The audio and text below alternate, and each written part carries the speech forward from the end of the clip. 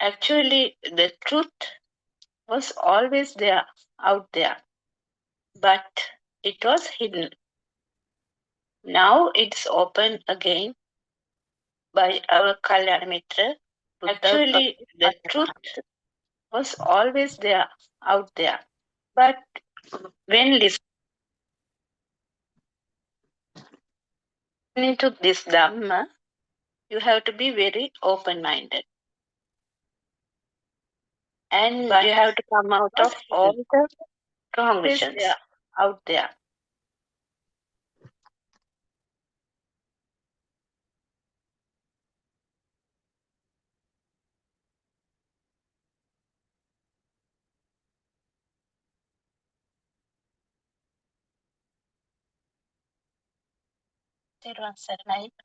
Once he was standing next to me, next moment, he was paralyzed within. So if I talk about, we all have desires, hatred, and delusions.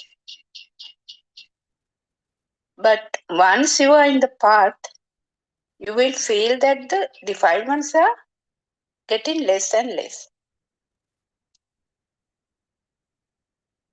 That's because there's an internal transformation is happening within. The fire means the defilements, the desires, ill will, hatred, and delusion. So we have to identify the fire within. I mean, you feel it. So you have to feel it to distinguish it. So how do we do it? For that, we have to identify the aramuna or the thought which comes in that moment and see how it is created. So without knowing this practical side, there is no way to the cessation of suffering. So as Aryan Mahansa says, who knows suffering or who feels dukkha will eventually find Dhamma, find solace in Dhamma. And not only that, ultimately he will feel Dhamma within. So if I talk about myself, how did I come to know this Dhamma? I actually had a good, very happy childhood. I was attached to my parents, especially to my father. So once my father, he had asthma and he fell sick in 2010, and under my very eyes, he was once he was standing next to me. Next moment, he was paralyzed within a fraction of a second. So his breathing stopped. He couldn't talk. So for few moments, it took few moments to take him to the hospital. But he never regained consciousness. So he was bedridden for 8 years. And my mother mainly looked after him. Throughout that difficult time, she was always there. So, and I was feeling very guilty for a long period because I could not take him to the hospital on time. So I suffered a lot during those days, thinking how to look after him because we had financial issues. There were no one to look after him. So my mother and myself, we tried our best to look after him. So, and the thing is, he was on nasal feeding and he had the tracheostomy done and the catheters and IV fluids and everything was done at home. So for 8 years, we were doing that. And during that time only, I came to know about the true suffering. So as for my father, he could not talk, he could not express himself, but I could see him suffering too. So we did everything to make him comfortable. And meanwhile, my mother also got sick and she was very feeble. And she was admitted to hospital several times. And likewise, it was going on and on. And I was not actually listening to Buddothpado at that time, but I was searching for Dhamma. Searching for Dhamma means I wanted to get rid of this suffering. So during that time, I listened to many sermons of many teachers, anything which is talking about suffering, dukkha, and went for meditation classes, but nothing helped because once back home again, the suffering again, it was there. So actually, I didn't find what I wanted. So my father passed away in 2018. Then only I could start searching more and more.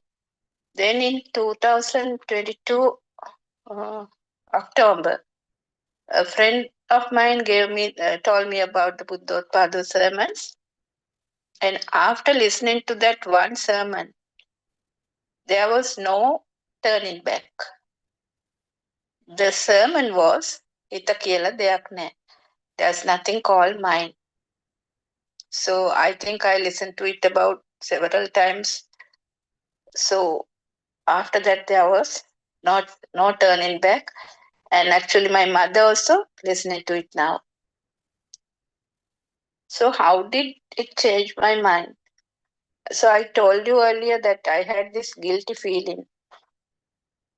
So when I listened to more and more sermons, the guilty feeling I had vanished actually. And slowly I began to understand that actually there is no self to be guilty. And there is no self to suffer, no one to suffer. So as we are still on the path, but once you are in the path, you feel how the suffering diminishes. Suffering means actually the desires, hatred, and delusions, all are diminishing. The fire is diminishing within. Actually, you feel it. And actually, you come to know that you have suffered due to a thought. So, likewise, everybody has a story of their own, isn't it? Not only sad stories, but happy stories. Mind always oscillates between happiness and sadness. But once you understand the mind creation, even the sadness you will see through. So, to end the suffering, the only path is the insight meditation. So, you have to pierce through the thought, how it is created. And yeah. So, but today, there are so many practices such as uh, meditation therapy and concentration meditation. But this is not the path. Not the path to Nibbana, anyway. With concentration meditation, what happens is the thought becomes more real, more powerful, more valued like. But Lord Buddha has revealed a never heard before Dhamma. It is to understand the thought. This have to see through wisdom. So if you see how one thought is created, all the thoughts are created like the same way. A thought is actually a vibration. So in real life, we have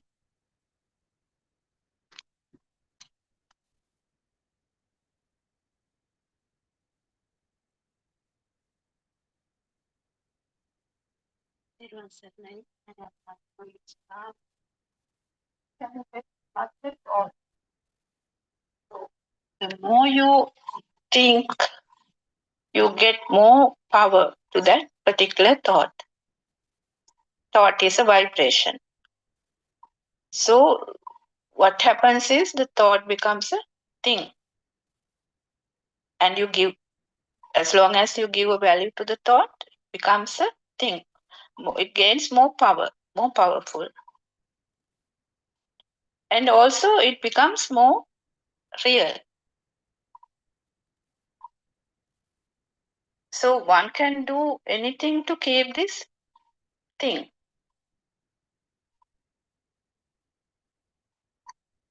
So Aryan once asked the question, are you the body?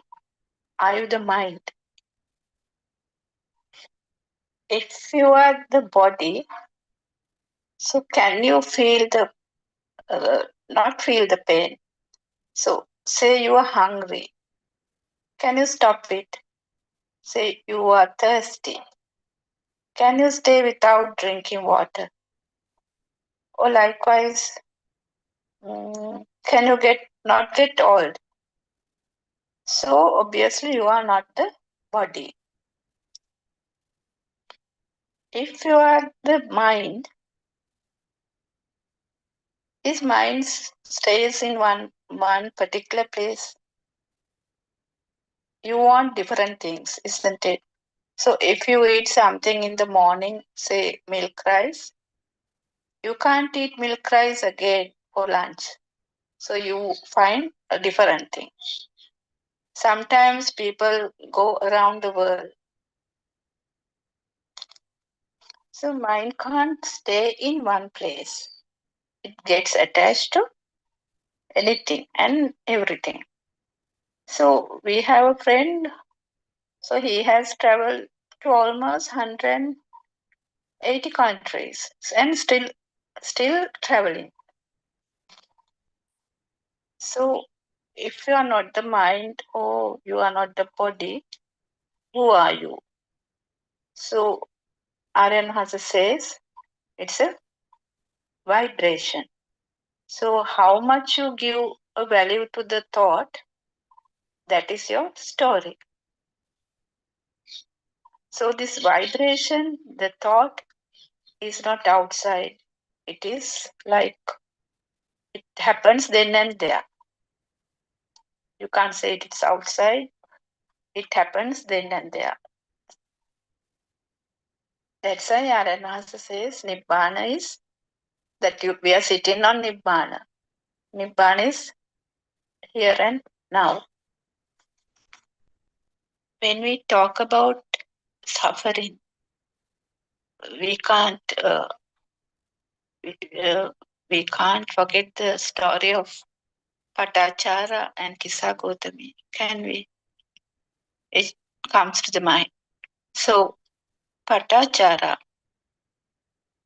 who had a happy life, later had undergone lots of suffering as she lost her husband and two children, also the parents.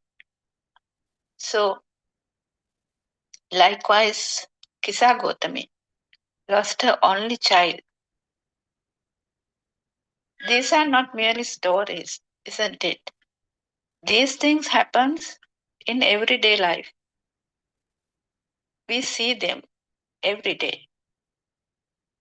So recently during tsunami and COVID time, due to landslides, floods, bomb blast, and wars around the world, we have seen these things. So At Lord Buddha's time, Lord Buddha did not tell Patachara or Kisa Gautami, please sit and meditate so the suffering will go away. No, he didn't. Lord Buddha emphasized that Patachara and Kisa Gautami. So they are suffering due to a thought, and that the thought is an illusion. So why do we say there is nothing called mind? So if there is a mind, obviously there is dukkha or suffering, isn't it? So to understand this, we have to know how the mind is created.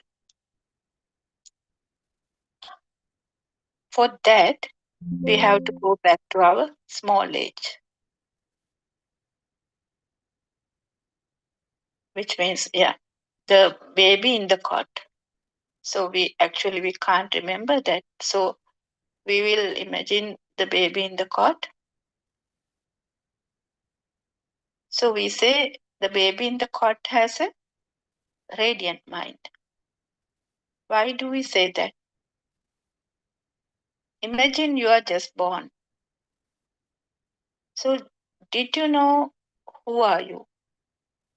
Whether you are a girl or a boy? Do you know the parents, siblings, country which you are born, a race, religion? You don't know anything. You just know how to cry. For everything you cry. Which means if the baby is hungry, hot, cold, he cries. If he hears a loud noise, also he cries. If the needle pricks, also cries. Does he even know why he cries? No, he does not know. Why is that?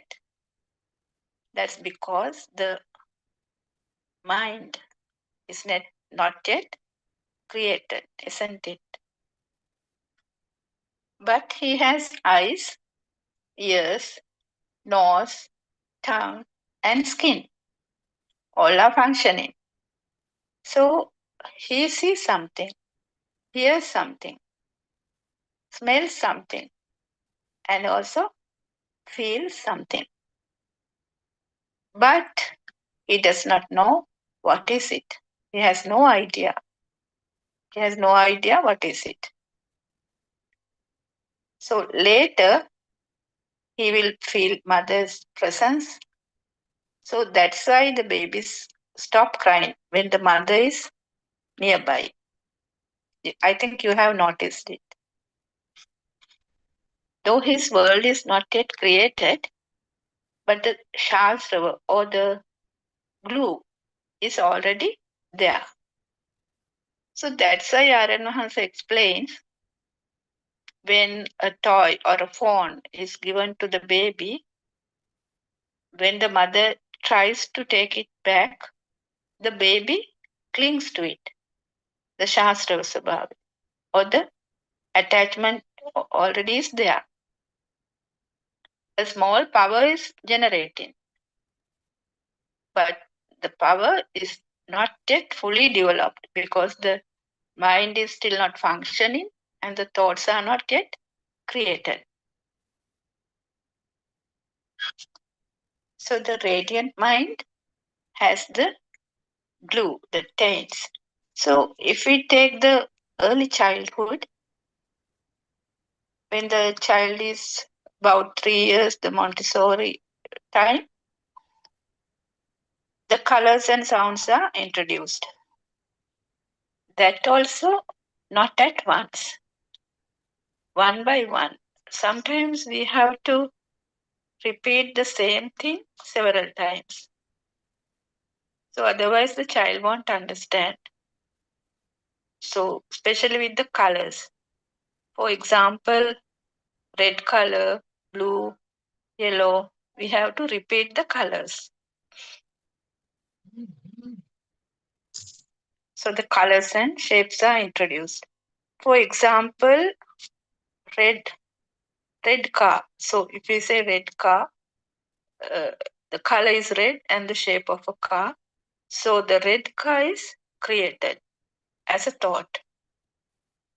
And with that, the duality is also created. The red car is there and I am here who sees it. And also the red car is mine. So the me, my, mine concept also is created. Likewise, my mother, my father, my family, my siblings are also created. All are concepts. So at this age, the child is more interested in toys. So if we take boys, they are mostly interested in toy cars. And small girls, they are mostly interested in dolls, isn't it? So also talking about radiant mind, Aryan Hanser emphasizes that if a small child who is born here in Sri Lanka is taken to, say, America, that child will uh, know the American parents as his mother and father. So, as he does not know the real parents because the mind is not yet created, even the parents are dead, they don't know. So, as we were talking about early childhood, at that age, children are more interested in toys, playing, and lot of activities. So they are not in one place. They run about, they play, they shout, and likewise. I think more attached to parents also. So, but later in early adulthood, they like phones, cars, and various things, various beautiful things. And likewise, the mind changes. So, almost say they like to be with friends, go out, and all that. So, likewise, the mind changes from time to time, isn't it? So, there are attachments, disattachments. So, if we see carefully, we can see the defilements are created now because in the radiant mind there was no defilements. So, the radiant mind or the child in the cot does not know what is suffering, isn't it? But he feels something. He feels something without knowing what is it. Say, for bright light, he closes the eyes. For a loud noise, he seems uncomfortable. So, if a needle prick, he reacts by crying. So, hot and cold, also he cries because he feels it is uncomfortable. So, the senses are working. Say the child is blind, then the eye sensor is not working. If the child is deaf, the ear sensor is not working. And also, he feels the taste. He feels the taste, but he does not know what is it. So now we understand how the mind is created. So with that, the duality is also created. You are there and I am here. Me, my mind is created likewise. So slowly, me, my mind concept is built up. So as Aranvahasa says, if the child is born and raised in the jungle, say like Tarzan, he might have some sort of a communication, isn't it? And if we go back to suffering and how does the suffering happens? It happens with the attachment to things. We think trees outside. We think that place is beautiful. We think the song is beautiful. We think that the food is very tasty. We think it's a bad smell. We think it's a sound of a bird. All are thoughts. And if we don't know how the thoughts are created, and if we give a value to the thought, the suffering begins. Which means the more value given to the thought, more powerful the thought will be. And we want to keep it so that the power is generating. Here, the most important thing to understand is that the existent field, even the radiant mind, the child has that existent field, the Atma Sanyava. So I think the most important and the wonderful thing to understand is that this is the story of a one vibration which starts from the zygote itself. So Buddothpada Mahansa explains about this existent feeling in detail in sermons. So as we were talking about suffering, so is there a way to end the suffering? So yes, there is a way to end the suffering.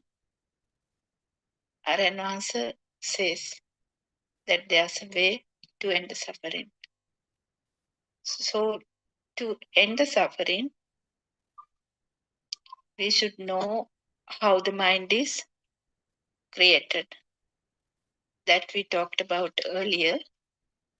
So if you go back to the child in the cot,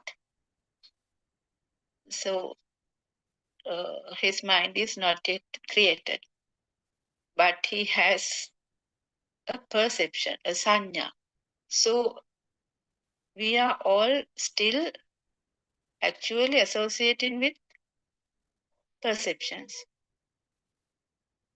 It's actually a repetitive perception, I think. So sanya abhisankarne. So the radiant mind didn't know colors and sounds. But later in life, in Montessori time, the colors and sound is introduced. So if we take the example of the red car, um,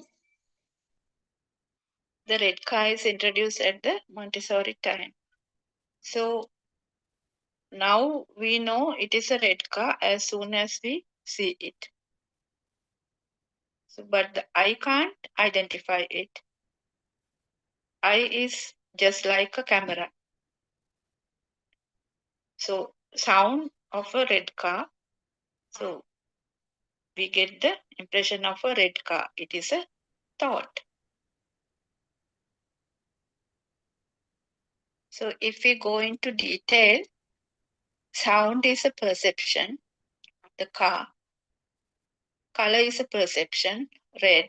So the combination is a red car, which is a thought. But as you know, when we say the red car, we imagine something red, shape of a car, and something solid, isn't it? So the five senses, the eye, the ear, nose, tongue does not come in this moment. So everything get together, ditta sutta to get this image. It's a mental image. We call it a chitta rupa. If we say a red car to a baby in the cot, an expensive red car, so will he understand it? Obviously not, isn't it? Why? Because it's not yet introduced to him. He does not know what is a red car means. So even if we give a gold necklace to a child, he doesn't have any value to it, isn't it? So he will obviously throw it away. Maybe a toy is more important to him than that gold necklace.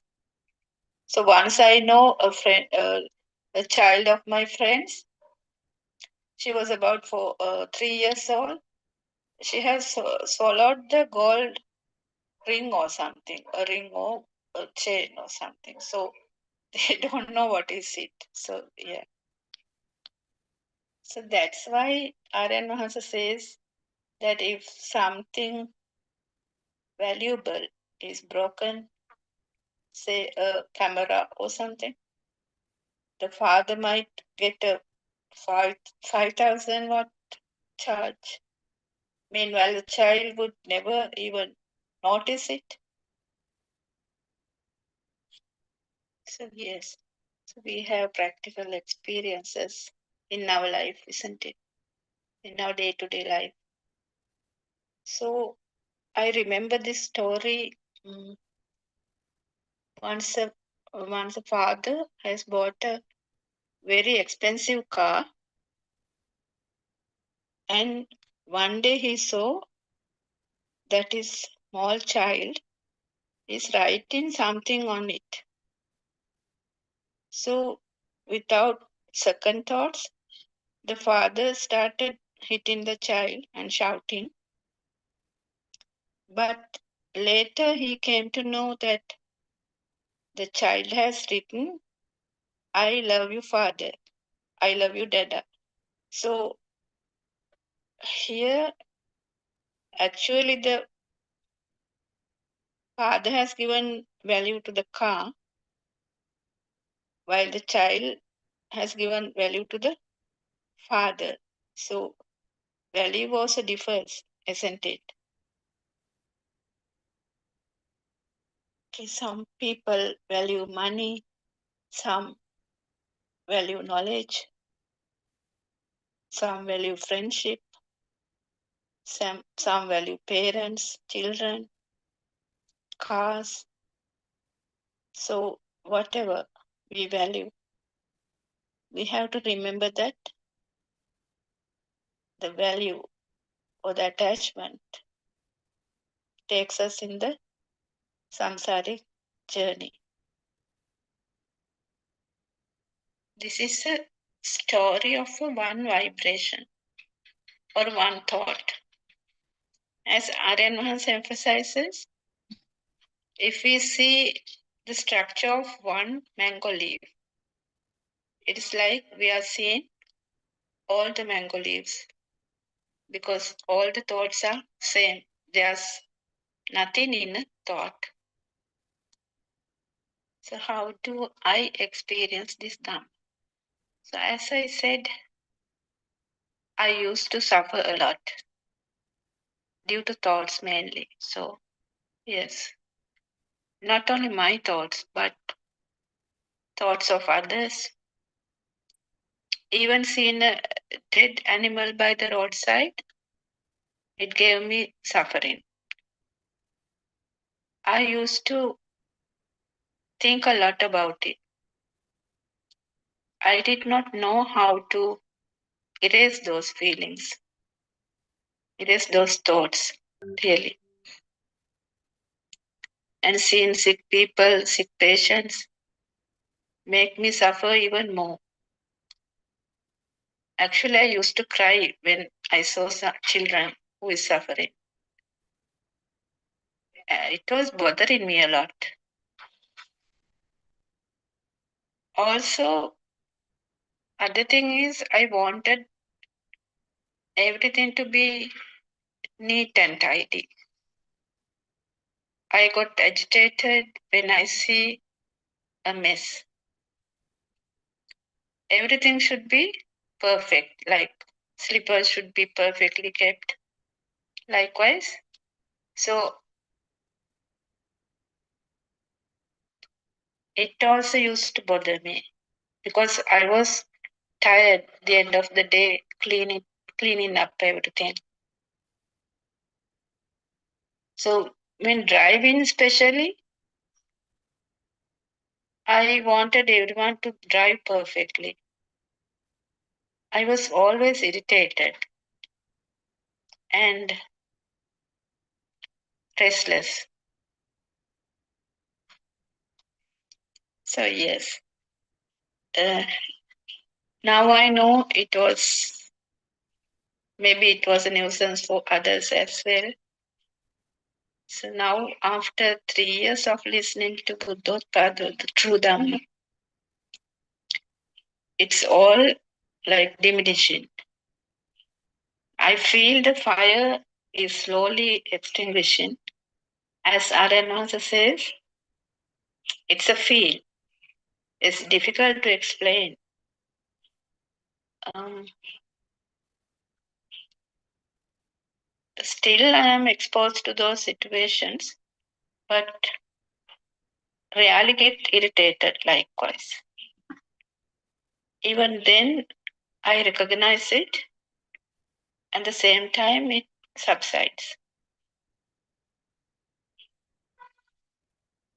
Actually, it is very relaxing.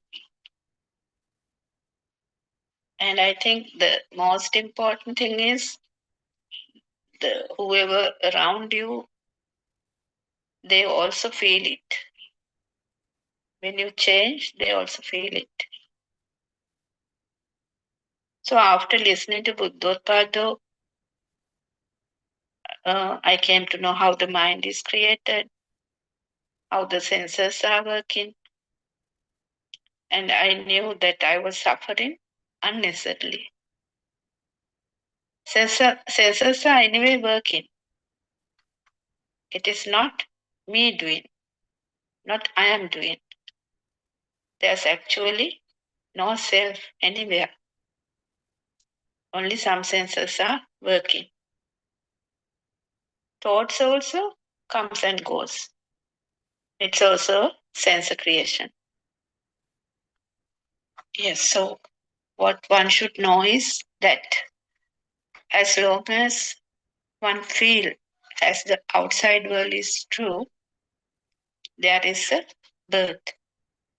And what we think is not out there. All our thoughts. And there is nothing in a thought. In the groundbreaking sermons, Aryan Mahansa explains that all the 31 planes of existence are in one thought. If the outside world is real, then you will be born as in any of these 31 planes of existence. So it also depends on the vibration one has. When we talk about the three worlds, the sensual world, form world, and the formless world, it also depends on the frequency of the vibration. As Aryan Hans explains, Dhamma cannot be written in a book. It is actually in the one vibration. It's a story of a one vibration. This vibration varies.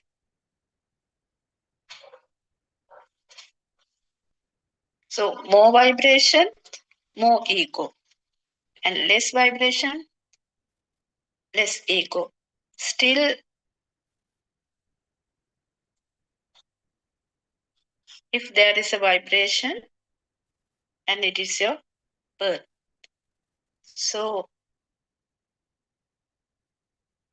if we talk about Lord Buddha, the state of Buddha is the non-vibration state. If we talk about vibration, actually, Aranvas explains it's a power, a current. So the thoughts are created of these vibrations. So all depends on this power of the vibration.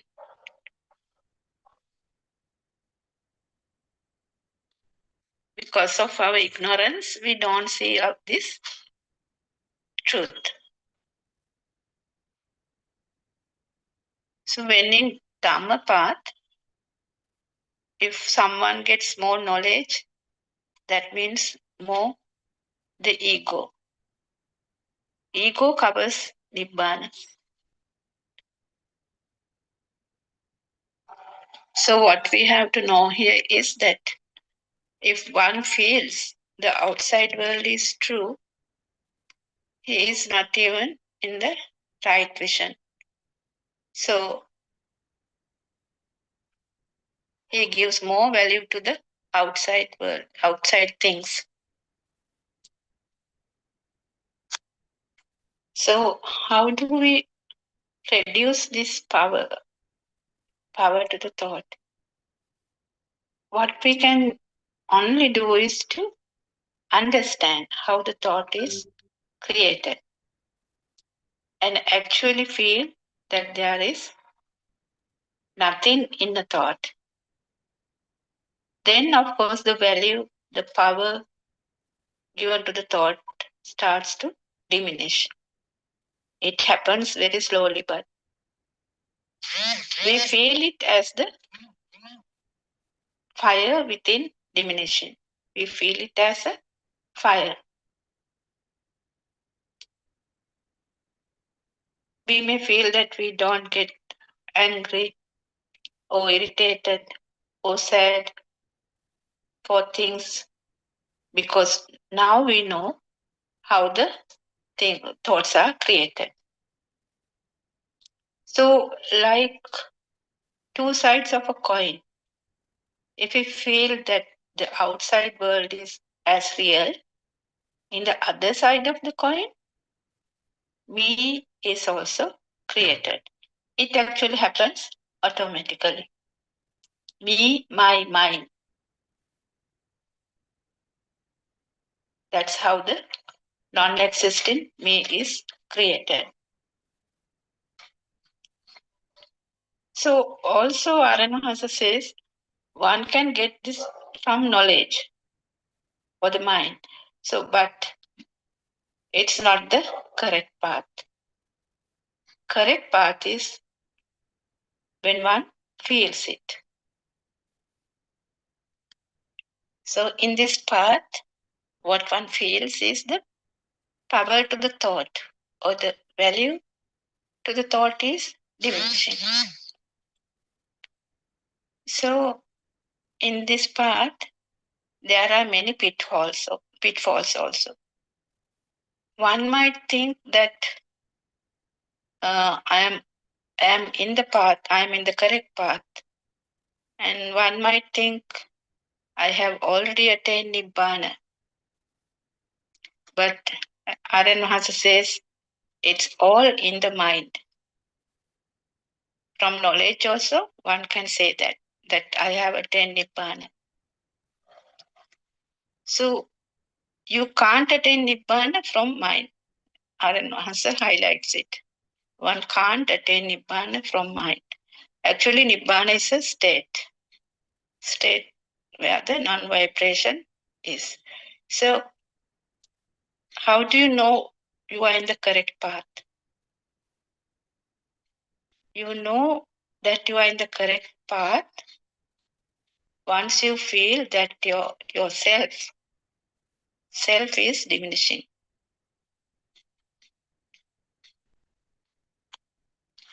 As R.N. Hans explains, Nibbana is here and now in this very moment. When one is free from mind, which means if there is no fire in whatever you see, whatever you hear, whatever you taste, whatever you feel, whatever you smell, or whatever you think, if there is no fire, that is Nibbana. So to feel this, first one has to get rid of this outside world. If you have gone through the practical experiences of Pratipada, which Aryan Mahasa has introduced, you will see that it is showing the way to Nibbana itself. As you know, there are many Metmal monasteries around the country. So, where you can practice the Pratipadava and feel the difference. Actually, it is not something to sit and concentrate like concentration meditation, but it's insight meditation, which one can do in any position. You can do this Pratipada while cooking, cleaning, doing household things, in any activity you do, and even driving. You can concentrate on whatever stimulus comes, and if that stimulus had any value, you can do the insight meditation and see. Actually, you will see that there's no value into that thought. So what we have to remember is whenever the self is there, there is suffering. There's somebody who is suffering. But once you understand this Dhamma and knows that there is no self, and the insight transformation starts to happen, you are like looking at yourself, and once any fire arises, you will actually notice it then and there. It's actually not very easy because sometimes for a long time we have some habits which we are used to. These habits comes and bars the road, I think. Actually, this path leads to free myself from myself. So this Dhamma is to understand. It is, as I said earlier also, it is not a knowledge. Aryan Mahas always emphasizes that. It's not a knowledge, but it's a feel. One has to feel it.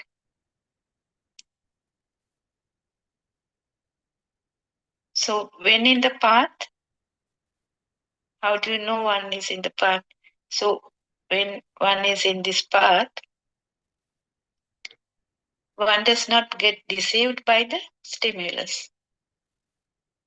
It's actually very relaxing because all this time we have suffered due to a thought stimulus. And once you know that you will feel actually free.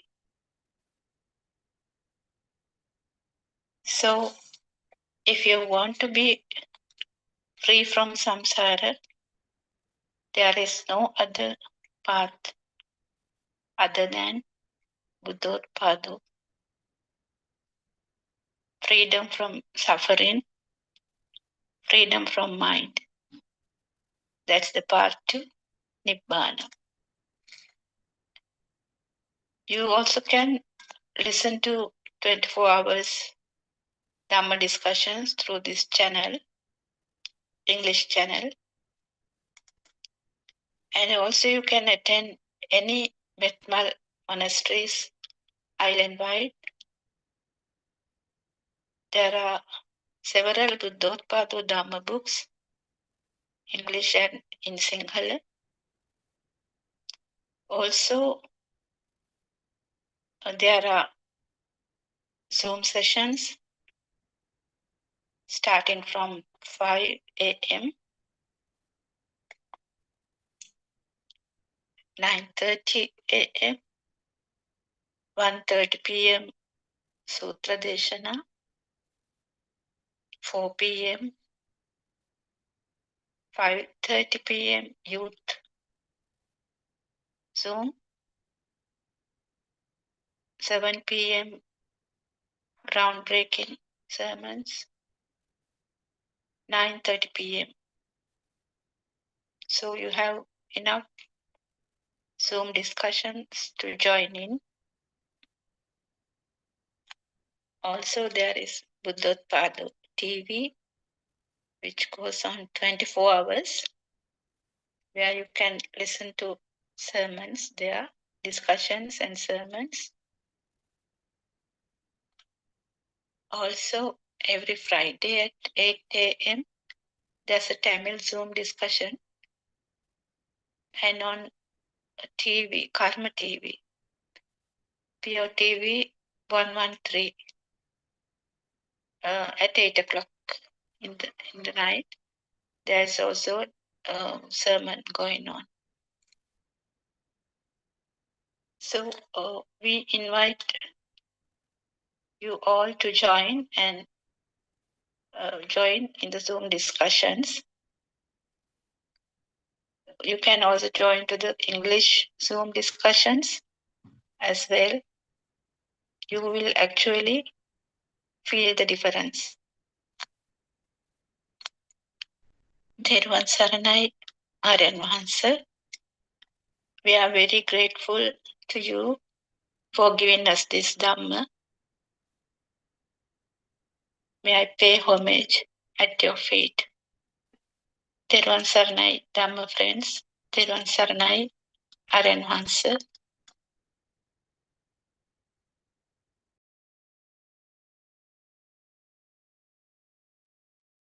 Thirwan Saranai, Dr. Kokila.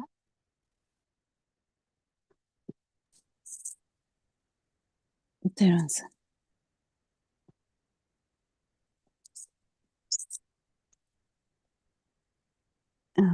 May True Persian bless you. We'll start the new sermons today.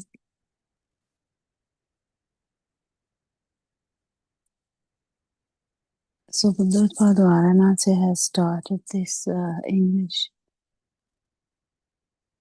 language, the Zoom discussions based on English language from 3 p.m. yesterday. It's such a important step so that this truth is being to be delivered to everyone in the world. There is a need that it should be discussed a bit more than usual, because we had about 1.5 hour discussion every day in English medium, but there was no kind of continuous flow. But every day there was only a discussion part. But now I think everyone in the world can tune into, even in future, tune into, listen to the truth and try and understand what Aranhanse is trying to say to the whole world. So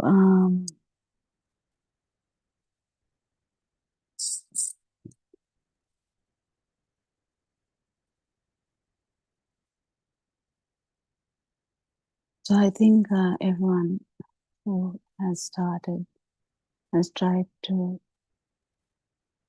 discuss truth in different ways, the ways that they can understand. Mainly, it's mainly about knowing the truth first and then practicing truth. So there can be a lot of pitfalls in that because it's a new thing. But we'll try our best to deliver it.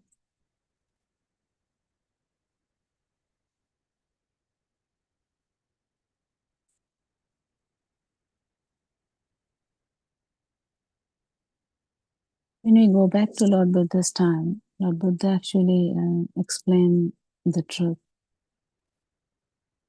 It was face to face.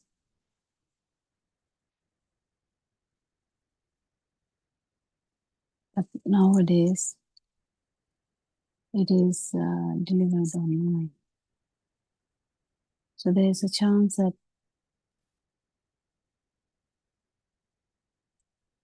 the one who wants to listen to it, as well as the ones who would like to criticize, may hear it. I think it's fine.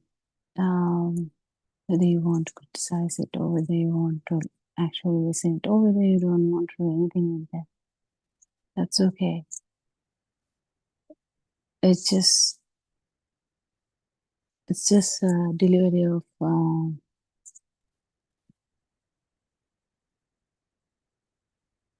truth which has risen in Aranhanse and which he has tried to give to everyone for last more than 5 years.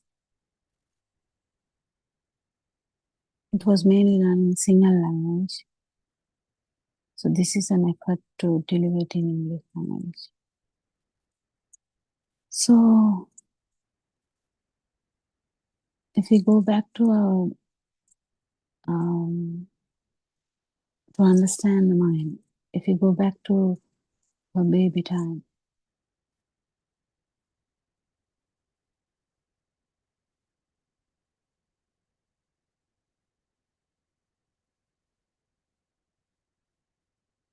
we know that there's kind of like even if you don't know much science, you know, there's a fetus who is growing and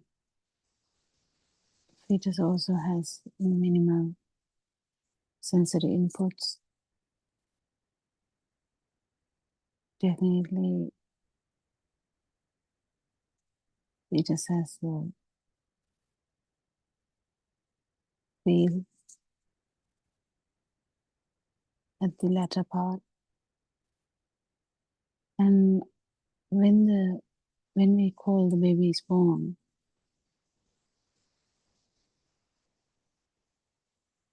that's what we call baby is born. As outsiders or mom or dad, we call that the baby is born. But actually, the baby's world has, the current world, the new world, has not yet begun. It's beginning. correctly, even though the field is there, the consciousness is there,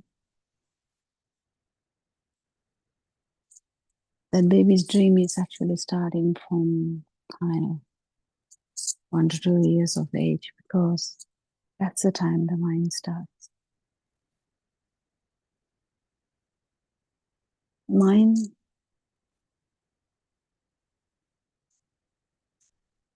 is the way of understanding Dharma. Mind is the sensory faculty that we are trying to understand, liberate as well. So we have to have a thorough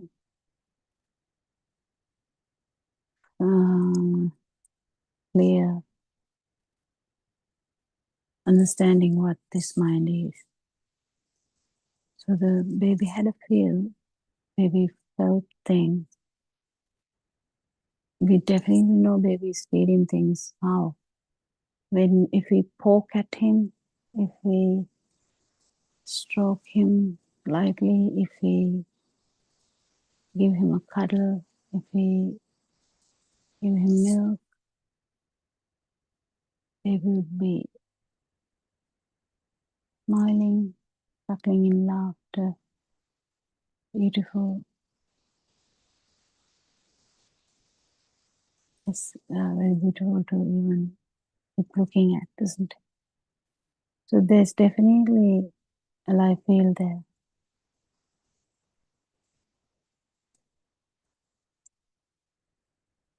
But the mind has not formed.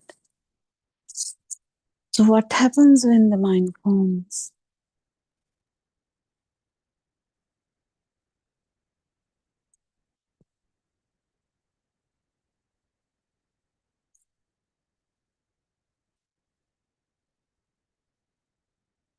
Oh, how does the mind form? So, baby in the cot, this was mainly explained by I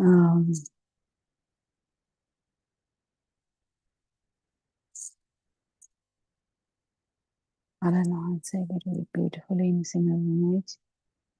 The baby started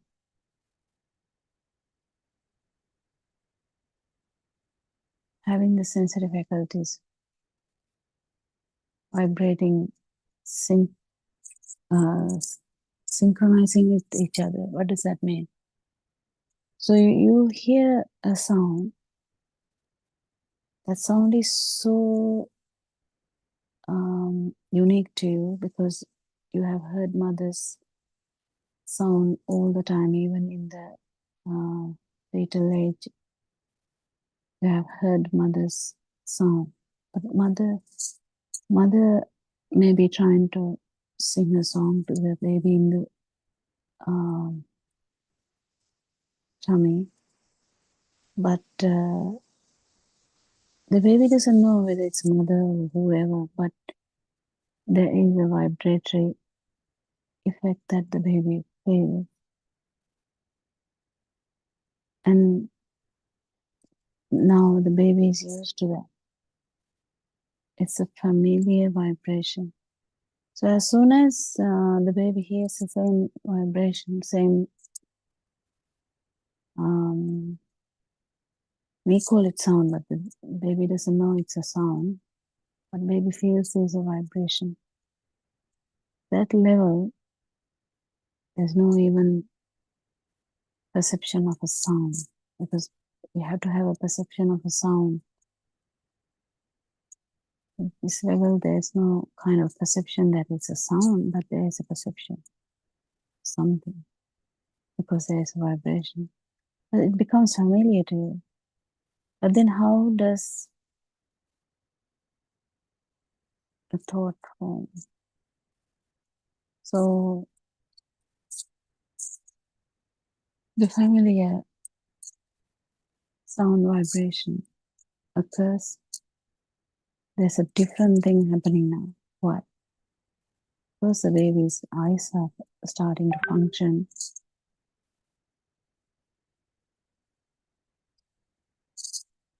The eyes also synchronize with this sound.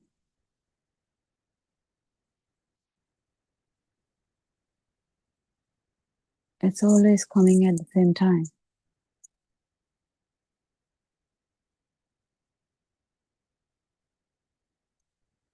And also there's a smell of the mother which is very evident even in fetal time.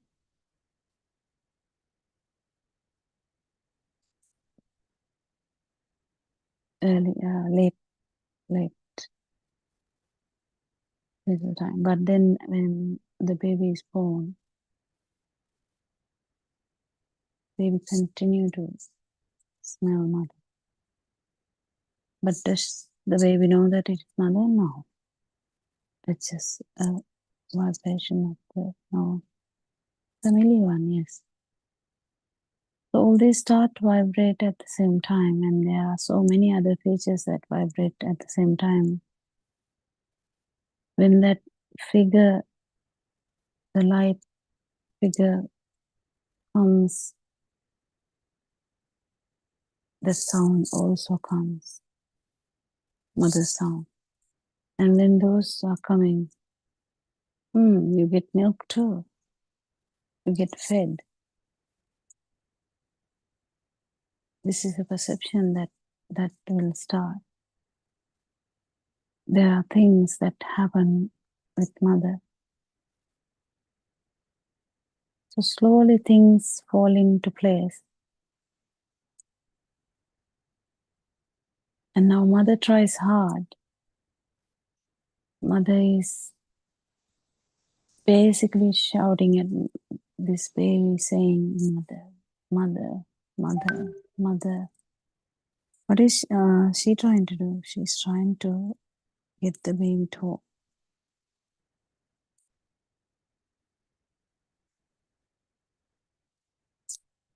Mother is very happily trying to get the baby talk.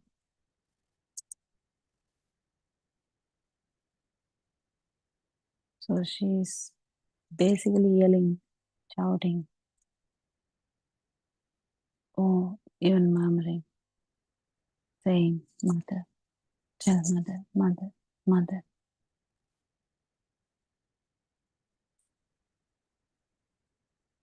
Oh, mom.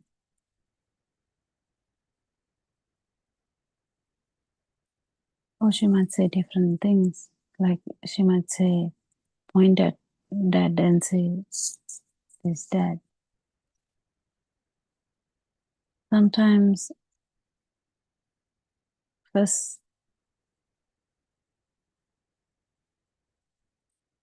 the first time, baby might say any word. What is the word means? What is talking mean? What is thinking? It is this vibration. It is this vibration that you heard.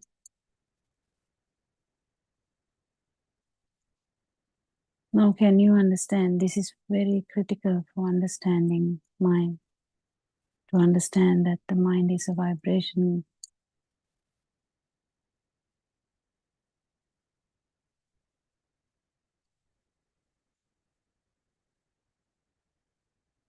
It's a new vibration with all the features of 5 sensory faculties in a human.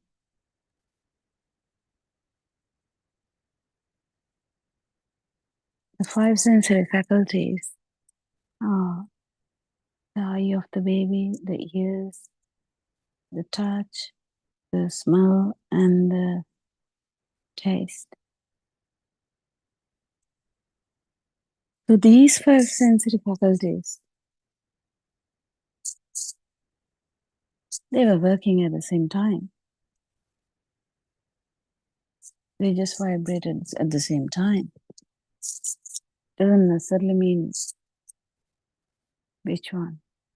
But as soon as one function arises, that means baby didn't see the mom yet, baby didn't smell the mom yet, baby just heard mother's voice. Can you see the delight in their eyes? Just to hear mother's voice? How is that happening? That's because it's so much family. Safe song. But that vibration, just hearing mom's voice, now brings the whole perception of mother. This may take even 2-3 years, because even if the baby utters the first word, doesn't necessarily mean the baby has understood that this person is the mother. She or he is just picking it up because mother is shouting at the baby saying, Ma, Ma, Mom. It can be told in different languages.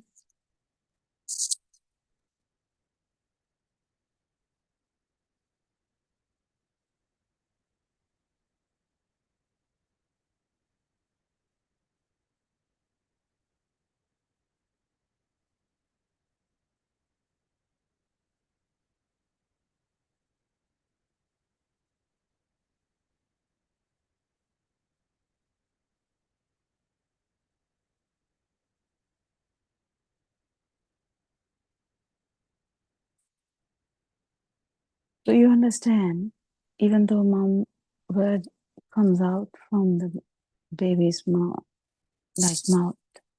doesn't necessarily mean that the perception has formed properly. But the way mother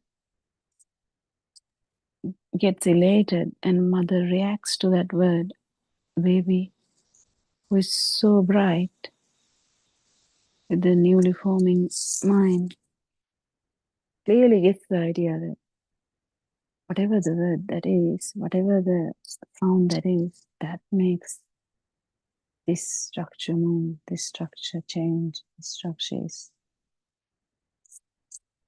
smiling, giving cuddle.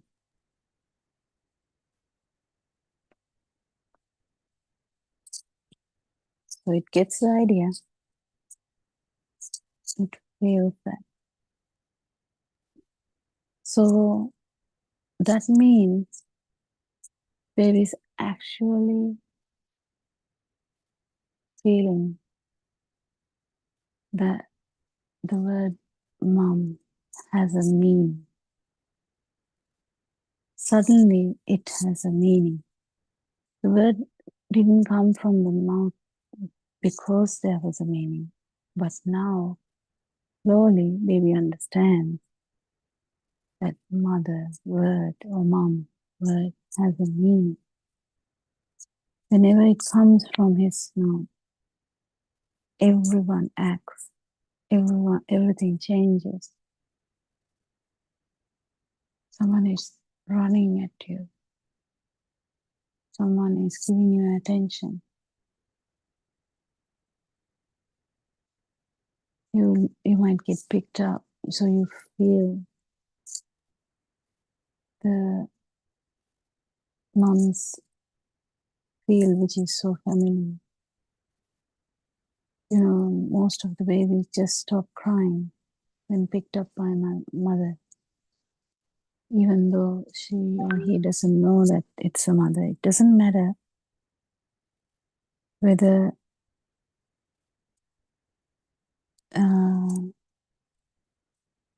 what time he or she gets it. It doesn't matter. It happens slowly. So now, slowly, the mom, that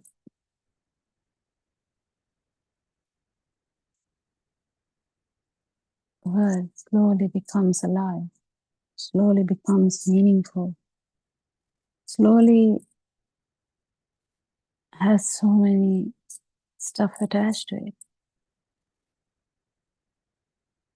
But it happens very slowly because baby doesn't know much things yet.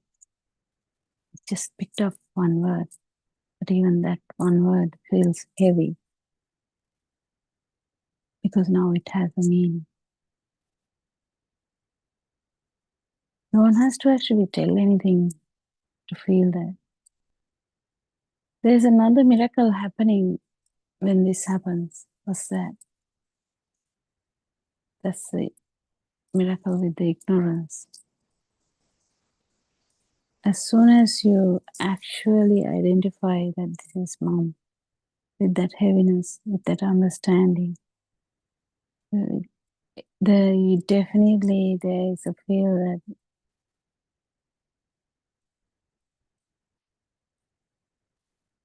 I'm here. It's not even a word. There's no word yet. It's a perception. This is a beautiful thing to understand. Try to feel this because it's a feel too.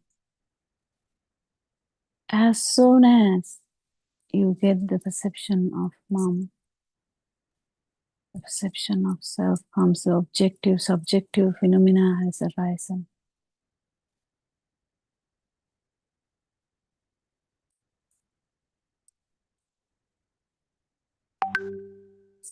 That's a feature for the form world. That's a feature of the perception. When there is a perception, there is two sides already.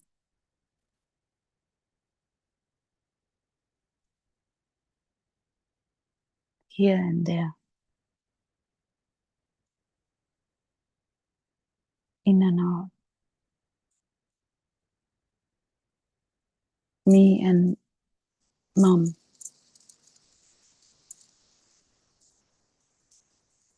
Duality has started. All this time there was a feel, didn't know what, it was a feel only. Now the duality has started. Can you feel this?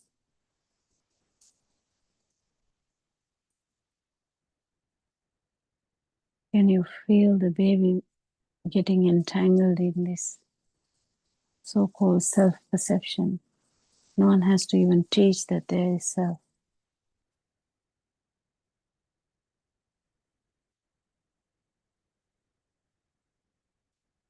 It happens when the mom perception is becoming true. Then only it happens.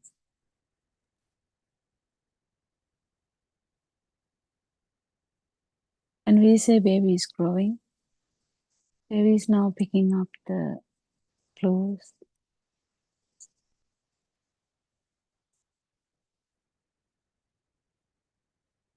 This is a bat.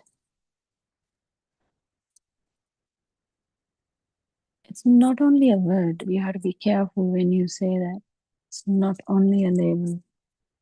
It has a meaning. It has a weight. It has a feel. That is the important thing to understand. Not just a word. Bat is not just a word. Not just a label. It has a feel. How did this happen?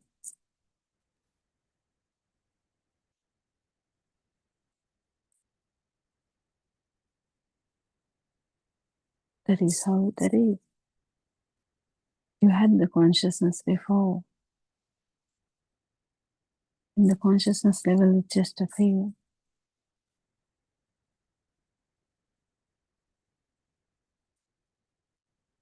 Now we have the idea of mother.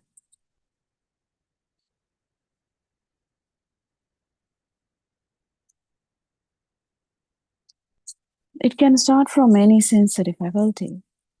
You may be actually looking at the other side. You may hear mom's voice and bang, you know that it is mother. You can't hear anything. Mother is coming tiptoeing, trying to make baby laugh. And suddenly, mommy is trying to do a peekaboo.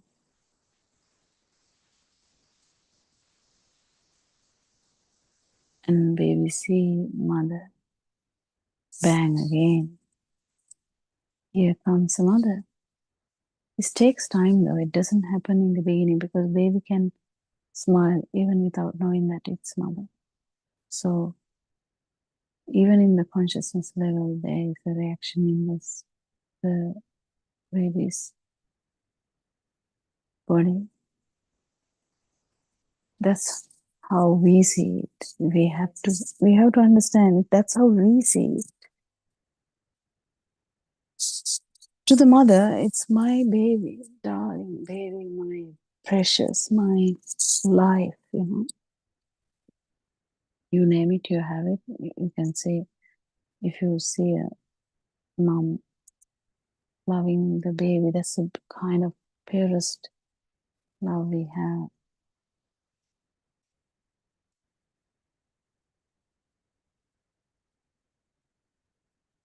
How does that feel?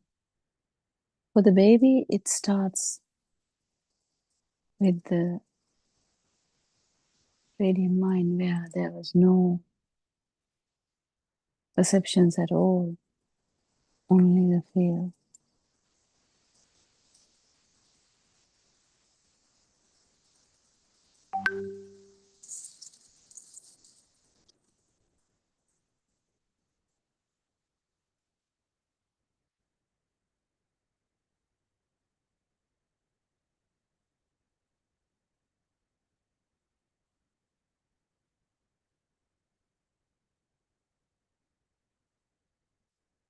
So how does this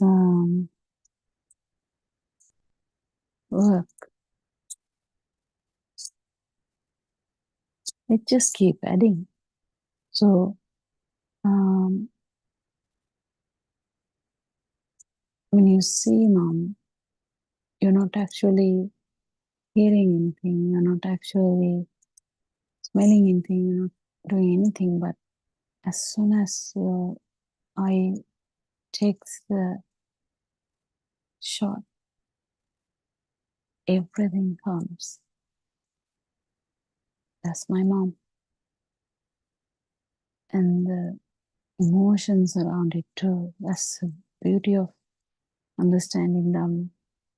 Whatever emotions you had with mom, because usually, not 100%, usually babies have so much precious feelings around mom. Safe, heaven-like feeling.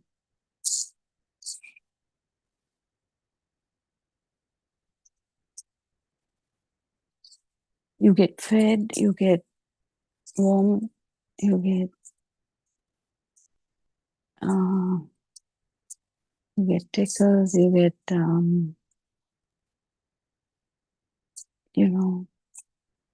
all the sensory modalities are getting activated.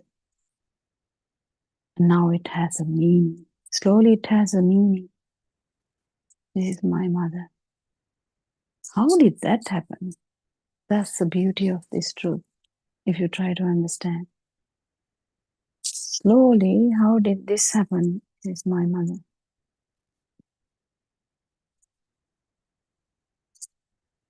The duality occurred even before that, even before thinking started. Perception itself has that duality fit in the form worlds, even though the thoughts have not come yet. But as slowly, when same thought, same stimulus, which we call the stimulus is the mother. The example here is mother. Same stimulus. It keep coming. It keep giving you the meaning. And the meaning widens and widens. Becomes heavy.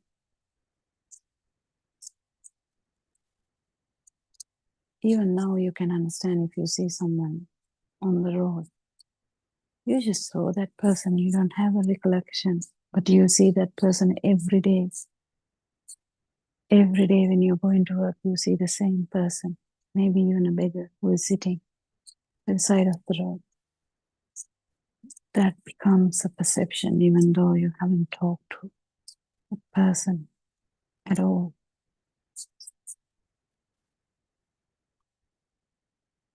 As soon as that effect happens, the duality has arisen.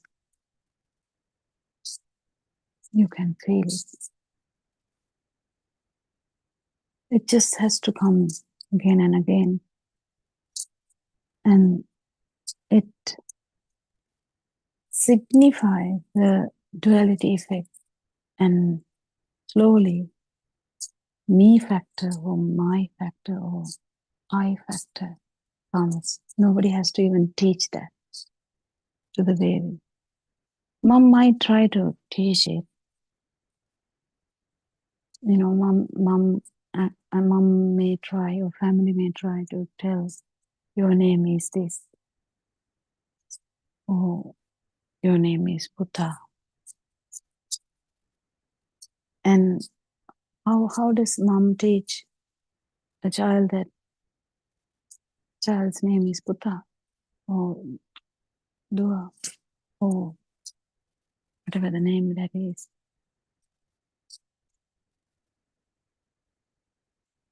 That's by repeatedly calling that. That's how she managed to put the word mom into the child's head as well. This is repetition. It's repetition. Can you see how slowly the world has started to evolve?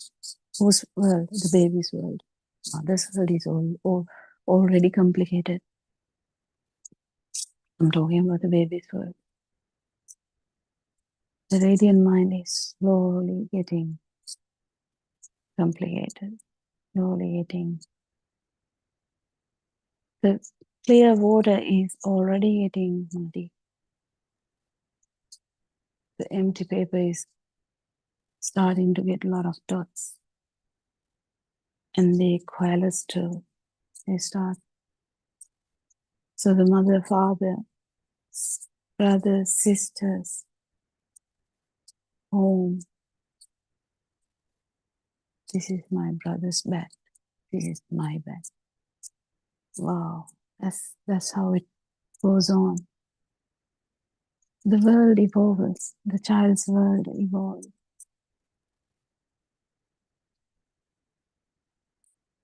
It's a very slow process though, because as you know, children,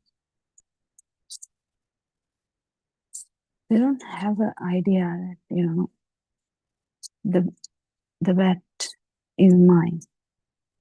Something like that. They don't have an idea. They just touch it. They just bang it on the floor. They just would like to hear a noise, or they would just like to have the sensory faculties activated. You have to know the baby has that, you know, the glue effect of the sensory faculties even before these meanings or the heaviness is going to come. That glue is there. How do we know that? Oh, you can experience this. Baby doesn't know anything about mother, but even with the sound of the mother, baby will have so much clinging to that mother's voice. That clinging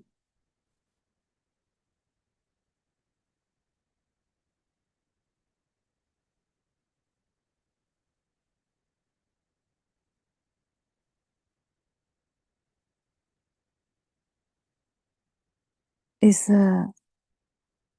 something without thoughts. Initial bit I'm talking about, the sensory faculties itself has this glue effect. Trying to maintain the feel. It's a weird thing how it happens, but it happens.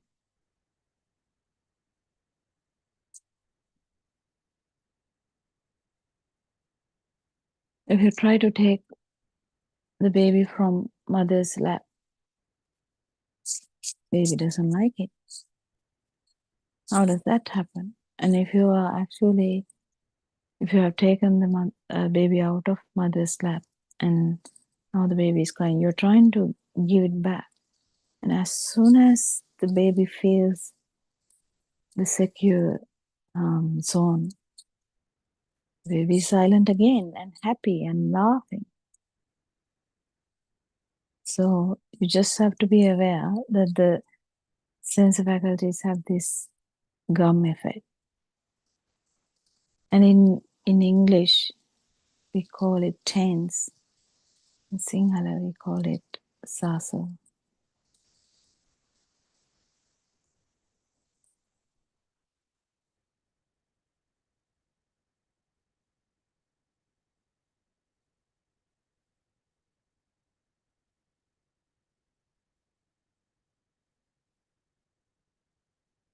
That's the blue.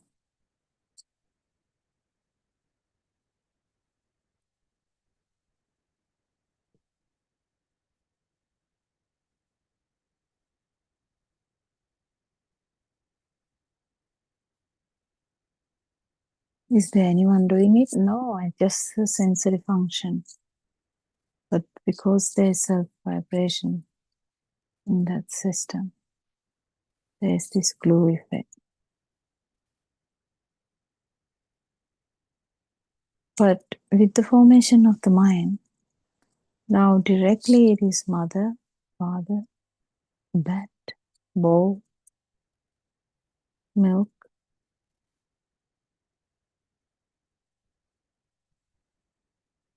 Now it is more direct than just having that glue effect in the sensory functions. And now the baby has an idea. I want my bat.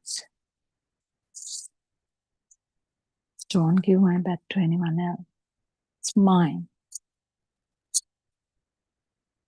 You can see how this evolves, how the self-perception is evolving and getting stronger by each and every perception of mine.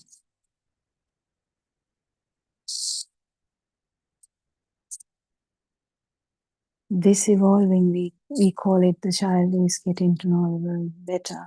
Child is getting bigger. But that is what is happening. The self-perception is getting stronger and stronger every day.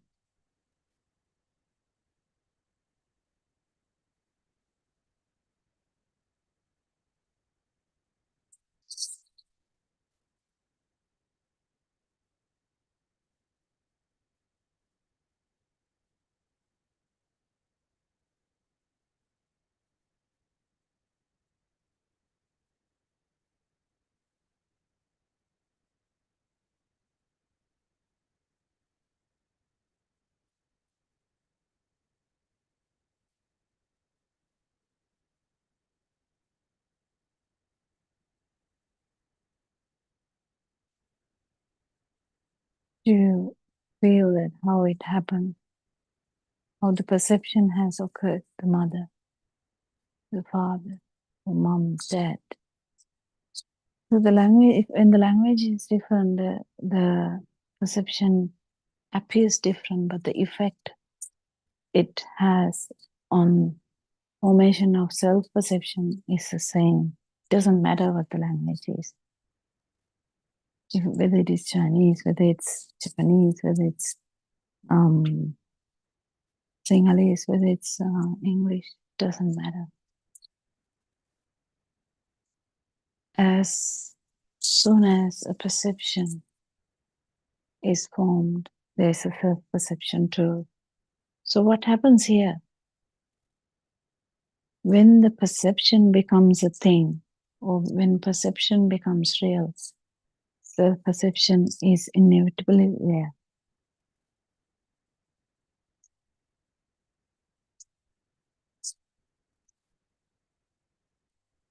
That is the main scenario you have to understand.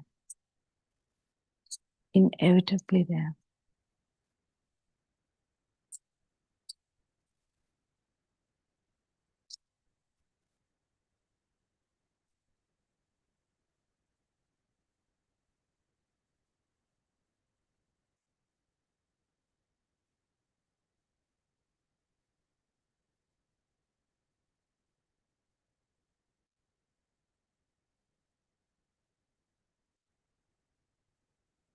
Do you feel this when I say this? How the perception has made the world to believe that the baby is growing up. But actually what happens is the self-perception gets stronger and stronger. So now baby feels, this is the important aspect, the baby feels everything. And as soon as baby feels everything existent, there is a perception, self-perception as well. Because this happens very fast, this mind system works very fast. In the beginning it is slow, the child is picking up, but then when it starts to happen, vibrate so fast, stimuli come very fast. So you can, if you look at within this living room, I can see everything in one glance. That's that fast. But you know everything in that one glance. You know that everything is in their places. The table, the chair, the TV holder, the settee, plant. You know, everything is in their place. That's the perception.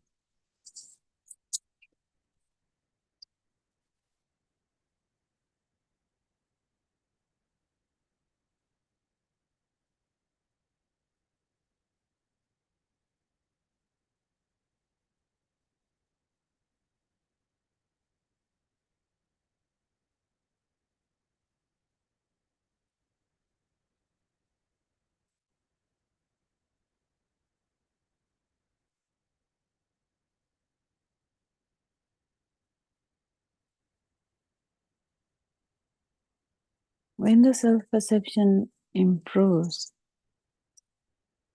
baby is trying to now fight for self, fight for things as well as fight for self. Because now the self becomes a thought.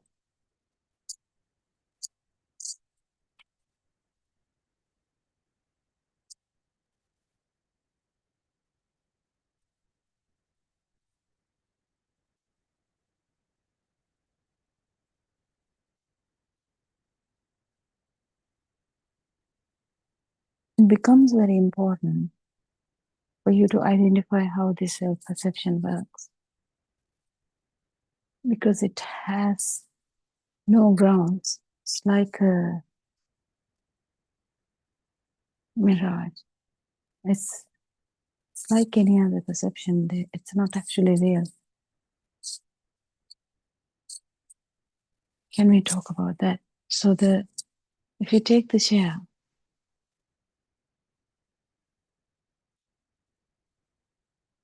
it's seeing chair. But did we see a chair? We can touch a chair. Are we actually touching a chair? Where does the chair come from? Like where the mom come from? It's a notion, it's an idea that has been created.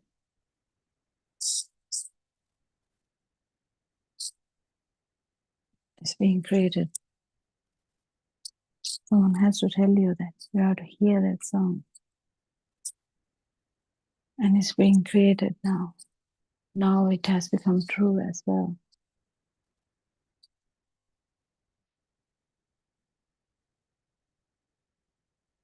That's why we feel it as a thing. So there's a feel too. When the chair comes, you feel it as it's there.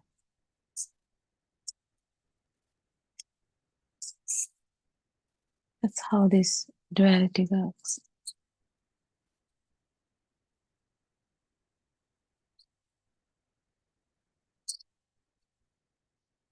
Can you feel that?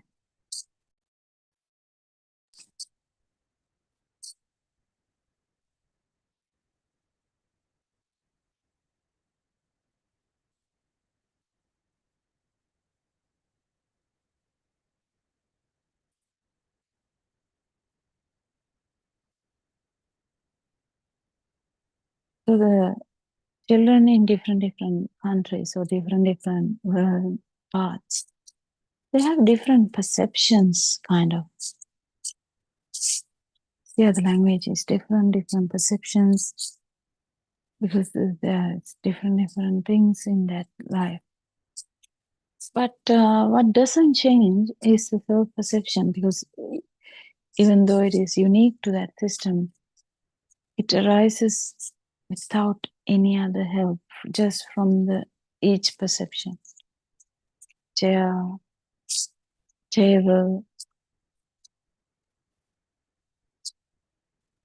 TV, petty, plants, light, roof, floor, and we all call it like room. It's all right. They are all perceptions which are not actually there, because it's just a concept. But the main thing to understand here is, without invitation, without your knowledge, without any reason behind it, there's self-perception as well. There's a duality that you feel, subject, object, phenomena is there now. This is what happens.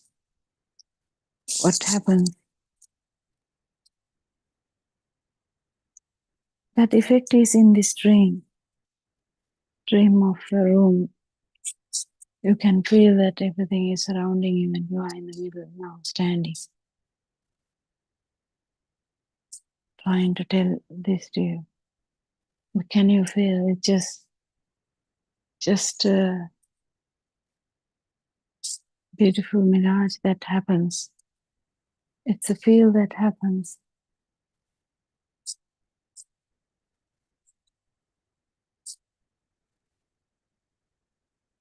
Shadow has, shadow? Shadow doesn't have a actual thing in it. But isn't there a shadow? Yeah, there is a shadow. But actually, is there a shadow? Not really. Likewise, each perception, there is a shadow. There is a self-perception which has surfaced. Everything feels alive. Everything feels happening. Everything feels as a thing. As a, I don't know, the basic way of telling that. You feel everything as thing, existent and happening, and true as true.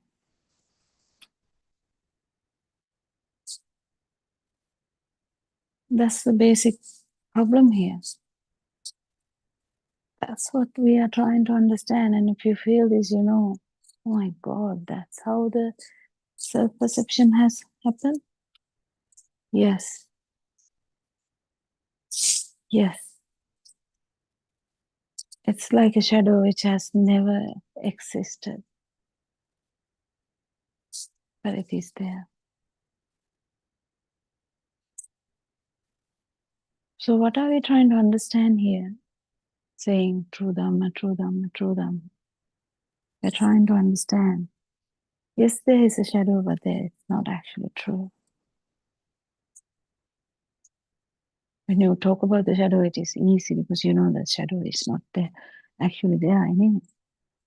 When you talk about mirage, we know that the mirages appear like water when there is no water. That's the meaning, isn't it? The burning surface. There's no water, but it appears as water. There's no self, but it appears as a self.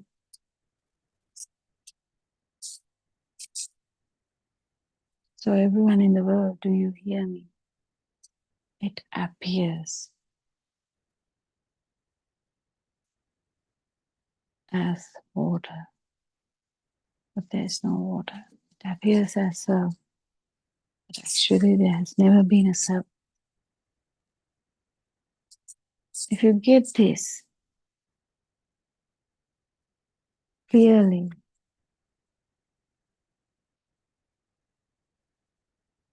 that is the cessation of suffering. Beautiful to understand this.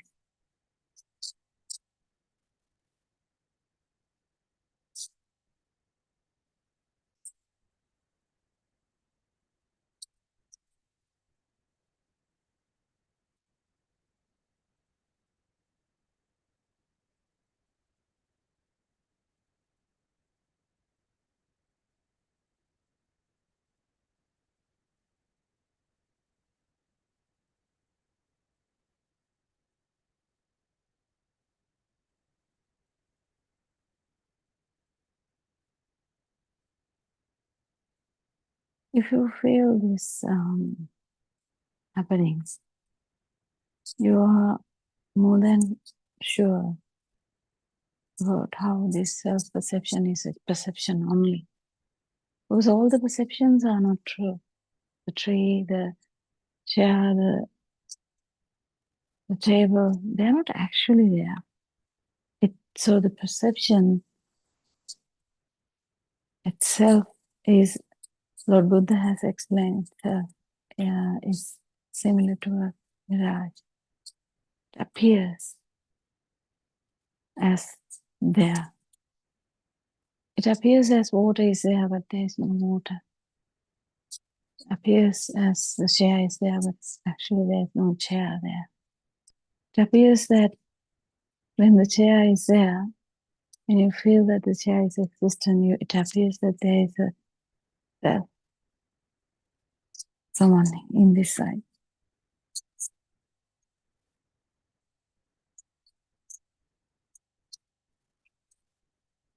That's how the self-perception has happened.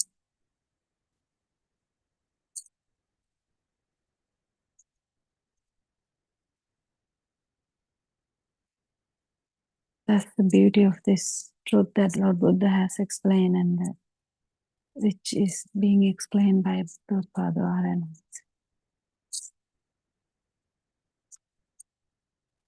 Field of existence, field of life field, how this is working together. How when the chair is there, there's the perception as well.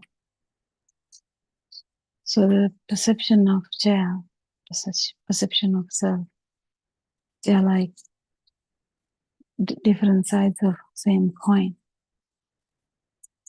When this is there, that is there. Can you feel that? It's really good if you can feel it. It's so beautiful to understand it.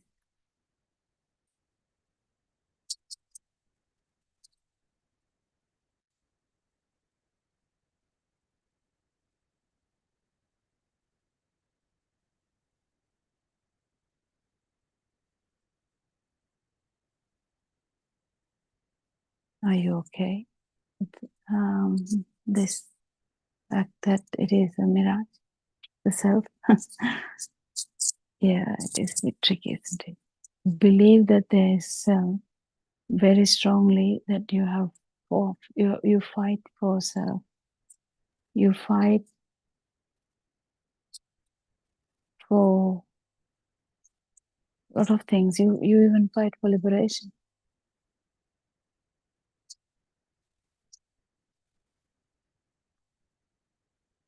Isn't it beautiful to understand that each and every perception is bringing this mirage of self? Can you feel that when the chair is there, that you feel like I'm here?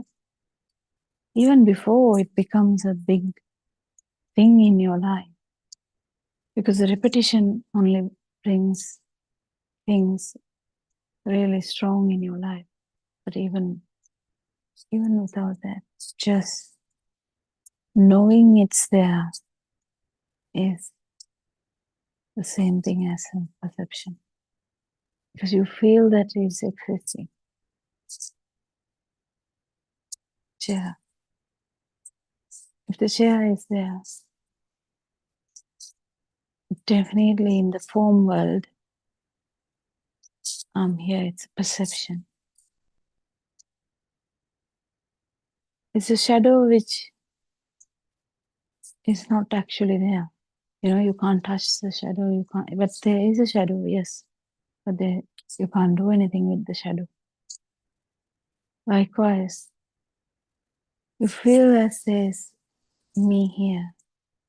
You feel the duality, you feel that the subject-object thing, you feel that chair is there, I'm here. That is what we are talking about. That's the self-perception. Can you feel that, the self-perception? Is it actually there? It is not actually there, but you feel that. Same with every other perception. Every perception is a mirage, including the self-perception.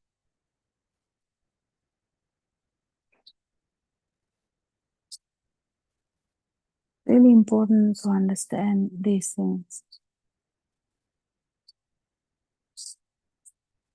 Life is very short. Even if you would like to, it goes on maybe maximum kind of 90s. Whether you like it or not.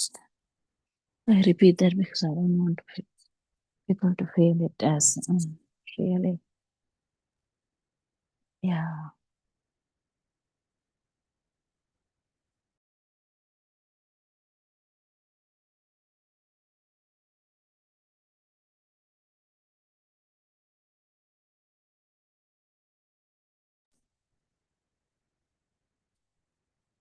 So that's about the duality. That's the form word that Lord Buddha talked about.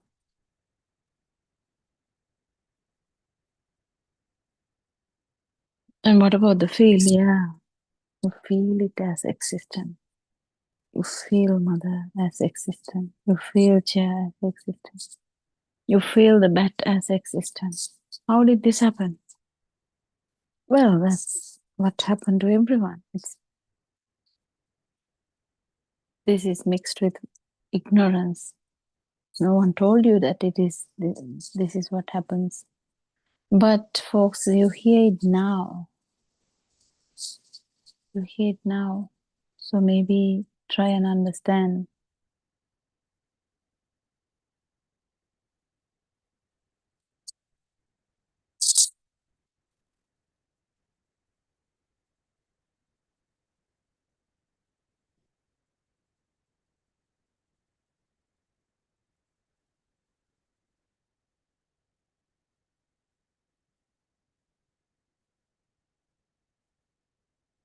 Hmm.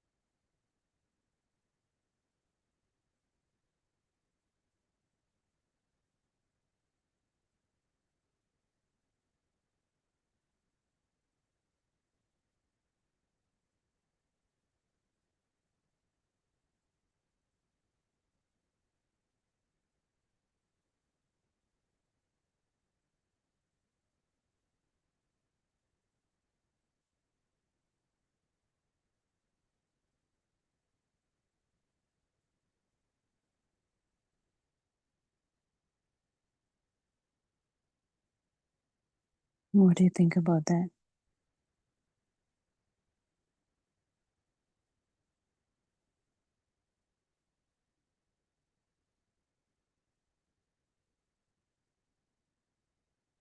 How do you feel about this? So, understanding this whole thing is not that difficult.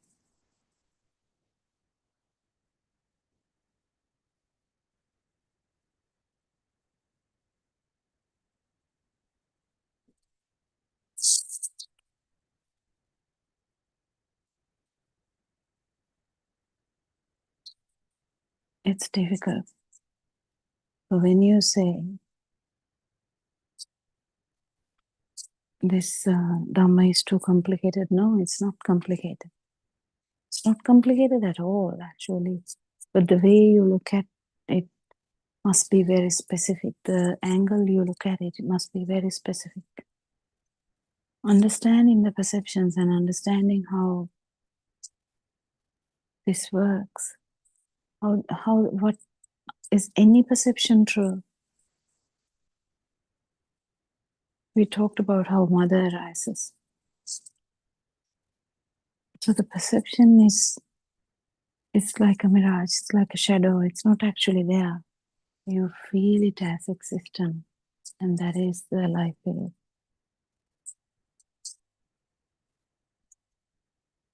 But our dream with all these perceptions have evolved so much.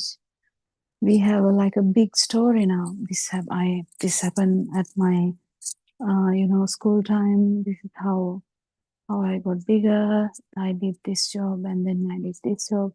I studied, I married, and I have this much number of kids. Now it comes, I don't want to die, or I want to die in this way, or with this pain.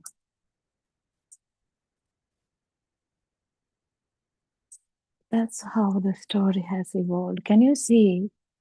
It just started so light, so slowly. It started from the first perception. Now there could be millions of perceptions, but the reinforcement happened to every perception. In every perception, there was a reinforcement of self-perception. Because in each and every perception, you feel that there is that duality, that I'm here. You don't have to say that. It's just a perception, like the shadow we were talking about.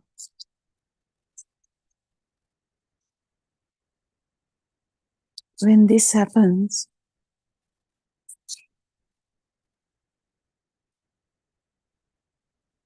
you may really, it will really amaze you how this world has become true to you. It's a beautiful dream. I mean, we don't really deny that. It's a beautiful dream. The world is, yeah. I mean, sometimes it's ugly too, isn't it? But what's the big deal about knowing this? Why should we know this? It's because the self-perception or the self-vibration. The self-vibration was there in the baby, even at that particular moment where I was talking about this field.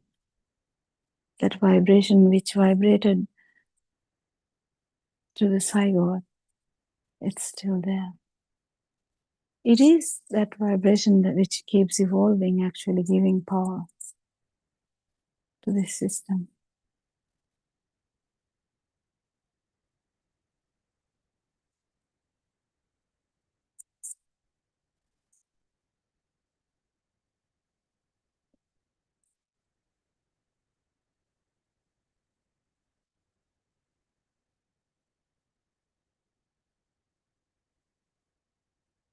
That power, that vibration, the feel, it didn't have a outcome though. It didn't have that dream effect. It didn't have the perception. But now you have like millions of perceptions. And in that, the story has begun. And in that, suffering is also there. How come the suffering is there? Yeah. That is the most important aspect we are trying to deal with. As long as you feel alive, the self-perception is there. The sufferer is there. The doer is there. The person who feels is there. So there's potential for suffering everywhere. Even when you think it is so tasty, still it's kind of a thing which you never, you would like to keep it, the happy feeling, but you can't really maintain that. So this intense eagerness, intense urge to maintain this dream is suffering. Do you feel that? It's a bit difficult to feel that.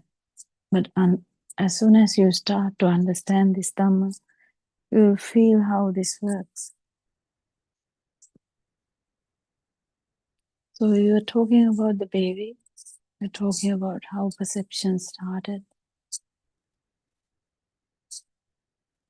It's an important thing to go back to the beginning of the thoughts. Yeah, it is very important to understand the beginning of the thoughts.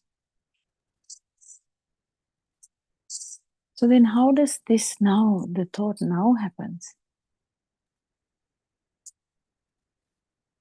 Thought now happens. So imagine you're 50 years of age and thought happens now about the school. Don't you feel the school? Yeah, you do. It's not the same school for every one of us, but you feel the school. If you're 50 years of age and you just thought about the school, that vibration synchronizes with the whole thing that you are aware about the school.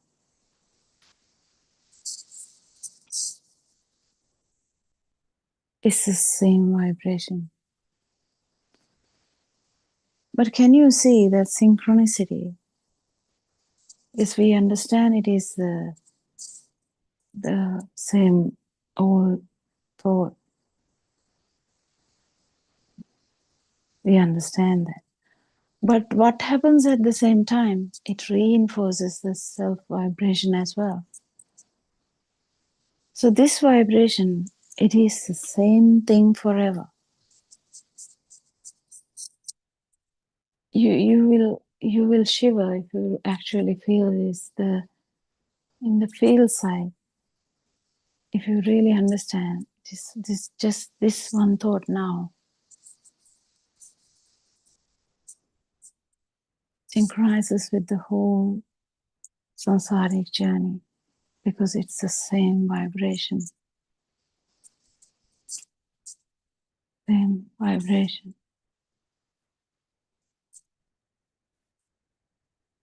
Can you feel that it's the same vibration?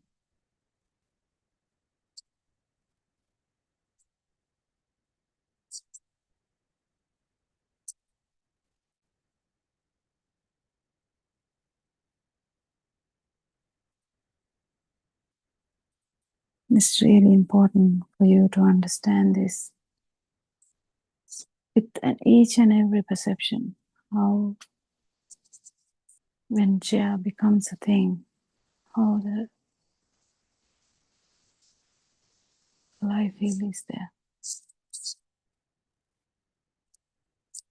That's how the self-perception keeps you to believe that there is a self. And urge to maintain this film urge to maintain this dream is very strong. You might not even think about it. At this particular moment, everything is so calm and quiet.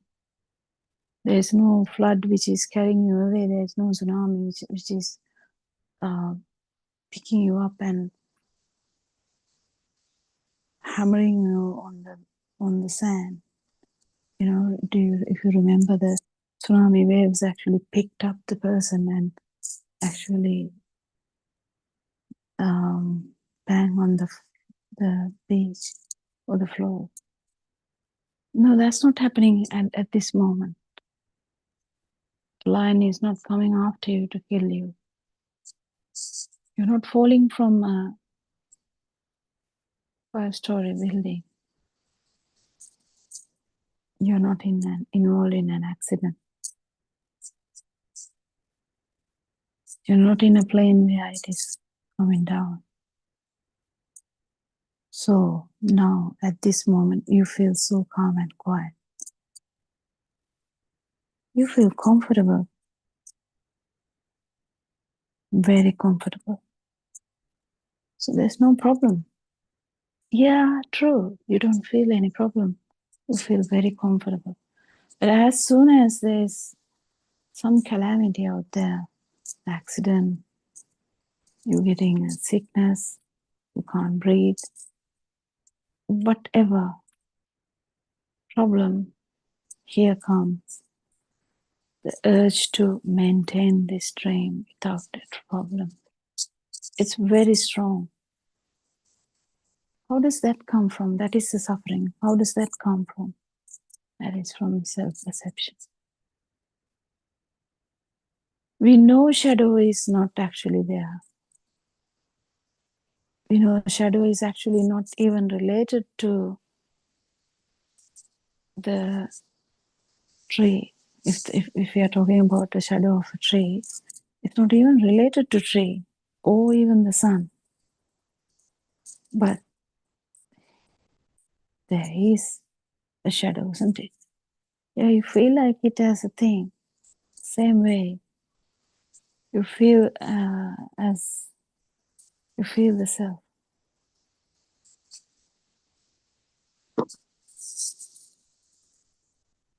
When this happens,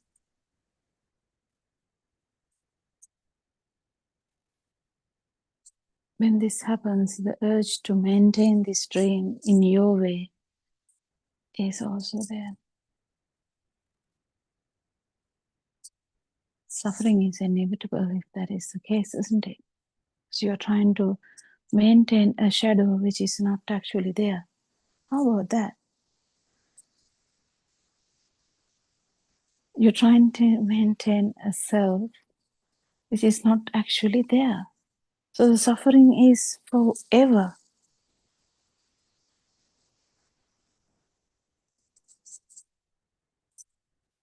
You're trying to maintain a shadow which is not there. You're trying to maintain the mirage which is not there.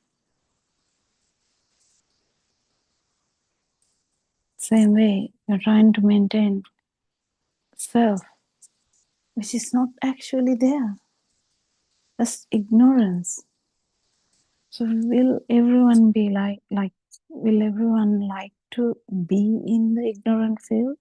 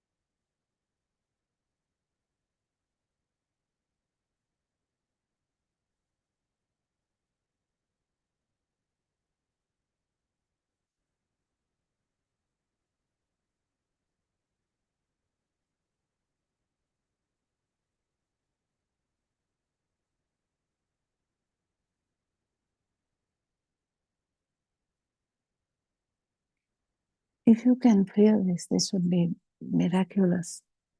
This shadow effect, this mirage effect, this self-perception is a mirage. That's the most important aspect that we should know before we pass away. Because when we pass away, we believe that I'm dying, I don't want to die.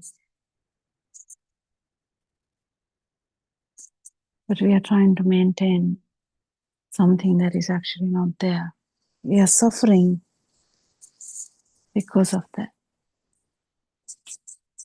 So the self-perception is something that actually the baby didn't have, but the potential for the self-perception was there because the vibration was there. Can you see that? So the self-perception was actually not there in baby.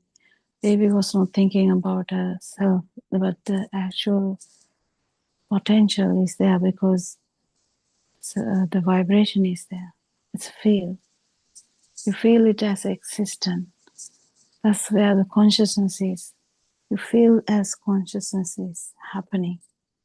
It can be eye consciousness, it can be ear, it can be touch, it can be nose, it can be anything.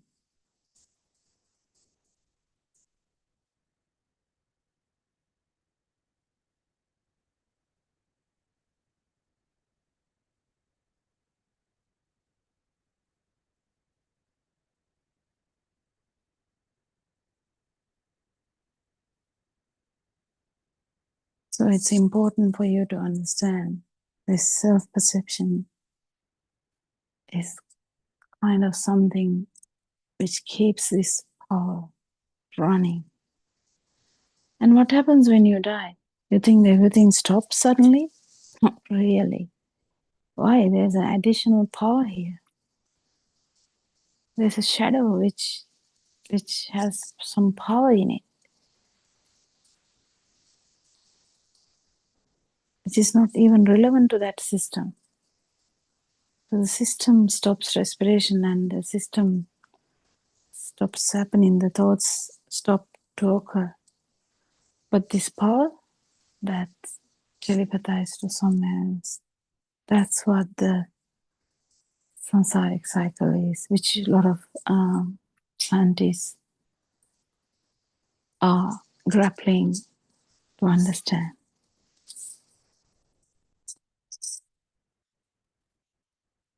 Shadow had nothing to do with the sun or the tree.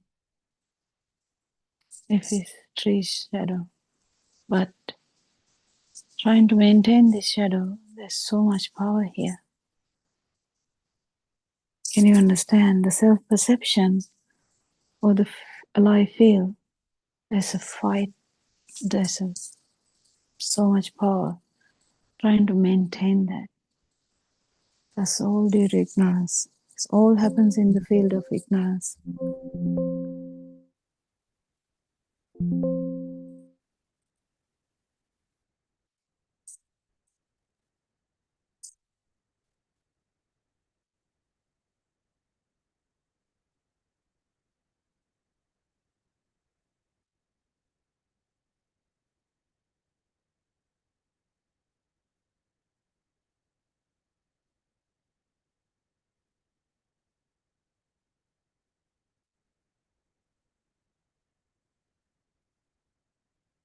Can you feel that?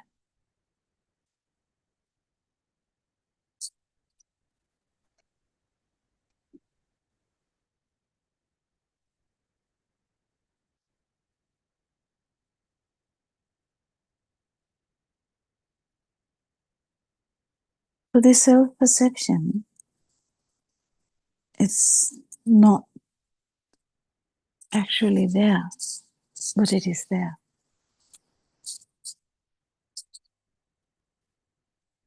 This effect that brings the duality is because the stimuli or the thought has become so true. We talked about how the mother occurred to the child, how bat occurred to the child, how father occurred to the child, how this little baby radiant mind, or without any idea about self, without any burning to maintain self, is there. But it has the potential for that. Self vibration is there. There is a field, the consciousness is there. But it has no there's no kind of extreme power. The vibration is there, but there's no film yet. As soon as this film starts, this human film I'm talking about, I'm not talking about the other films.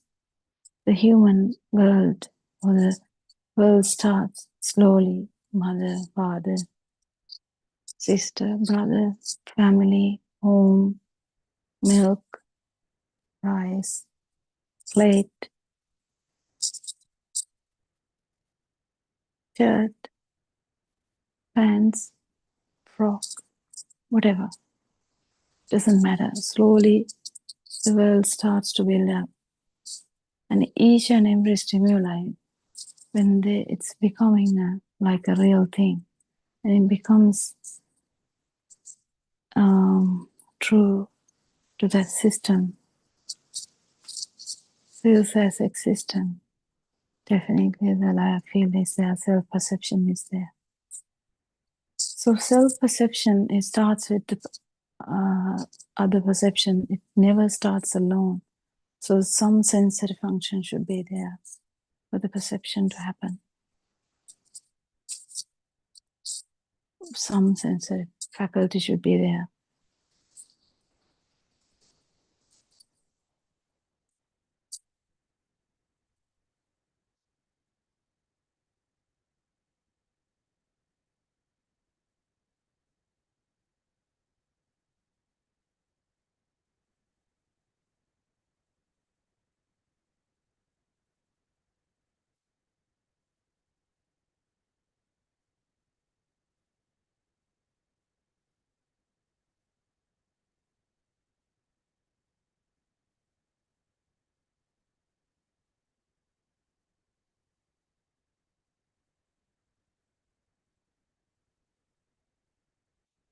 Isn't it?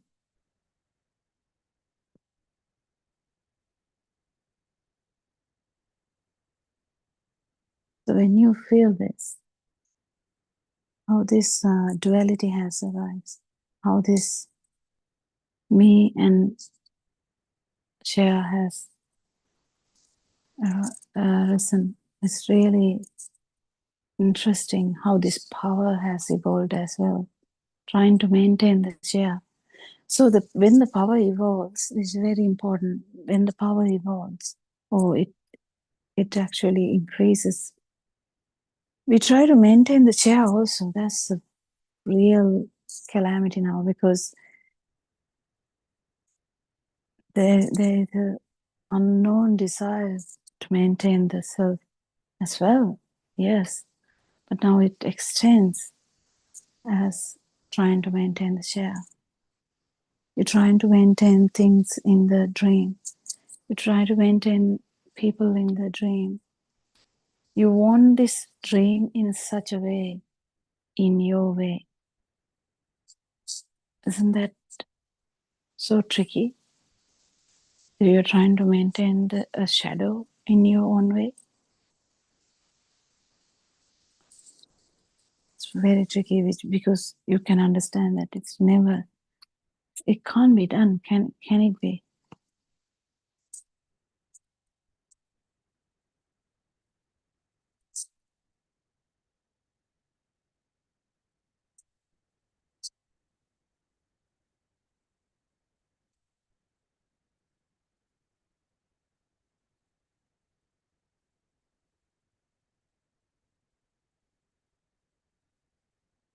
It's interesting to understand how this power has evolved, how this self-vibration has evolved now. It's becoming stronger and stronger. Then now you're trying to maintain the chair as well. You're trying to maintain mother. You're trying to. It's in the perception level, though. You you can do everything in your real world, knowing this magic. That is the magic, knowing the magic. Magician.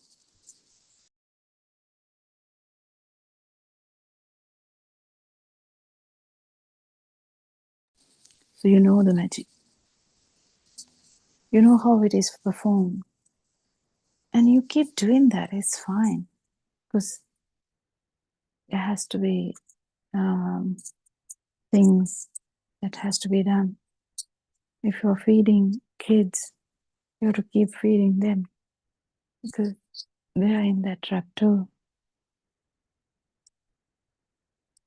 Until there is liberation, every being in this world, I mean, every being, everywhere where the life field is there. I mean, this is a vast area we are talking about. We feel that it's just humans or animals, not really. But anywhere where the life field is there, there is suffering. And anywhere where the life field is there,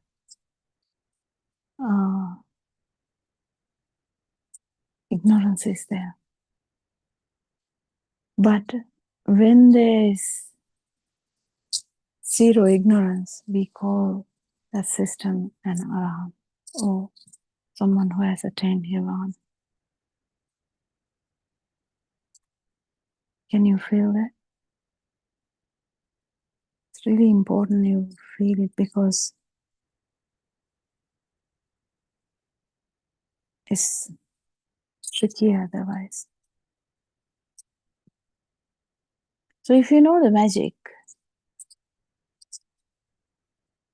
well, you know the magic.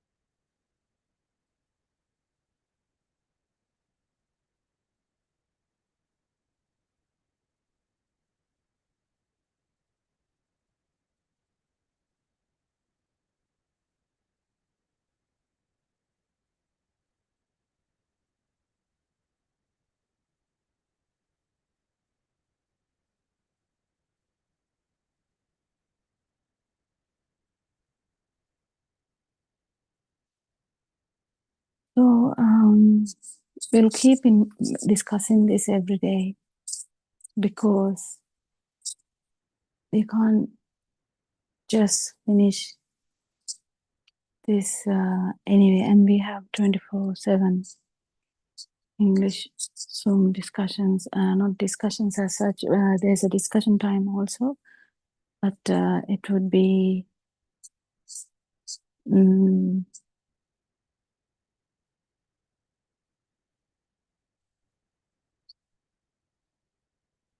it would be very interesting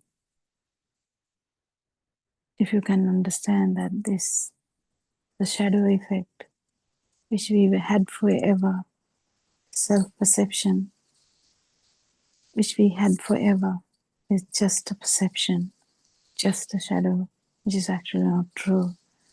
And that power, when you keep understanding this truth, the power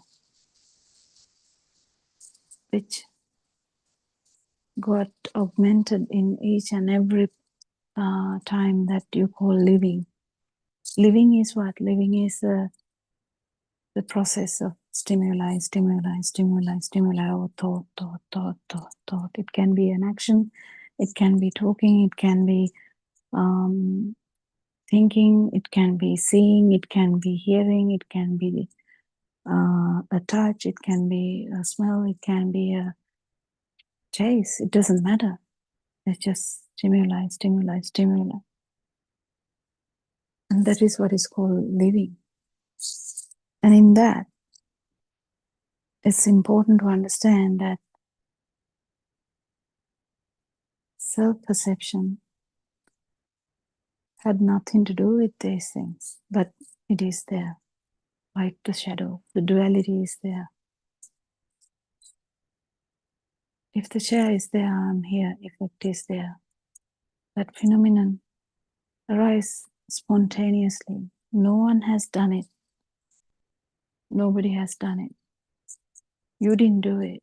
No one else has done it. It's Lord Buddha's word. But it has surfaced. The self-perception has surfaced due to the ignorance that we have. Ignorance is about not knowing this magic, is ignorance. How this self-perception occurs. And when you come to know it, what happens? This power dwindles. This power reduces. Suffering reduces. This self-perception starts to dissolve. At one particular moment, you might feel the absence of self-perception. It's the beauty of this Dhamma. If you feel at least one absence of self-perception, you will know what we are talking about. Then you don't have to talk about it anymore because you know there's no self. Because we had it forever, this shadow thing, we had it forever. We feel it's a part and parcel of this system. We feel that it is a permanent thing. The self is a permanent thing. Yeah, we can't blame them because you feel it. In every aspect we feel it. Whether you see it, whether you're seeing something, whether you're hearing something, whether you are touching something, whether you are thinking, it doesn't matter. Self-perception is working. But when you know this magic, this power reduces and it will one day come to zero.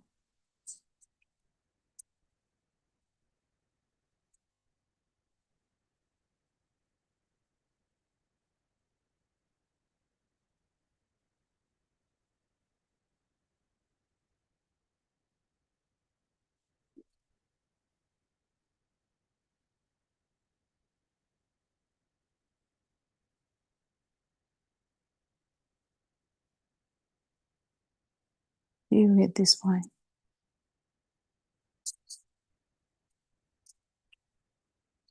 Very important to understand this.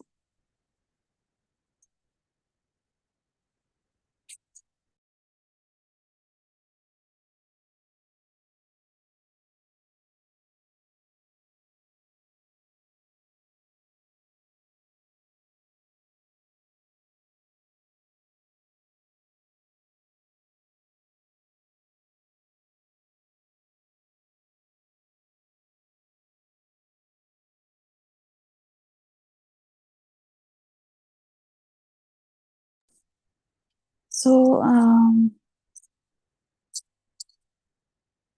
we hope to discuss this every day.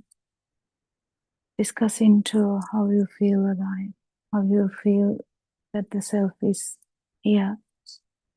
This is the most important aspect of Dhamma. That how you feel that you are there. It's a feel that happens only with the ignorance, and when you understand this fully, this feel may completely go off.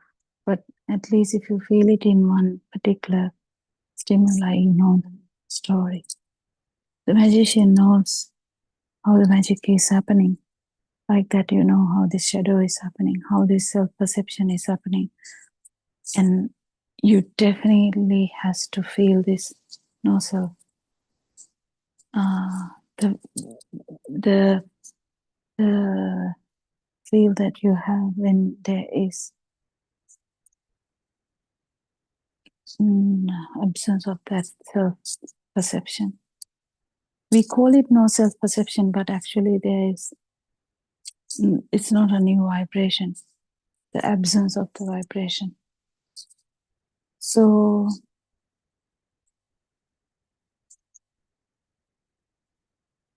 it's very important everyone to understand this, and hopefully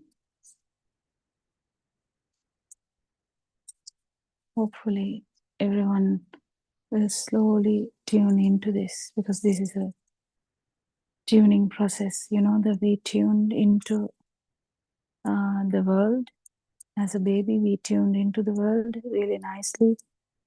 We got accustomed to the world. We got bigger. We fully understand the world. Likewise, someone, if tuned into this, might feel the no self-perception as well. That's the important aspect. So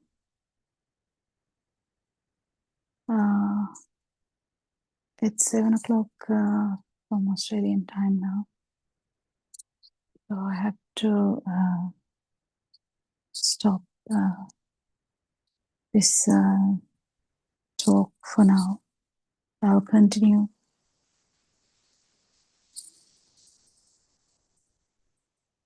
again tomorrow, and we'll discuss more about this self-perception. Oh, yeah. Kirwan Sarnai. May Triple Gem bless you all. We worship our Enhancer for his noble guidance. Yeah. Thank you.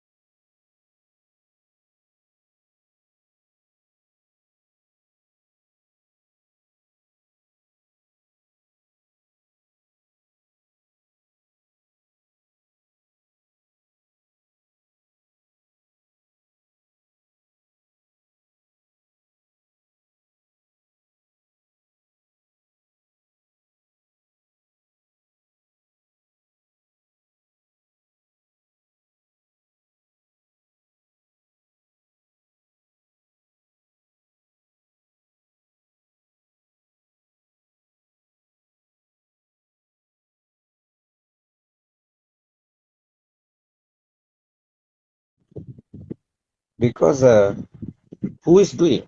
Somebody is there. There is no non-soul now. Somebody is doing. He is there. No?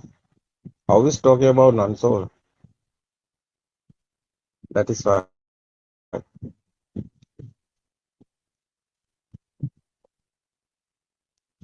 It's an experience. We are understanding the truth.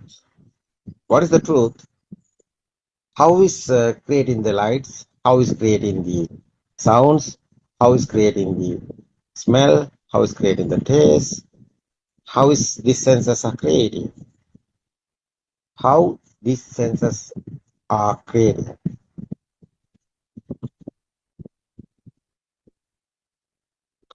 This sense creations is your everything.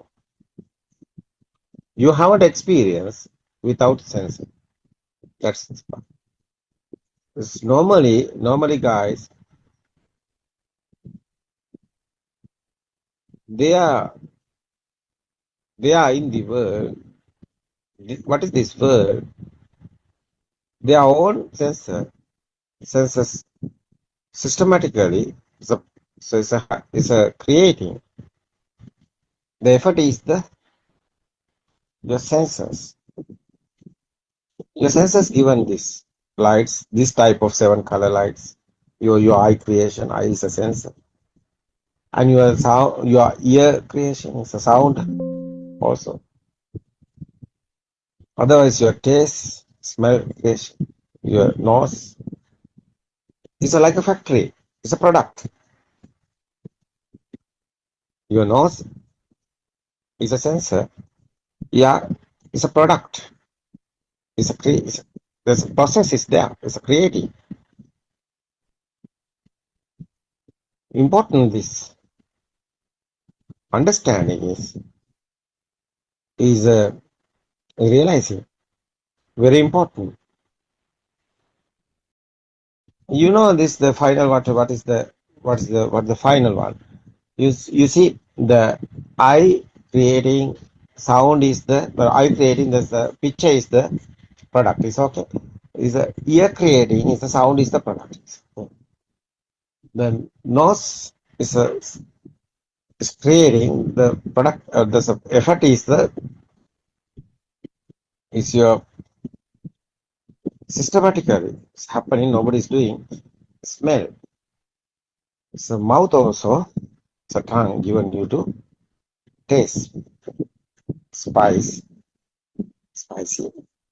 Otherwise, your body sensor creating is your feeling is hot and cool, smooth and rough. These 5 sensor, one time is this present moment is okay. One time is okay. What you are looking is a chair. What is the sound is here? What is the look? What is your pitch? Eye creating? What is sound? Eye ear creating? What is this smell and the taste and the body creating? These 5 senses creating one time. What is the sound? What is the picture? That's why. That's together combining these 5 senses creating. The effort is a thought. It's a thought. It's a sixth one. So mind sensor. Mind sensor is this 5 sensor creating together. Its effort is a thought. It's a mind sensor. It's a spark. It's a one spark. What is this example? Is a chair. Chair have picture. Chair have sound. Chair have smell. Smooth and rough. This your senses given you to eye given to picture, ear given sound, and body sensor given the smooth and rough. You see, the kindergarten time. What's the teacher doing? Teacher given this picture and given sound, and you can touch. Yeah, that's a chair is a thought. That's a thinking word, the mindful word. That's why Buddha's word is there. Chittena niyati loko chittena paras. The meaning is you are living on your sensor, within your sensor. You are living, what is this word? Is your sensor given this word. That's why cause and effect. Dhamma, cause is the sensor, effort is together. No, together coming, the effort is the mind sensor. The five senses together coming, mind sensor is the effort. Otherwise, especially the thought how is coming the power is very important. That is why science is here inside. It's a mechanism. The speedily sparking happening, that's the mechanism is I creating the light. Otherwise, speedily sparking vibe is a vibration. Ear drum like that. It's your ear creating your new to sound. You know, this one spark have the power. Because different in somewhere, the power is there. It's the Buddha's word otherwise. Majjhi Sutra. Yobante viditwana majjamantana lipati tambruhi mahapurusho seda simbali maga. It's a part, it's a Buddha's word. What the meaning is that the power somewhere different in power is there. That is why spark is meaning is different and is there. Spark. You know, that's the power is there. The example is something drop in the water, waves are there. How is waves are going? The power is there. That is that's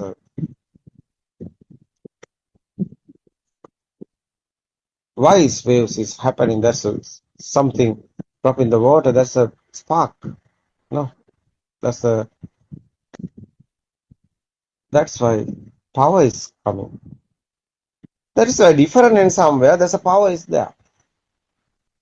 North and south like that. There's a earth also. Like that, magnetic, no? Magnetic power like that. Different is there. Electric power also, you know, that's the how is coming electric power is rotating in the different ends, no? A huge magnet rotating, no? Why we are talking this power? You see this existent field. How is thoughts power is how is thought coming to power? No. You are looking the chair. You have field, chair is existent field. Chair is there. How is that coming? That is why we are talking about power is there. Because something there, other side is someone is there. The existent field is there, alive field is other side. That is why. Very important this understand. What is this alive field? How is alive field is coming? Nobody is doing. No one is doing. That's a Tripitaka is there. That's a Sela Sutra. It's talking about this. Nahidang Atthakatam Bimba, Nahidang Parakatanga. You also not doing. Nobody is doing. Systematically is happening. What is? Power is there. Existent field is there. Otherwise, alive field also there. So how is alive field? How is coming? Existent field? Where? So what is existent field? It's a chair. That is why. There's a power is there. You know, there's a power. After that, kindergarten time is happening this. It's the Buddha's word. Your eye is the world. Your nose is the world. Your ear is the world. Ear given you to sound world. No. I given this picture world. This sensor given you to this world. Your senses not working. You haven't a sound world because you are deaf. Your eye not working. You are blind. No, you can't see. So like that. This world is our senses. That is Buddha's word. Otherwise, Salata Loco Loco. This senses is your world. That's the meaning. This senses not working, you have a world. That's why. You also not there. Other side. This world is you. It's very important. So, someone understood this. What happened? What is we are talking about internal transformation? Power is disappearing because you know this is not real. It's a thinking world. It's not real. After power is fading. That's why defilements are fading. We are talking. That's the Buddha's word. That's the Buddha. But what Buddha want to do? End in the suffering, end in the sadness. It's happening. No. How is this happening? Because you know the truth. Easy, no? Yeah. Dhamma is very easy.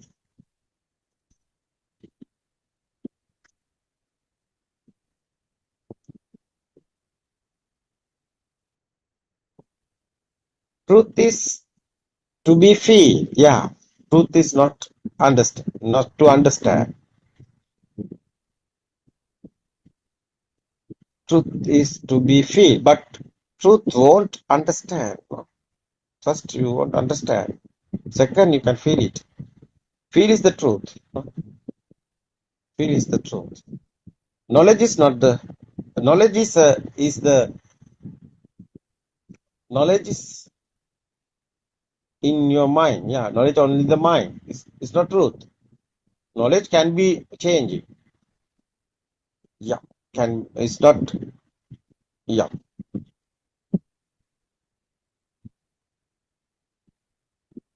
Lord Buddha, yeah, what should the Lord Buddha want to do? How is liberate the mind? No? That's why it's very important. Yeah. How to awaken? Yeah, how to awaken this dream? Yeah, yeah.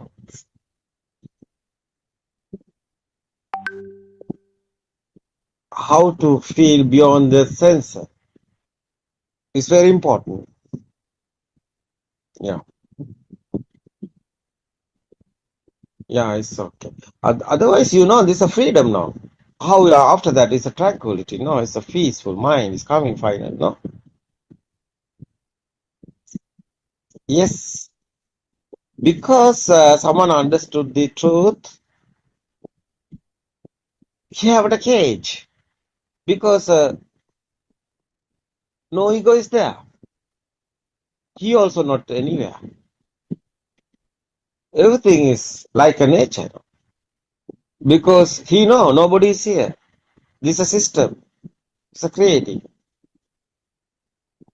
It's very important this understand. That is why inside meditation is not a concentration meditation.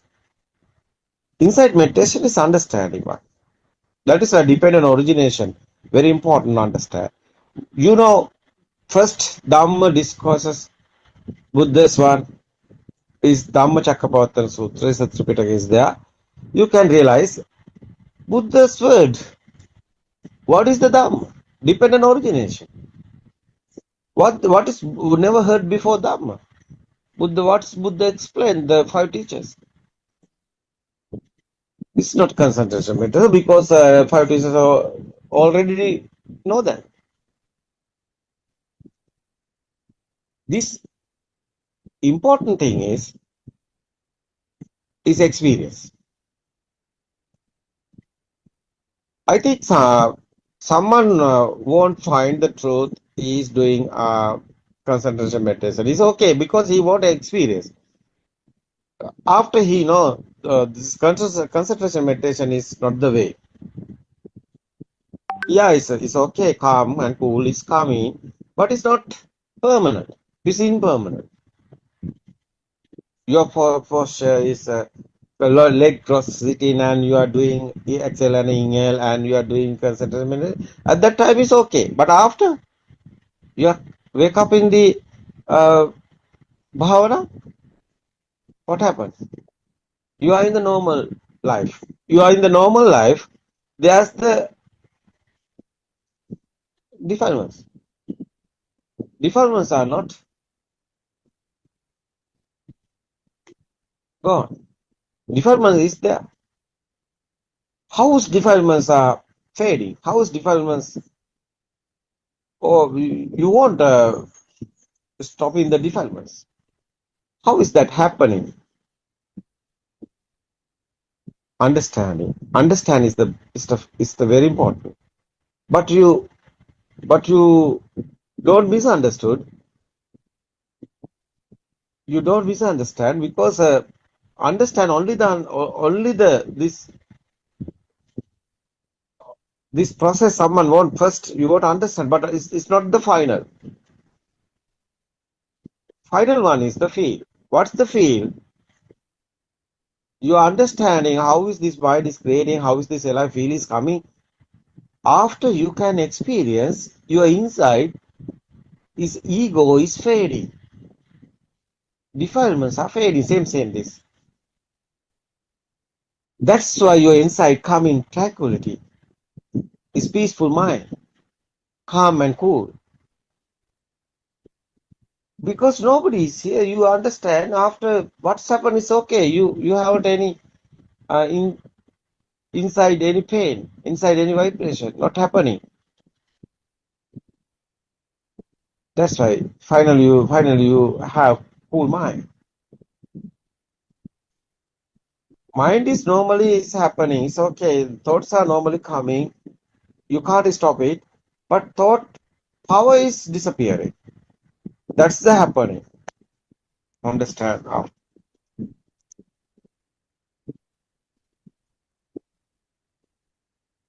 It's very important. That's why inside meditation is understanding. But not enough understanding. You won't experience. Satyajnana is the truth. Is here. You will understand how is creating this. How is creating these senses? How is coming the life feel? How is thoughts are coming? Right vision is very important. After you can experience it. That's the Krutya. Buddha's word is Krutya. Second one. You can experience it. Nobody here. Everything is happening systematically. After third one is, that's the effort. Tranquility.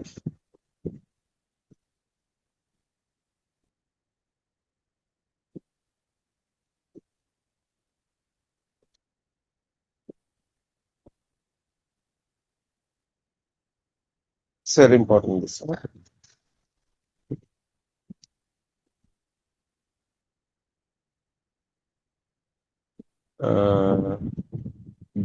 Joel, no? Joel.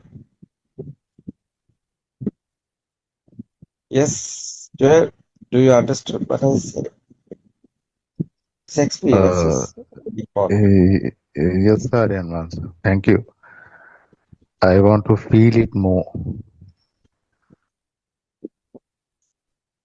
Joel, you are Christian, no? It's okay, it's no problem. This Christian or Hindu or Muslim or yeah, it's a religion, it's okay. This is not a religion, this is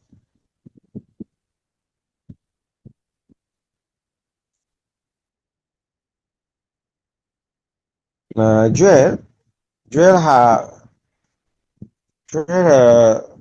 now I think you understand. Joel, what's your really problem? What's your really question? Your internal, what is your experience? My experience is like these days, I am really calm and cool with myself. Because before listening to them, I was like getting angry for certain things and getting mad. But after following this, I think Yes, okay. uh, I have, You're talking about jail angry. yeah, How long you are here in this Dhamma? for I think 1 week. 1 week. Last week or no? One and Couple a of half weeks I've been here. Yeah. exactly. What you are finding? You are finding truth. What you want?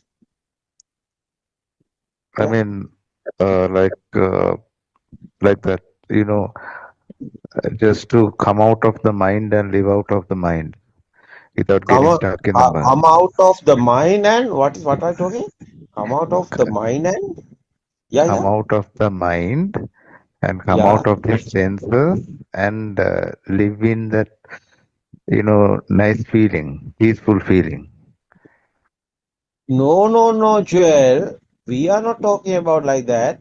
We are talking liberation of mind. No. Who is come out of the mind? Nobody is here now. System is working now. Do you understand what I say? We are explaining. Nobody is here. System is working. Liberation of mind. Freedom of mind. Nobody is come out of the mind because nobody is here. That is the Buddha's explaining. None of them. System is working. Nobody is doing. Minds is also systematically happening. You see, someone concentration meditation is doing. He won't without the thoughts, but he can't stop that because it's happening. No.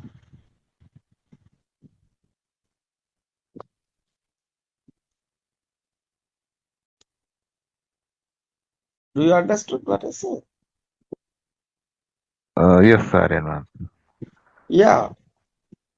That is why, otherwise, what is this? I think is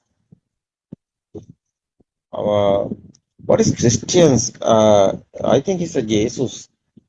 Who's the Father? Who's the Son? Father is a nature, no? Son is we are the Son, no? That's a real Christian. No? Father is a nature. Who's the Son?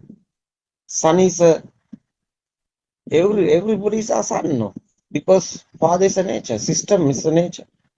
System is a nature. System is a Father. Is who's the Son? Son is everybody's Son. Yeah, who's after give after death? Someone happened death. After where is going? It's a nature now. That's why we are going to Father.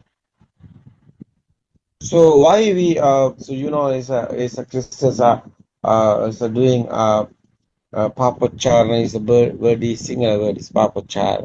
Is opening the everything everybody because inside everything is opening the no secret any inside.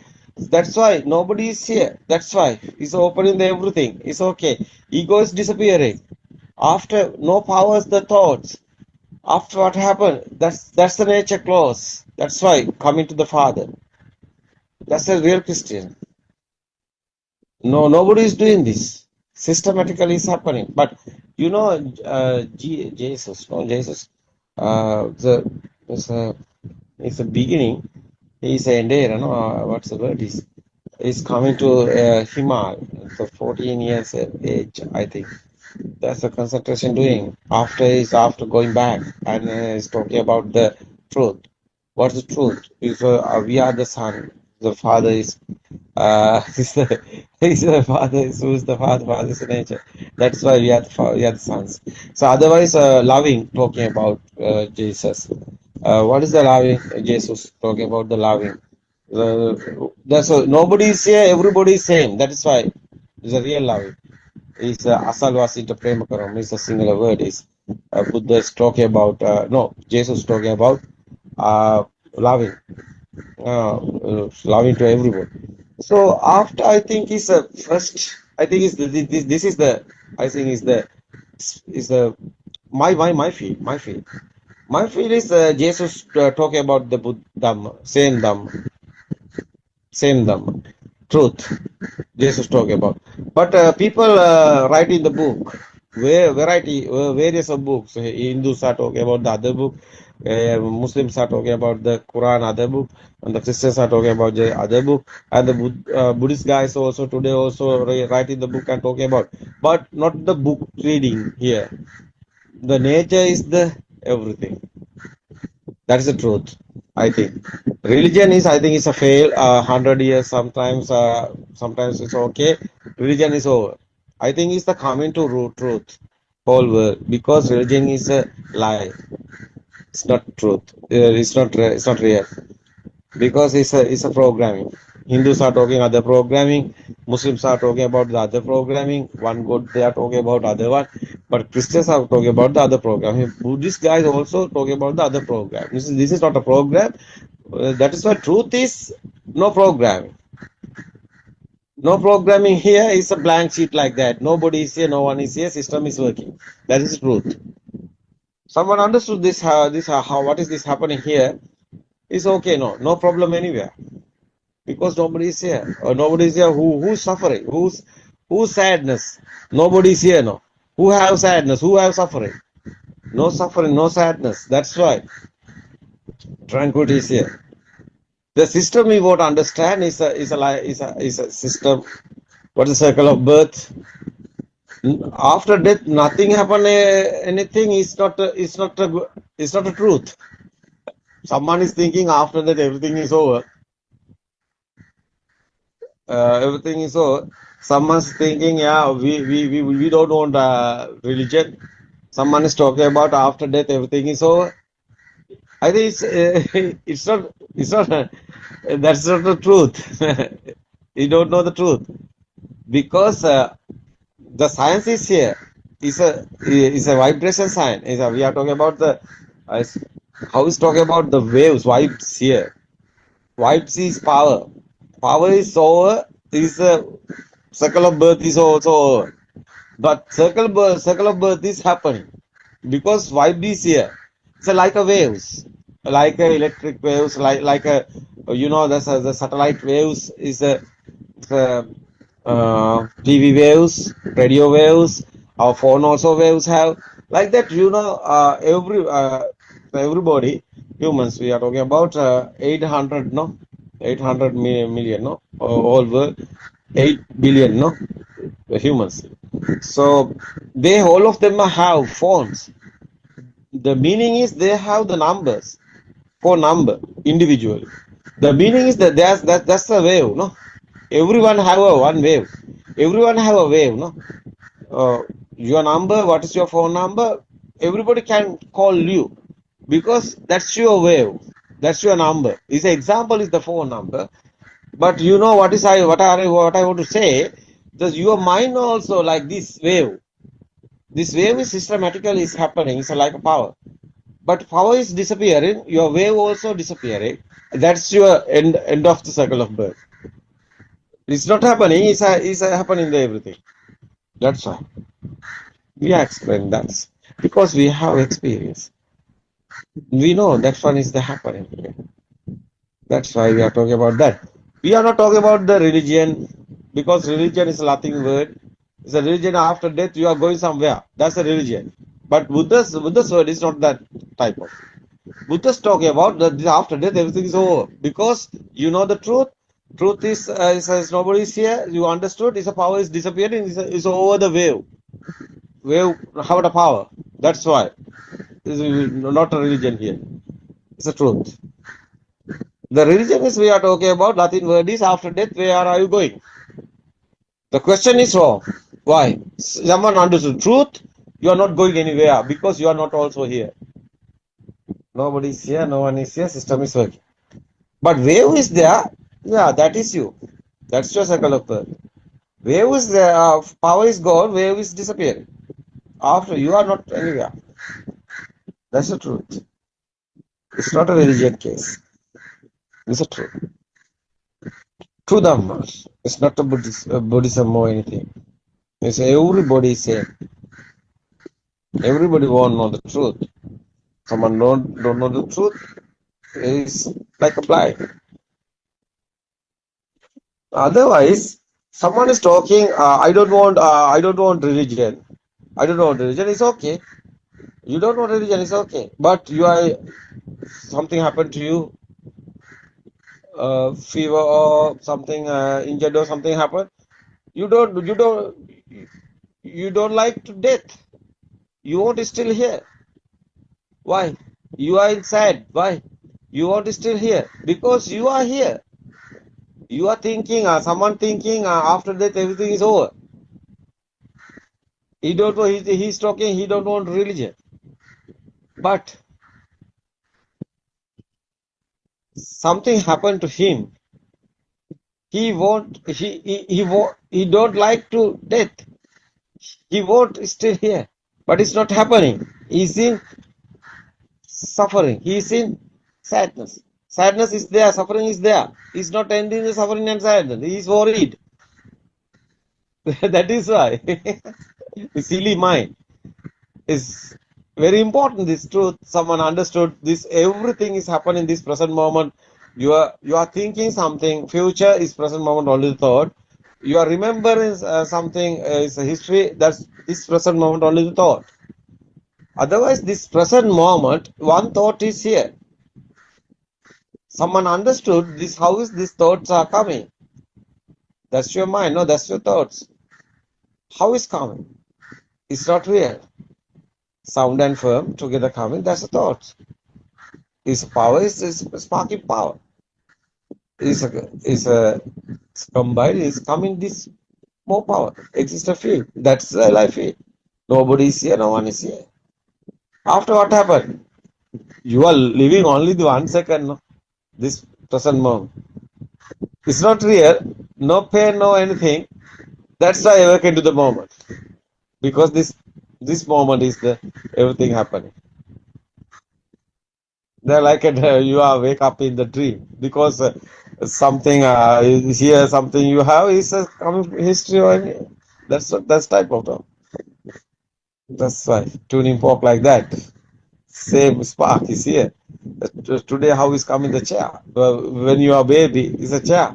Now today also chair because it's the same sparks. Tuning fork, same tuning fork. Yeah, same vibrations. No memory or anything. It's a spark only. Every moment, every second, spark is happening. Only that part. No, no target here, nobody is here. So the experience is we want yeah, so we want to see our ego. Someone don't know he have a ego. He don't know how is talking about the nibbana. Ego is disappearing is the nibbana. Everybody have ego. Ego is fading. That's an ego nibbana. What's nibbana? Firing is fading. What's the firing? Is ego. Ego is fading. Is the nibbana. Nothing here. Any nibbana. Nibbana only the word. If we are using this word, fading the defilements. Fading the our ego. That's a nibbana experience. Nibbana is nothing, anything. You see, the material Patavi Apo Tejo also vibration, no. That's why the light also waves, no. Sound also waves, no. Heat also waves, no. Hot also waves, no. Everything is waves. The meaning is vibrations, sparking. Speed is a sankara. Is a theory. That's the Dhamma. What is Dhamma? This how is life feel is coming on? Who are you? How is this word that someone understood? Everything is this spark. How much you have value? How much you have? How much you have the? How much you want this word? You have word. How much you want this word? That's your ego. That's your level of ego because you are there.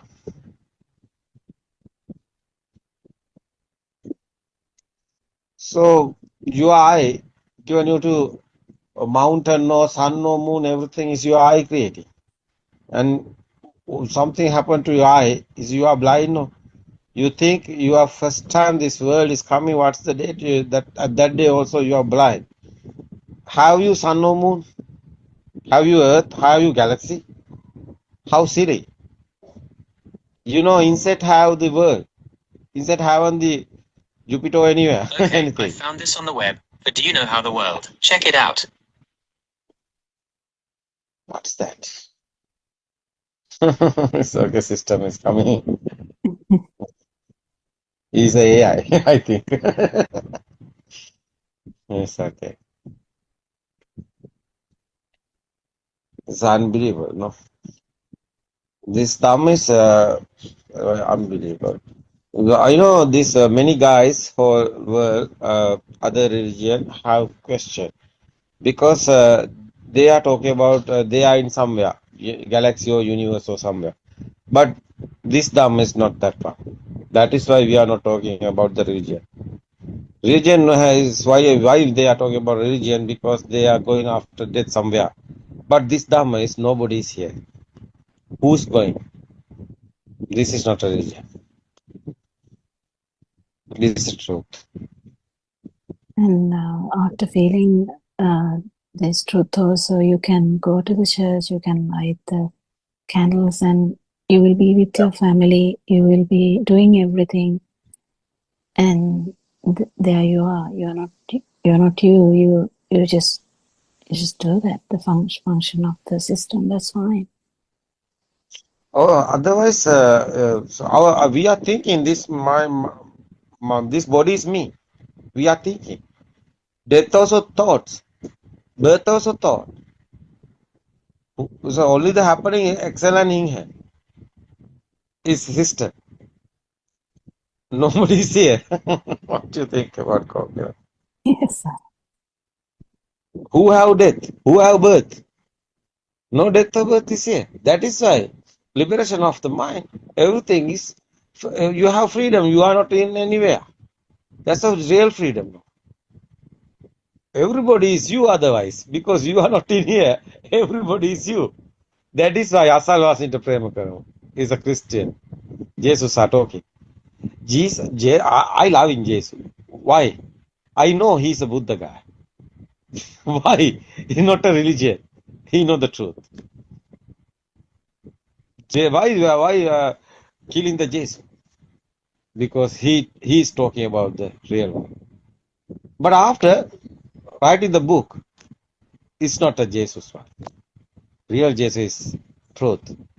He knows nature is everything. Nobody is here. No one is here. That is why he's talking of loving kindness, is because nobody is here, everybody is him. That is the real, that's the Buddha's word, no? It's the same, no? It's a real. Really, no religion is here. Truth is the everything. I can explain Quran also. I can explain the Hindus also. What is the Brahman? Brahman made this word. Brahman is squirrel, no? Spring. Spring is the Brahman. It's a speed. Spring rotating speed is happening. That's the earth is coming. That's the material also coming. That's the waves, no? Is a Hindus are talking about Brahman. Yeah, it's a Brahman is the made this world. What is the Brahman? It's a nature, no? Who's the God? Who's the Father? It's a nature, no? What is religion? Every religion is fail. One is happening. Is everything is a system. You won't understand the system. What is the system? It's a nature. Is the everything. Nobody is here. No one is here. You won't understand how is coming thoughts. How is it? What's your thoughts? It's not real. It's not a Jesu. It's not a Brahman. No, it's not anybody. It's a system. That's the word of real. That is why Buddha talking, nobody is here. I said Dhamma, someone understood the Dhamma, he knows everything. Dhamma is the first. No? That's a Buddha's word, no, Kokila? Yes. No, Buddha is not a person. That is why. It's Yeah, after even that can be becoming misunderstood. Yeah. after becoming a Buddha, Upaka asking the question, who are you? Buddha talking about, I'm not a person. Nobody is here. That is why. I'm not a god. Hey, Upaka asking, are you a god? No, I'm not a god. Are you a person? No, I'm not a person. Are you human? No, I'm not a human. Are you a Brahman? No, I'm not a Brahman. Who are you? Nobody is here. That's the Buddha. Buddha is nobody's here. Meaning is, Buddha word is, meaning is nobody's here. Jay, that's the real Dham. It's not a religion. I don't know. People in misunderstanding, people in misconception. I don't caring about it. Because I want the truth. I don't want any religion or anything. I want truth. I want telling that this human want truth. We are not a blind. Why we are not? Why we are in the blind? We want to explain the truth. Whole world, every humans.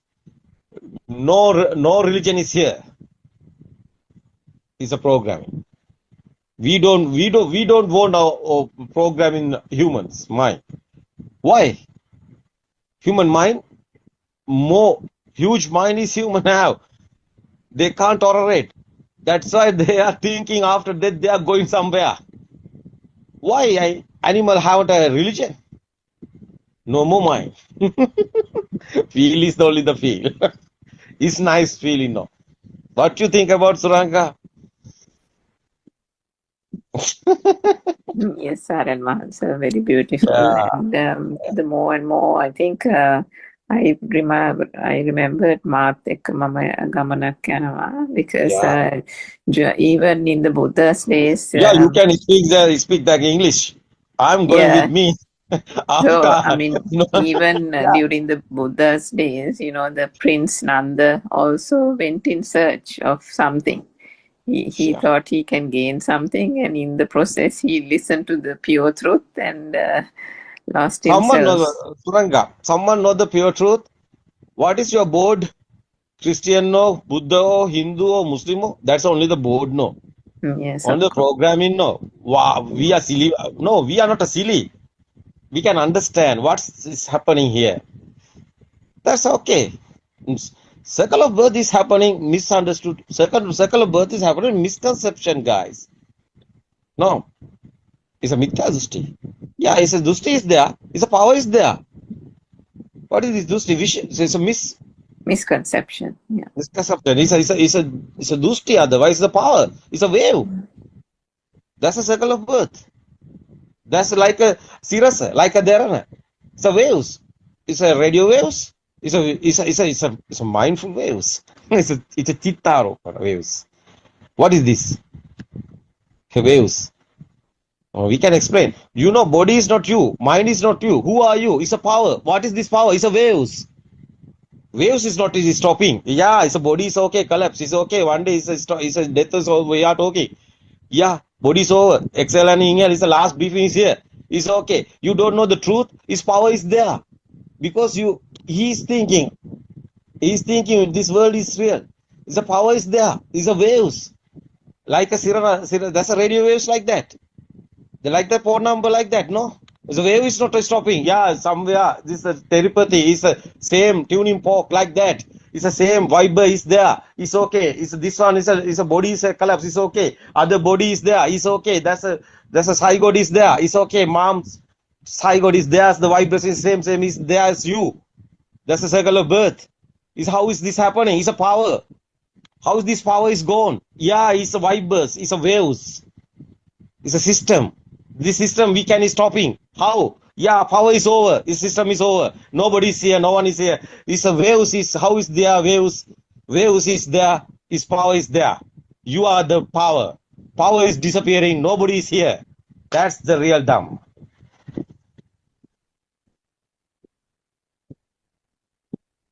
You can experience it. This is a tranquility. Yeah, it's a tranquility. Yeah, endless happiness is here. Why? Nobody is here. It's not a thinking, it's not a thought. You can experience it. It's a wisdom. That's why wisdom of Asia in Sri Lanka is Buddothpado. We awaken to the Buddha. The Buddha is not a person. It's non-vibration. Yeah, non-vibration is we are talking. Yeah, you can experience it. I'm only given the message only. You can experience it. You can find the truth. You can find the truth and you can experience. It's okay. You haven't done the experience. It's okay. You left this. You leave this. It's okay. No problem. Because why we don't want to cheat anybody. We don't want to tell any lie. This is our experience we are talking about. That's why tranquility is there. You know, chair have power. That's you. You are not in the chair, this body. You are not in the mind. You are in the chair. Outside. Yeah. It's a power. It's an attaching power. Who's telling this? Yeah, it's a consciousness. Buddha's talking about apatitita vinyana. This apatitita vinyana is the nibbana. He's talking about the power. Perception have a power. Consciousness have a power. Perception, how is converting the consciousness? Is the speed. Speed is vibration speed. That's why skanda is Buddha's word. Everything is skanda. What is this skanda? Is like a quantum theory. Is waves speedily happening. That's why is mirror is that's why is your how is talking about mirage, no? Is yeah, illusion is there. Someone don't know this. Is illusion is there. Something is there, illusion is there.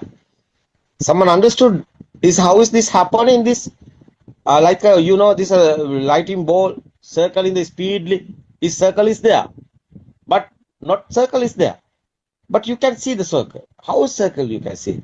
The speed given you to this price circle. That's the consciousness. How is this combine this lighting ball rotating? Combined. How is this combining? It's a mind. That's why consciousness we are talking. Perception is this perception. How is becoming the consciousness? It's very important. It's a power. One is spark, have a power. It's very important. Majjhima Sutra. No spark here, no power is here. So power is here, spark also here. Power is disappearing, spark also disappearing. Vibration also disappearing. That's why. So power is an existent power, otherwise the life power. Life feel is an ego. Ego is disappearing, that's why defilement also disappearing. Same. His power is disappearing. It's the same. It's a zero, it's a power. It's you inside, you are in tranquility. Sometimes outside, rush is there. Many people is there, but you are in alone. What is this? Inside power is like that. Zero. That's the tranquility. That's the Buddha's words. Nibbana. Nobody's here, no one is here. System is happening. No being, no living being, nothing exists. Nisato, Nijio. That's Buddha's final word. It's okay, I think it's our time is now over, no? It was so beautiful, Aranath. Yeah. Because the truth is very beautiful. We can express everything. What is the God talking about? What's the humans are talking about? God, I think it's a Joel. I think I realize Joel can because 1,000 is Dhamma discourses is their single language also. So you can search what I say. What is the 31 words? What is the 3 words? Kama Bhumi, Rupa Bhumi, Trilokanatha, Samma Sambuddha. What is, how is Buddha talking about the is the three world winning? It's not anywhere. It's our mind. It's thought haven't power anywhere. That's why it's gold also is a our vibration is a not high powerful vibration is here. It's a world is smooth is here. Rough world is here because the vibration is huge. Yeah, power is there. Huge power is there. Ego is there. Mani Makato Atimani Kukuro is a Buddha's word is so power is more than coming after death. You are becoming a monkey, but you more than ego is there. You are becoming not a monkey, a dog. That's right. Dogs, moms, I would have. That's you. Vibration is same. That's why it's vibration every time. It's converting every time. Vibration is various of type of converting. That's why the spark. This vibes not. But same here happening every time. This vibe is changing, happening. That's why this 31 world we are talking about. It's very important. No?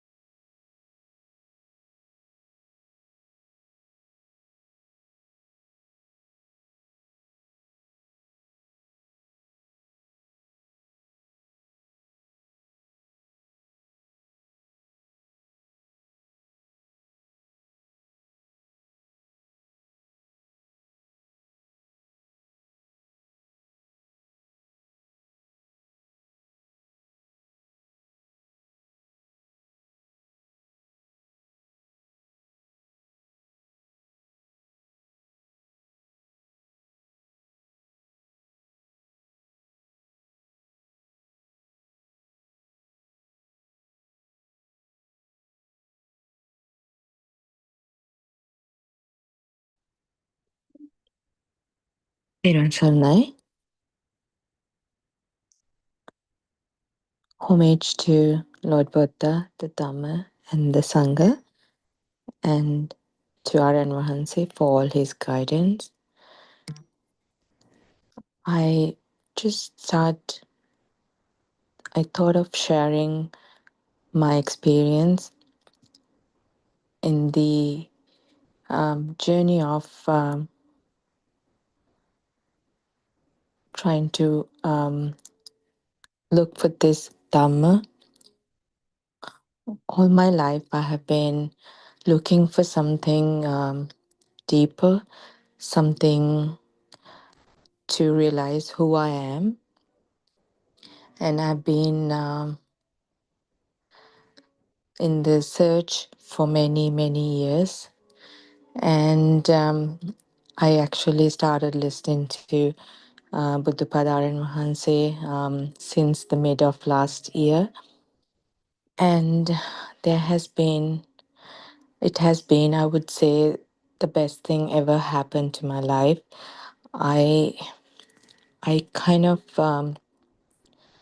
found a way inside to understand this Dhamma. That's how I feel at the moment. I'm still very new. However, I would like to share a few experiences and to just talk about my journey. And before I wouldn't even know how we could apply this the knowledge within ourselves. And Lord Buddha's always talk about realizing this within. And there was so many theoretical knowledge, but I wouldn't know how I can apply this for my day-to-day life, and how would I how would I kind of dedicate those defilements, the anger, the lust, all these defilements that Lord Buddha was talking about. So when I start listening to Aryan Mahanse, the first Dhamma I listened was about the mind, and I wouldn't know before that how mind is created, how thoughts are created. And that was a big question that I was looking for in my life. And and I when I heard that for the first time, and how what's the thought is, and what's the mind is, and what's the intuition, the jnana Lord Buddha was explaining. When I hear those terms, and when Aryan Hanse was explaining those and trying to feel that within ourselves, that was the first shock that actually came into my life, thinking that this is what I was looking for in my life. And for the last few months, the few important things that if I gained so far was to feel that this journey is through the feelings. So how I feel myself, my soul. So that was kind of my biggest learning milestone. That was something I never thought that how I touch my soul. And when I first heard that through Aryan Mahansa, that was like a biggest shock in my entire life. Kind of, I feel like I all these years I didn't know that what soul is, how soul is made out. and how it is kind of you feel it. So and that is kind of my the beginning of actually this journey through too. And so when I first started identifying the difference between the mind and the feel, that was another big milestone that I gained. And all this time, everything what I did, I was thinking, I was, it's through the mind. I was trying to even understand this Dhamma through the mind, through the thoughts. And when I heard that, when I realized within myself that the feel is how I feel when I say something, when I talk about something, when I think about something, the feel that I have, either it can be in a as we explain, the burning sensation, or the shock you have within you, that that feel. This journey is the learning experience is through that feel. Um, that was actually one of the biggest eye opener within myself, and I started connecting with myself more. And I feel like when I for the first time, when I felt that, when I start realizing within myself, I felt like I was centered, and this whole Dhamma kind of unfolding before me. That and even I started grasping more and more when I experienced that feel. So I really felt like I kind of connected with the inner soul.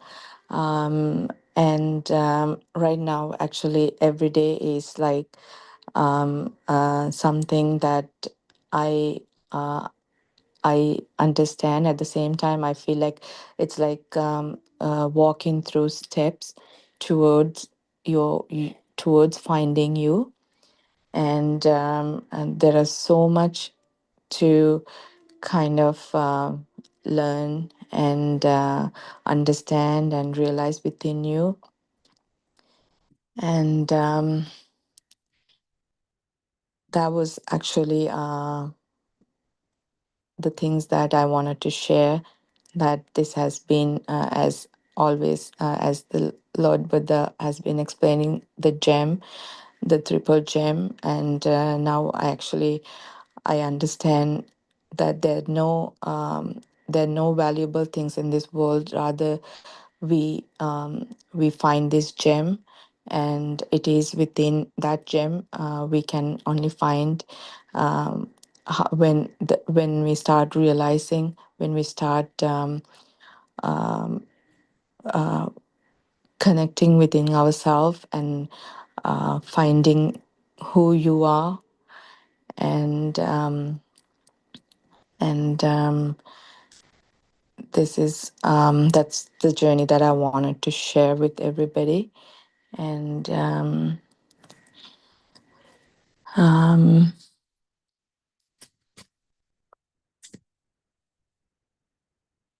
and also, like, we all are going through different busy schedules, and we all are under different work situations, pressures. And there are so many external things that keep us busy. And during this busy schedule, finding some time to understand this Dhamma is I feel like is very important. And at the same time that now only I have realized actually how important this human life is. Um, we we take everything into like granted, like everything what we have. We got a healthy body, we got a healthy mind, and we are also hearing this dhamma, and we are very fortunate. So we must actually find time and build our schedule where we can spare some actually time to listen to this Dhamma and understand the core values of it and practice within ourselves.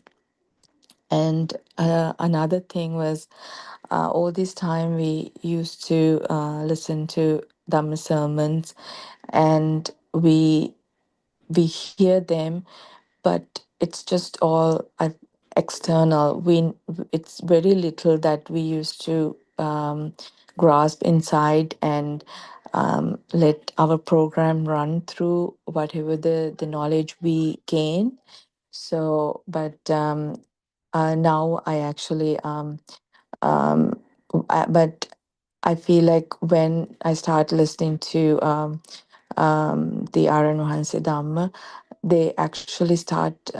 All this time, I didn't know how to apply those what I hear through the sermons, how I apply within myself, and it's a journey. It's a journey within yourself. Um, um, so the more you listen, um, the the more you kind of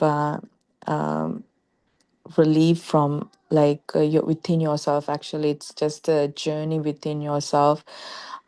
There's nothing gained, but nothing. It's I feel like all this time we listen to, we learn something to gain knowledge, and we make our mind stronger. But here it's a whole different way that you gain a lot of knowledge, but at the same time you kind of get like you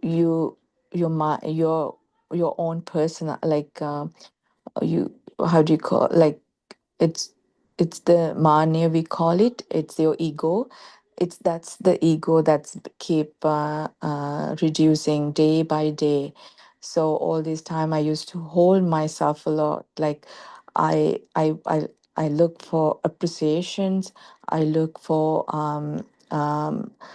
like to like everyone to like me, everyone to love me. Like it's all about like maintaining your ego. So, but through this dhamma, you kind of you you you lose that feeling of holding on to your ego, like maintaining yourself.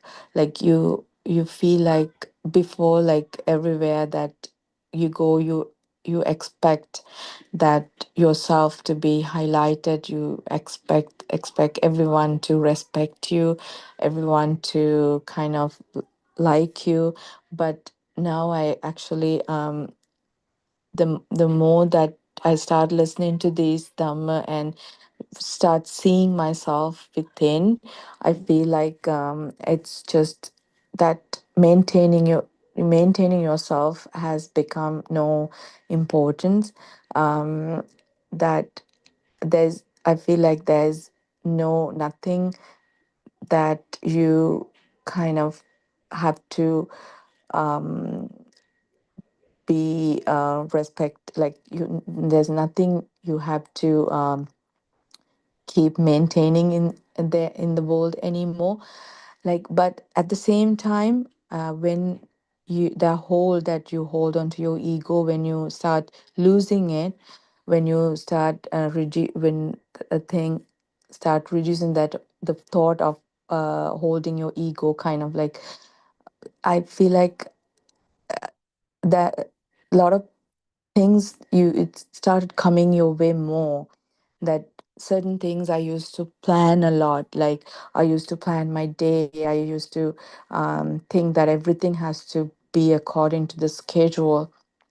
But the more you start getting closer to this Dhamma, that you don't plan anything. It just, even if you plan anything, it's just like you don't hold on to that plan. Like you don't have to hold from your thought to that plan. It's actually more of that thought doesn't become any burden anymore.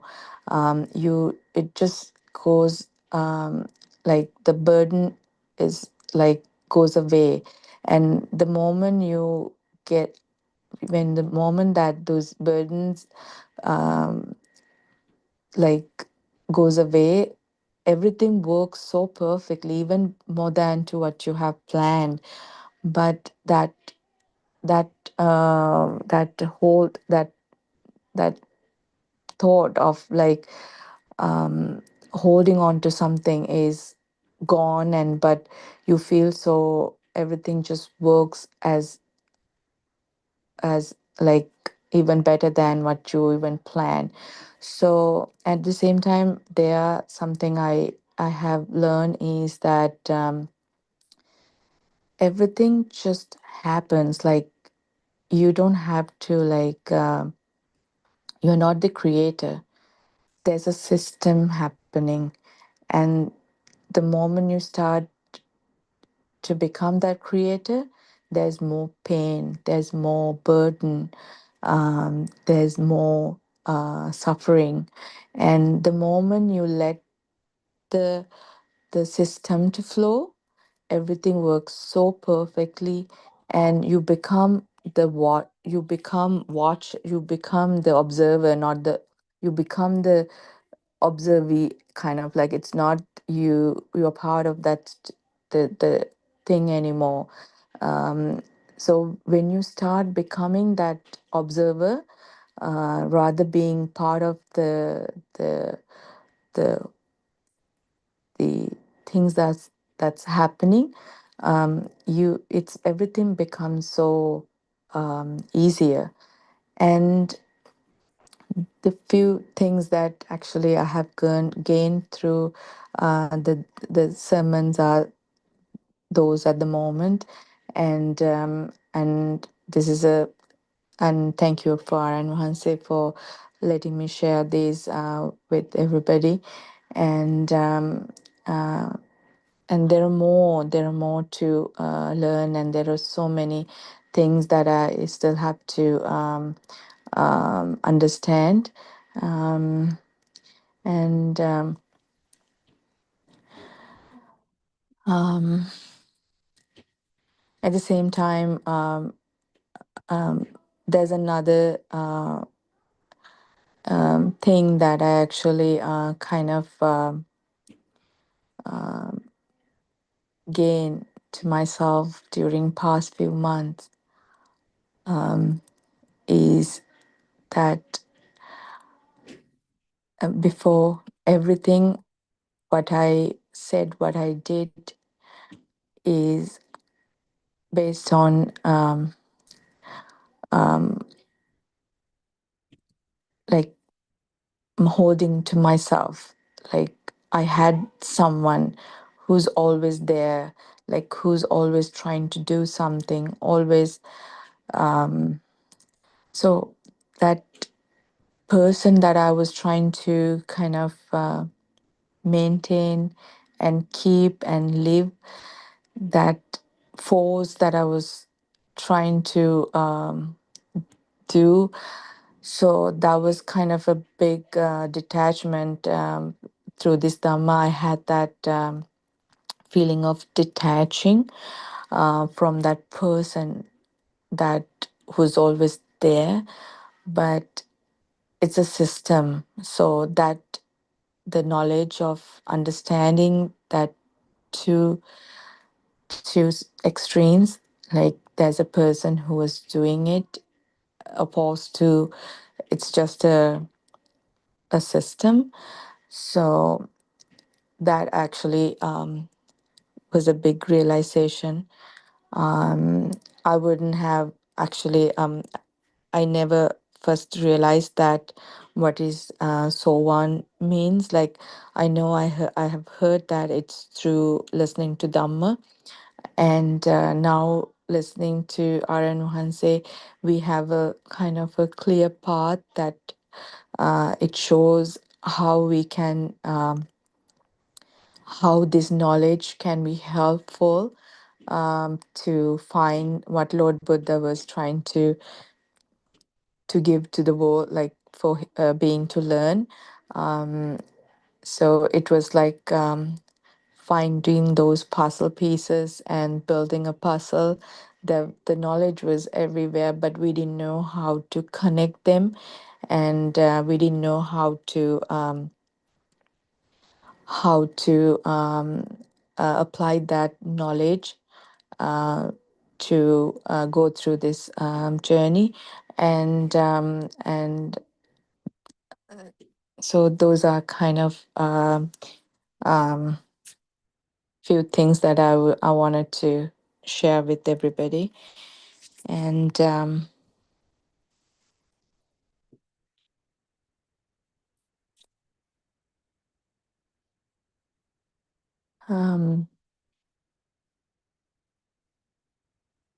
also, I have I have always thought how why everybody are not equal. There are animal worlds, we see them closer to us, and at the same time I see people who are suffering in the world and with sicknesses, with so many other issues. And at the same time, there are people we see that are born with so much gifts, and the gifted people and rich. So I was just sometimes wonder how this world was created. And then when I now when I start listening to Arun Mahansi, I realized that it's all in my it's all my thought process, that how um, the thinking and looking at those versus it's the world that I create within myself. So sometimes I feel so sad when I see someone who's sick, or so, and that time I didn't know how.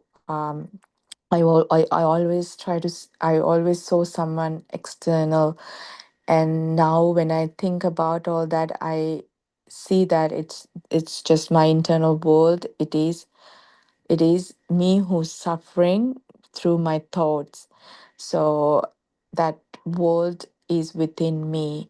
So, and how the Atalo, the Hammer, like how we can, how what Lord Buddha said that Atalo, the Hammer, to Kampano, when like not to get um, um, suffered through the eight things that Lord Buddha explained.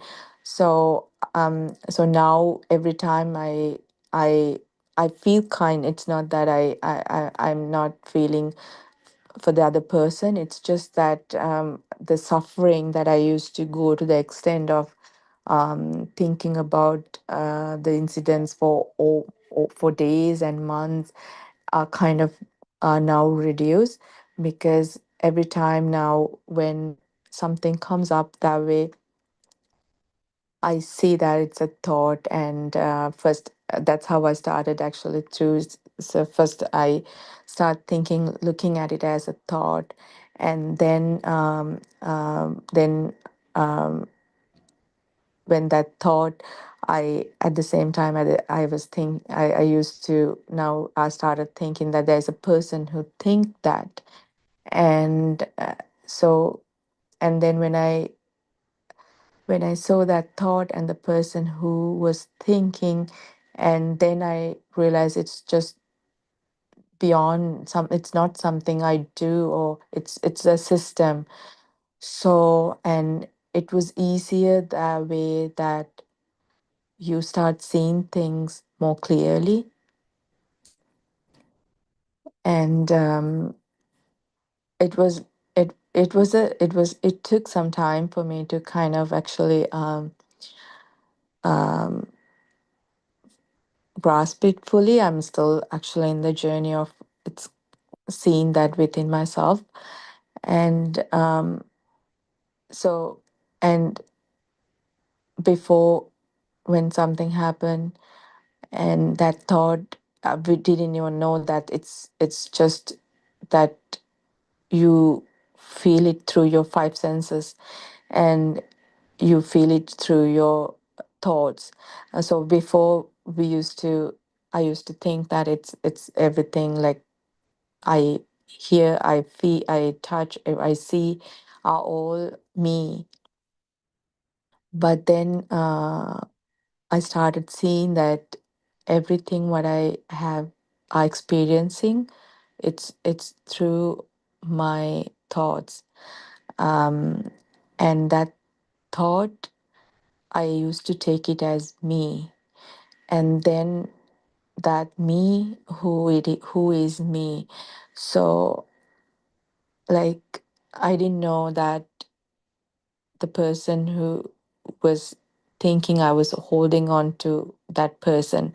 So it's a journey of going within you, and the more I start listening to Dhamma from our enhance the discussions, and how everybody, and also how our enhance kind of answer to individuals with their own experiences, and we all are going through the same kind of similar experiences. We all, at one point of life, we all have gone through that experience. So when Aaron was explaining something to an individual, and uh, actually at one point of time I was also feeling the same thing. I was applying it to myself and trying to understand it within me.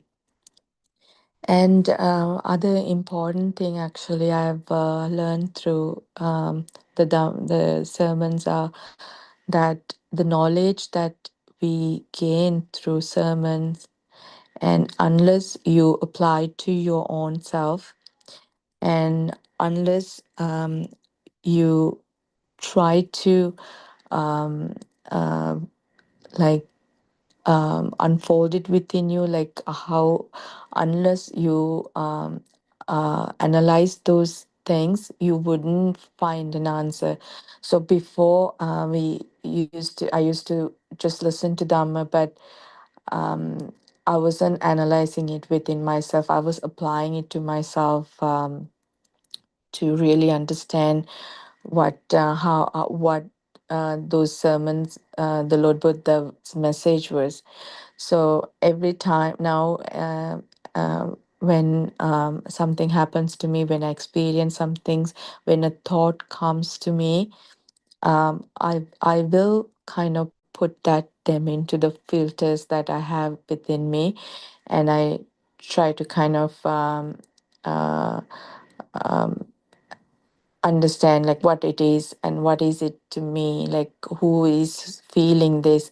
um, is there a person that, and at the same time, I was first I was an understanding when Aaron once was explaining that there's nothing outside, and I was trying, I was with that feeling, I with that uh, uh, um, um kind of trying to understand that concept. I was like, for months I was still actually trying to kind of fully realize that, but now I kind of understand what Aaron was trying to explain, that how these the vibration, how everything is a vibration, how everything connect and accumulate and form something.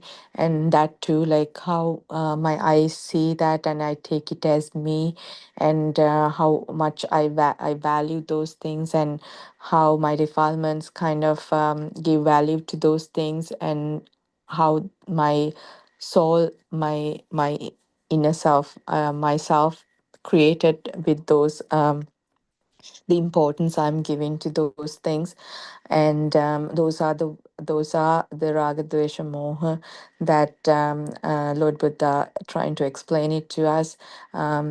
So everything become more important, and the value that we give to something is our raga dvesha moha, the how much our um, um, tanha, like how much we have the strong feelings we have for those are actually the will um, put the value to the importance what we're giving to the outside things, and that's how we are holding on to our family, our relatives, the things that we think is important to everybody.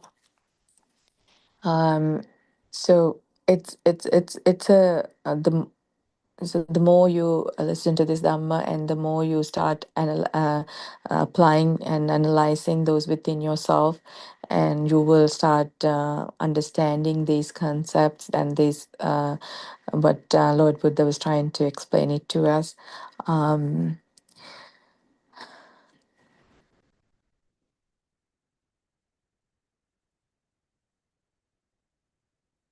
and there was actually lately to kind of share experience. um, as I said before too, like I like to plan everything, and I want everything to go as per the plan, and I used to be so much under stress if something goes wrong. And lately actually I had to do a special project, and before I used to be very stressful of delivering a result to my work. And I actually tried recently that I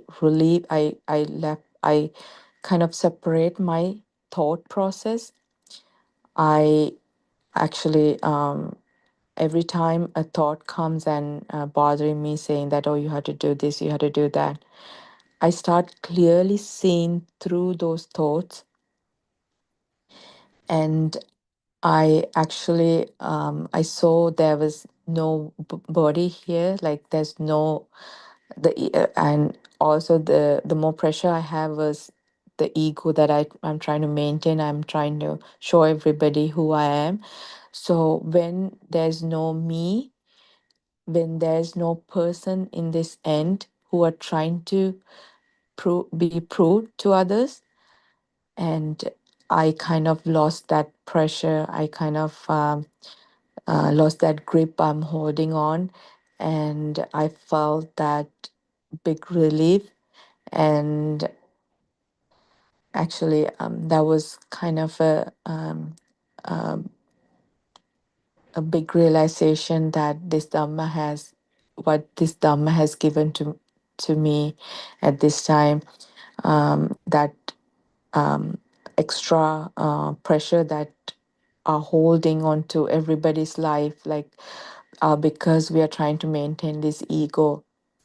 We are afraid that this to fail. We are afraid that how other people will think, and how other people are rating us, how other people respect us. So when you lose that grip of holding into onto your ego, everything becomes so easy, and it just flows according to a system that just flows.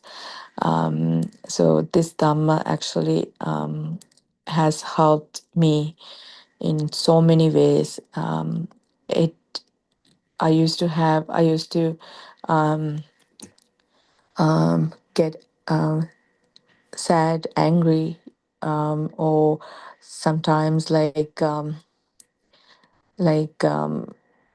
go to extent where, like, at the end when you turn back you feel like what have you done, kind of like very so now actually you go through everything, you see everything, and you even do more, like you there's no person here to maintain, and there's no person that you have to kind of keep happy. Like it's just there's that you come to a point you realize that it's just a system. um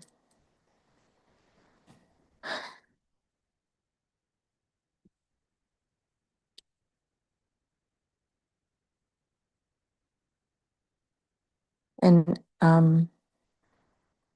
actually if I feel like this platform uh will bring so much to this world, and Arya and Hanse work so hard to pass this message to the entire world. And when I compare myself for who I was before and who I am now, and like actually now I realize actually what really how what really this Dhamma is, and the value of this Dhamma to this world, how everybody, even even the animals, like they say that, I mean, Aryans always say that that will make um, people, any being happy through this Dhamma.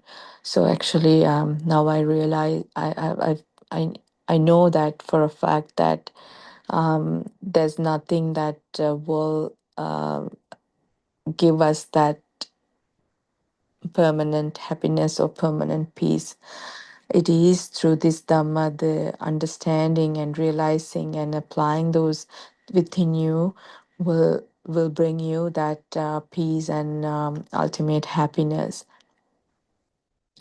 And actually, another thing that I have I have experienced within myself is, before I used to have so many restrictions, like limitations.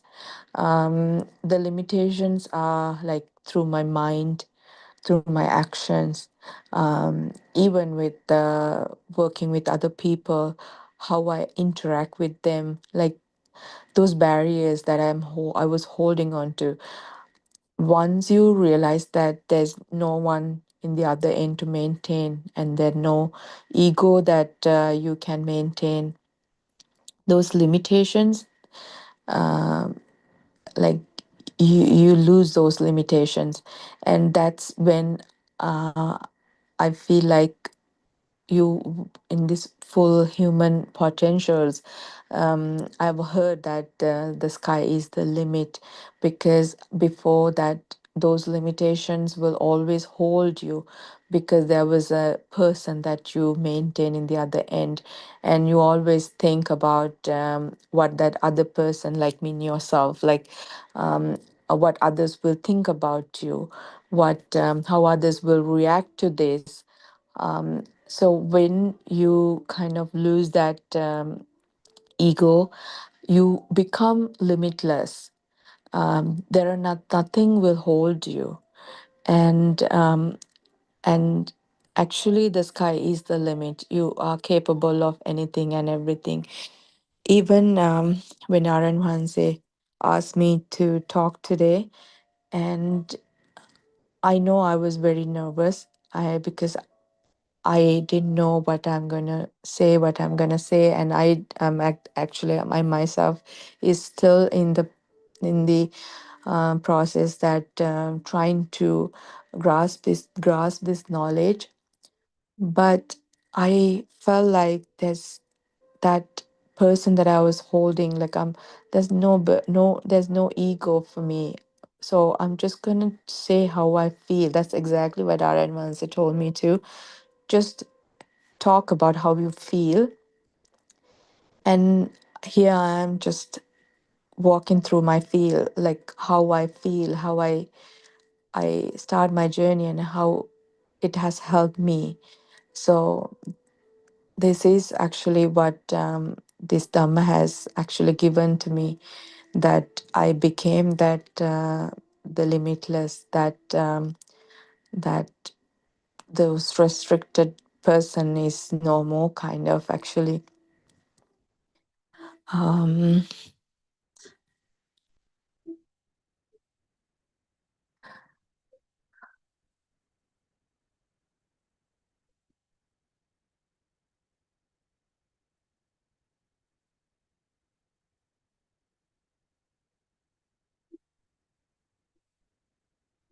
Also,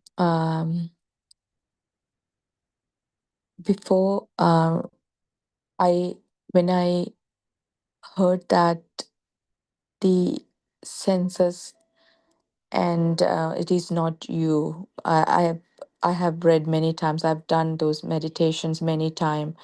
Um, this the sound is not me.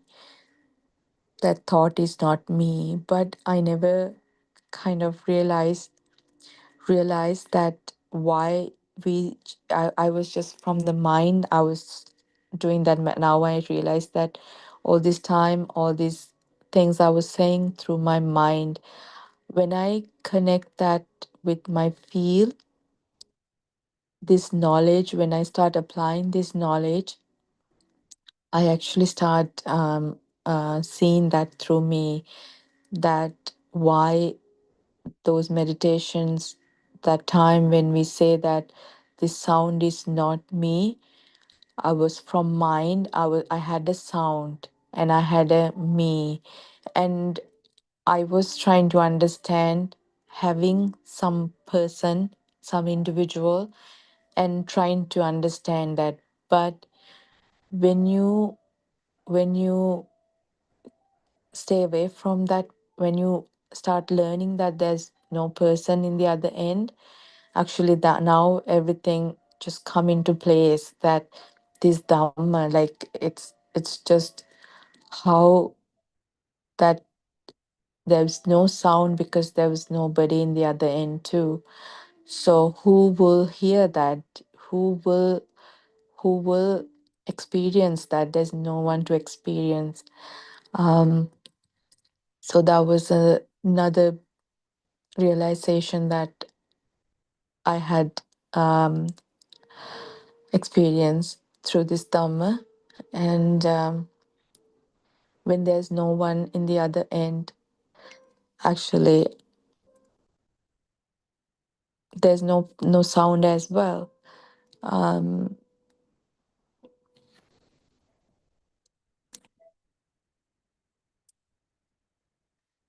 and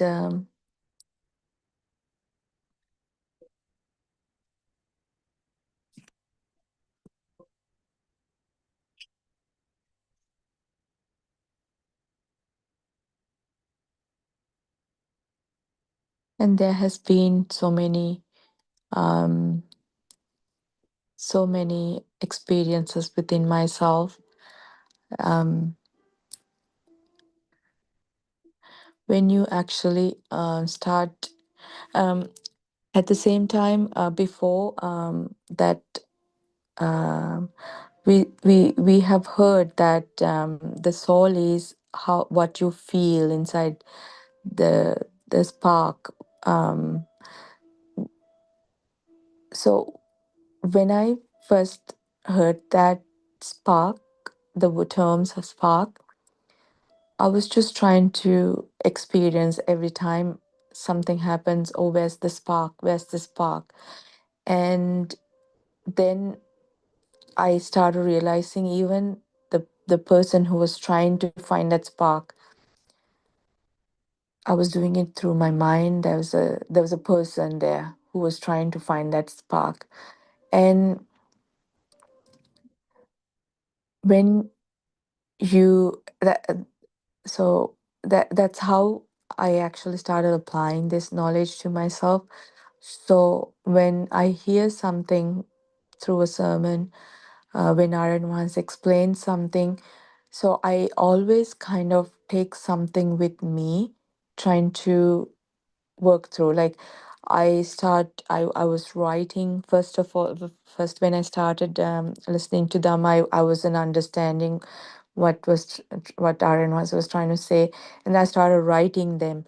And when I start writing them, I kind of saw these connections to, and then it was very easy for me to apply those within myself, because when for someone new who's starting to learn the Dhamma, unless you kind of, if you let those another sermon that just you listen and you come home and you live your life as normal, then it won't make any, it won't bring any result to you.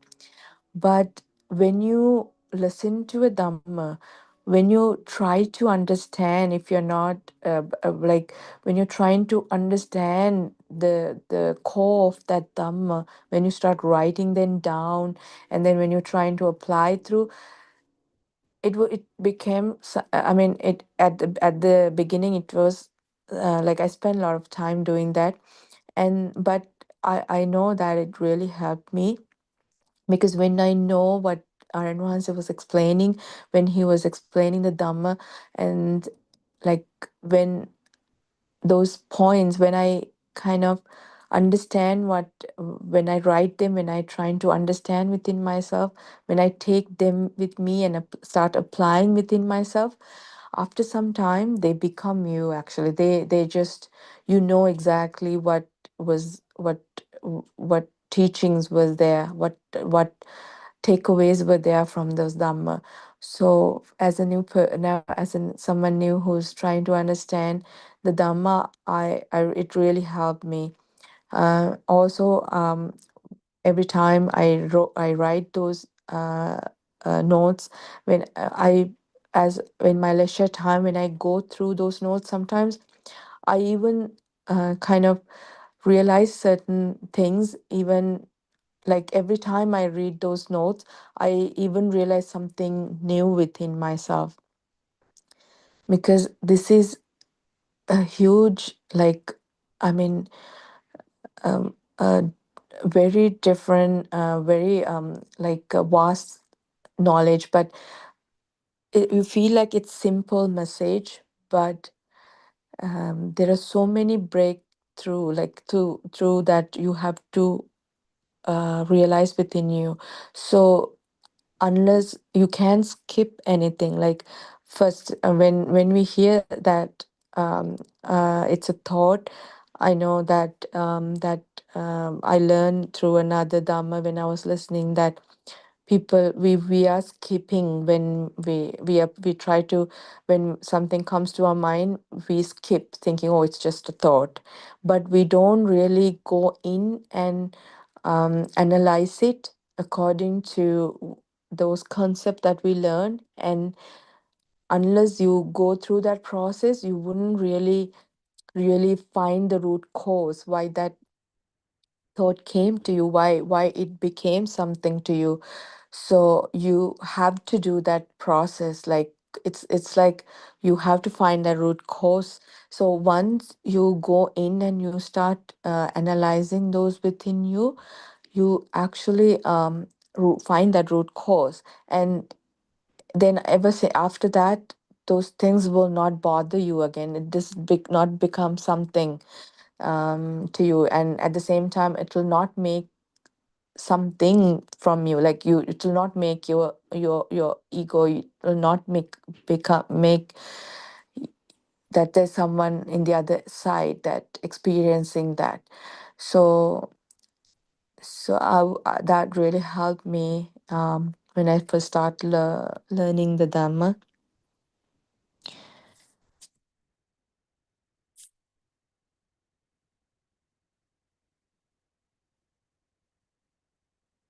And also, as I was telling before too, like I never realized how valuable this Dhamma is, why we call it a gem. Lord Buddha, the Dhamma, the Sangha, who tirelessly who has kept this knowledge going. So when Aryan Wahanse has worked so hard to bring this to everybody in this world, like through technology now, we start hearing this Dhamma. So now there's no other gem in this world than the triple gem. Um, this is actually our own kind of way to the true happiness, finding our own self, to end this suffering.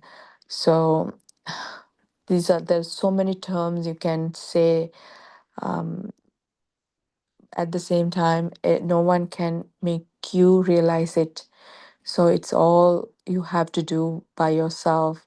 So you have to work hard. You have to, like, I know that we all work so hard to do so many things. Like, we work hard in our jobs, we work hard to study, we work tirelessly for to gain certain things, but people haven't realized that your true happiness is through this dhamma, and we don't work hard to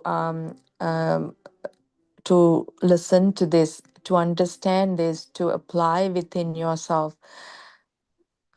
So that's actually I mean, I know that a lot of people are now searching this, and through so many depressions, so many stresses, so many things are happening in this world now. People are now trying to see things beyond what we used to experience. The people are searching to find their own happiness. Um, I'm sure this Dhamma, through this technology, people will be able to find this Dhamma and apply it within yourself, and realize this within you.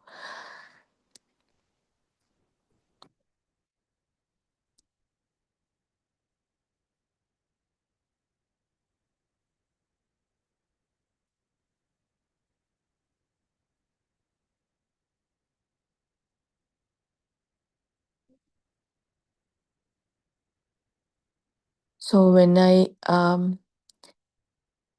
if and through um, actually thinking about um, how to say here, like, there's so many things in myself I want to say, that how this Dhamma has transformed myself. Before, I used to be very anxious, very stressful, um, but now it's like you jump from one cliff to the other, and when you jump from that like, you just feel like who you have been before. This Dhamma has actually really, like, make you happier, they make you free, make you. And also, something I have experienced lately is, when you don't hold on to your ego anymore, when you become, and your the knowledge, the before, you used to, like, go, like, you have to find that, not like, you always believe that you don't know things, you have to ask someone, you have to. But the moment you start connecting to, you get away from that individualized feeling, you become this kind of everything, you become like the universe. There's no person, but that your intuition kind of connects, and you kind of gain that, the when you lose your self, like you, when you don't, there's no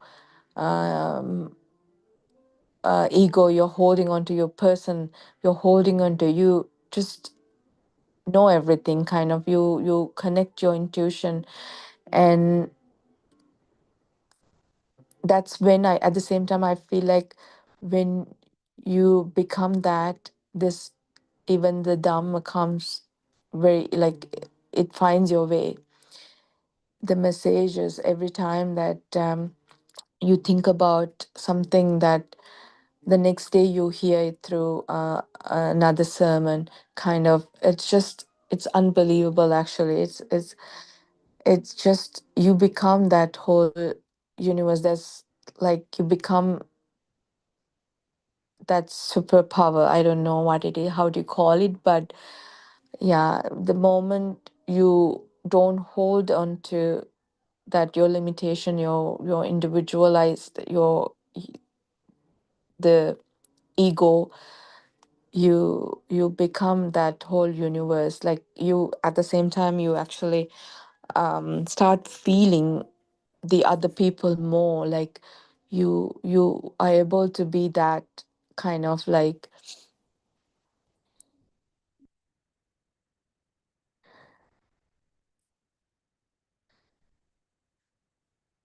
so at the end, at the last, if um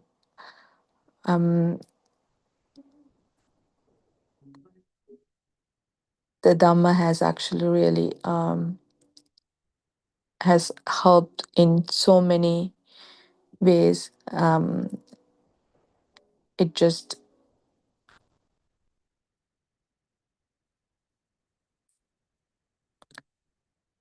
it has made no burdens, no pressure, no stress. You feel like you are just a flying bird. No, no, you don't worry about past, you don't worry about present, don't worry about your future. It's just a system. You let that system flows.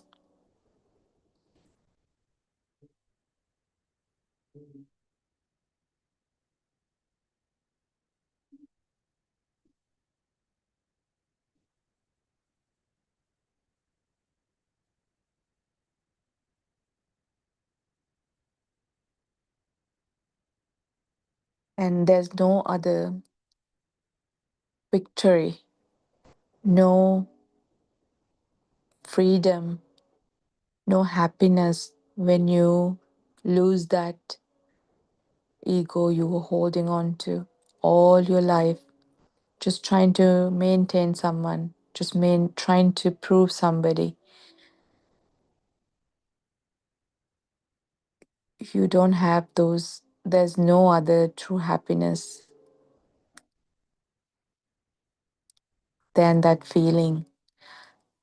This Dhamma has actually has has made me, given me that freedom.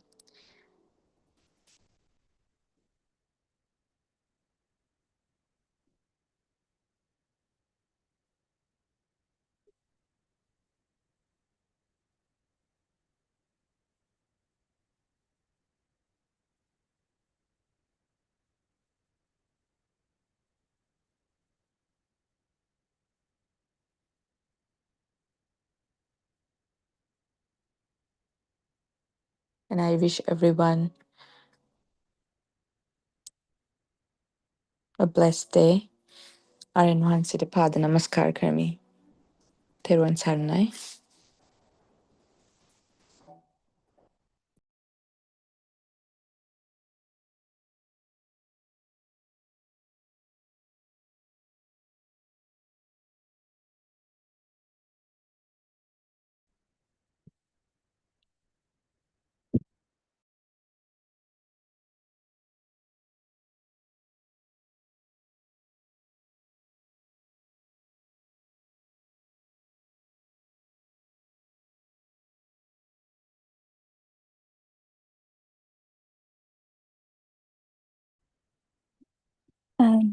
තෙරුවන් සරණයි ආරයන් වහන්සේ.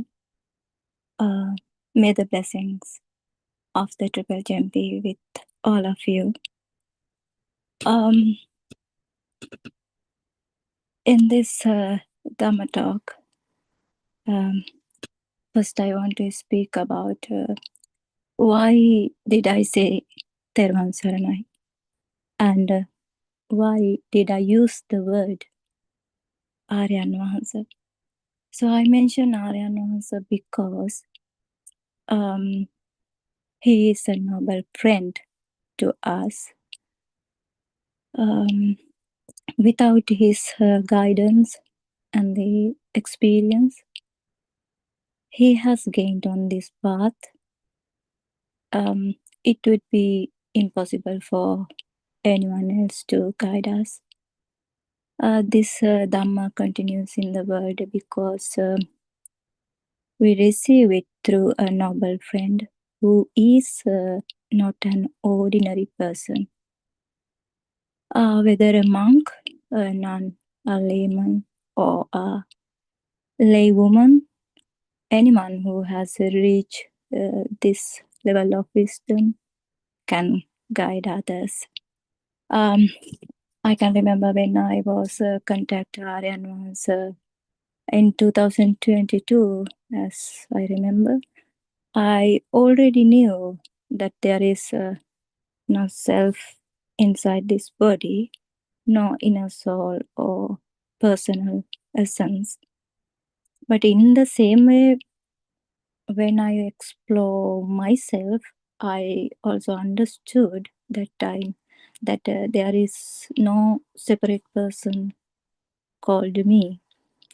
I understood that there is no person in this body or mind, but at the same time, there was a sense of an outer world. I thought that there is an existing outer world, and within that outer world there was eightfold elements, Shuddhastaka. I thought that Shuddhastaka has existing in outer world.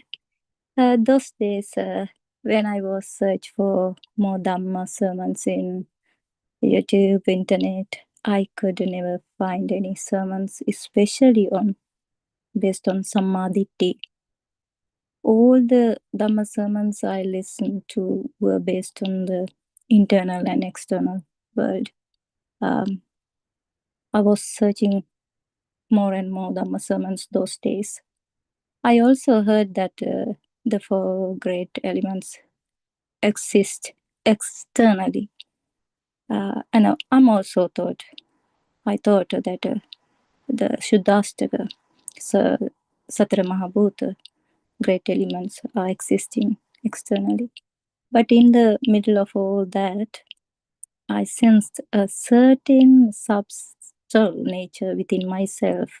There was a problem. I realized that I have a problem, but I couldn't resolve that. One day I saw that there is an outer world, and in the outer world, four great elements appear. One day I was exploring, and I was watching in my mind the image of my body falling to the ground and decaying, how it's become soil like that. But even in that moment, I can remember my mind did not accept it. It didn't like it, like that thoughts. That was when I realized how strongly my mind is attached to this body. I thought that is very scary things. If I lost this body, my mind attached to this body. I saw that day. Also, I saw how the five sense based operate, and I also saw that there is no person within these five senses. Along with that understanding, I wondered if there is no one here in this body, then how do I have relatives? They also the same. they also too must simply be the same nature like me. I thought like that way. Yet at that moment, I also realized that I am still caught in a subtle attachment, but I couldn't find it. I didn't know. I couldn't resolve that problem. Also, one day I was looking at the YouTube. I saw the Buddothpada Dhamma sermons. Before that, before 2 weeks' time, I can remember I was looking about my mind, turning my attention inwards. I wondered suddenly how Angulimala became at Arahat after killing so many people. I thought to myself, I haven't killed anyone. So how did he escape from the karma? That was the big problem for me that time. That was the moment when I truly began to search deeply into Dhamma, but I couldn't find from anywhere in YouTube or internet. I was searching and searching. I was looking for the Dhamma sermons. While that I could listen to the Buddothpada Dhamma sermon in 2022. I understood that is the, when I listened, I understood that is the clarity lies exactly there, what I was looking for. Only when I spoke with Aryan Vansa, did the inner outer boundary became very clear. He showed me how the mind, through its own fabrications, creates something to cling to. It became clear to me later that the Shuddhastaka does not exist outside. Its arising is within this very mind. He showed me that everything external also arises only in this present moment through the mind. Even consciousness is a formation of the mind. Beyond that, there is nothing that truly exists on its own.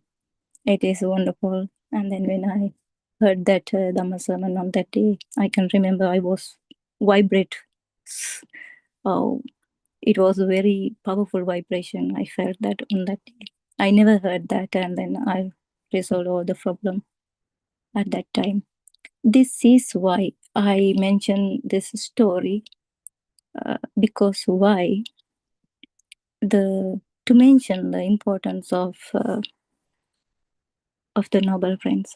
This is why the guidance of a noble friends becomes so helpful. The spreading of this Dhamma to the world happens through such noble friends. Also, I mentioned from the beginning, I said Teruvan Saranai. I thought I want to explain this, why we are saying Teruvan Saranai, or blessing with the three noble triple gems. Teruvan Saranai, what I mean is this. When we say Teruvan Saranai, we are taking refuge only in the Buddha, the Dhamma and the Sangha.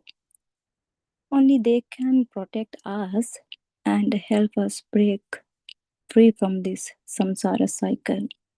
That's why we are calling Teruvan Saranai. Actually, it's not just words or prayer. It is not just saying a word. It's practice. When we say Buddha Saranai, Buddhan Saranam, Buddhan Saranayanam, it means seeing the nature of this mind in this very moment with awareness. And it's not only that, it's also seeing the mind illusion and delusions and freeing ourselves from them. These thoughts arise because the mind connects with the external world, and from that connection, fear is born. That is how the cycle of samsara forms. Seeing this clearly, becoming free from the mind, and is the only real refuge. only awakening to this truth becomes our protection. That is why we say we take refuge in the Buddha. Simply bowing to Buddha's statue or turning the mind towards a painted image of the Buddha in our mind is not the same as taking true refuge. When we say our protection, it doesn't mean that there is a person or soul being protected. At the end, there is no permanent self to protect. In this path we can find. You will understand this at some point when you practice, and when you realize this Dhamma very clearly, you will see that there is no person to protect. It may be difficult to grasp until we start observing our mind from the very beginning. It's very difficult to understand. But with this practice, the true Dhamma becomes very, very clear. The second refuge is sin disillusion and the movement of the mind and free ourselves from them. That understanding is the only true protection from suffering, only the refuge of Dhamma. We understand and we realizing of the true Dhamma, the direct scene of reality can truly support us to eradicate this defilements. Without that, simply listening to Dhamma sermons is not enough. Practicing, seeing, and directly understanding the true Dhamma, that is the refuge in Dhamma. So, in the refugee in the Sangha is the state where you clearly see the mind illusion, let go of both the external and internal worlds, and remain steady in every posture. We can practice any posture. When we are talking with someone, when we are seeing something, when we are cutting, when we are cooking, every action, every posture, we can practice this Dhamma. Without this inner realization, merely listening to sermons or repeating words we cannot pray from suffering. The Sangha is not just a Buddhist monk. The true Sangha is within you.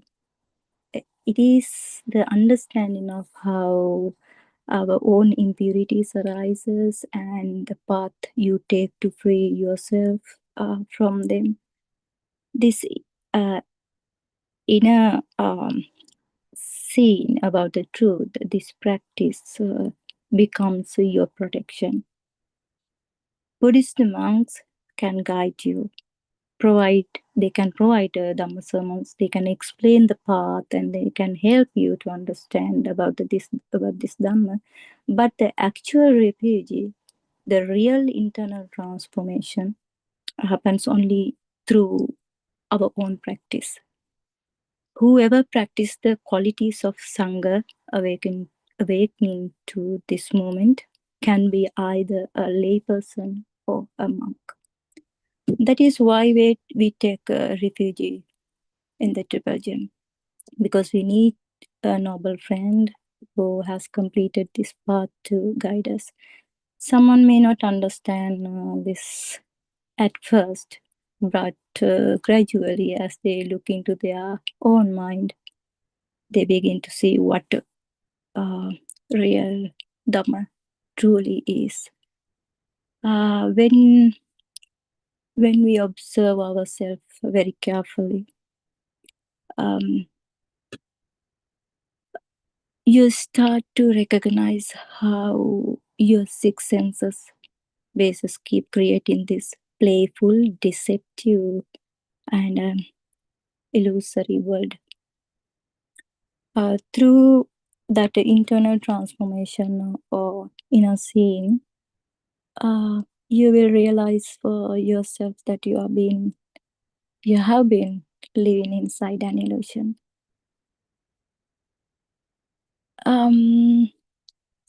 If you haven't explored yourself, but slowly you will recognize the sense of true Dhamma. As you watch your own mind, you see your six senses waves this entire illusory world.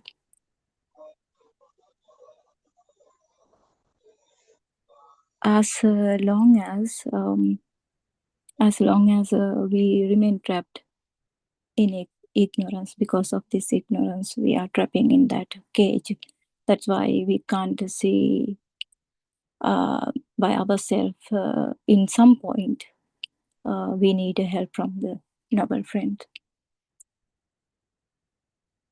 We can't see a way out of this illusion. But if someone truly understands how frightening and endless this samsara cycle is, and genuinely seeks freedom from suffering, then wisdom begin to arise. Only when a person honestly looks for a way out does the Dhamma reveals itself.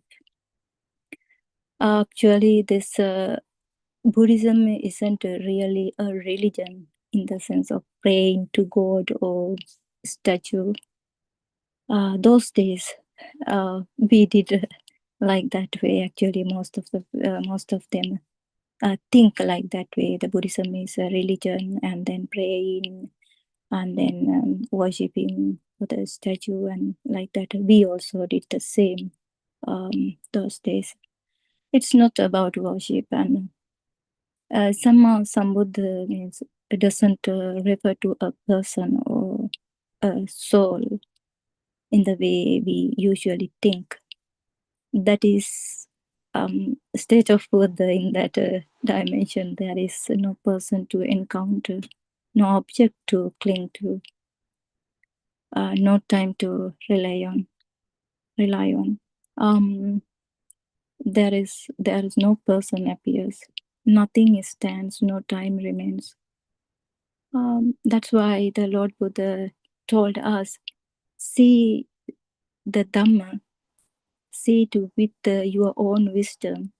Only a mind freed from its own illusion can awaken to truth.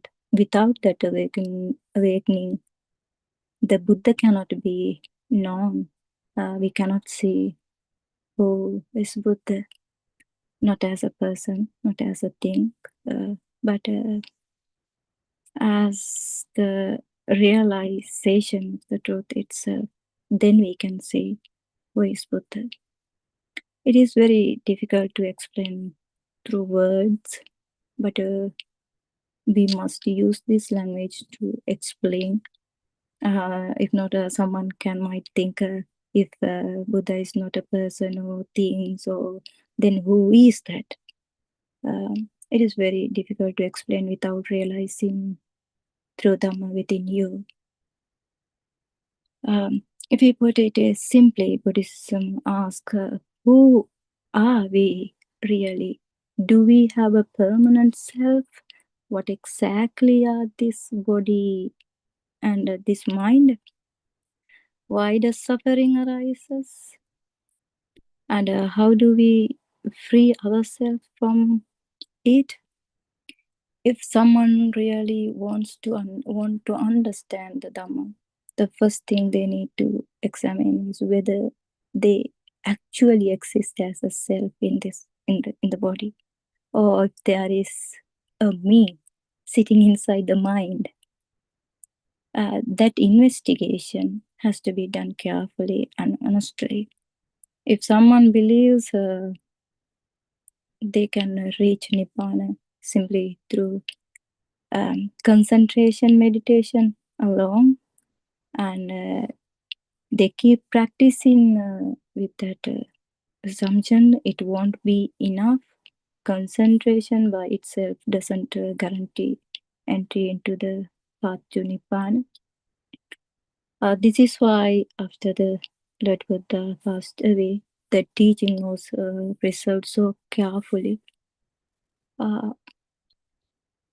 If this Dhamma isn't understood properly, without realizing, especially dependent origination, or even the basic nature of how the mind is formed, we lost sight of how we get caught in samsara cycle. The Lord Buddha showed us how the mind becomes entangled and how it can be freed from its scattered, restless nature. Just like in the Buddha's time, the Buddha's era, even today, many people spend years practicing concentration meditation, hoping they hope to complete the path to Nibbana through it. We must honestly examine why the Buddha walked away from the teachers who trained him in concentration meditation. Pasvagatausan. What was he searching for that they could not give? Was it because concentration alone cannot reveal the true Dhamma? That's why Lord Buddha, the Siddhartha, left his teachers, because they also did the concentration meditation. In the same way, when we carefully did to explore why the Lord Buddha taught dependent origination, we begin to see that it is not about the external world at all. This Dhamma is pointing directly to our inner experience. In the Buddha's time, people we heard about the characters of the Angulimala, Sunita, Sopako, Patachara, and Kisagotami attain Nibbana. Not by doing rituals, not by offering puja to change their karma. We never heard through the stories, and not by meditating for long hours. They awakened by understand true Dhamma in the very moment it was taught. This is why the Lord Buddha taught us not to search for the truth outside in the universe. The beginning and the end of this whole world are found within your own body and mind. And you must look within yourself, not outside. Because everything we experience arises from our own mind through our five senses. This is why Lord Buddha taught that the world is the six senses basis. He showed the Salayatana Loko because the world you experience is created entirely through your own six senses. Eyes, ears, nose, tongue, body, and mind. These are what build the world we live in. Without them, there is no world for you and for me. My world is created by my senses. Your world is created by your senses. This is why the Lord Buddha said as a Salayatana Loko Salayatana Nirodho Nibbana. So Aryan explained this way all the time. He's explaining all the time. He was pointing to the simple truth that the world arises throughout our six senses. When you clearly see the world is created through these senses, and when the activity of these senses settle and is released, that ending is Nibbana. Freedom from suffering comes from the ending of the world that the six senses keep creating. During the Buddha's era, when Satya Angulimala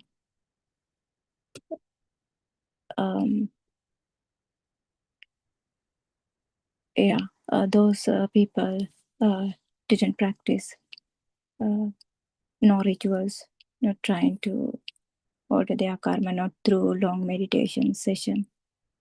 They haven't done anything, but the awakening happening to direct insight into the Dhamma at the moment of hearing it.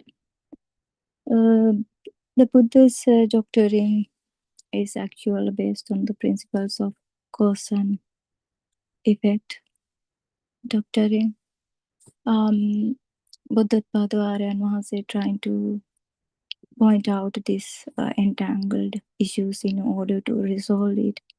The practical side of this cannot put into words. Buddothpado Aryan Mahase discourses show the path correctly. No one can poke fingers to make holes in them. Actually, every steps he's showing us if there are any one little mistake if we do, then Aryan Mahase show us, and because he presents the Dhamma only after understanding and realizing it, because who hasn't completed this path to Nibbana, then they might trapped in some point. It was really helpful to understand this path and about this mind. It might trapped can be happen anytime. So there is a clear purpose in this practice, and that purpose is real. Concentration meditation is helpful because it is stabilizes the mind and supports loving kindness. It is very valuable practice. But even then we have to recognize that the external world and the feeling we receive through our five senses continue to appear as if they are truly existing out there. At the same time, the idea that I am in here experiencing an external world also feels very real. Because of that, an internal world and external world seems to merge together, creating the sense of a solid self moving through a solid world. This is what happens when we are doing concentration meditation. We are focusing in one object, that there is object, it is real for us. Then if there is any object existing, means that the soul there is a soul. This whole sense of creator, I have a soul inside me, and there is an external world out there is exactly the illusion the Lord Buddha explained through dependent origination. What he showed is that there is no permanent self, so non-soul Dhamma, no fixed person hidden inside the body or mind. If you really look closely at how this world comes into being, turn your attention to your own mind, to the thoughts that create the world you experience, all the things you have learned from childhood up to now, everything you gathered through the six senses. And they all stored in our mind. And isn't our world simply the information we know? Beyond that, is there really anything else? Nothing else. All the data that we learned through from our childhood to up to now. So everything is so our mind. Look and see how, because of this thought created world, we come to know happiness and suffering. For happiness, good, bad, or suffering to arise, there must be two sides connected. If happiness, if there is a suffer, or good or bad, anything exists for us, that means we are connecting to both sides, internal world and external world. When it's connecting together, the happiness occurring, and then the suffering, like that. Just like many strands twist together to make a strong rope. All the things we take in through our five senses twist together to make our mind like a big rope. If we think about one piece of data, when many little strings are twisted together like that, they become a big rope, just like one of our thought. In a single thought, all those small pieces are mixed and entangled together. So then we must ask ourselves, is that thought really one truth? Because if we untwist it, we can see it is made of many little string, like one sense comes from our eye, one comes from our ear, and then color is coming through eye, the sounds comes from ear, and the smell comes from our nose, like that. All are entangling together to create one thought, one object in our mind. Then we hold on to those thoughts as mine. In the same way, we hold on to outside things as mine. My father, my mother, my pen, my book, my car, my house, everything is mine. Because of this, grasping, craving arises. Without that grasping, happiness and suffering, every feeling would not arise. As example, if we think about how we experience our eye, if we think about our physical eye, the eye is a sensory organ that detects lights and converts it into electrical signals.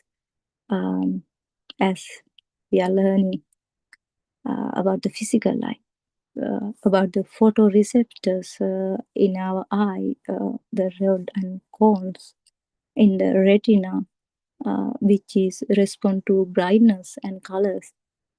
But never these electrical signals can recognize the color name, like yellow, red, or blue. That electrical signal never can understand about the name of the color. And it, what's happened is that we humans have created names and categorized for this stimuli. From childhood, we learn through our parents, teachers, and to call certain patterns of light, yellow, or a specific shape, like a flower, book, chair, like that. This is the truth of our illusory world that we experience. if someone is able to observe how these objects are formed in our mind and how they disappear, that is very important to realize the true Dhamma.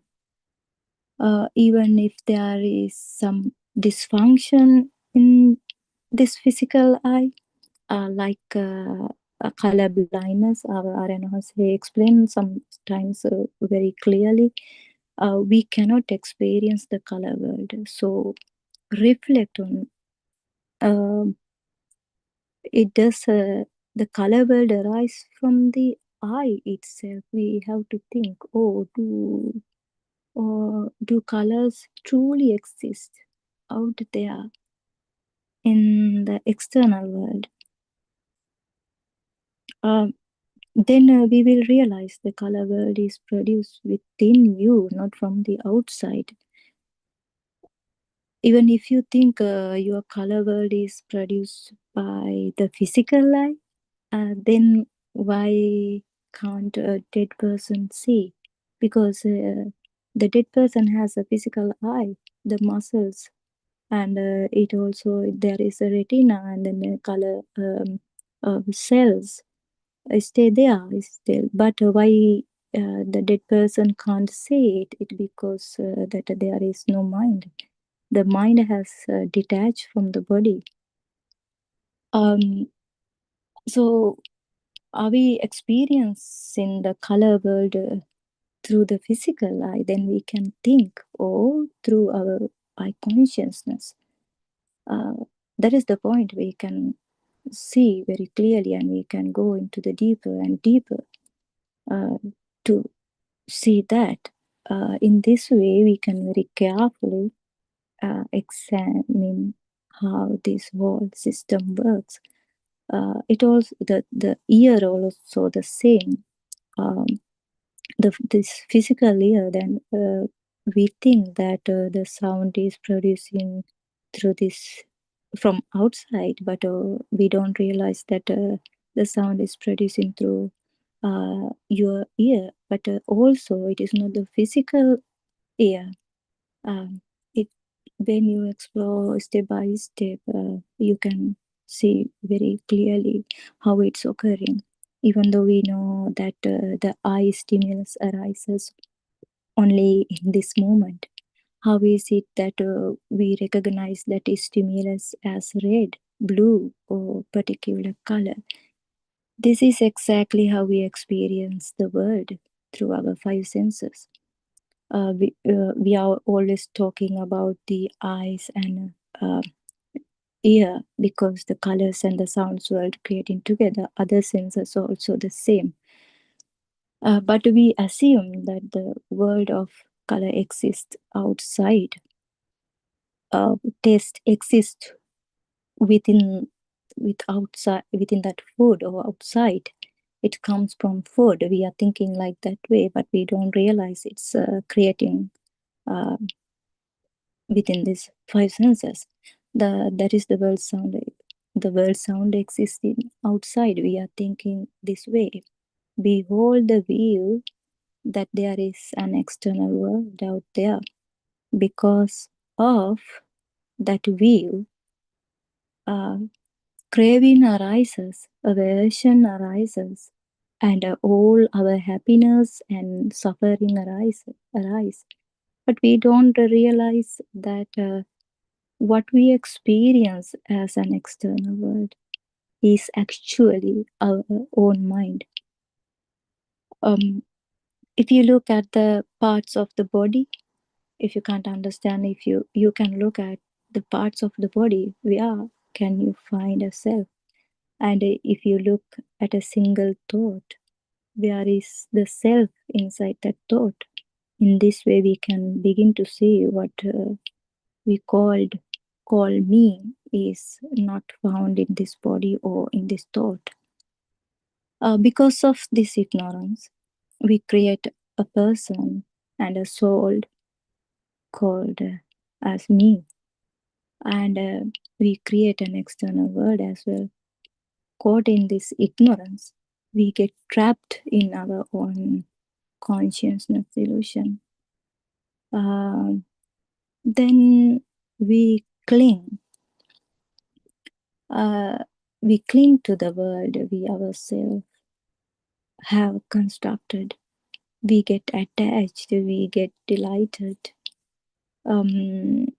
we get burned, we get frightened. We don't understand these Dhamma principles. We either embrace our own illusion or resist it, or we keep fighting with it. So what is this natural law that no being can escape, no matter what karma they create? This is the point we need to understand. The very place where we create our own karma, if we don't see true Dhamma, that there is no karma when you see true Dhamma.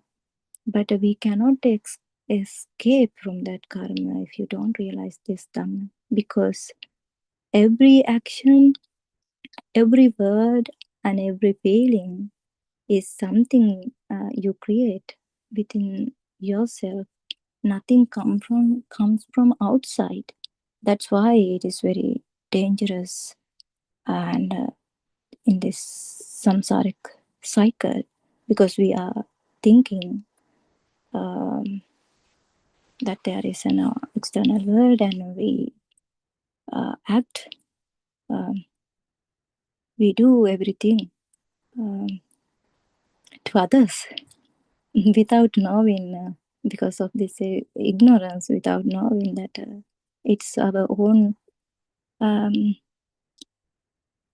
mind consciousness. We don't know that. That is the reason we need to understand. Think that when you say someone is shouting at you or making you angry, aren't you reacting to the color world or sound world that arise within your own mind? You cling to the sound you create and you suffer with it. And we have to look carefully, even for a single moment, at how many thoughts arise in our inner world, our mind, without knowing it. How much sankara is being generated for a second, how many bhava we are producing, how much becoming is being constructed. If we don't realize this Dhamma, we are producing more sankara, or we are generating more bhava. If we do not discover or realize this true nature, this Dhamma, in every single moment, we are constructing, we are producing a new becoming. Moment by moment, we build the next existence because of this ignorance. But one who truly understands this Dhamma cuts off becoming, and they becomes enter the path to Nibbana, the bliss of awakening to the moment. Kshana Sampatti means seeing the truth here and now, in this moment. The bliss of awakening to the moment means truth here and now. When you truly practice and see for yourself the path to Nibbana, the wisdom naturally occur within you. But there is no person, but we are talking as you. You need to see the true nature of the object or thought that appears in the present moment. In reality, there is no lasting truth in these thoughts. They arise and disappear too very quickly. When an object becomes real in our mind, a sense of self appears either as something inside or outside.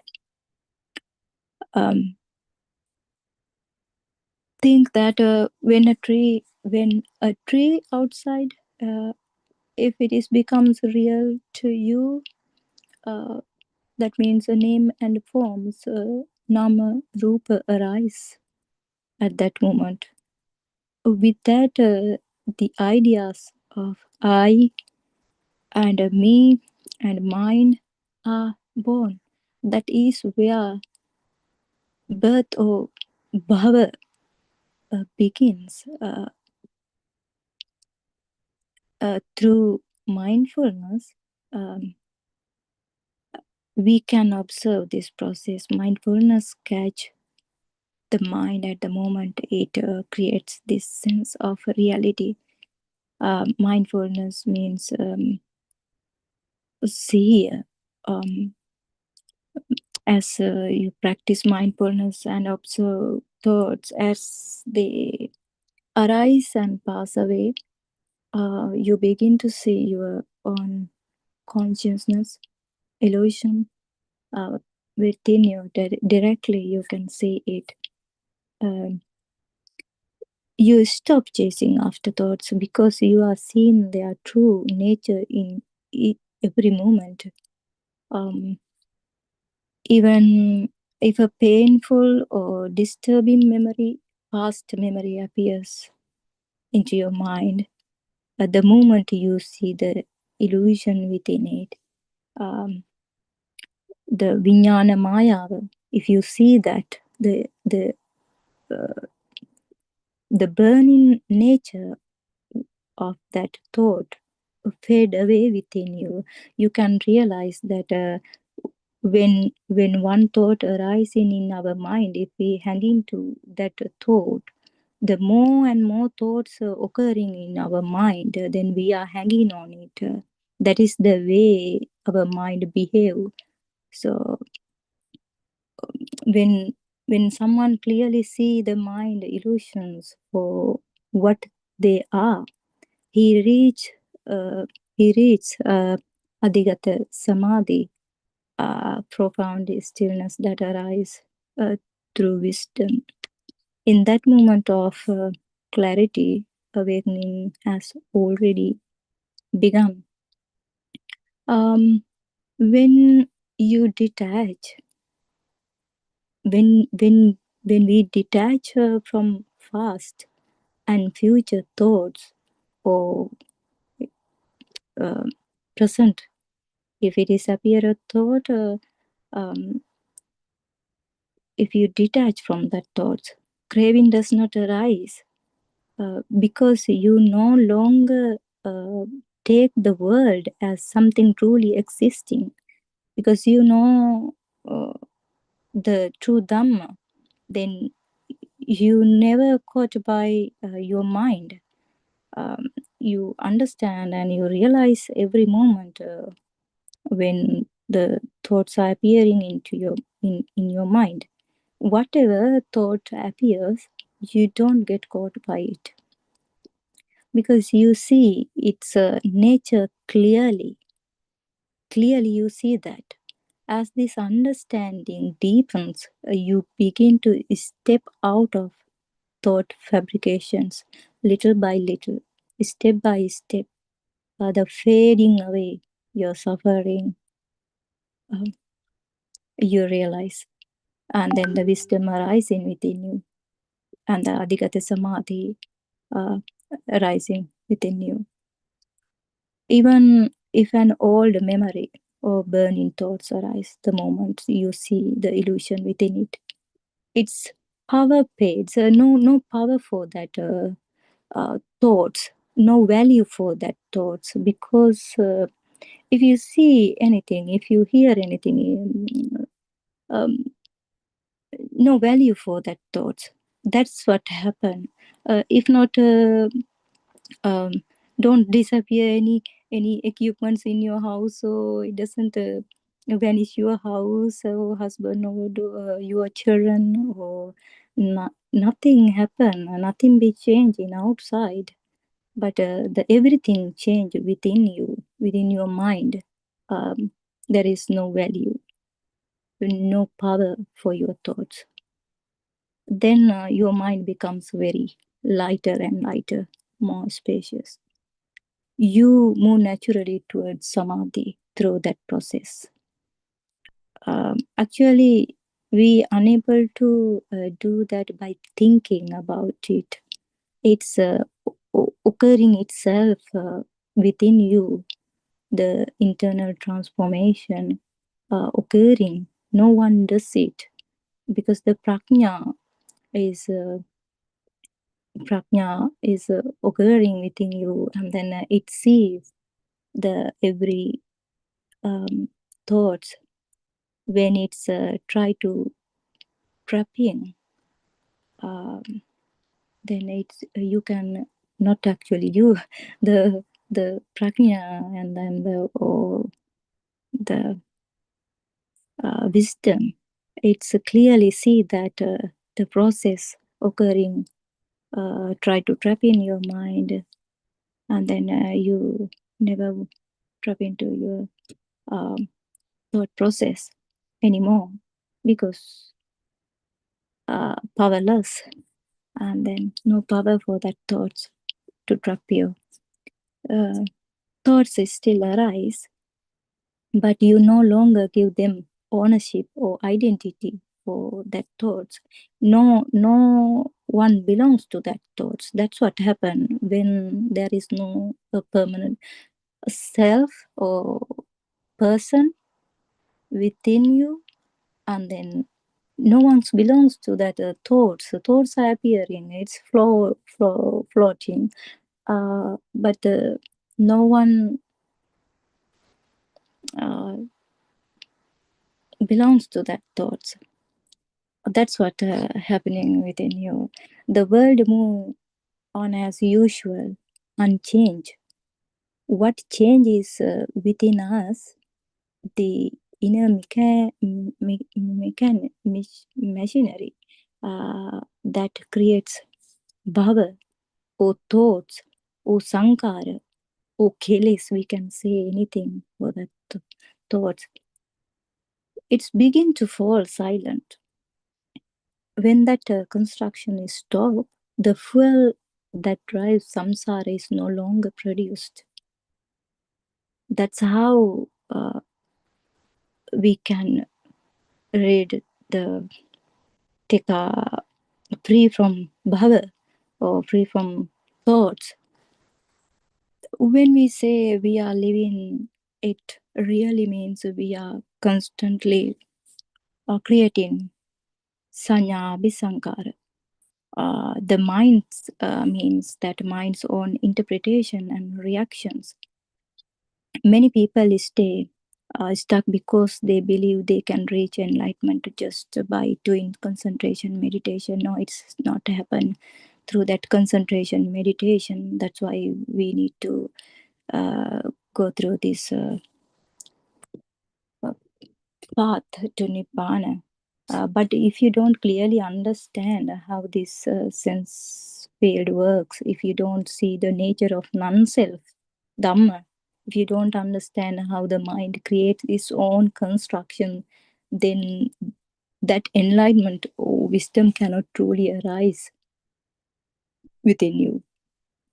At this point, many people may misunderstand when we say there is no external world. It does not mean that nothing changed for you, or that your children or your husband suddenly disappear. No, that is not meaning like that. What it means is that within your inner awareness, the called external world does not arise as something separate. Only that much is happening. Without that inner construction, nothing appears as an outside world. But this does not make your family or the trees vanish. It's happening within internal transformation within your mind. At this stage, what truly happens is is the importance we give to thoughts dissolve. The mind which once held them tightly loosens its grip as those thoughts lose their weight because no value. The inner burning, that constant agitation born from clinging, naturally it becomes settles, and then you become no firing within you. It doesn't occur within you because this thought process it doesn't produce fire burning sense within you. In Pali it is said as Viññāne Anidassanam. It is also named as Pache Parigraha Jnane, awakening to the moment.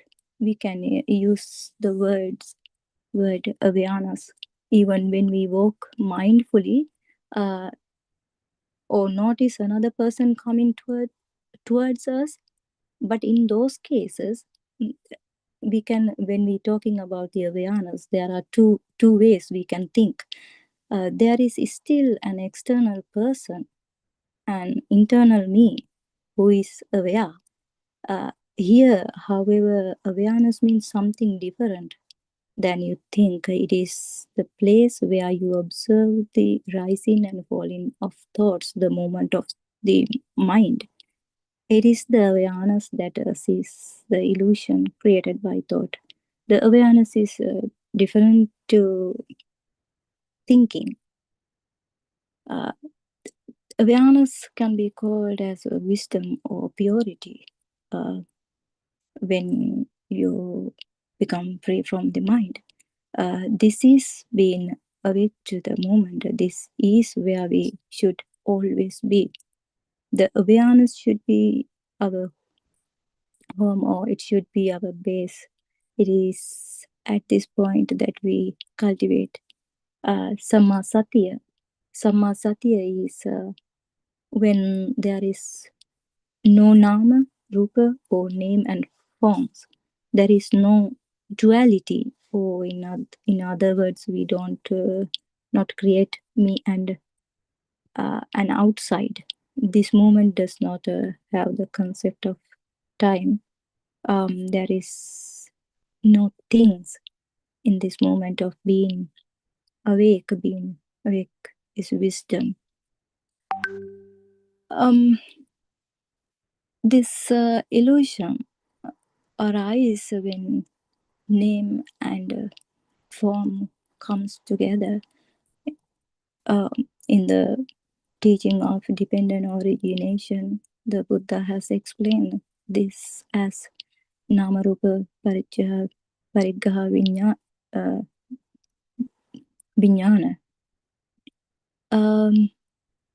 This means when we believe in inner thoughts, Nama, and we also believe that there are real objects outside, that combination produce yet another knowing, another thought, which itself an illusion, a fabrication, a lie. In the same way, coming together of the sound and color is called Namarupa. For example, when we hear the word mango, Nama, the image of the mango comes to our mind, Rupa. The coming together of the sound and color is the creation of an illusion called thought, or Vijnane. The sound and color is put together in your mind consciousness. Let's think about mango. When I say mango, a picture appears in our mind. Not only a picture, even sense of weight or texture can come. How it's hard when we hear the word of mango. It's color appears in our mind, even though the fruit is not there. the firmness once felt through touch also come back as a memory. Even we can remember the taste because the sour taste and because we have known it before. The name, the color, the smell, and the taste, all of these arise in our mind from that one word.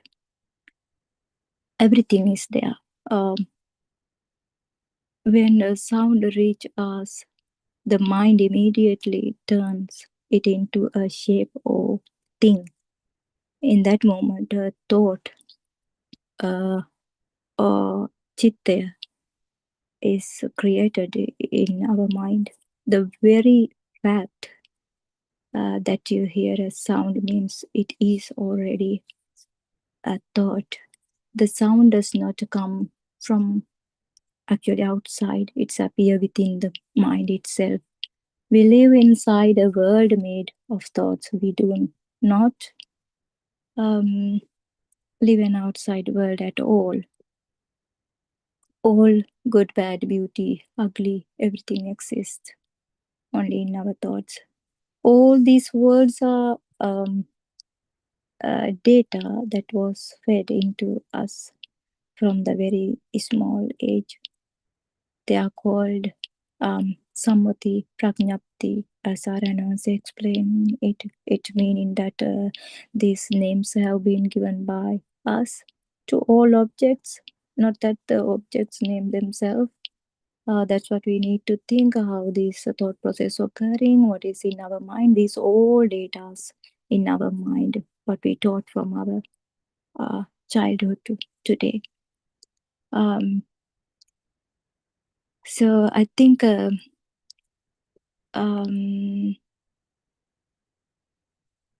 if someone is searching for the path to Nibbana, they can listen to many Buddothpada Dhamma sermons on YouTube and the PeoTV as well all day long. This guideline helps you awaken to the truth and develop wisdom and free yourself from the samsaric cycle. It is the important things. We need to understand our vijnana maya, our mind consciousness, how it create and how we act, how we talk, as thinking that there is external world as existing outer world, and then how we create bad things if we don't know about this true Dhamma. It is very dangerous. That's why we need to know about this true Dhamma. One day you will realize why it is important. Actually, the Dhamma becomes a supporter for realizing the truth. Someone else may also connect with this. I think Dhamma discussion. I think Chandrika will continue this Dhamma sermon. May the blessing of the Triple Gem be with you, all of you. Dharan Sarnaya Aryanansa Pada Namaskara Karana.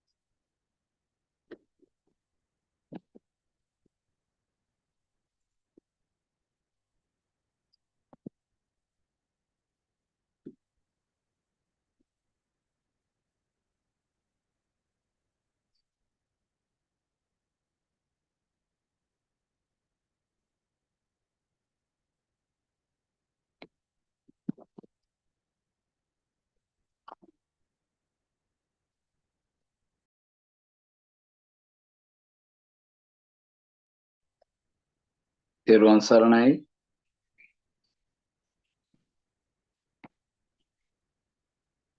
තෙරුවන් සරණයි.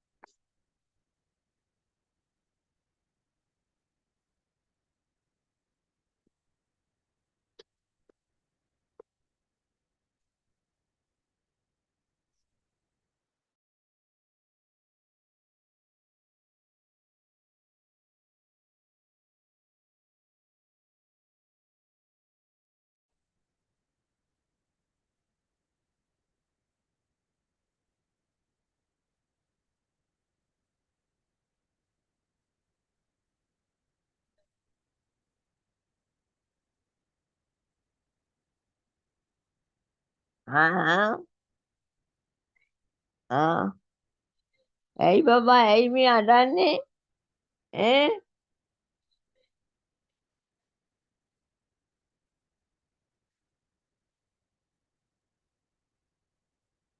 හා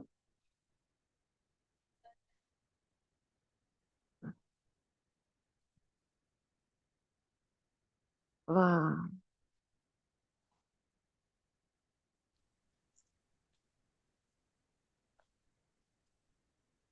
And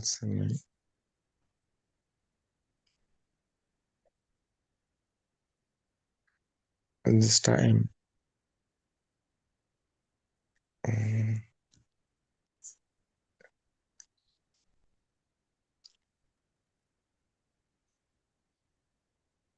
I think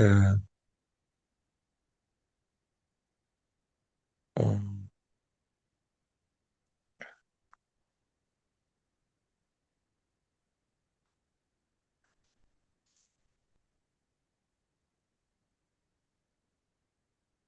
ඉන්න පූසා ඔම ඉන්න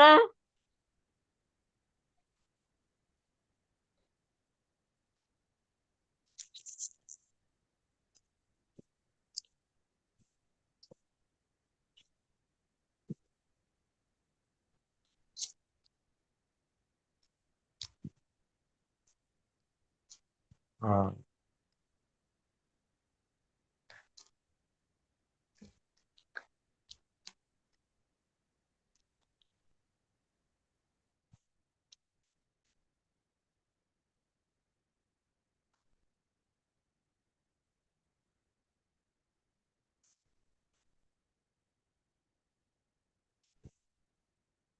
it's very important. Is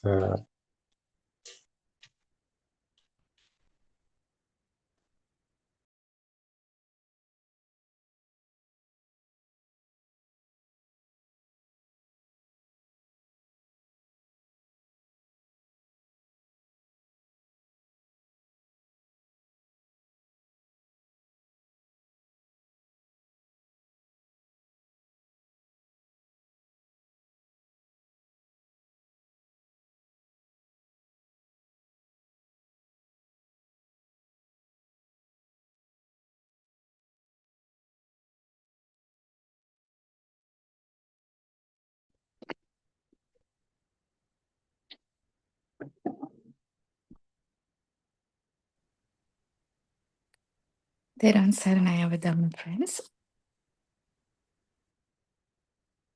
තෙරුවන් සරණයි. So we are going to continue our discussion. I'm sorry for the delay. I had an issue with the time.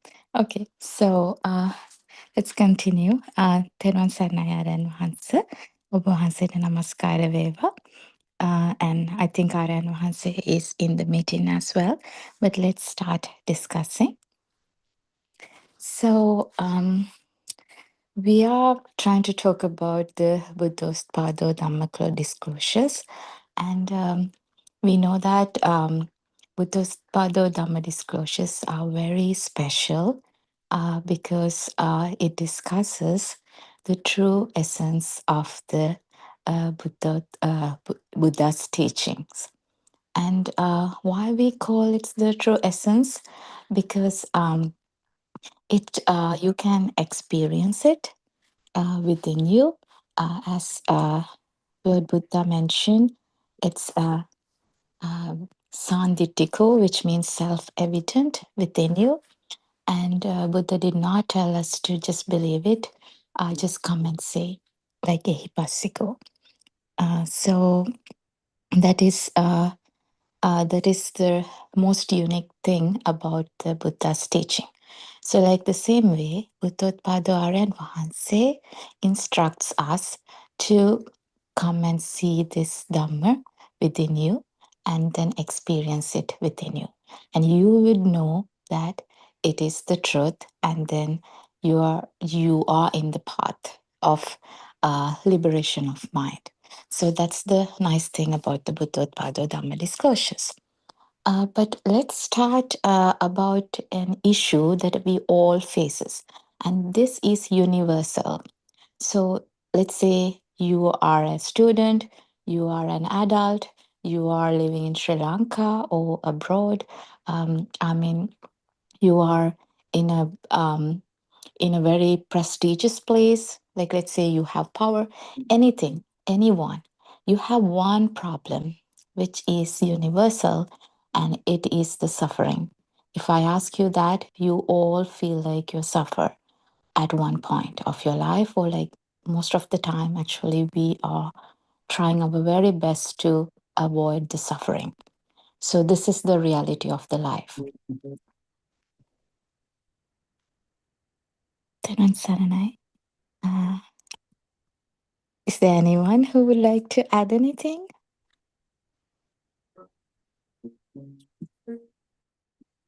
No. Okay. So I will continue.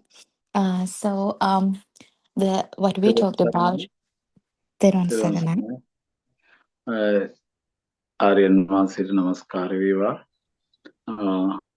All of you, good morning in Sri Lanka. First time I'm joining this Zoom meeting.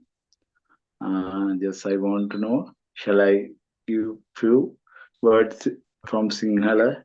Please give me a discussing about the Oh Atmiya no, Swabhavi. no, Sampath, it's okay. Sorry, this Zoom is not going discussion. This Zoom is Sorry, only the yeah, only the I don't. Just first Dhamma time I'm. discourses is going on. Okay, Aryan, very It's okay. sorry. Zoom Bigger pardon. discussion is going. I think 2 to 3 o'clock Sri Lankan time. Where are you? Very sorry, Avatir. No, it's okay. Sorry. Where are you? In Sri Lanka? Oh, I'm in Sri Lanka. I'm Sampath. it's okay. You can discuss 2 o'clock after Thank you very much. 1 hour Thank you there so much. discussion time. Okay. Sorry, It's okay. sorry. It's okay. It's okay. Kavin there going on. It's okay. Teran Saranai. Yes. Yeah. So we were discussing about the suffering. So the suffering is the universal problem, and we try to find the solution for this suffering. I mean, everyone. But is it a permanent solution? That's a question that we should ask from ourselves. So just think about like that. When you feel sad, you try to avoid feel sad, and then when you feel hurt, you try to avoid feeling hurt, and you try to find a temporary solution. But it arises again, and always anything that we do with an effort come back to the same point again, and you suffer. So it's like you try to, when you try harder to avoid suffering, it arises more. So it's really hard to let go of things, and people say that it's an art to let go. Why? Because if you try with an effort, you are not successful. So anything that you do with an effort is temporary. So first of all, we need to understand that. And then the once you actually understand suffering, what I mean by that is Buddha did not only talk about suffering. Buddha talked about the noble truths. So the Four Noble Truths. The first one is the suffering. So the suffering that we talk about in the day-to-day life is not the actual deep suffering that the Lord Buddha talked about. So that's very important. So when you know, to understand that, actually we need to understand the mechanism, the thought process, and how the thoughts arises and ceases, and how the defilements arises and ceases. So the Buddothpada Dhamma discourses are so important because for me, what I see that there are two main categories are satisfied in this deshana. So as an example, just think about that you are given a math problem to solve. Let's say you try to do it without knowing the basic algorithm or the theoretical method. You try to sit and approach the question. You are not successful because going to the practical aspect without understanding the theoretical background is not a good path. It's not a successful path. But let's say you're doing the reverse thing. You try to work with the theory only, and then you check the math problem and you think that you can solve it. You learn all the necessary theory part, but you cannot solve it because you're not practically practicing these methods. So the both aspects are very important. First, you need to understand the problem or the issue that you're going through intellectually, which is the suffering, or how does the suffering arises due to the thought process. And then once you understand that, you will implement it with the practical techniques, which is actually not a new or different thing. It's actually understanding yourself. So I think Aran Wahanse tried to convey this message again and again. Dhamma is not somewhere else. It's not a knowledge that's residized somewhere and you learn it and you get superior with it. Dhamma is actually within you and it's you. Dhamma is you. Understanding the illusion will shatter the ignorance and then you will your suffering ceases, yourself dissolves. So this is another secret. So understanding is very important. What I mean by the understanding? So the philosophy part, the Buddhist philosophy. So how to understand the Buddhist philosophy? The noble friends come very handy when it comes to understanding the correct Buddhist philosophy. So Buddha said that once to the Ananda Thero, that noble friend, the whole community, we call the sasana in Sinhala, relies on the noble friend. So what is the sasana? So the people who practice this Dhamma, the community, and the Dhamma itself. So is relying on the noble friends. So and in the society, people get mistaken by this word noble friend mostly. Why? Because people think noble friend is a good friend. There are good friends who teaches us good things and then help us when needed. But is it a noble friend? So Buddha talked about a special type of friend, and then is it the friend that help you every day and feel for you? No, the Buddha's explanation is deeper than that. So the noble friend is a friend who actually felt Dhamma within themselves, experienced the Dhamma within themselves. And the friend that explains the Dhamma with the true essence, with Buddha's teaching. That is the person who that is the noble friend. So the noble friend's message is very important to understand the Buddhist philosophy, and it is not like a big complicated theory. It is actually very accessible, and it's within you.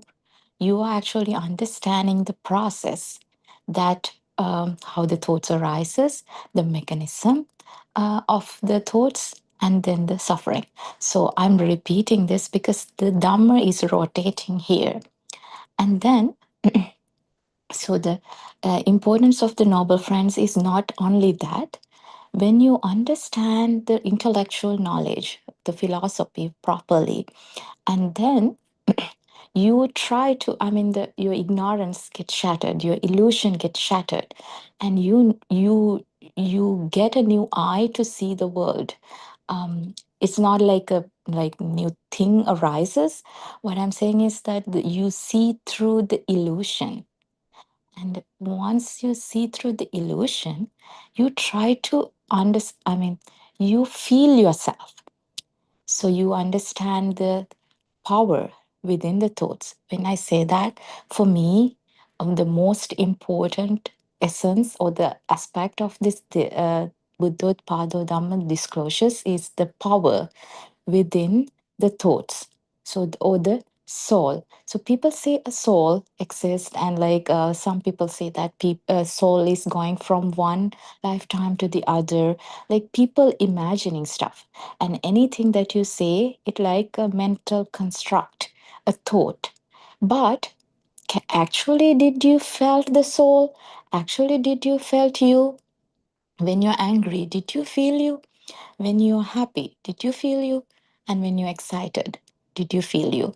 So, every thought, every emotion within that, there is a power associated with it. So this is the this is the most important secret that Buddha delivered to the world, and then Buddothpado and Mahansi has opened it up again after a very long time. So, but what I want to say was like, if I go back, the noble friends. So we are so fortunate to born in this era. Why I'm saying that, if I were, if I go back in the time when I was a kid, I was born and raised in Sri Lanka, which is a Buddhist country, and the Buddhist culture is a prominent thing in the society, and everybody respect Buddhism. And then we go to this temple and worship. We talk with the monks. We try to listen the Dhamma, and we learn Buddhism even in the school. But at the end of the day, those all everything was a thought. It's like a bunch of words and just a knowledge which do not penetrate through in the level to the experiential part. So you would not experience it if it is not aligning properly, in other words. So the Dhamma that I listened before did not resonate with me. Or in other words, I would say it temporarily ceases the suffering, and I suppress my feelings. Try to suppress the anger, and I try to make sure that I'm being a good girl, and I will behave according to the society standards. Those are the traits that I practiced. But at the end of the day, it did not give me a permanent happiness. That is what everybody's searching for. What is the ultimate happiness? So that's why the Buddothpado Deshana is important, because it's not just focusing on the traditional things and asking you to. Buddothpada Aranwasi does not ask you to suppress your thoughts, the feelings, anything. So only understanding the illusion here, you could move forward without an effort, and your defilements fades away, and then you can experience it. So the noble friend is very important, and the practical path as well. In the practical path, noble friend can help you. Why? Just think about this example. So a student in the 12th grade is trying to solve a problem, like let's say a hard mathematical problem. So if you're trying so badly, but you're stuck there, there is another person who experienced it already, maybe a college student, come to the the student who is trying to solve the question, and then help the student. Okay, so you're stuck here because of this misconception or because of this wrong vision. So clear your vision here, and then this is what you need to do. So that is very easy.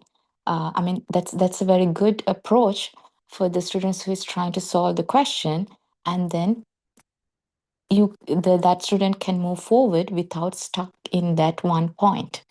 So like the same way, the noble friend actually help you to untangle the illusion that you are stuck with, because the noble friend has already experienced it. And then the noble friend could feel where you are stuck at. So good teacher always understand the students. Like the same way, the noble friend understand that and guide you. So that's one of the greatest asset in this platform, I would say, because we have a lot of Zoom discussions happening. So Buddothpado and Mahanse and other Dhamma friends are helping people to understand and shatter the illusion that they are trapped in. So that's very important. So, I already talked a lot about how special these Dhamma disclosures, but the most important thing is the Buddhist philosophy. So when we say the Buddhist philosophy, it looks like a very hard word. And in Sinhalese, we say Abhidharma or like Dharma. But I mean, it's not very difficult. It's something that within you, as I mentioned before, but it is the mechanism of a thought and understanding the self and how does the duality of you and the outside world get created due to the ignorance, and how does the defilement arises, and then how does the power arise within it. So this is what you have to understand. By understanding it, it dissolves, as I mentioned before. So in order to understand the Buddhist philosophy, we start with our easiest doorways, which are our five senses. Actually, even though I try to understand the Dhamma and I try to search for this Buddhist message, I was going here and there without focusing on these five senses and the function of these five senses. So maybe, that's why it is important. First, you need to understand that. So, how to understand the five senses? So, we have eye faculty, which help us to seeing things, or eye consciousness arises. And then if you think about the ear, you can hear things. So, like that, all five faculties, like hearing, seeing, tasting, feeling the bodily sensations, and then thinking. So, these are the sensation that you can have. Can you think about anything that you feel outside of all these five sensory functions? I mean, even if you try so hard, you cannot. So, yes, you would say that, like, no, it is not just seeing, it is a collective response or the collective experience. But if you think like thoroughly, like separating them, actually, only five sensation. That's all you have encountered in your whole lifetime. If you try to say that you have lived a whole lifetime. So, understanding just that five sensory functions is actually enough. But there are things that hidden inside these 5 sensory faculties, you need to understand. So, I mean, anything that you see or experience, as an example, if you have something in front of you. For me, I have a laptop in front of me. So, how does the laptop become a thing? This is very important. So, we know that the image of the laptop is, so I have a like black screen and a keyboard and a touchpad in it. So I can recognize them, right? But so all of these are perceptions and the mental constructs. So so the eye faculty is responsible on seeing. Actually, I will come to that very soon. But like when we are talking about something outside, we are already considering a duality. But for the understanding purpose, let's work on this a little bit slowly. So the image, the color image, is the eye consciousness or the sensation of seeing. And then, and you have already touched your laptop. It has like either warmer sensation or a cooler sensation. And then it could be smooth or rough, like when you feel the keyboard, the keys, you would feel roughness. And then when you feel the screen, you feel that it's very smooth. So like that, you have I mean, it is the body consciousness, or in other words, the feel, the touch feel. And then when you touch the screen, or when you're using the keyboard, or when you're using the touchpad, you hear sound. So that is the sound consciousness. And let's say it touches your tongue, you could feel the tasting. So the taste consciousness. Like that, all 5 consciousnesses arises at the same time, and you say that it's a laptop. But other than that, I mean, laptop is a thought. So other than that, is there an outside entity called laptop? I mean, it's a question. In the Buddothpado Dharma disclosures, we do not try to say that the outside world does not exist. We don't say that. What you are seeing, what you are hearing, what you feel is not outside. Or we don't have data to explain that it exists outside. That kind of message that we are trying to convey here. Because the laptop, the outside, we don't know whether it exists or not, but we know that the laptop is a mental construct. The fusion of all the consciousnesses together create the mind consciousness. So Buddha said this as Tinnan Sangati Passo, the body consciousness, the eye consciousness, the taste, sound consciousness, everything fused together to create the perception of laptop or the perception of flower. So this is the actual mental construction that we perceive.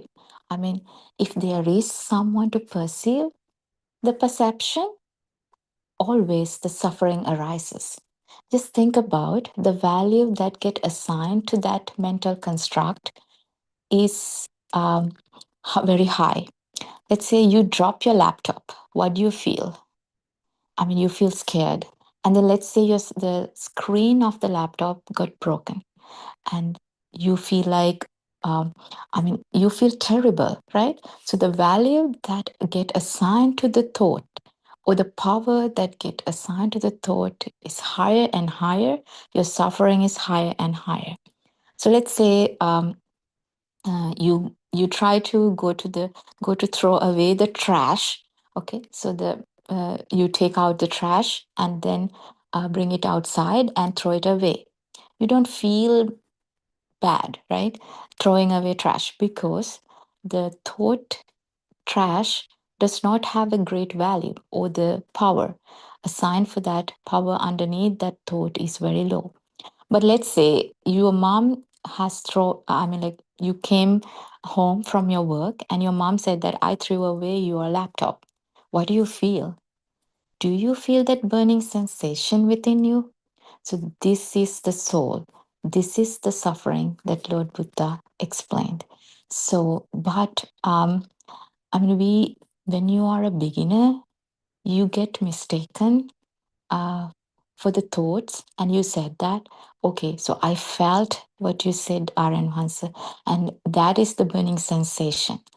But actually, it is not. It might be. It might not be. It is. It is self-evident. That's why. But as a beginner, I was mistaken for my thoughts as my defilements. So I thought, like, when I feel angry, okay, I try to blame other people. Let's say I try to cry or something. So that is defilement. That's what I thought. But actually, it's not the defilements. It's actually those are thoughts. I was not aware of the uh, power underneath until I actually felt it. So Aryan Hansa used a nice example for this. So when you feel the flavor of the salt, you cannot explain it to someone, but you know that you felt you have perceived the flavor, something like that. So until you actually feel the burning sensation, or in other words, the mind power, the power within the thoughts, um, you, you actually did not understood the actual suffering. I would say it's in my word. I don't know, say could correct me if I'm wrong. So yeah, so it's hidden. I would say it's like how to decode that, because it's hidden. It's like password protected. How to crack the password and how to decode that is just you have to listen to the true Dhamma and the message. Then you understand how the thoughts get arises, how these consciousnesses fuse and create the great illusion, and how does this self and yourself, yourself and the external world get created due to the illusion. At the end of the day, it's just raw sensation, seeing without a person who sees it, hearing without the person who hearing it, feeling a person who feels it without that person. So at the the liberation, path to liberation means once you understand the Dhamma, the perceiver, the self starts to dissolve. It's not that like everything become happier and better and no suffering. So the thing is, it here the perceiver dissolves. So there is no one to suffer now. But does it mean that like you would be senseless? You would not feel anything? No, because this is your body is a system, right? So, we cannot say that I is the muscular I that you're referring to. It is actually a system. The I is a system. Seeing is a process, the sensory function, and hearing is a process. It's a sensory function. So, where does it happen? Is it in the physical ear? We cannot say that because as an example, like Aranwasi gives us a nice example. If you're sedated with the anesthesia or something, you would not hear anything. You would not see anything. So the physical gateways are, we can say it's helpful, but actually it's not the actual process. When the process is down, this raw sensation doesn't work. So but when we say that like a person who achieve the stage. I don't like to say that achieve word here, because when we say we achieve something, there is something to achieve. But at the end, when the perceiver dissolves, there's nothing to achieve. But like for the practical sense, let's say that like if you achieve the nibbana, or for an arahant, still the sensory function works without that extra burden, without that extra power arising with the thoughts. Why? There is no self to perceive it. There is no external world and me. There is no boundary between the external world and yourself. So the duality dissolves due to the understanding the science of the process. So the amazing thing about it, actually, it happens effortlessly. So effortlessly means like anything that you try to achieve, anything that you try to um, I mean, try to do comes with an effort. As an example, you try to please someone, you try to respect someone, and then let's say you try to um, serve someone. Anything comes with an effort. You don't feel like you're putting an effort, but like just pause there and check. Everything come with an effort. But this Dhamma, the internal transformation happen effortlessly. So that's why I said at the beginning, the letting go is an art. So you should actually, if you are trying something and you're trying to let go, it is not the correct path. The letting go will happen automatically. And I mean, what is the secret?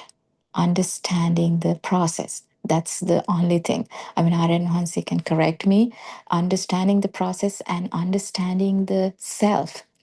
Because understanding process is helpful and it's the actual key, but you need to find the keyhole to unlock it, right? So what I'm saying is this: you need to understand your defilements.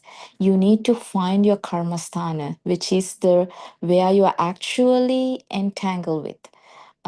As an example, let's say for myself, I was really scared of driving. So let's say, so in that case, I felt the defilements arises, the mind power arises within me when I start driving. So, and I felt it, and then I need to explore how does this thought arises, how this power arises, and then once I understand this, the power, I mean, that's all I can do, right? So what is the mechanism? And like, I'm not telling like, okay, this is not good. Like the power should not arises. The power should cease right away. I cannot complain like that.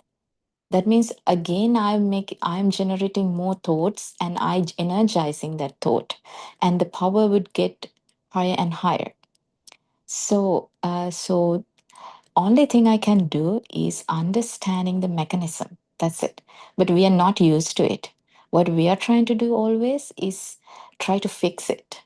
So that's how we are used to. Why? Because we have something to protect.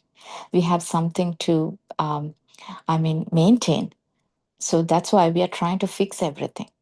However, letting go comes with the understanding the science behind it.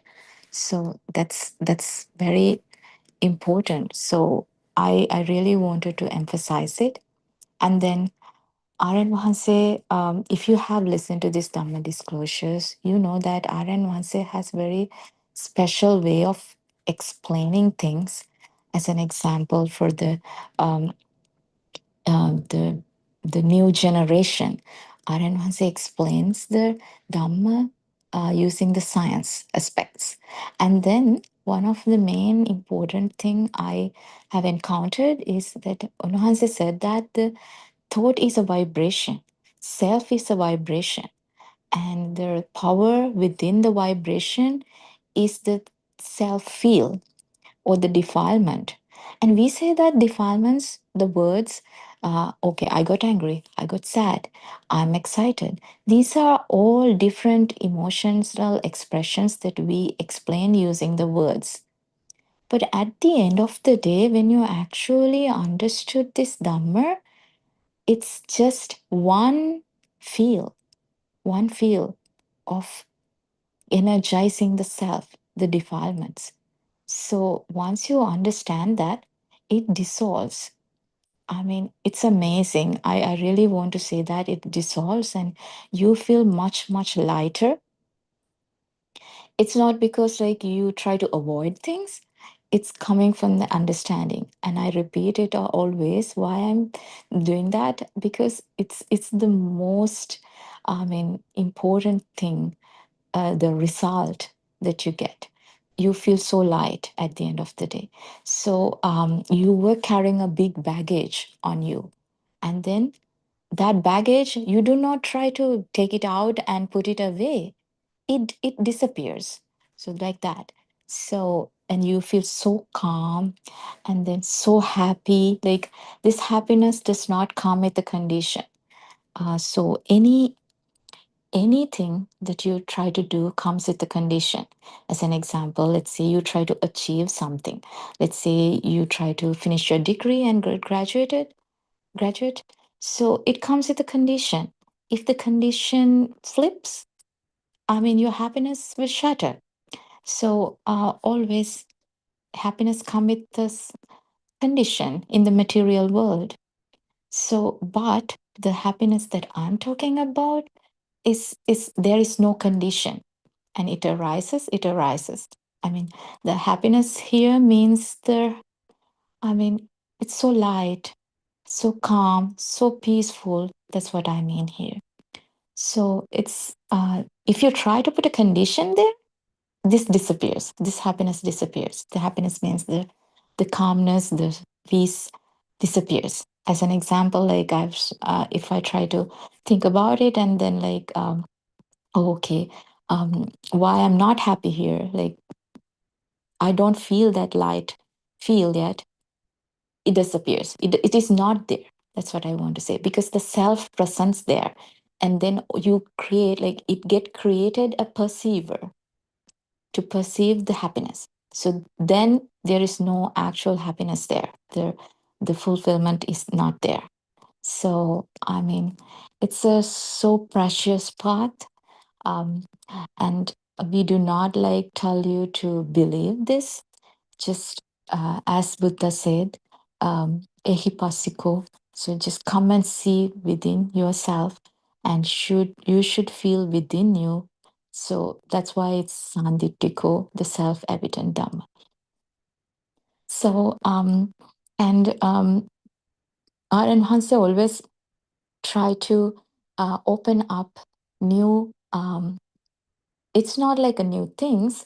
It's like try to drive you deeper and deeper, and try to awake you to the actual feel of self, which is again the power.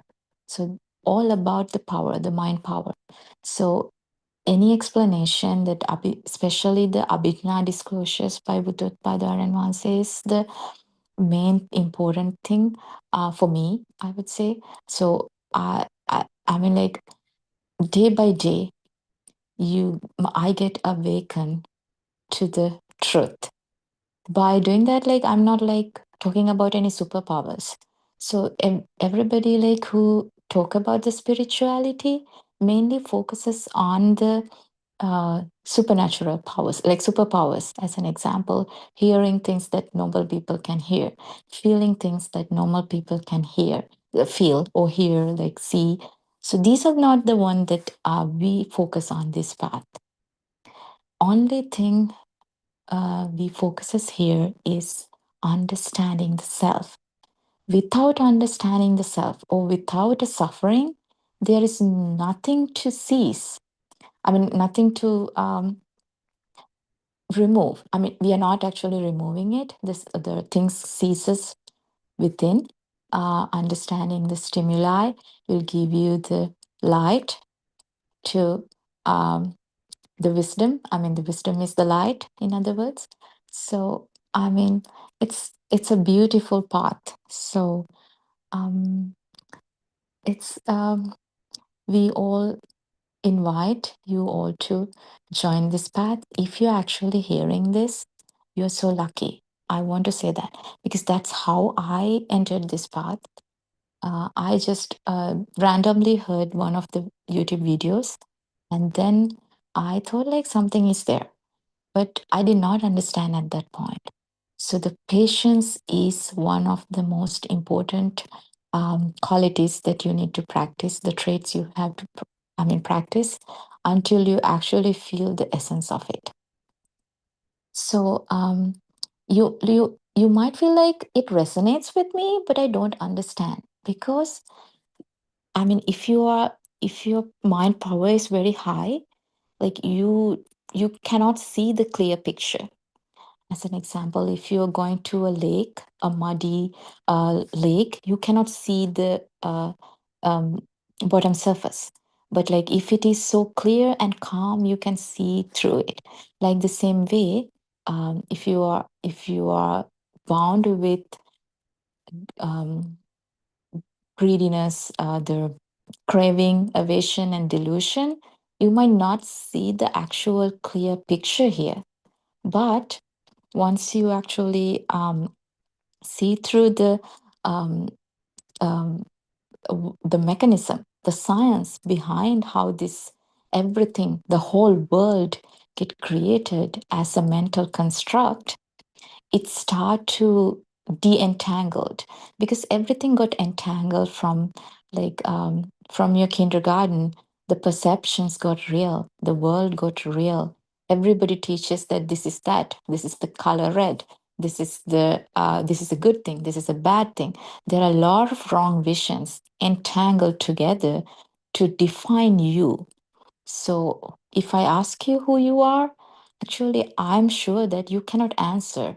There is no clear answer to you because the self that you talk about is an illusion.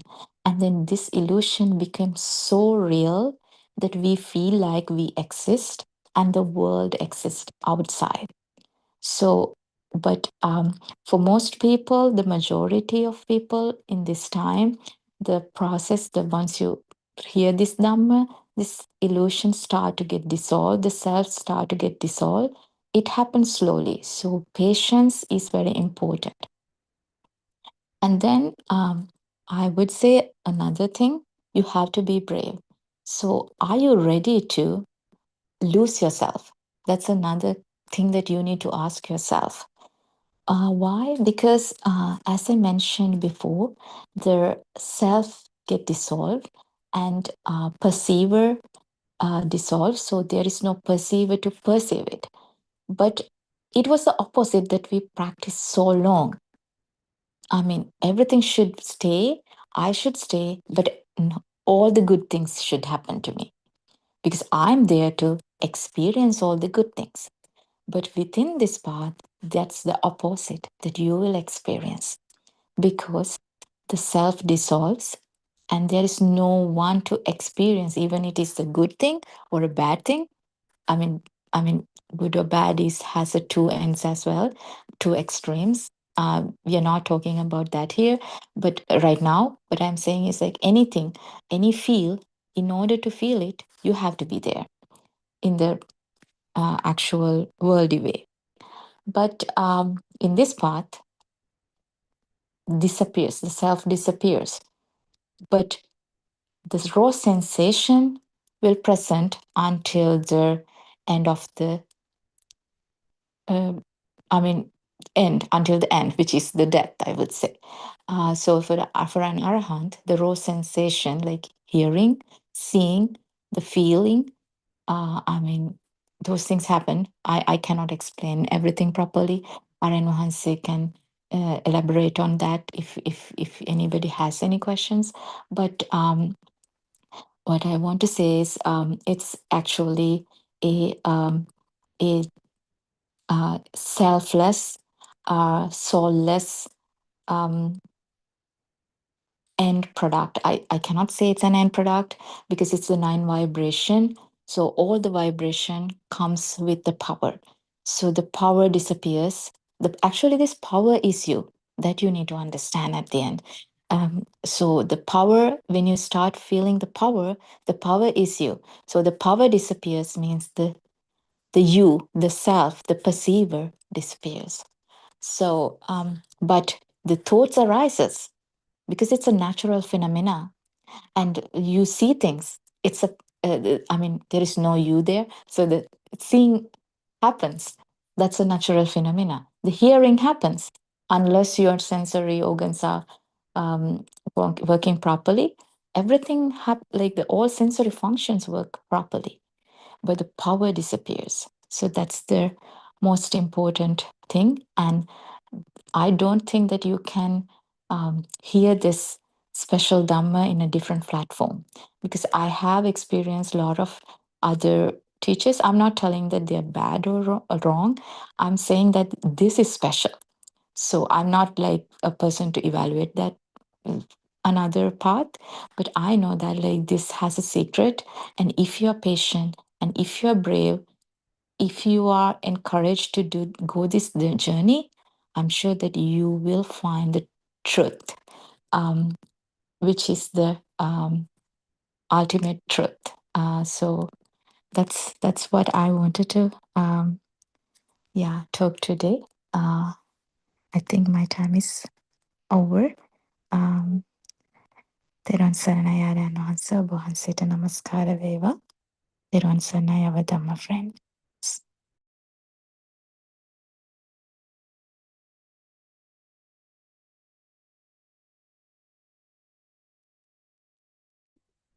Thank you, Pavindya. Therun Saranai. The true Dharma has awakened. Volume 1. Understanding the illusion called I.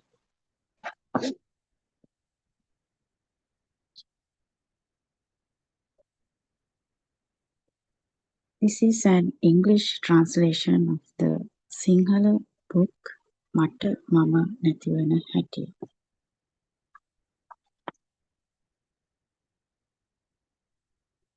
Discussion 1.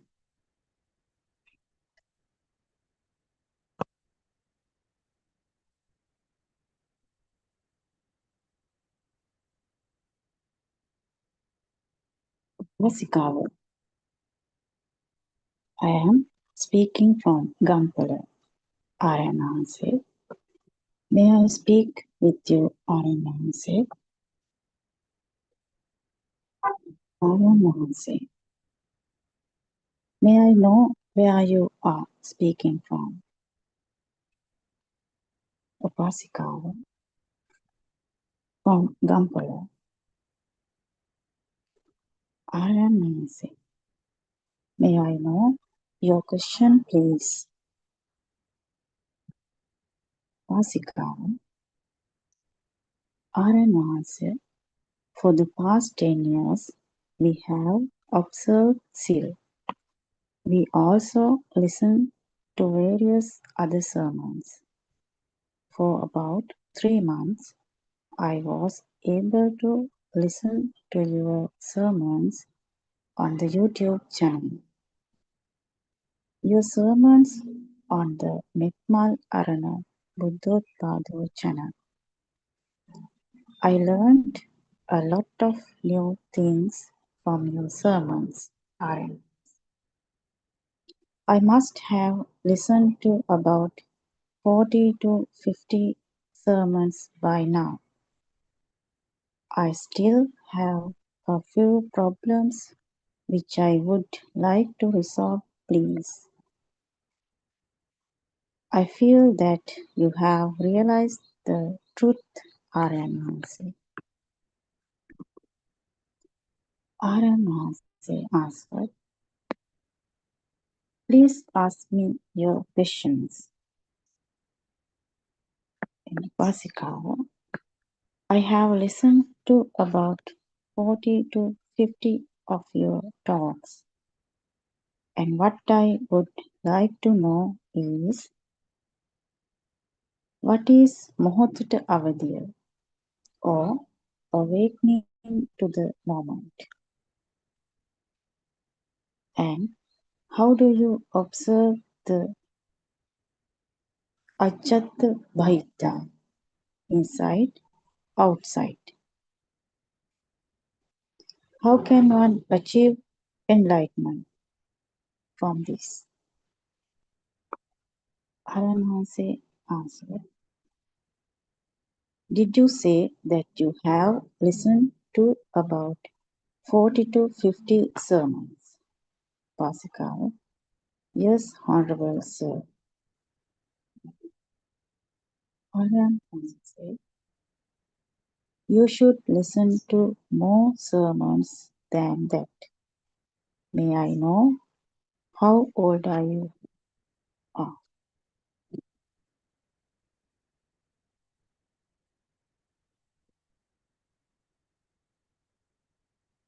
Pasikawa, I am 63 years old.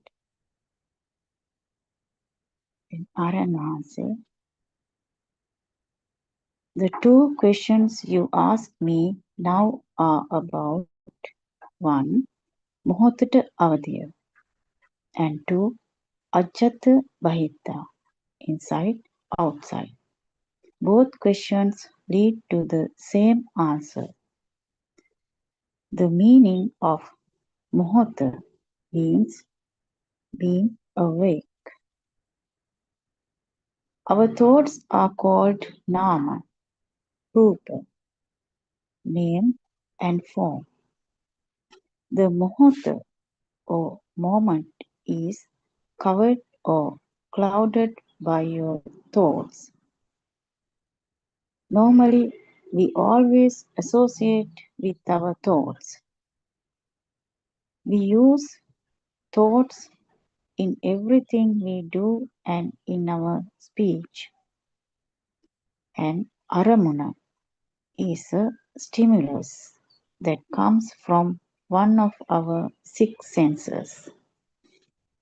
Our six senses are sight, hearing, smell, taste, touch, and mind consciousness. When we accept a stimulus of an aramuna as a thing, it is called a sita, or thought. A sita means a thought. At every moment, a stimulus, a thought comes to our mind. It immediately disappears. Aryan Mahanse, the thought you have when you see a brick wall will change when you see a book. The thought you have when you see a flower changes when you look at the ground. When you turn your head around to look behind you, a thought would arise and disappear before the next thought arises. Then that thought, sita, disappears immediately and another thought arises immediately. If we are able to see just one thought properly, it is as good as seeing all the thoughts that arise. Unfortunately, we are unable to see just one thought properly. At every moment, a thought arises in your mind. Even if we think of something that happened in the past, we think about it only at this present moment. If we think about the future, we think about it only in this present moment. Therefore, we should understand that there is always only one thought at this moment. That is all. Aryan Vansi. Atitang Natha Gammeya. The past has already gone. Nappatikanki Anagatam. The future has not yet come. But when we receive a thought of the past, it is a thought at the present moment. Isn't it so? There is nothing except the thought at this present moment. Upasakava, yes, Honorable Sir. Aryan Mahansi, now you know that, except for a thought at this present moment, there is no other thought. Nothing else exists. What we are trying to see is to see the one thought that arises in this moment. Later, you would realize that even a thought does not exist and that it is also a lie. Let us look at an example to understand what a thought is. Let us say that we see a brick wall in front of us. Then the sita or thoughts is of the brick wall. The stimulus is the brick wall. Aryan Vamsi. The Chakku Vinyana or the seeing consciousness is actually a thought of book. If the seeing is only a thought, then does a book exist outside? The shape and name of a book was introduced to us or taught to us when we were very small children. When we went to the Montessori, they taught us about colors like red, blue, and yellow. Then we learned that when this shape appears in front of us, we make this particular sound and we call it a book. Did you listen to my sermons explaining about the shape and sounds? Upasikawa. Yes, Honorable Sir.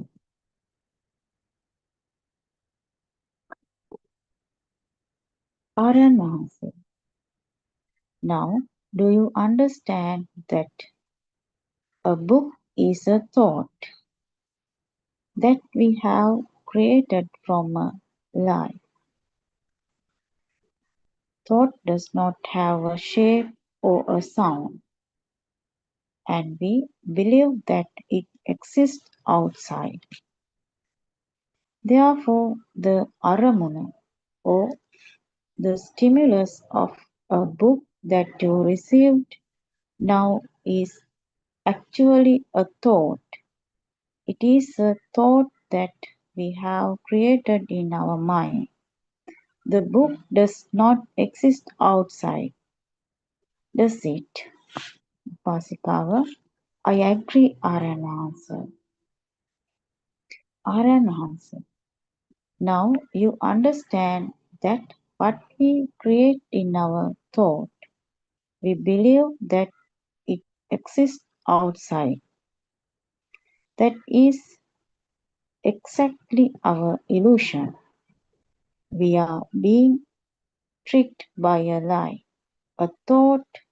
We believe that the vijnana that calls it a book is there for us to see outside, that it exists outside. What you think that comes from outside is a signal. It is a thought.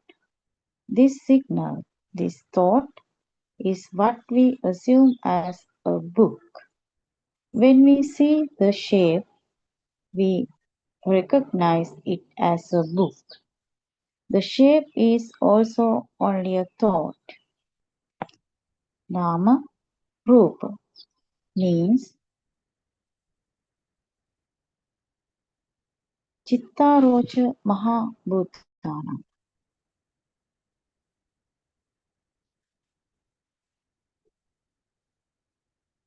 Chittarocha Mahabhutana. Upadya Rupam Rupam. This means that the four elements that form a thing, a rupa. Rupa means a shape, actually does not exist. The thing outside does not exist, and the four elements do not exist either.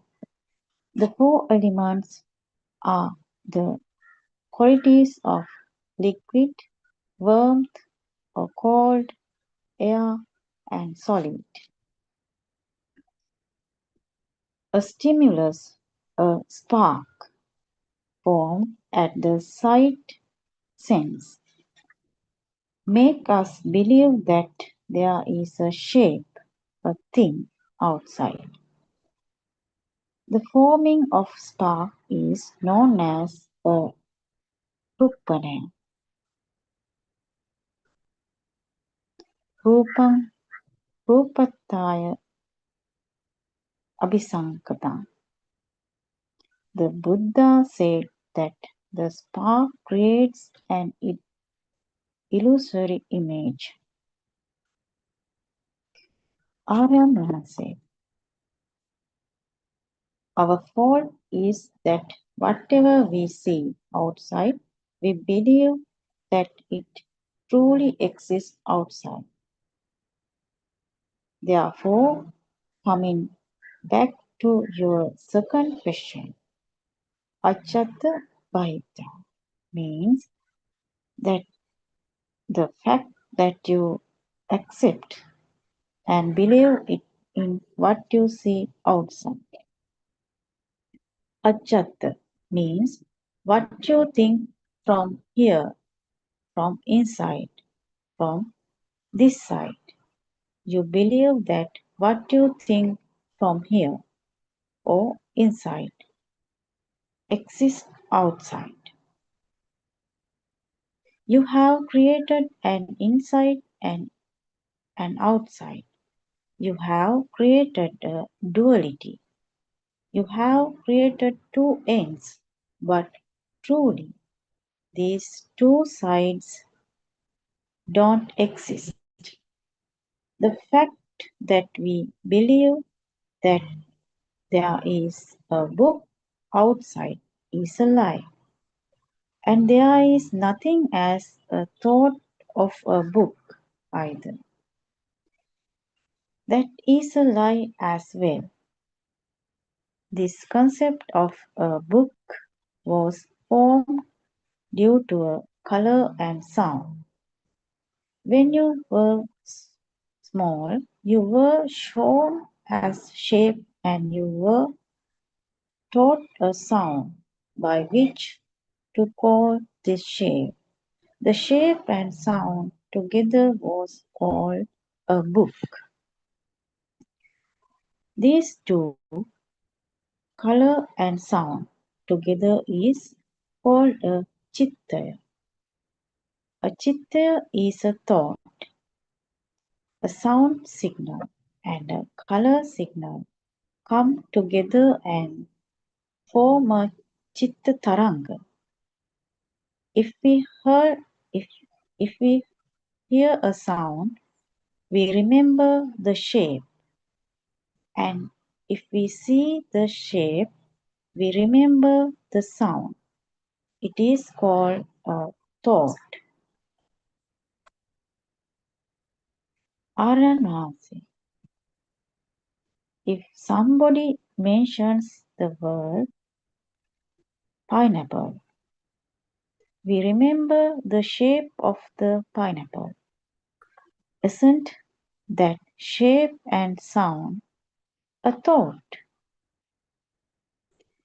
If we tell a foreigner the word unnasi, he would not understand, neither would he know the shape for that sound because he was not taught that word unnasi when he was small. In our mind consciousness, at a very high speed, trillions of sounds and shapes come together and ignite like sparks at all times. These data thoughts turn very fast in circle, giving us an illusion that thoughts are real and true. We always see the brick wall, the tables and beds. We do not see the four elements in them. They are all only thoughts. All these sparks that ignite with thoughts. Chittaropana in the mind consciousness gives us an illusion that everything exists and that they are real. What is there? There is no outside, but they are only thoughts, data, thoughts that were introduced to us when we were very small.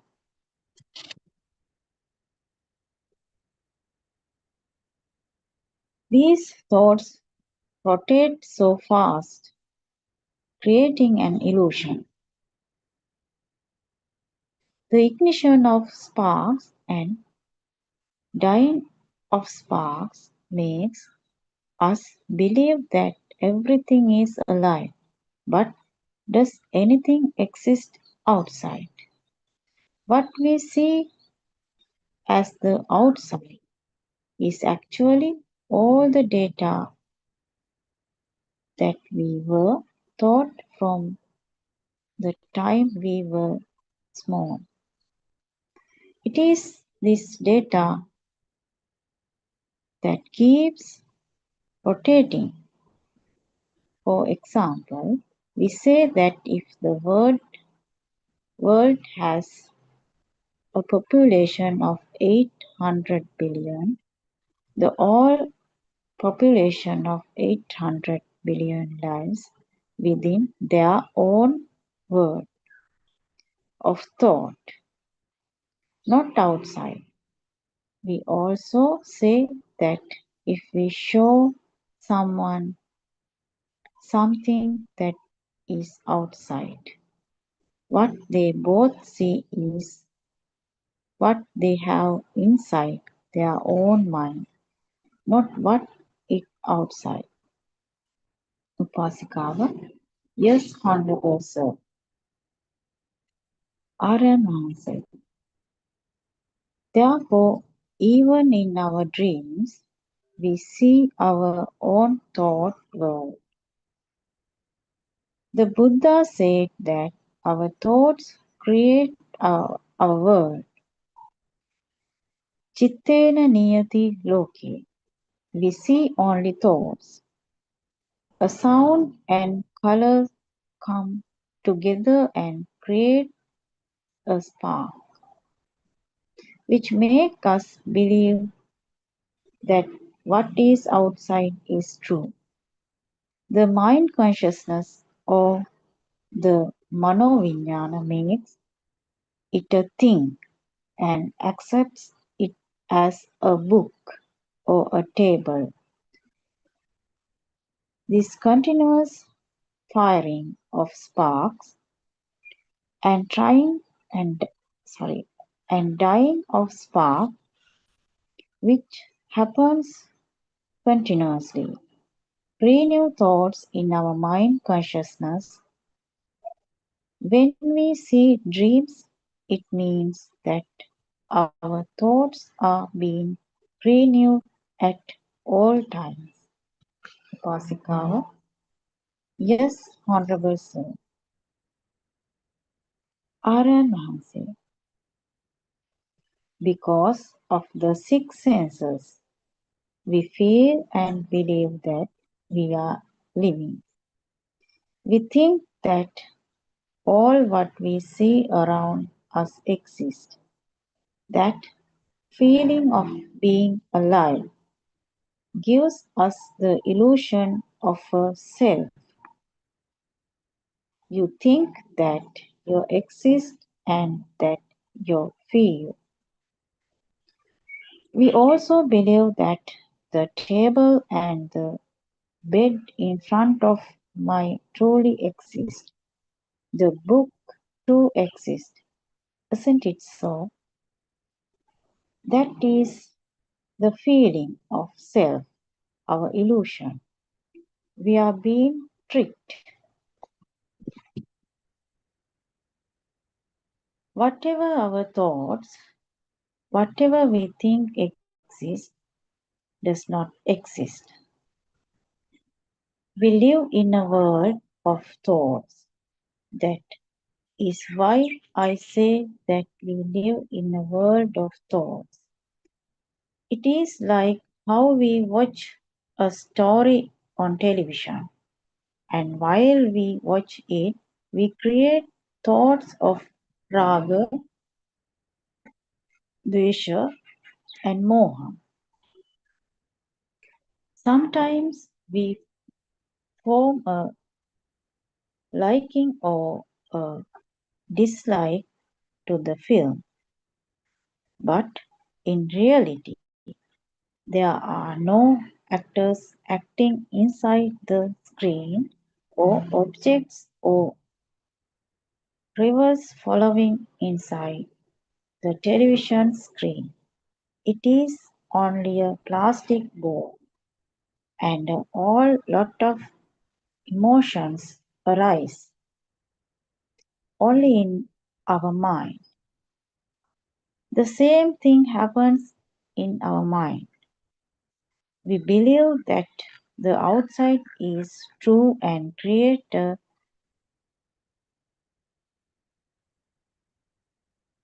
concoction of emotions created only in our mind consciousness.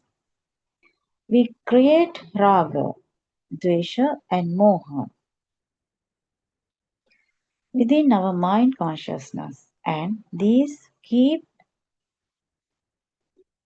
igniting like spark at every moment.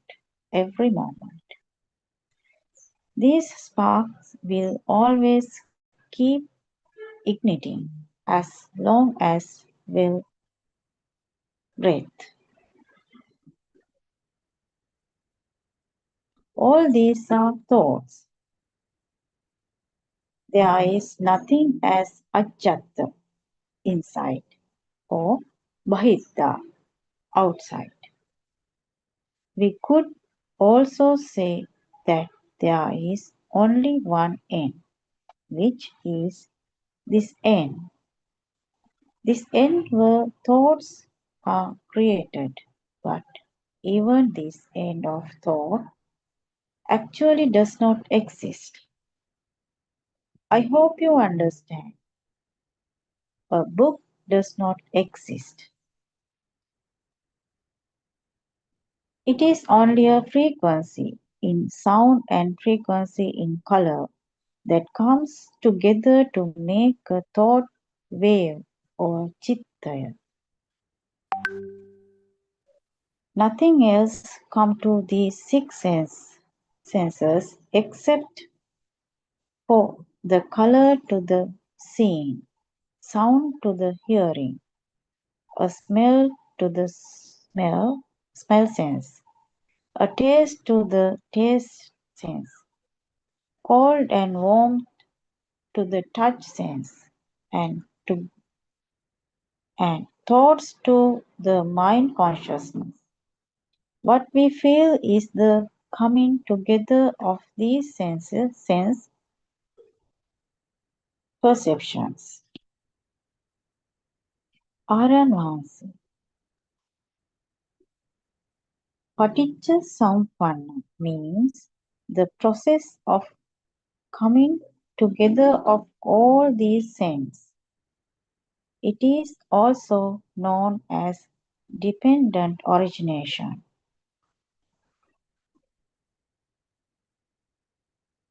Due to this cycle, we assume that a thing exists. I have explained all this in detail in my sermons.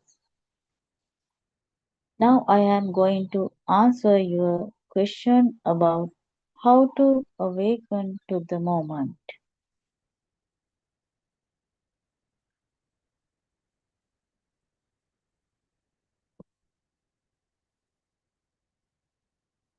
Aramvasi,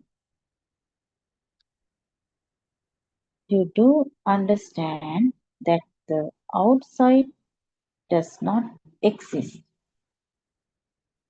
The inside, the thoughts and the me concept too does not exist. The thought that there is a book is only thought. It cannot be found outside. Neither can you find a book physically in your mind consciousness. When you understand these, thoughts lost their value. Thoughts do not mean anything. You stop believing in thoughts. You stop accepting thoughts and you won't get tricked by thoughts.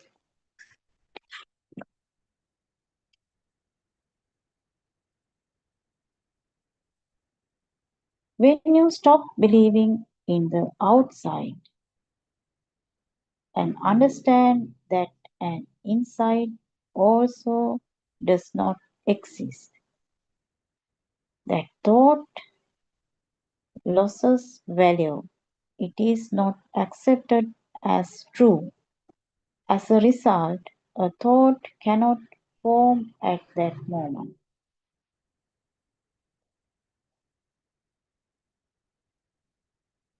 Vijnana Anidassana Ananta Sabbato Avam. This means that a thought ceases to materialize at that moment.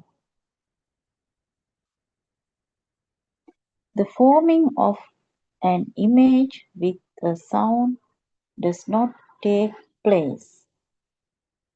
It is called Nama Rupa Uparuchane. Then you realize the truth that there is no outside and there is no self or inside. You come out of the illusion of the mind consciousness. You realize the truth that the book does not exist outside, and neither does it exist in a thought.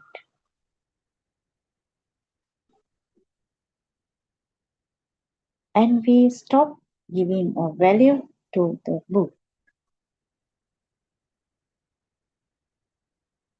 We know that what we thought does not exist. Then the book that we see is also a thought, and we know that it does not exist. When we do not give any value to a thought, it ceased to exist.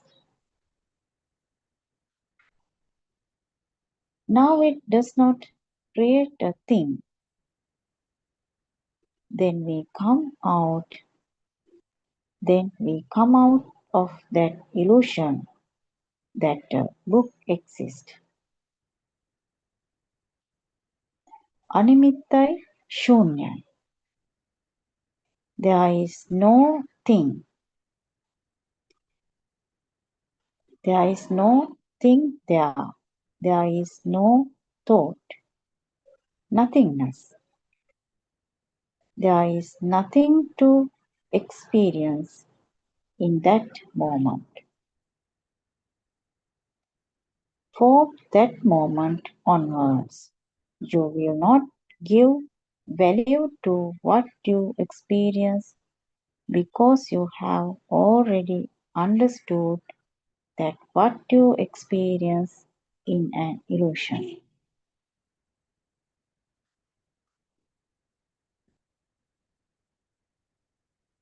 We do go about our daily lives in usual as normal, but we don't have that strong belief that what we see outside truly exists.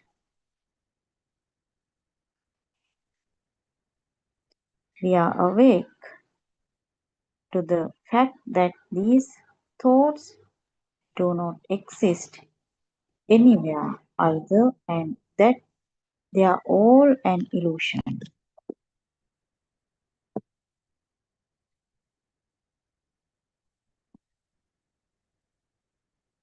We know that the images inside a mirror are not real. They are only images. The same way, even if we see everything in this world, we know that they don't exist. We have a deep insight, avabodha jnana, that what we think does not exist anywhere.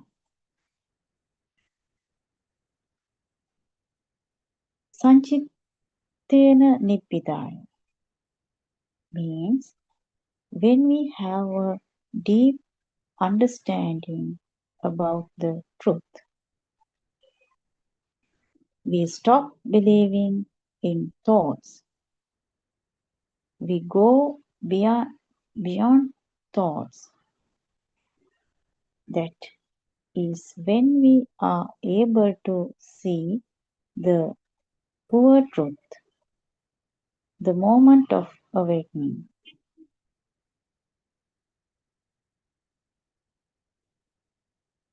When we have a deep understanding that there is nothing in this world, the awakening to the moment takes place.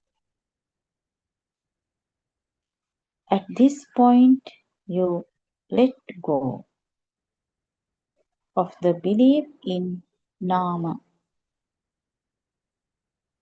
Nama means thoughts, belief of an insight.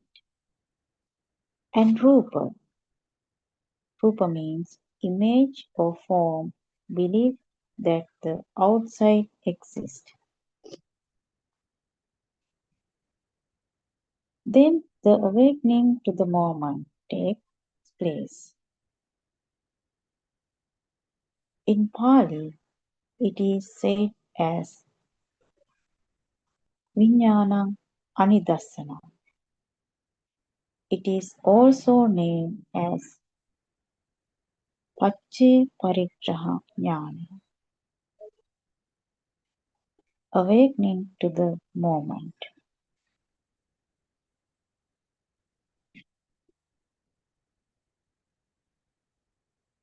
At the point of awakening to the moment, this moment does not belong to the concept of time because there aren't any thought at this moment.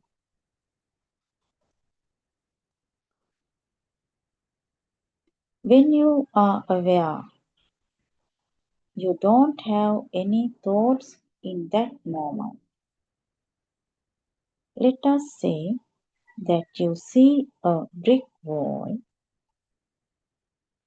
At the time you see the brick wall, you are aware that you saw a brick wall. It is just an awareness.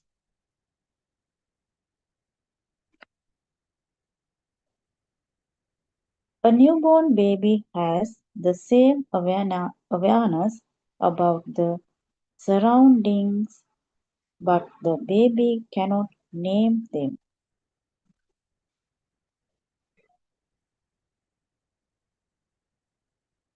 Therefore, the baby cannot generate thoughts.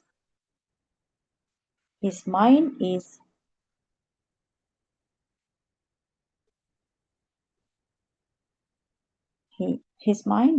pure. His mind can also be called as Prabhaswara Sita. Even if he sees the brick wall, it does not mean anything to him. He only has an awareness of the brick wall. There aren't any thoughts generated regarding the brick wall. He does not distinguish anything as a bed, a brick wall, or a table.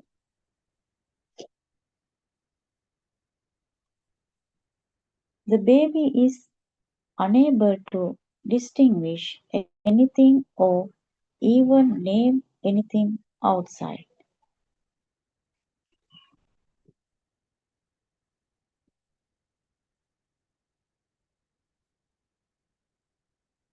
Therefore, a small baby is not able to generate thoughts.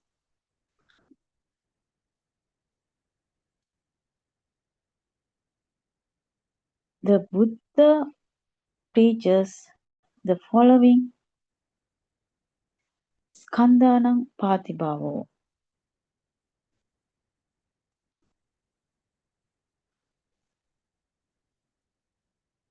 Ayatanam Patilabho.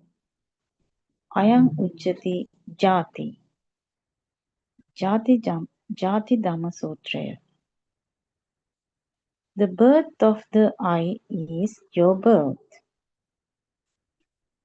If you see a table and accept it as a thing that really exists outside, that is your birth.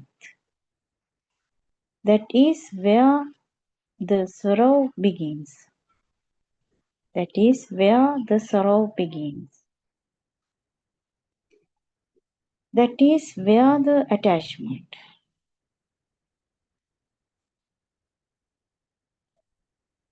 Aversion begins. That is where thoughts begin.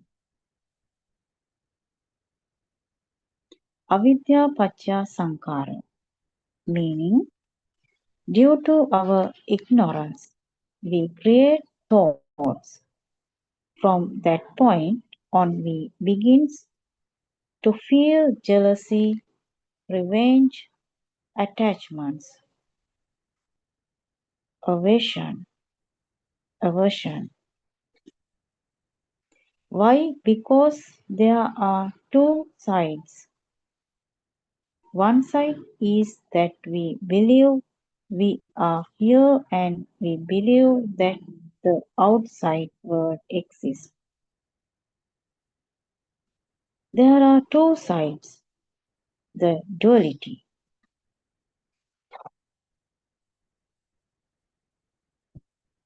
The truth is, there is nothing outside. The outside is only a thought. You do not meet a thought outside. It is only a meeting of sound and colors together. Coming to the together of sound, color, smell, taste and sense of touch, cause a spark.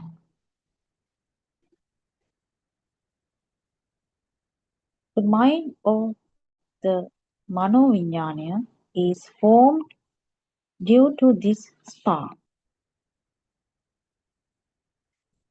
That is why we say that the mind does not exist inside a body.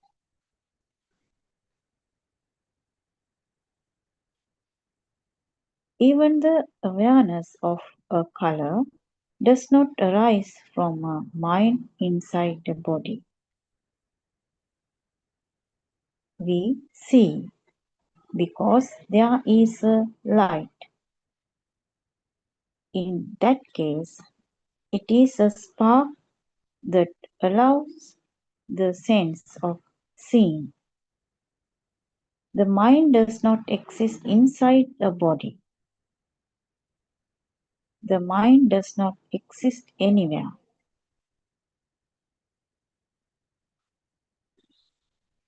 Now it is clear to us that the awakening to the moment, or මොහොතට අවදිය, is experienced only when you don't have any thoughts. Vasikawa. Yes, awakening to the moment. Aryan Hansi. Yes, at the moment of awakening, there is only an awareness. There is no nama, rupa, thoughts. The awareness does not have any thought. It is just simply being aware.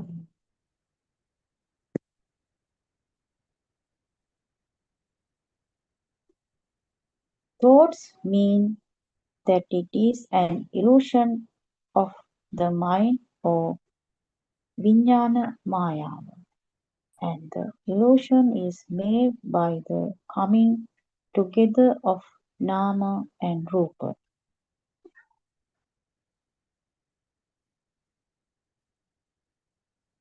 According to the Paticca Samuppada, the Dhamma of cause and effect, it says nama, rupa, it says nama, rupa, pacca, vijnana, meaning that the belief that we have about a thought that comes from inside, nama, and the belief that there are things outside, rupa, creates another thought or knowing which is an illusion, a lie.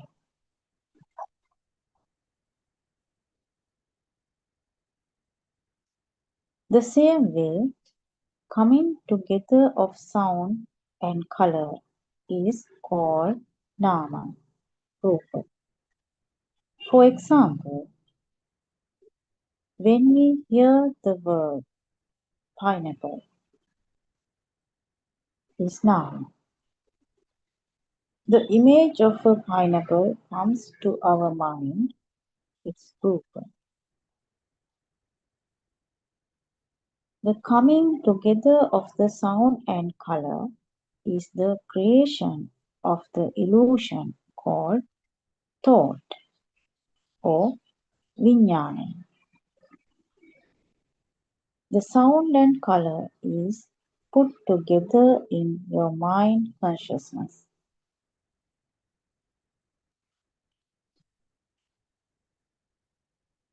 If you receive a sound, you automatically connect it to a shape or a thing. That means chittaya, or a thought is form. The fact that you receive a sound means it is also thought. The sound does not come from outside. Yes. The sound does not come from outside. The sound is also a thought that comes from within. We live in a world of thought. We don't live in a world outside. We don't live in a world outside.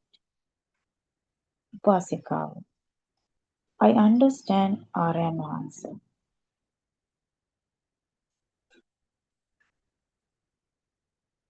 Aryan answer.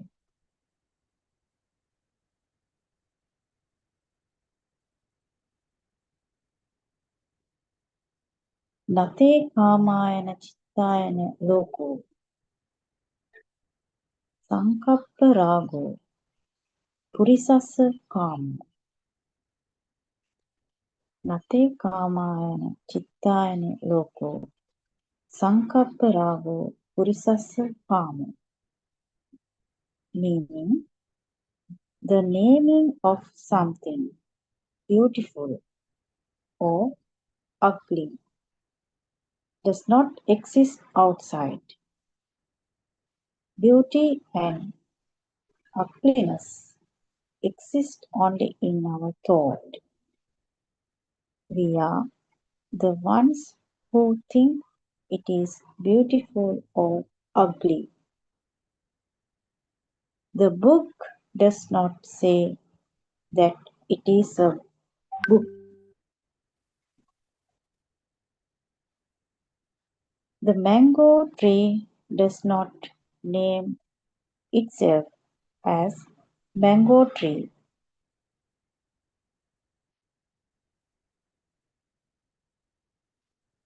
It is us who labeled it, name it. All these words are data that was fed into us from the very small age. They are called Sammuti Prajnapti. They are called Sammuti Prajnapti, meaning that these names have been given by us to all objects, not that the objects named themselves.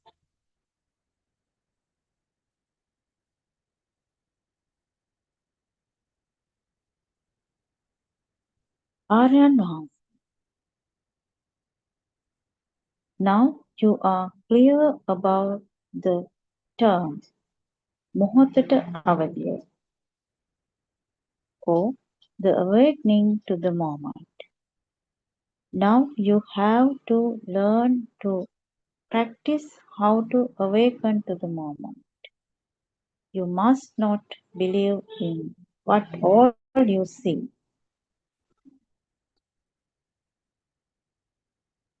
You should not accept things that are outside.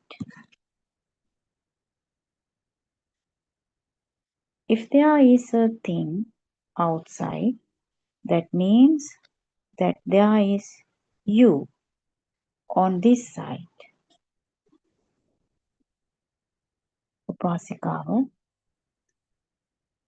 If there is something outside, that means that there is a you, an observer, on this side. Yes, Honorable Sir. Aryan answered,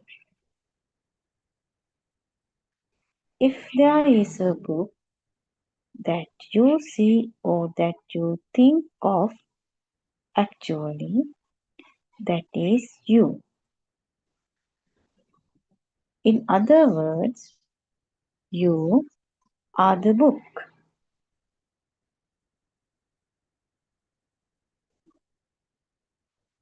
Earlier in this discussion, we spoke about an awareness. You have to have an awareness which is beyond thoughts.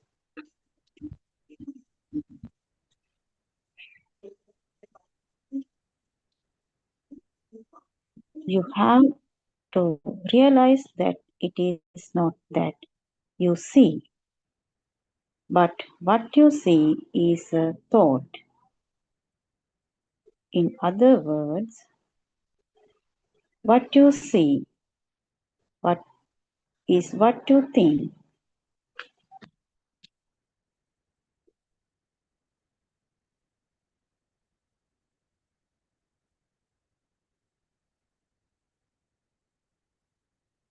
Awareness is different to thinking.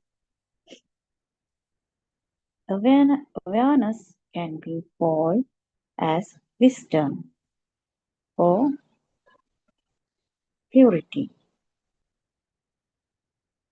This is being awake to the moment. This is where we should always be. The awareness should be our home, or it should be our base. It is at this point that we cultivate Samma Satya.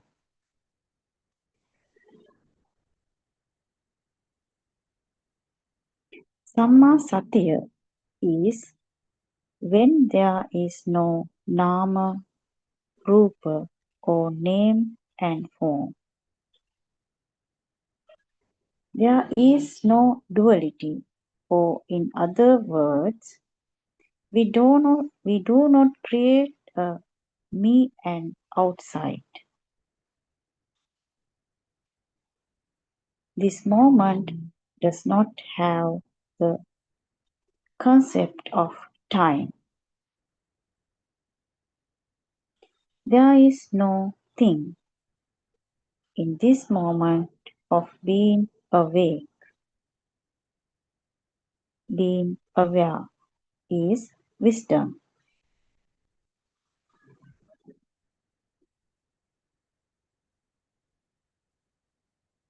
A book is a thing, an object.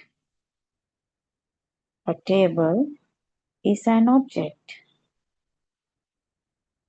Sankhara, or having a thought at any moment, means you have feeling that you exist.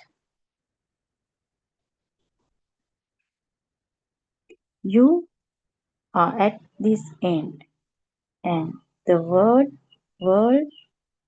at the other end. When you realize the poor truth, or we could say when we awaken to the moment,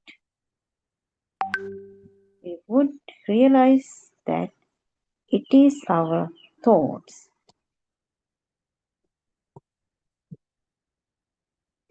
that create this illusion of existence.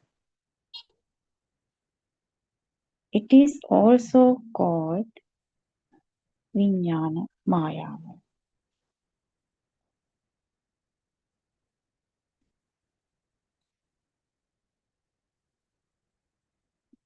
Our time is over. Thank you for all.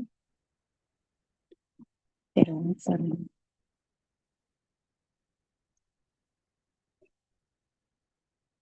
Therun Saranai ආරම්භ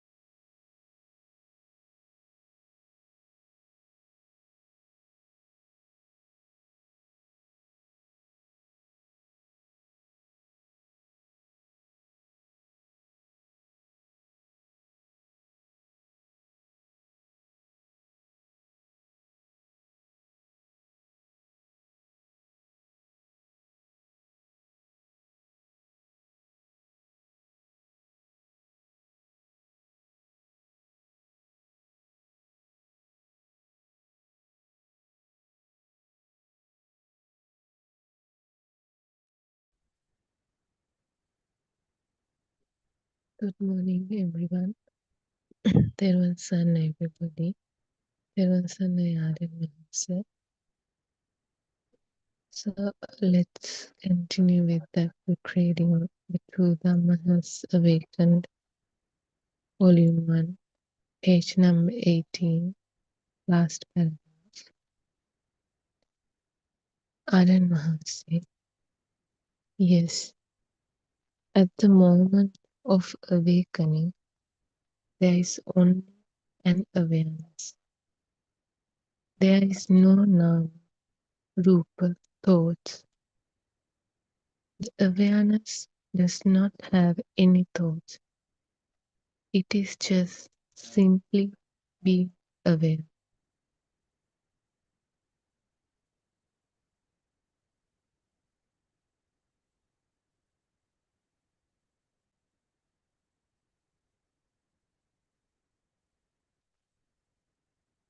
Thoughts mean that it is an illusion of the mind or vinyan mind.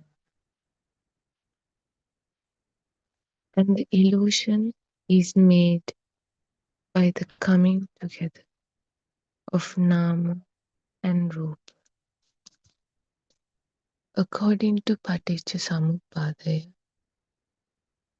the Dhamma of cause and effect, it says nama rupa paccaya vijnana, meaning the belief that we have about a thought that comes from inside nama, and the belief that there are things outside rupa.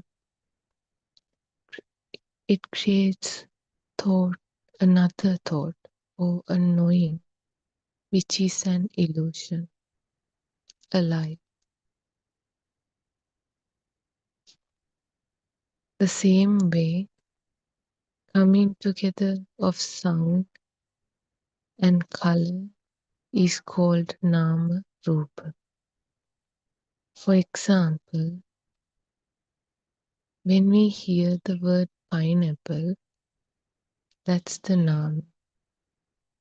The image of a pineapple comes to our mind, which is a rupa. The coming together of the sound and color is the creation of the illusion called thought or vijnana. So the sound and color is put together in your mind consciousness.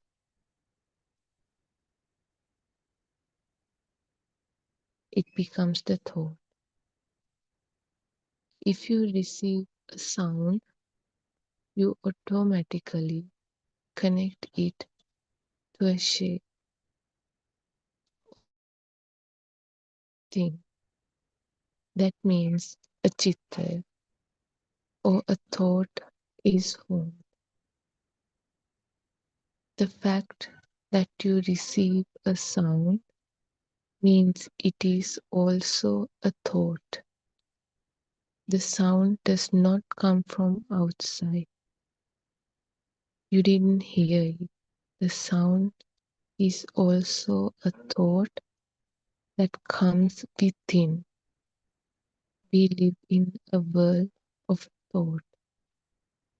We don't live in a world outside. Upasikawa, I understand Aran Mahansi. Aran Mahansi, Nete Kamayani Chittani Loko Sankapparago Purisassa Kama, meaning the naming of something beautiful or ugly does not exist outside. Beauty and ugliness exist only in our thought. We are the ones who think it is beautiful or ugly. The book does not say that it is a book. The mango tree doesn't say, it doesn't name itself as a mango tree. It is us who labeled it, named it. All these words are data that was fed into us from the very small age. They are called Sammati Prajnapti, meaning that these names have been given by us to all objects, not that the object named themselves. Aran Mahanse, now you are clear about the term Muhatata Avadaya, or the awakening to the moment. Now you have to learn to practice how to awaken into the moment. You must not believe in what all you see. You should not accept things that are outside. If there is a thing outside, that means that there is you on this side. Upasika, if there is something outside,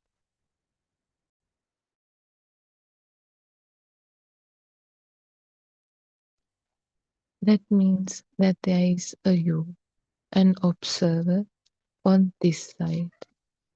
Yes, Honorable Sir.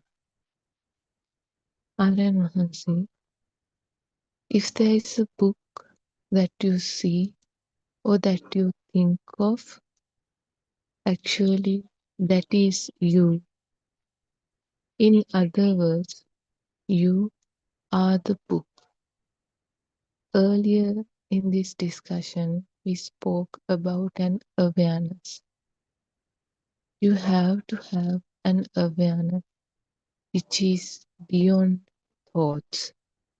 You have to realize that it is not that you see, but what you see is a thought. In other words, what you see is what you think. Awareness is different to thinking.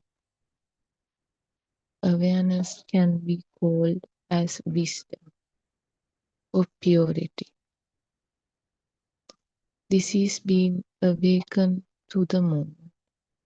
This is where we should always be. The awareness should be our home, or it should be our base. It is at this point that we cultivate Samma Satya. Samma Satya is when there is no Nama, Rupa, or name and form. There is no duality, or in other words, we do not create a me and an outside.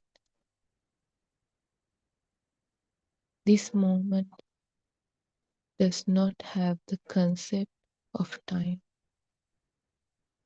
There is no thing in this moment of being away, being aware is wisdom. A book is a thing, it's an object. A table is an object. Sankara, or having a thought at any moment, means you have a feeling that you exist. You are at this end and the world at the other end. When you realize the pure truth, or we could say, when we awaken to the moment, we would realize that it is our thoughts that create this illusion of existence. It is also called Vijnana Maya. A thing exists only because of a sound and a color came together. If you have a feeling, it is the Vijnana. It is a thing. When Nam, which means thoughts generated from within, and Rupa, thoughts generated due to the belief that an outside exists, comes together, it is also another thought. Then what we see outside is all alive. An illusion, isn't it? Things don't exist anywhere, does it? All what we think does not exist anywhere outside. The different languages have different sounds.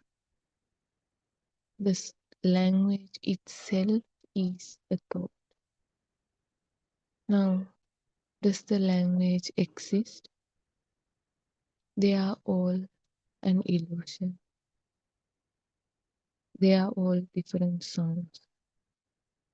So this illusion can be realized or understood only by having awareness. A very small baby has awareness. A very small baby does not have any thoughts about what things are. He does not have any thoughts about sounds or thoughts about images. He has only an awareness.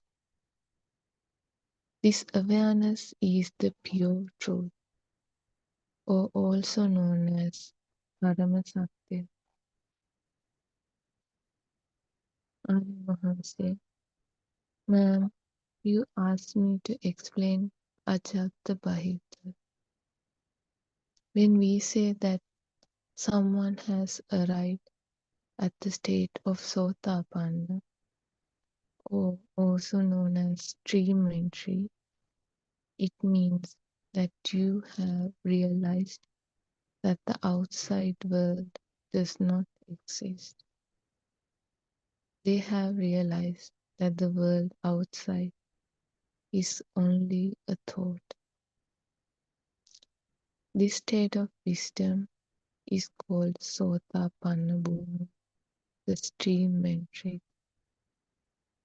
Then Anusotaya means you accept the world outside as the reality.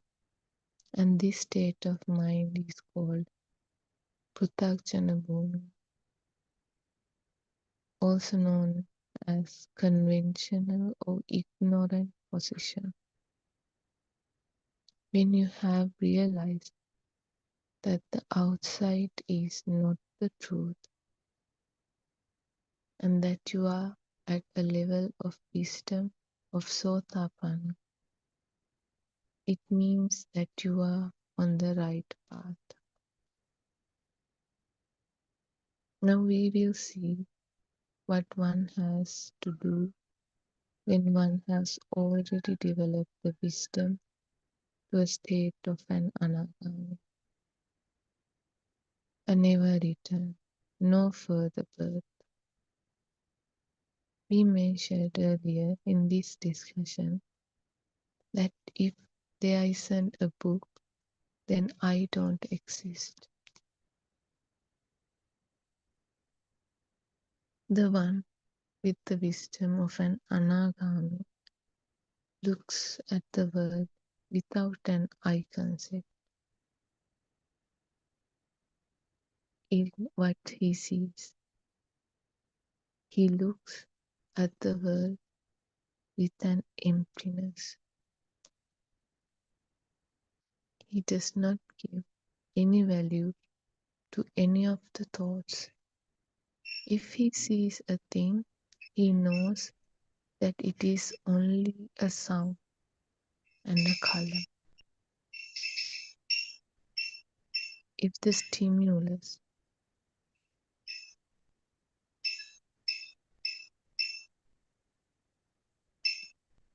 also known as aramana is a book and if it becomes real to you, then you are there. Then there is you, the observer. The Buddha said, Etamma. It means I who sees it. The one with the wisdom of Anagami looks at the book without giving any value to it, and he knows that it is an illusion. There is no I concept in it.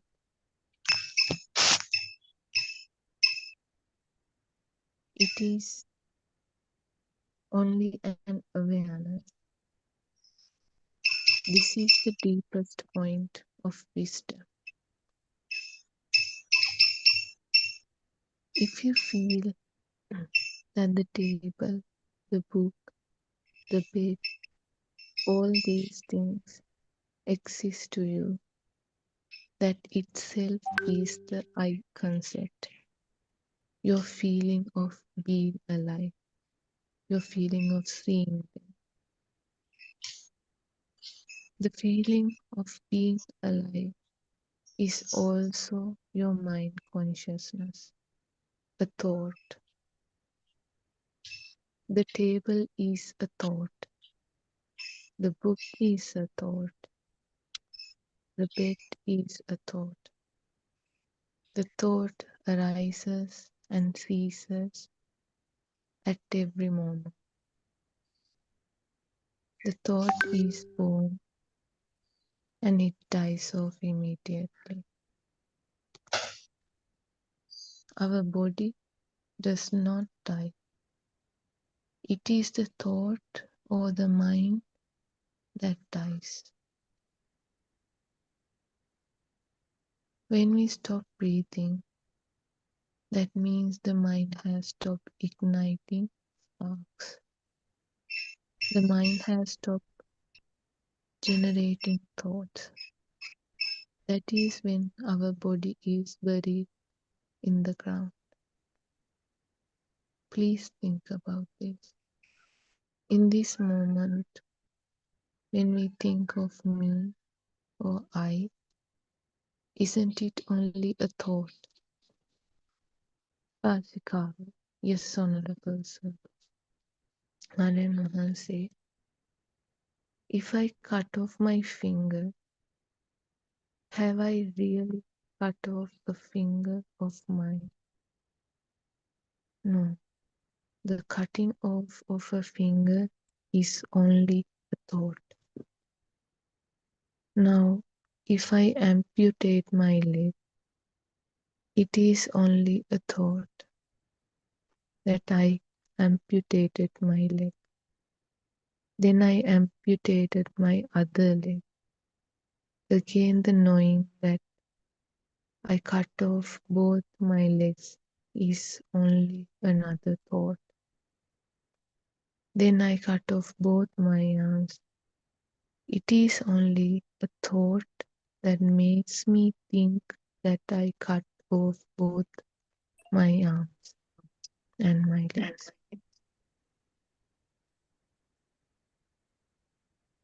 We think that this body is mine. Then you know that we think that this is me. Then when you think that this is me, then you are only a thought. Now, is a thought a living thing? Pasikawa, no, Honorable Sir, a thought is not a living thing. Aran Mahasi, we think that we have a child. Can a child physically be in a thought? No, it is only a thought. Nothing Right. is there in a thought. We think that we have a husband. We think that we have a house. Then all of these are thoughts, aren't they? Pasikawa, yes, honorable sir. Hansi, the book is a thought. This body which we think is mine is also a thought.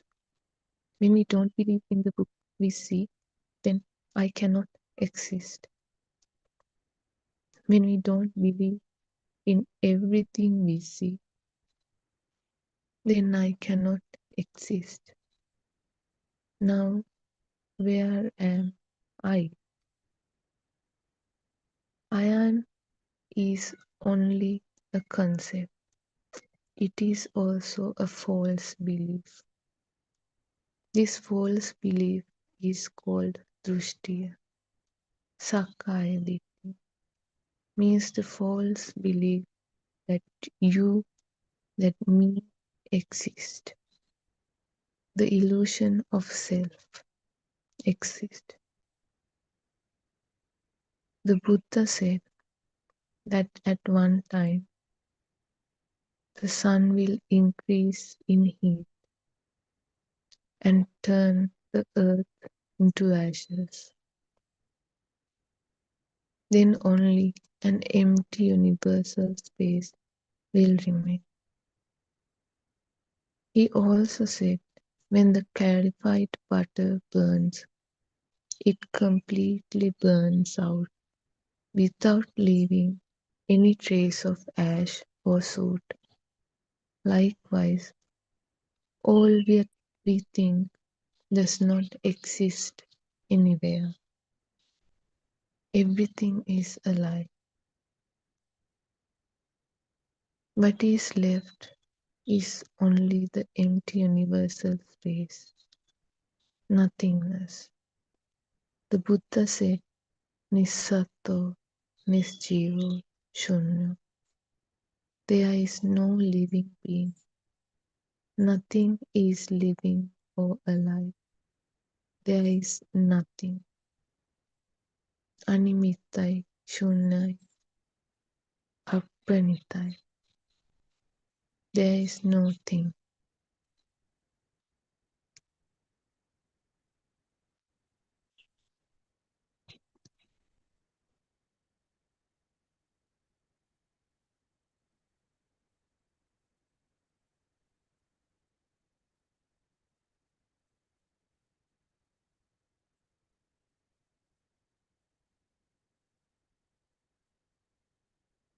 There is nothing. There is no happiness or sorrow.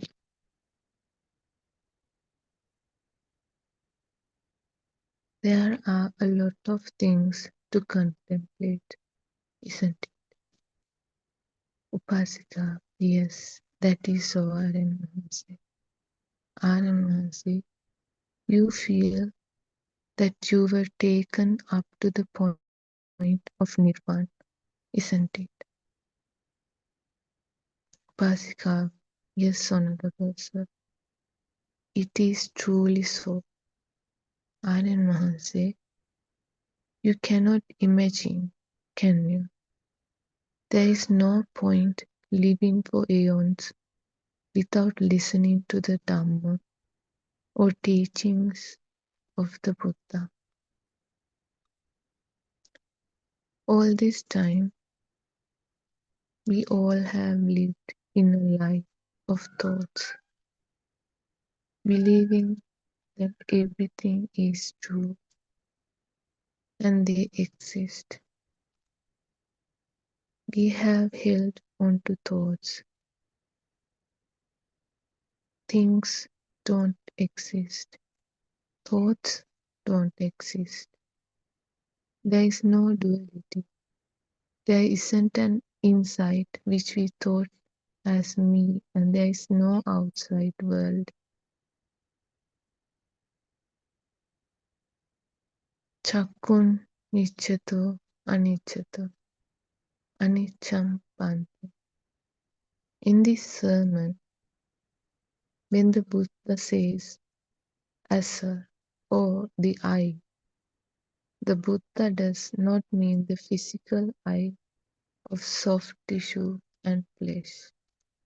The Buddha calls the sense of seeing as the eye, seeing a book, seeing a bed, seeing a table. In the above stanza, the Buddha asked, Mahanani or disciples, is the sense of seeing permanent?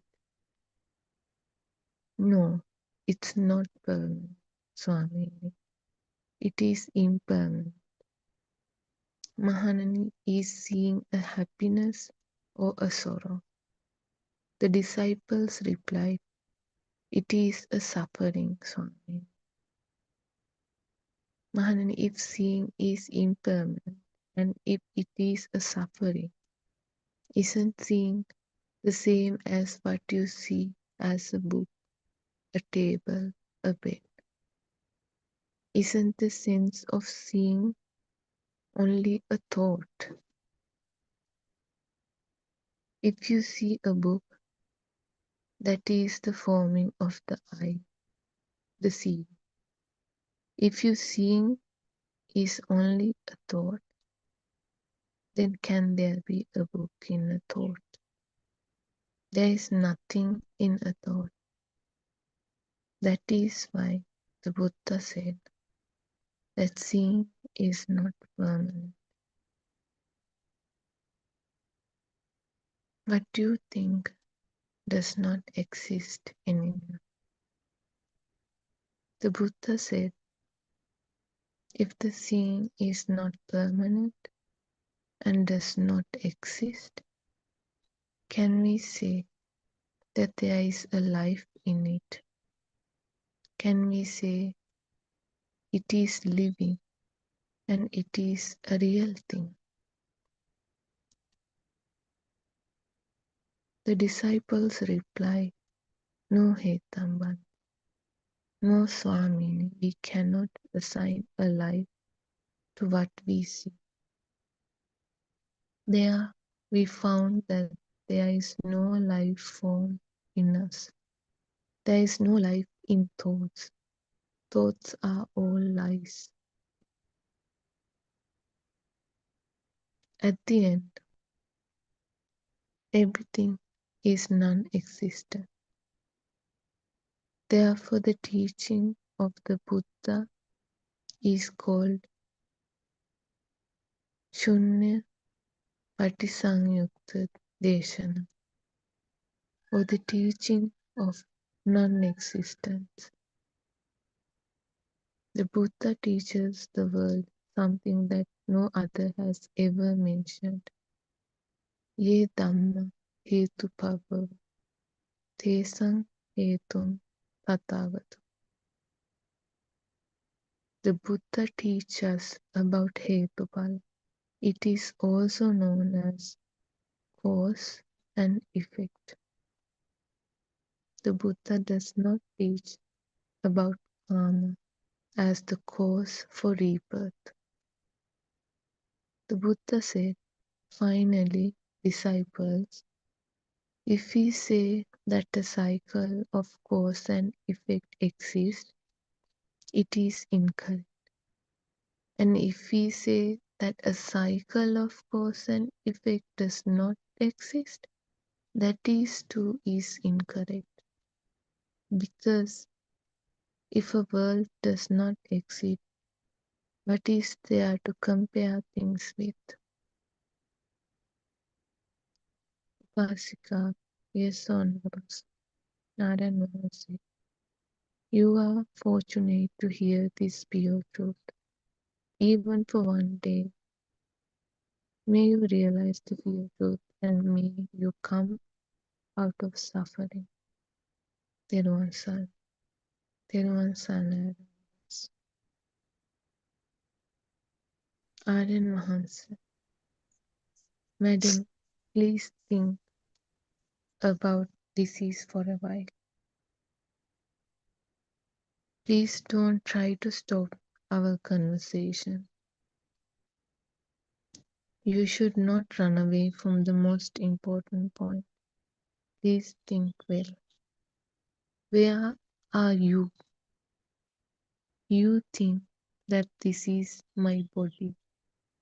You think that this is my child. You think that this is my husband. You think that this is my house. Now where are you?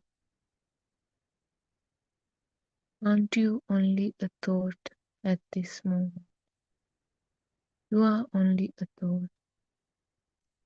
Now let us see where this thought comes from. A thought is also known as Sita in Sinhala, Vasikava. So there is no thought. Naren Mahas. A thought is a spark. When a sound and a color comes together, it creates a spark. It is known as a thought. Upasika, yes, it is only a spark. When a sound and a color comes together, it creates a spark. Naren Mahas. Is there a living thing in a spark? Upasika, oh, I didn't understand, Honorable. No, there isn't a life in Aaron Mahasi. Okay, let me make it much easier for you. Does this thought have a life? Upasika, no. Upasika, where is the life? But there is no life, isn't it? Aaron Mahasi. If you think that this is your child, it is only a thought of a child. If you think that this is your body, it is also only a thought. You think that this is your body. Asika, yes. Anand say, if you think that this is your husband, it is only a thought of a husband. If you think that this is your house, it is only a thought of a house. Now, is there life in a thought? There is no life. You found the anatma, meaning there is no life form at all.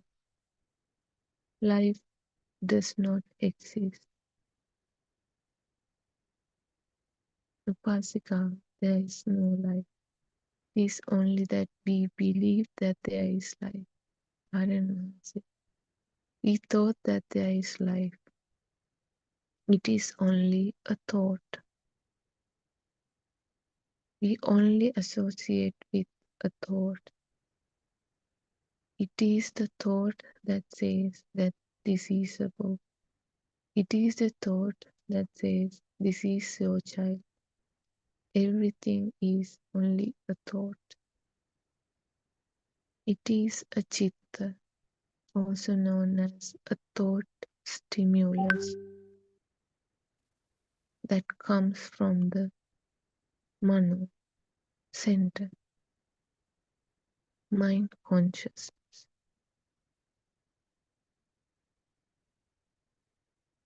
It is only a thought stimulus.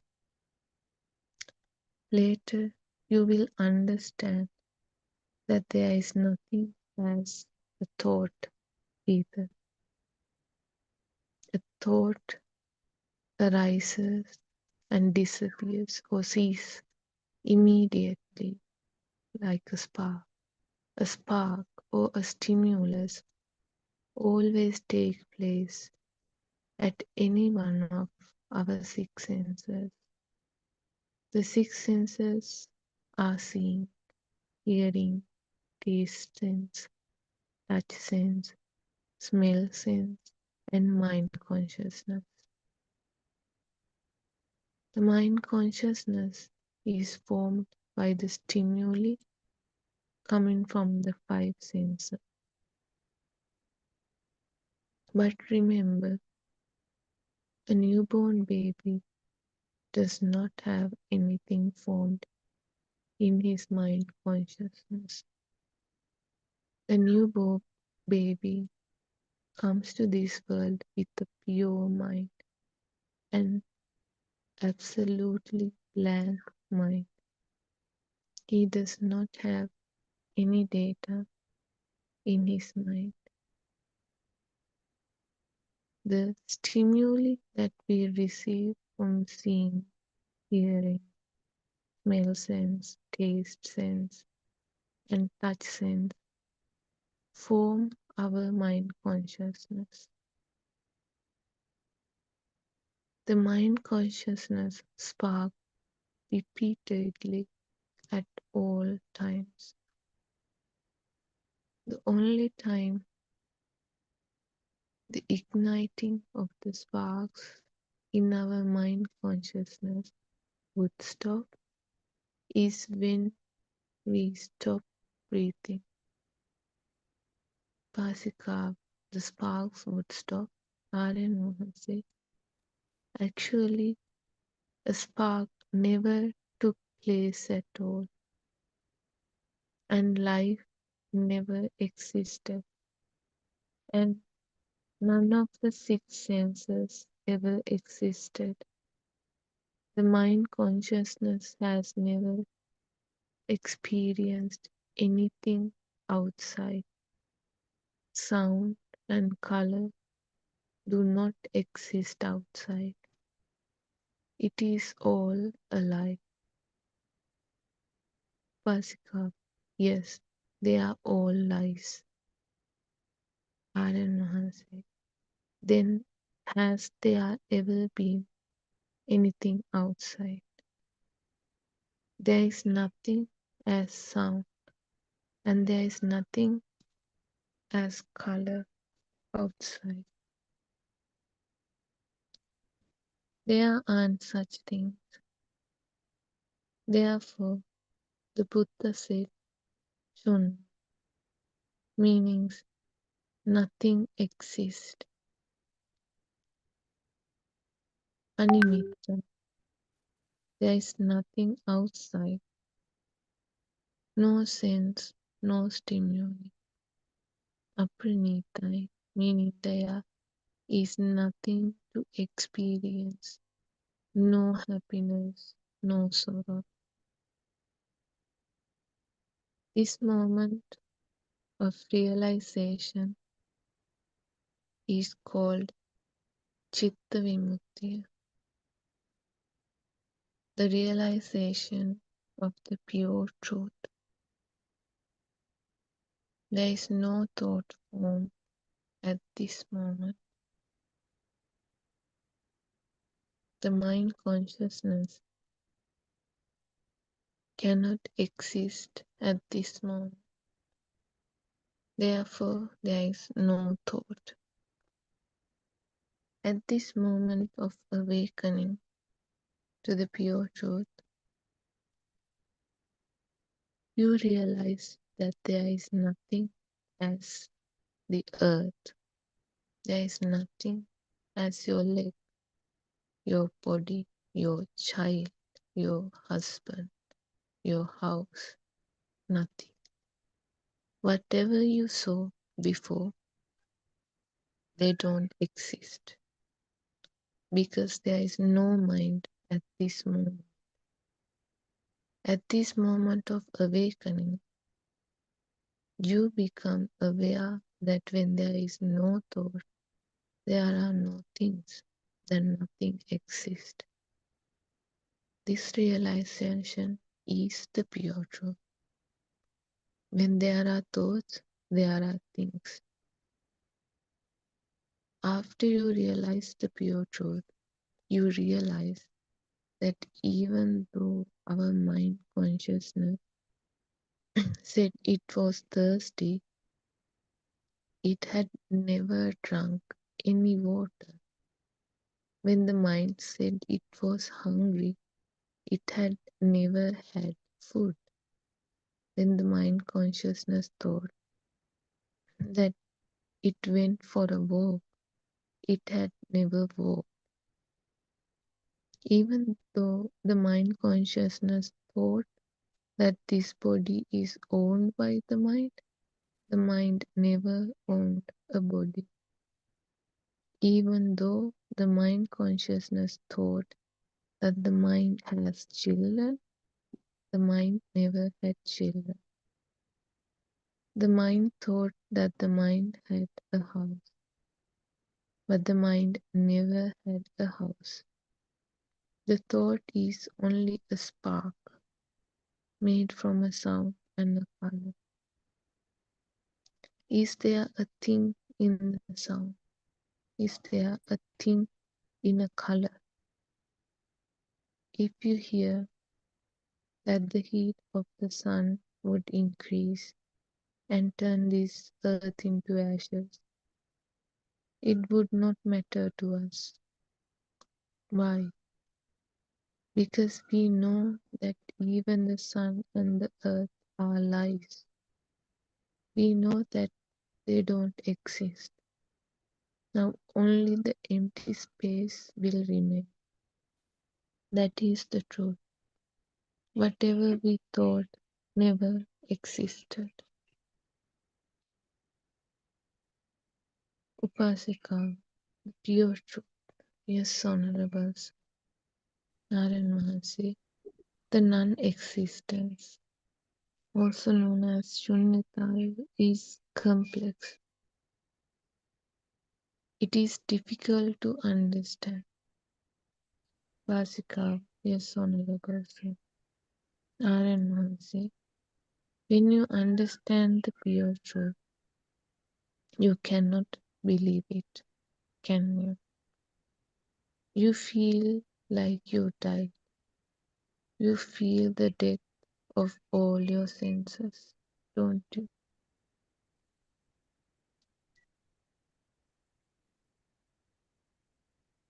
You feel like you died. You feel like everything is non-existent and that only the universal space is left. You feel like everything has been demolished. We demolish the concept of children, a husband. We demolish the concept of me, the concept of our body, and the concept of the earth. Now it's just an empty universe. Asikar, yes, honorables. Narayan Mahansi, Shunyatave. It means nothingness, that nothing exists. It is the moment of waking up to the pure truth. This is known as the state of Buddha, Buddha Swabhava. At this state of awareness, one does not believe that there is anything or anyone alive or living. There is no person or a self-identity. There is no word, Vinayaloke. This means that you have realized that this world is not true. With this realization, you are able to transcend this illusion and come out of all suffering. There is nothing beyond that is there. Upasikavan, yes, I understand one person. Aryan Mahanse, what do we talk about? What do we tell each other? What are words? All a lie. Pasikava, all lies. Aryan Mahanse, it is a whole load of lies. Pasikava, I understand another person. There is nothing. That is the truth. Aryan Mahanse, no. I almost felt like I had to tie you to the phone to tell you the rest of the side. You wanted to end the call. When the Buddha preached sermons, some people got up from their seat and left. Then the Buddha would turn to his disciples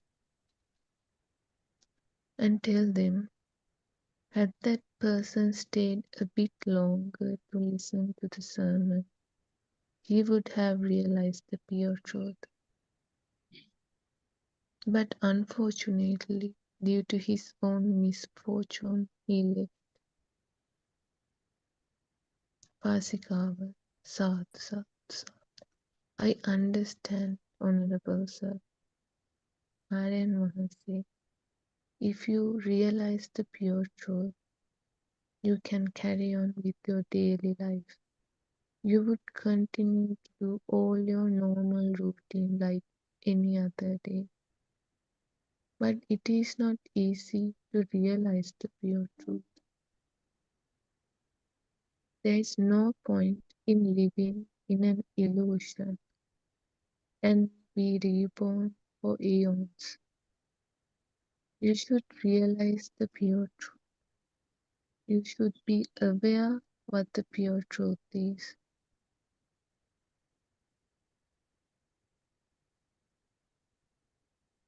After realizing the pure truth, it doesn't matter what you do after that. Why? Because you will see the truth in everything. Pasikar, yes, because you know the truth.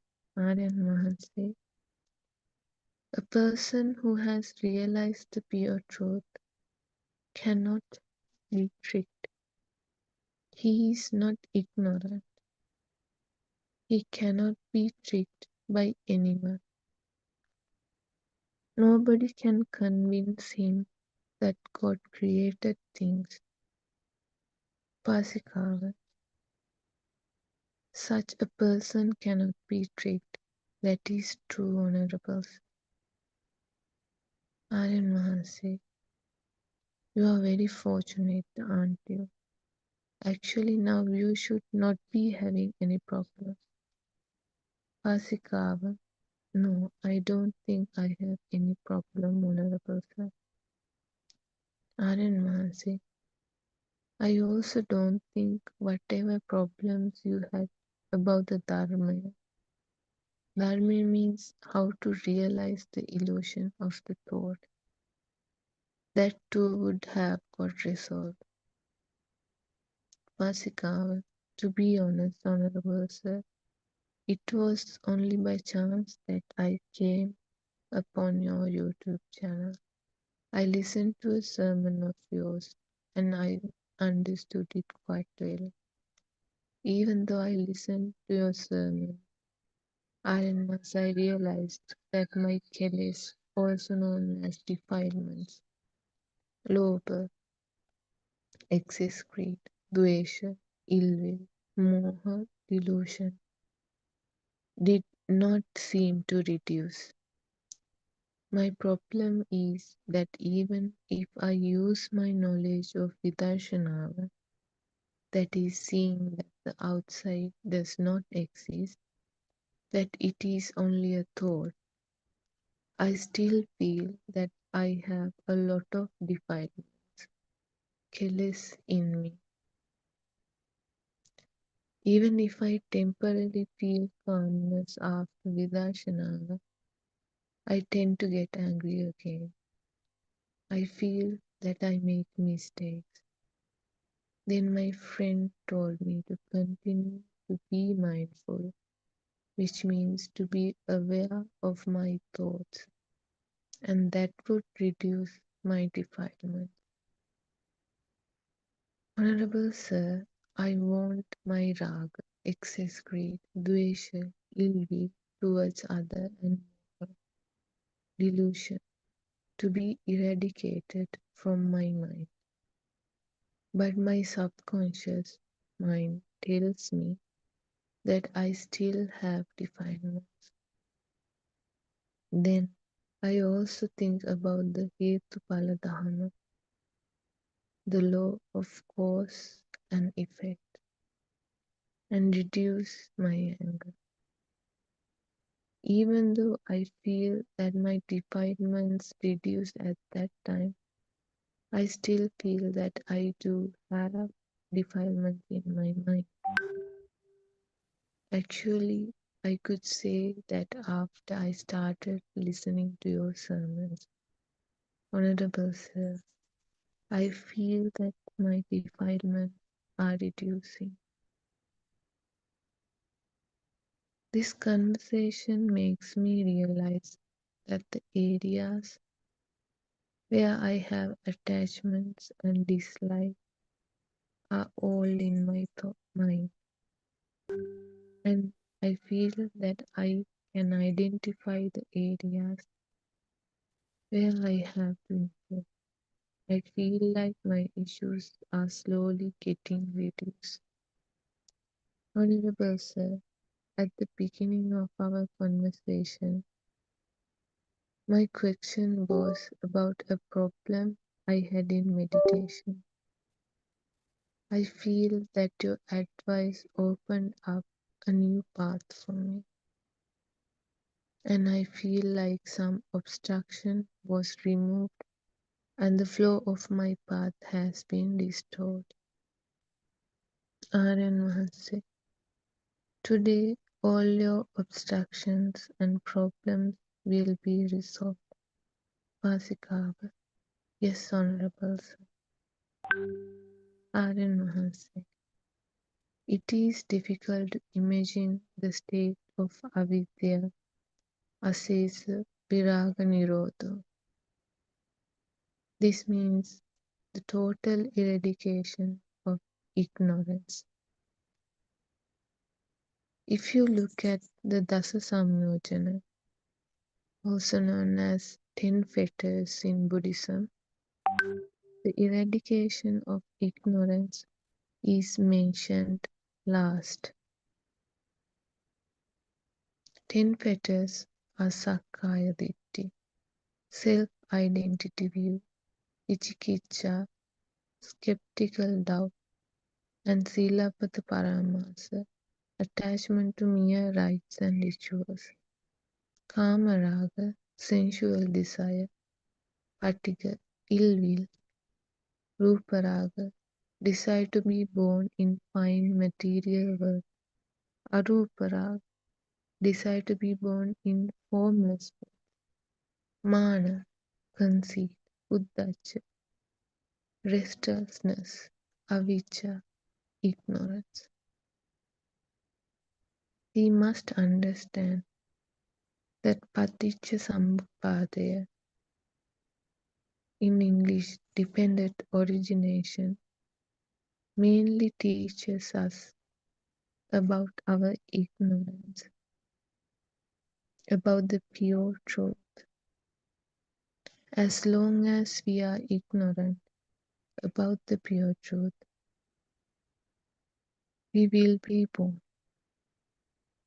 As we listen to the Dhamma, our ignorance will reduce. This means that as long as we are ignorant about the pure truth, we will always be in suffering. Listening to the Dhamma takes us a long path to understand the pure truth. Therwan Sanna, everybody.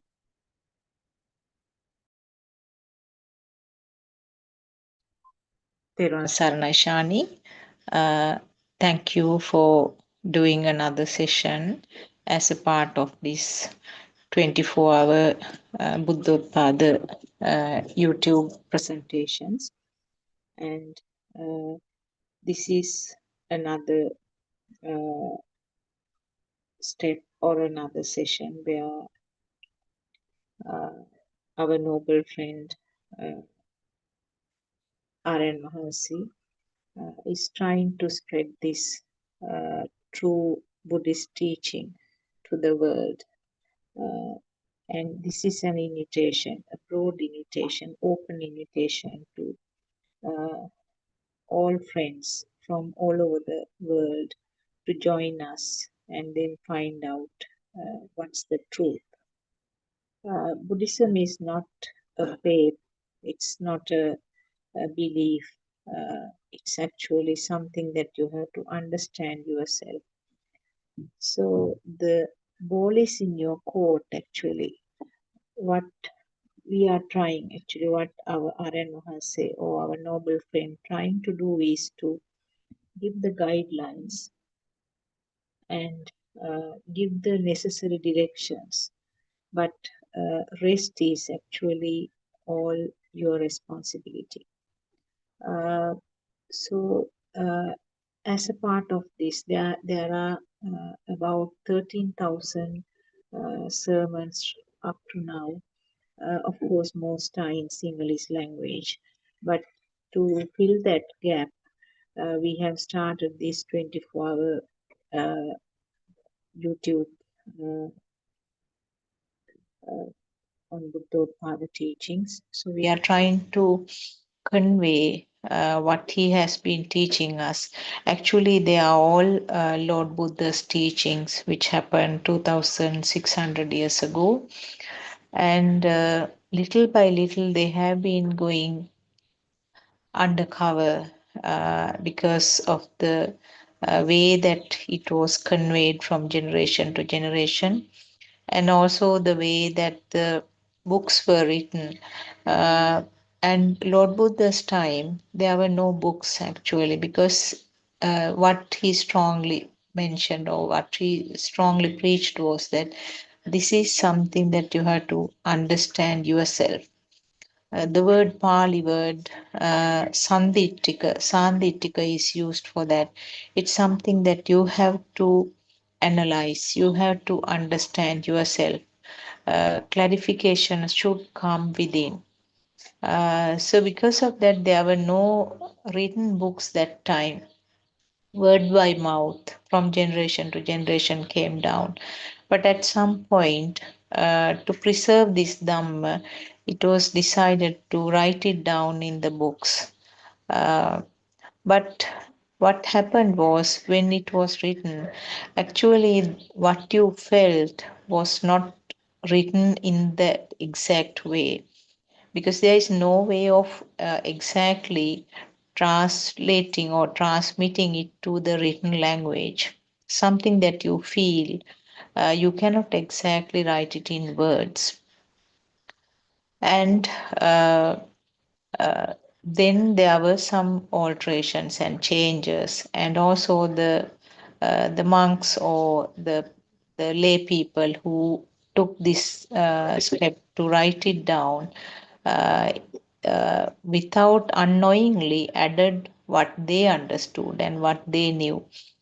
So therefore there were some changes in these books, and it was actually also mixed with some of the other teachings from some other religions, particularly the other religions in India, Hinduism. So some practices which were there in India also has been mixed up to this.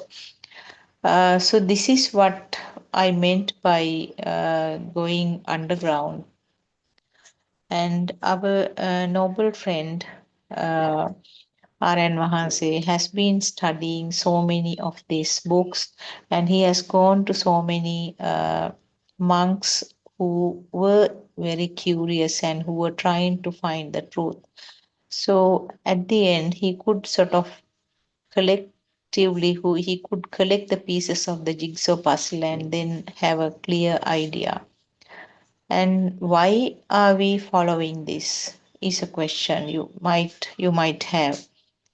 Most of us actually have been going from monk to monk, and we have been studying Buddhism, and we felt that it didn't make a real change in our practices and the way that we feel.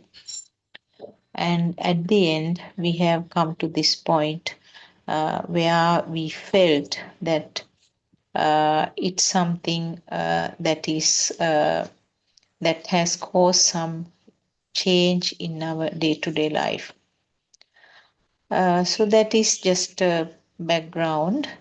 And these teachings, whatever the facts which are mentioned in these sermons in this channel, this is I'm telling mainly for our friends who are coming from other religious backgrounds. Of course, there must be some Buddhists also who are listening to this. So this is just a background, and then you do not have to take it as it is. Because at Lord Buddha's time also, once Buddha asked the other bhikkhus, other monks, are you following this, or are you preaching this simply because I have told you?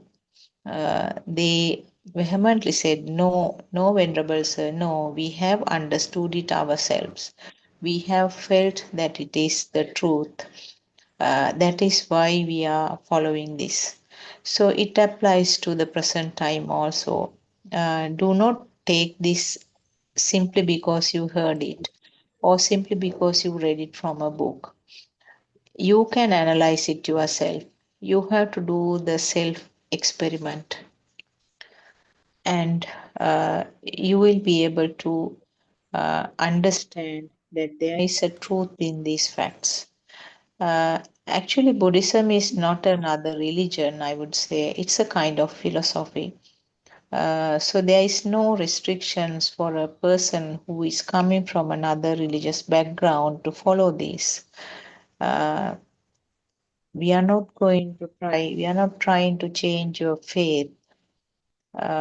We are trying to show you the facts, the true facts. Then you can decide what is the truth. And finally, what you are trying to understand or what you try to gain is that this is something that will bring some relaxation to your life.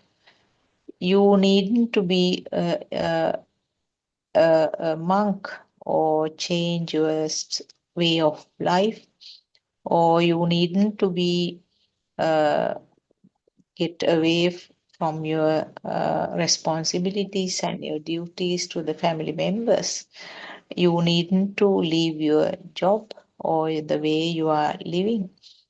So when there is this true understanding, what is this Buddhism and what facts are being explained in this Buddhist teaching, when you understand this, it becomes very clear that you will be able to handle everything in a much better way, and you will be able to have everything in a more relaxed manner. Now we know actually, you can see these people who are rallying around the monks who are doing the peace walk in USA. Why are they rallying like that? Because they are under stress actually, they are under pressure. Whatever their religious background is, they are pressurized with their life. So they need some relief, and they can see that the word peace is very strong, and the word itself brings some form of relaxation. So therefore people are rallying around those monks. So it's the whatever the background, whatever the age, whatever your level of education, your status in the society is immaterial because every person undergoes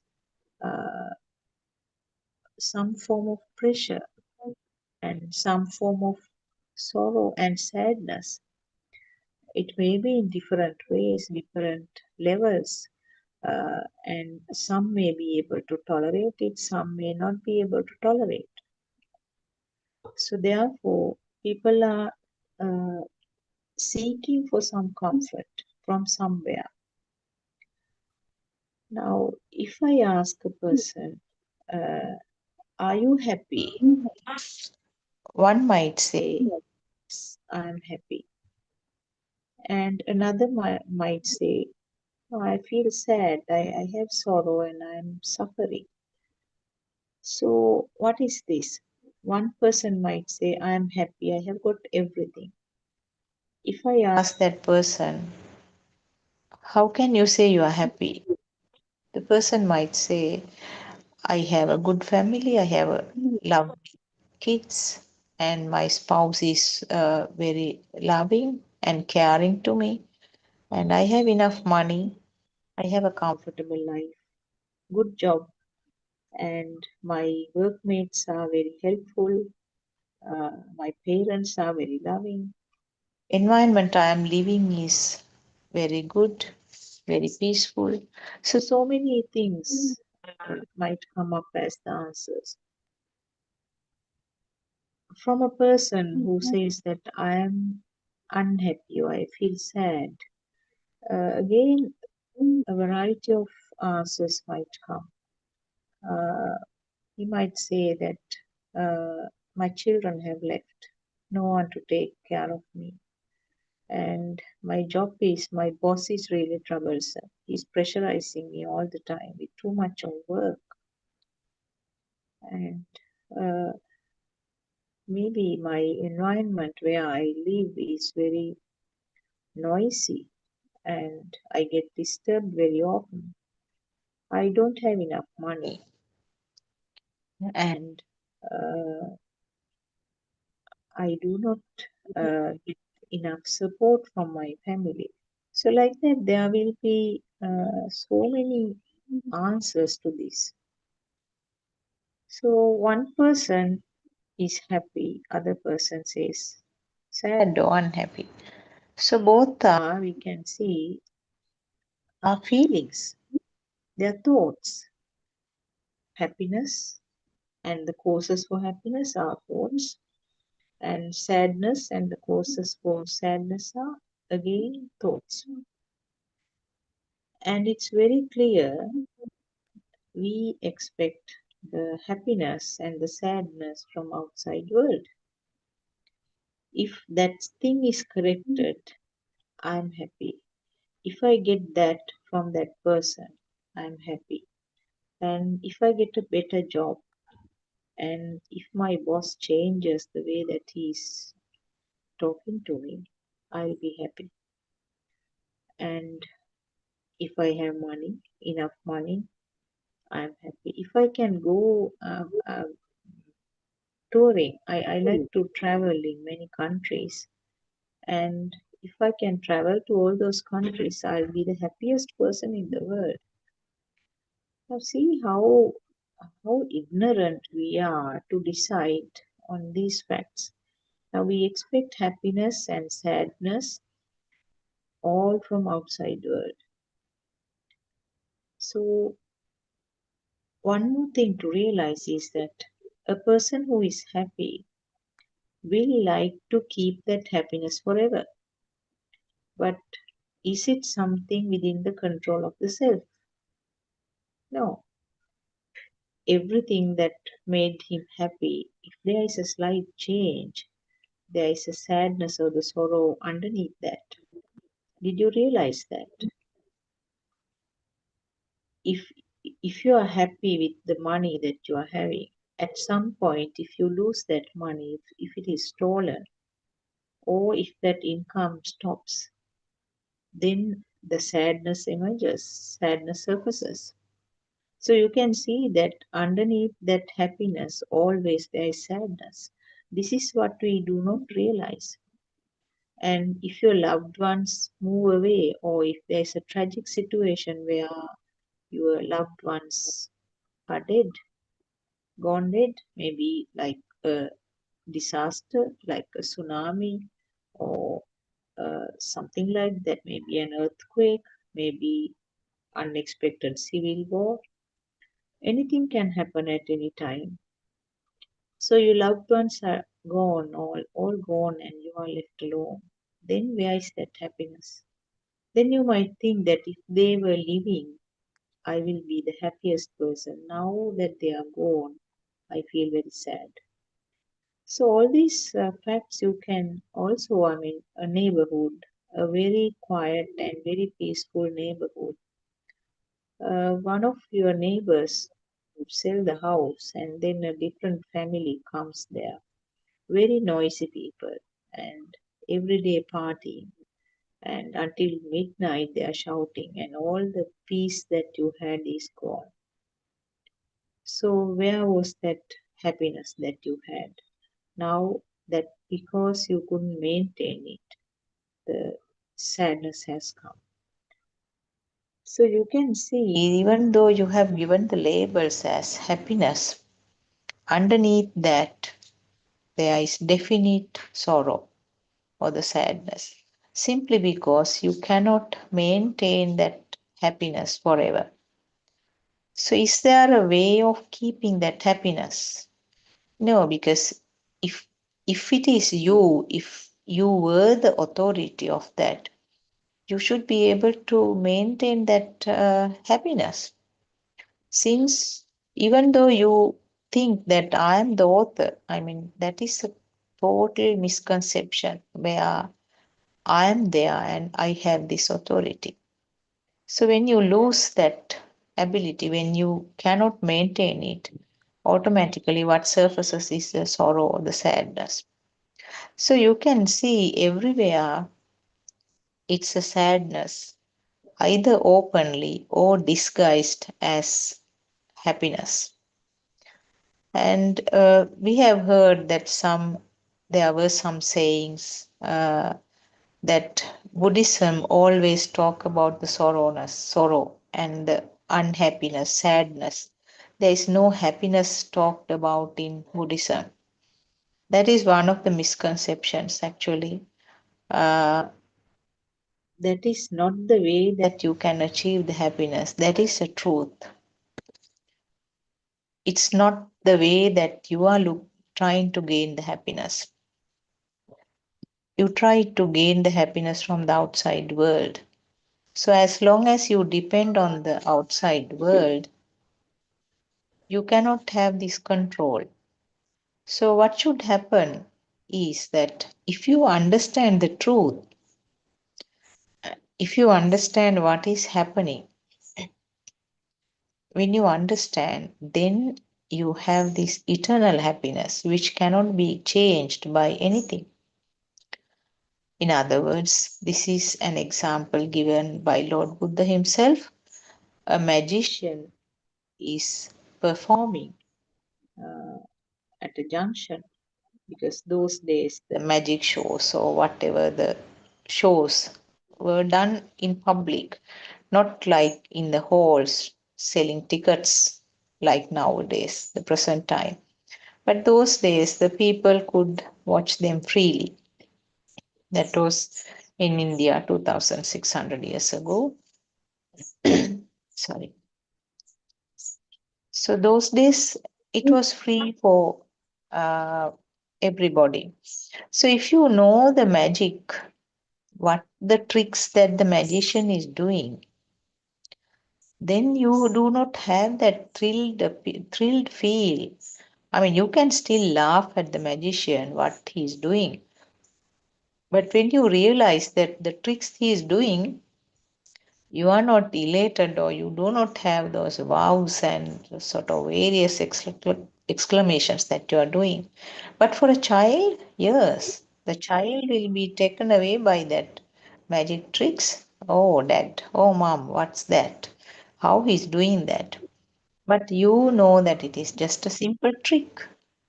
You can join the child and laugh at him, laugh with him. smile with him and giggle with him and enjoy the magic show. But still, within your mind, you know that it is just a trick. So, this is what is happening in the creations of this world also. When you learn the magic, you can still enjoy, but you do not, you are not taken away by those. You know that it is simply a trick. So that is what happens when you know about this truth.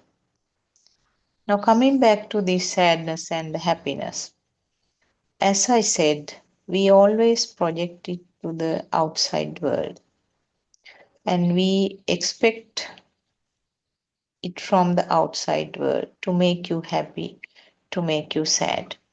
And not only that, now when you had when you on certain topic that you are sad, say for example, you wanted your child to pass an exam, and but child is not taking the studies very seriously. He's playing all the time and just not doing the homework and not interested. So you are very sad. At some point, child studies well and then does the exam very well and get good results. Now you are happy. Now that topic is no more there for you to give a trouble. But see what happens.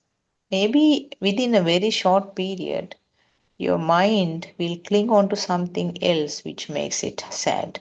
Now you say, if this gets corrected, I'll be happy. So you can see that this is the nature of the mind, changing from one topic to the other. Just turn the camera to your experiences and see. I'm sure all of us had this time to time. There were topics which made us happy at some time, but it doesn't have any sort of clinging or any happiness now. That again is the nature's way. Now, for example, when we were small, we were very happy when we received a doll. We were very happy when we received a beautiful frock for the new year, or when we were taken out to a carnival. But now, at the age of 30 years, you cannot get the happiness from those facts. You are no more interested about the dolls, and you are not interested at all to go for a carnival. So it's like that. The reasons for happiness also changes. The reasons for sadness also changes. So this is the nature of the mind. So that is why the Buddha teaching is mostly focused on the mind. Now, where is this mind hiding? Is the mind anywhere in your brain? Is the mind anywhere in your heart? Any part in the body? Mind is simply a kind of current. So you can't point out to a place and say, this is where the mind is. So understanding the mind is very important, and that is the root of teaching in Buddhism.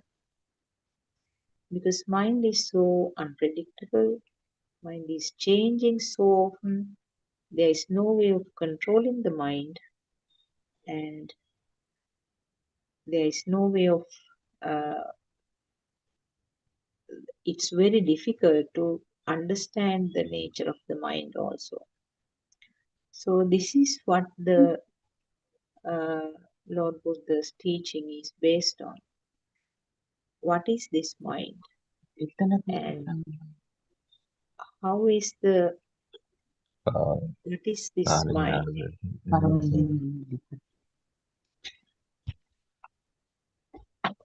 So understanding the mind, how this mind is formed, and how this mind is behaving, the behavior of the mind. So these are the things that is explained in Buddhism. So as I said, if we expect the happiness, sadness, all from outside world, and if we are going to depend on the outside world to make us happy and make us sad, we are going to fail.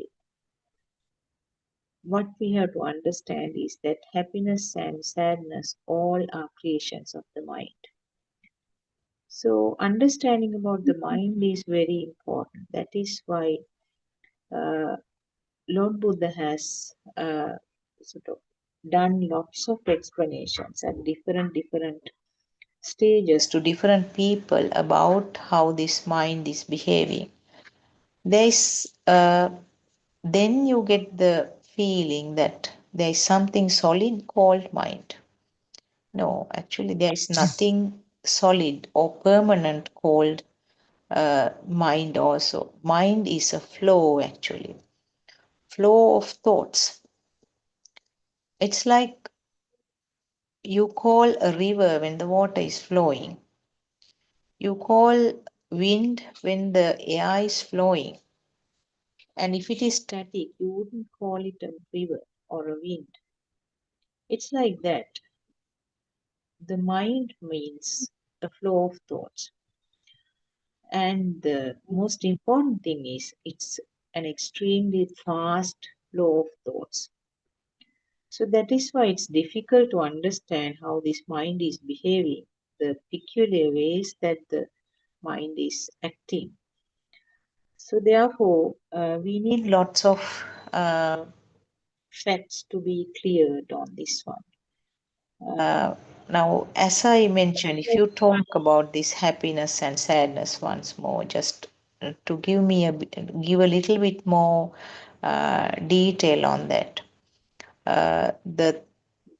The causes for happiness and causes for sadness, as I said, changes with the age, changes with the time, changes with the environment, changes according to the person, and maybe the level of education, the occupation, or the family background, all that.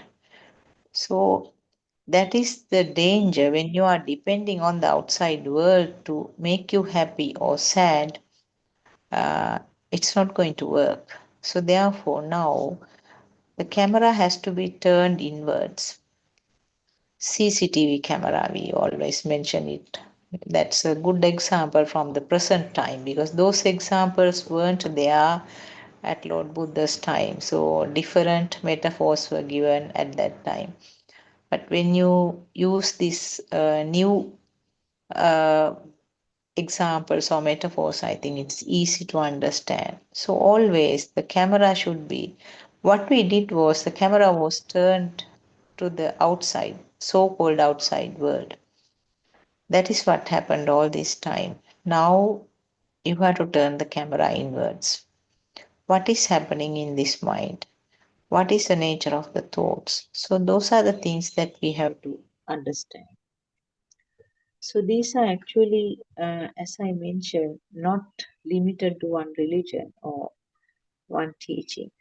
This is the true way of happenings. So when you understand this mechanism, it makes it very easy for you to live with the society.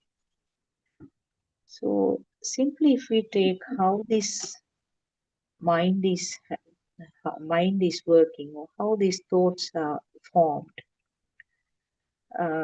you need the physical body for this. But the physical body is not the mind. So that's two entities.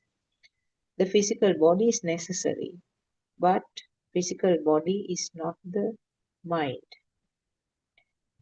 So physical body means you have the different animals will have the different ways that is formed, the physical body.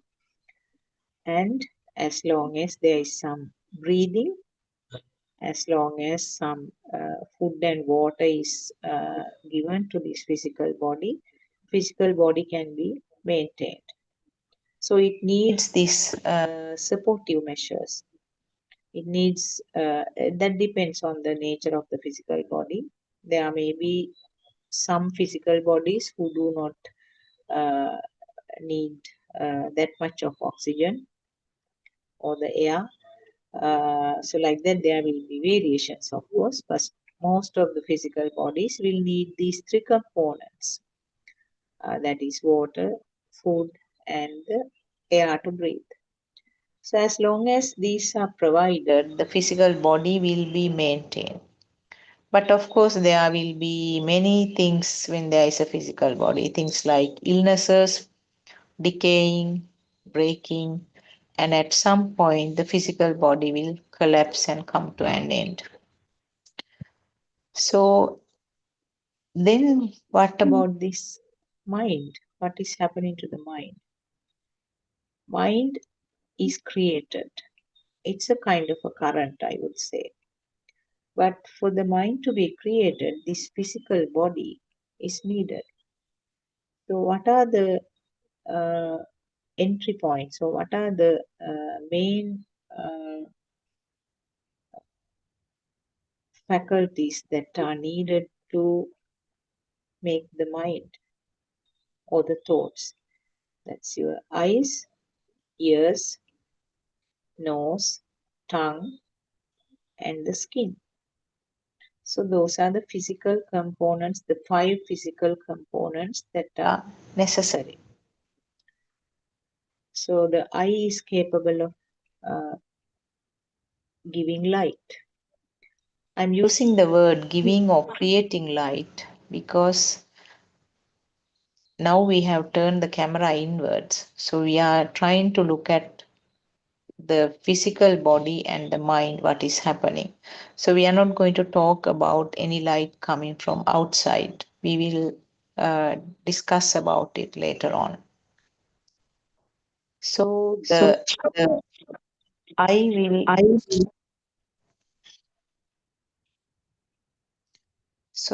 will create some light. The ear will vibrate and create some sound. The nose, there is a specific area in the nose, there will be some vibrations or some change in that place and create something which looks like which is called a smell. And the tongue, there are some specific areas and there will be some changes, or we call it a vibration, and give rise to a feeling of a taste. And skin throughout the cover, which covers the body, has the ability to feel hardness, softness, and also temperature changes. So these are, we call the 5 sense faculties or 5 sense organs. So these have to be intact to give the sensory information. If you are born blind from birth, you cannot talk about a light. If you are born deaf from birth, your world is going to be a silent world. And due to some illnesses, if your nose is not functioning, you can't talk about the smells. Similarly, even in a very rare congenital illness where you are born with, where you cannot feel any taste, you can't talk about any tastes. You can't talk about sweet, sour, salt, nothing. And if for some reason your body is anesthetized, your skin is anesthetized, the local anesthetic, you can't think of a situation where the whole skin is anesthetized, but some simple examples are that you might get a local anesthetic to stitch a wound, a cut injury or something. And people with diabetes have some problems with feeling of their hands and feet. So they can easily injure themselves because they can't feel any pain, or even they can even accidentally burn themselves because there is no sensation. So you can see that there should be this physical part intact to get the sensation. So this situation is there even in the fetus, where the baby is in the womb. Some of the sensations, especially something which is felt by the skin, when there is some pressure from outside to the mother's abdomen, the baby will feel it. So in a very subtle way, the sensor faculties are functioning even inside the uterus, in the womb. And what happens when the baby is born? If these physical parts are intact, they start functioning. Not up to the level of a little bigger baby, but we know that when the babies are born, they are all wet with the fluid which comes from the womb. And the baby feels cold and the baby will cry. That is because that skin sensor is functioning. Similarly, when there is bright light, now inside the womb is dark for the baby, and when the baby is taken out, there is bright light all of a sudden. Baby will cover the eyes, close the eyes. And so those are in the indications of the intact functions of the sensor faculties. Now, still at this level, you can't talk about the thoughts. Now, this is happening in a kind of, it's a nature's law, a way of happening. It's a natural process that takes place from the beginning. We talk about a radiant mind in the baby. What is meant by radiant mind? We know that all little babies are very pleasant. They have a smile when they are like 3-4 months. They smile for everything. They cannot differentiate whether it's a mother or a stranger or somebody who has come to harm the baby. In an extraordinary situation, if somebody tries to harm a baby, still baby will give a smile. So that is the nature of the radiant mind. There are no thoughts and there is no identification, no naming. So all this naming, identification comes with the thoughts. So when there are no thoughts, it's at the feel level. The eye will feel something, ear will feel a sound, and the nose also into some extent will feel. But you know, I mean, very little babies will not show a difference to a bad smell, unlike the adults. But taste, yes. When the baby is given milk, which is the most delicious thing for the little baby, baby will like it, indicate that the baby is satisfied and baby is happy. And maybe some mothers will hang a beautiful toy and baby will look at it and indicate that baby is happy. So you can see that the senses are functioning.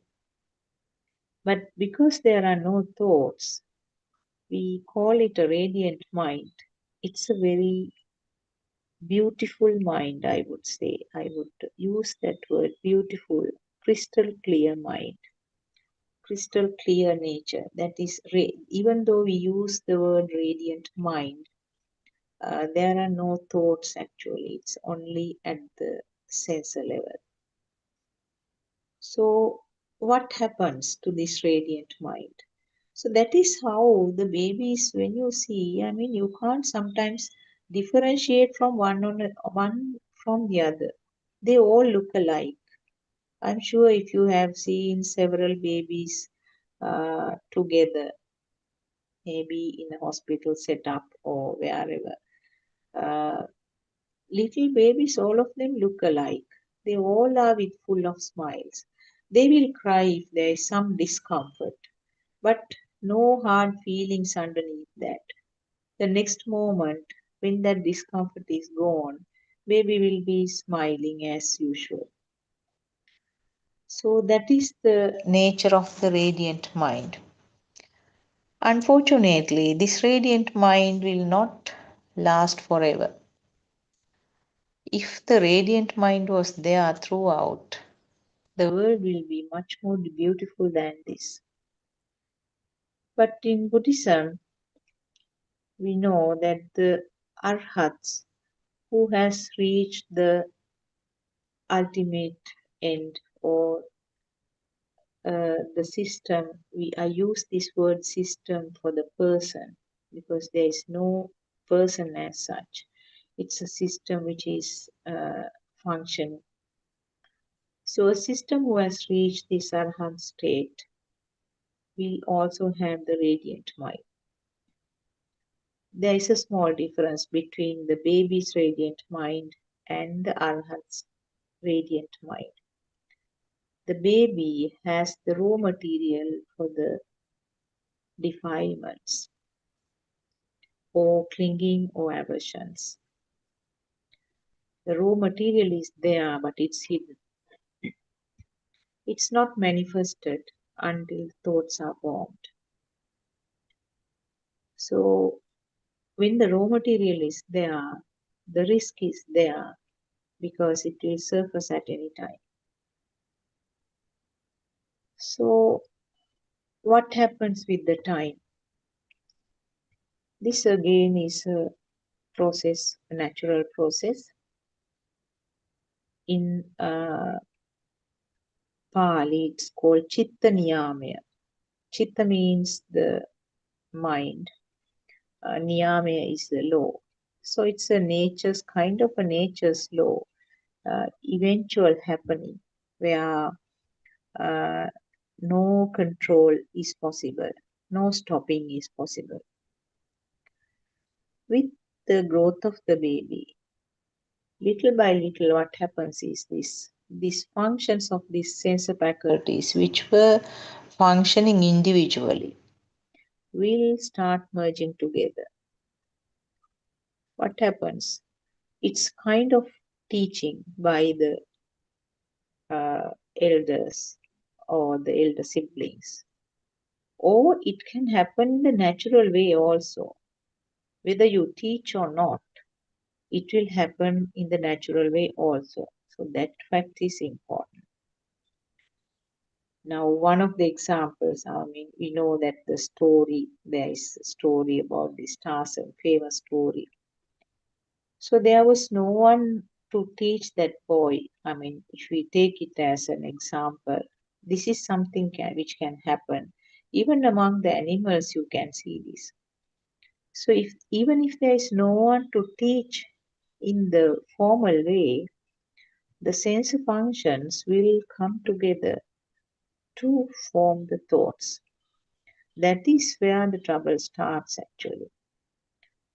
On the other hand, you can't live without the thoughts also. You need thoughts to live. But the thoughts will not only help you to survive, but it will bring all the troubles thereafter. So, what we try to do in this Dhamma teaching is this. This process we have to understand is not stoppable, is not controllable. It's a happening. So when we understand this happening, how this system is taking place, when we understand it very clearly, it's like learning the magician's tricks. So when you learn the magician's tricks, as I said, there is no tricks at all there. There is no magic for you. But still you can just sit and enjoy the magic show. So going back to this thought formation, even the little boy, the so-called Tarzan, who was living, according to the story, living in the jungle, he will see something, and then at the same time, there will be some warning sounds. Now, what happens? That what was happened at the eye level is a vibration, and there was a kind of picture, a photo taken by the eye. And then vibration of the ear happened. There was a sound. Now, when these two together will come and form a different type of a vibration, which we name as thoughts. Now, the boy knows that when this sound is there, along with this picture, there is some danger. So, this is how, in a simple way, the teaching for the baby, human baby, takes place. Similarly, you know that among birds, now when you see that the chicks are feeding with the hen, or maybe some wild birds with their chicks, when there is some danger, the mother will make some odd sound, odd noise, some form of calling. And then, if these chicks see the danger, whatever the dog or something which is approaching, the sound from the mother, along with that picture which was created by the eye, will very quickly, within a fraction of a second, come together to indicate that some danger. And then they will start running, or some of them might jump onto mother's back and then hide under the feathers. So this is what happens in the living beings. It happens in different levels because the animals do not have the advanced minds. They have ways of communicating, but they mostly depend on the feel.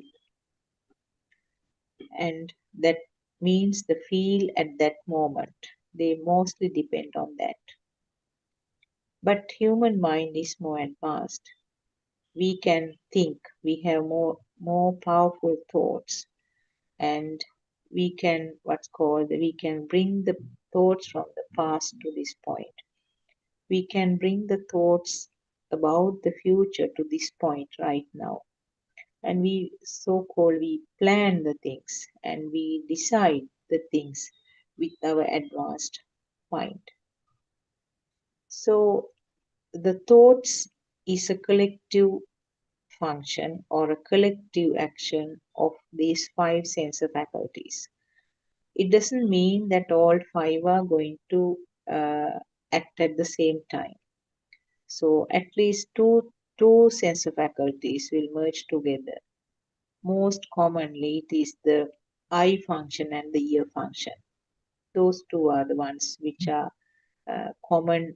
commonest to get involved.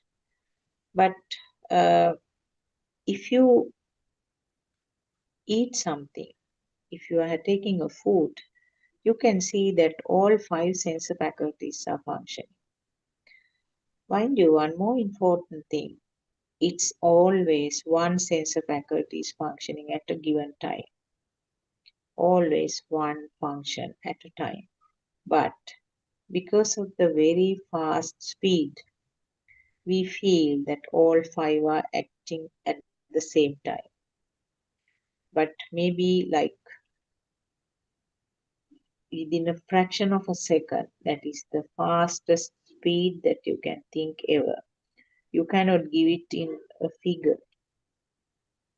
In the physical world, we know that the light is supposed to be the fastest, and you can say this number of kilometers per hour or second, maybe. But this function of the mind is much more faster than that. So you cannot imagine how fast it is happening. So because of that, the sense faculties are taking turns and jumping from one point to the other. It's happening so fast. you feel as if all are functioning at the same time. So, for example, take a food. When you are eating something, you feel the taste at the same time. You will get the smell. Say, we'll take a fruit which has a smell also. You are eating an orange. You can see the orange as a vibration of your eye. When you are peeling, there might be a soft sound also. And you feel the softness of the fruit. And when you eat it, you have the taste and also the smell.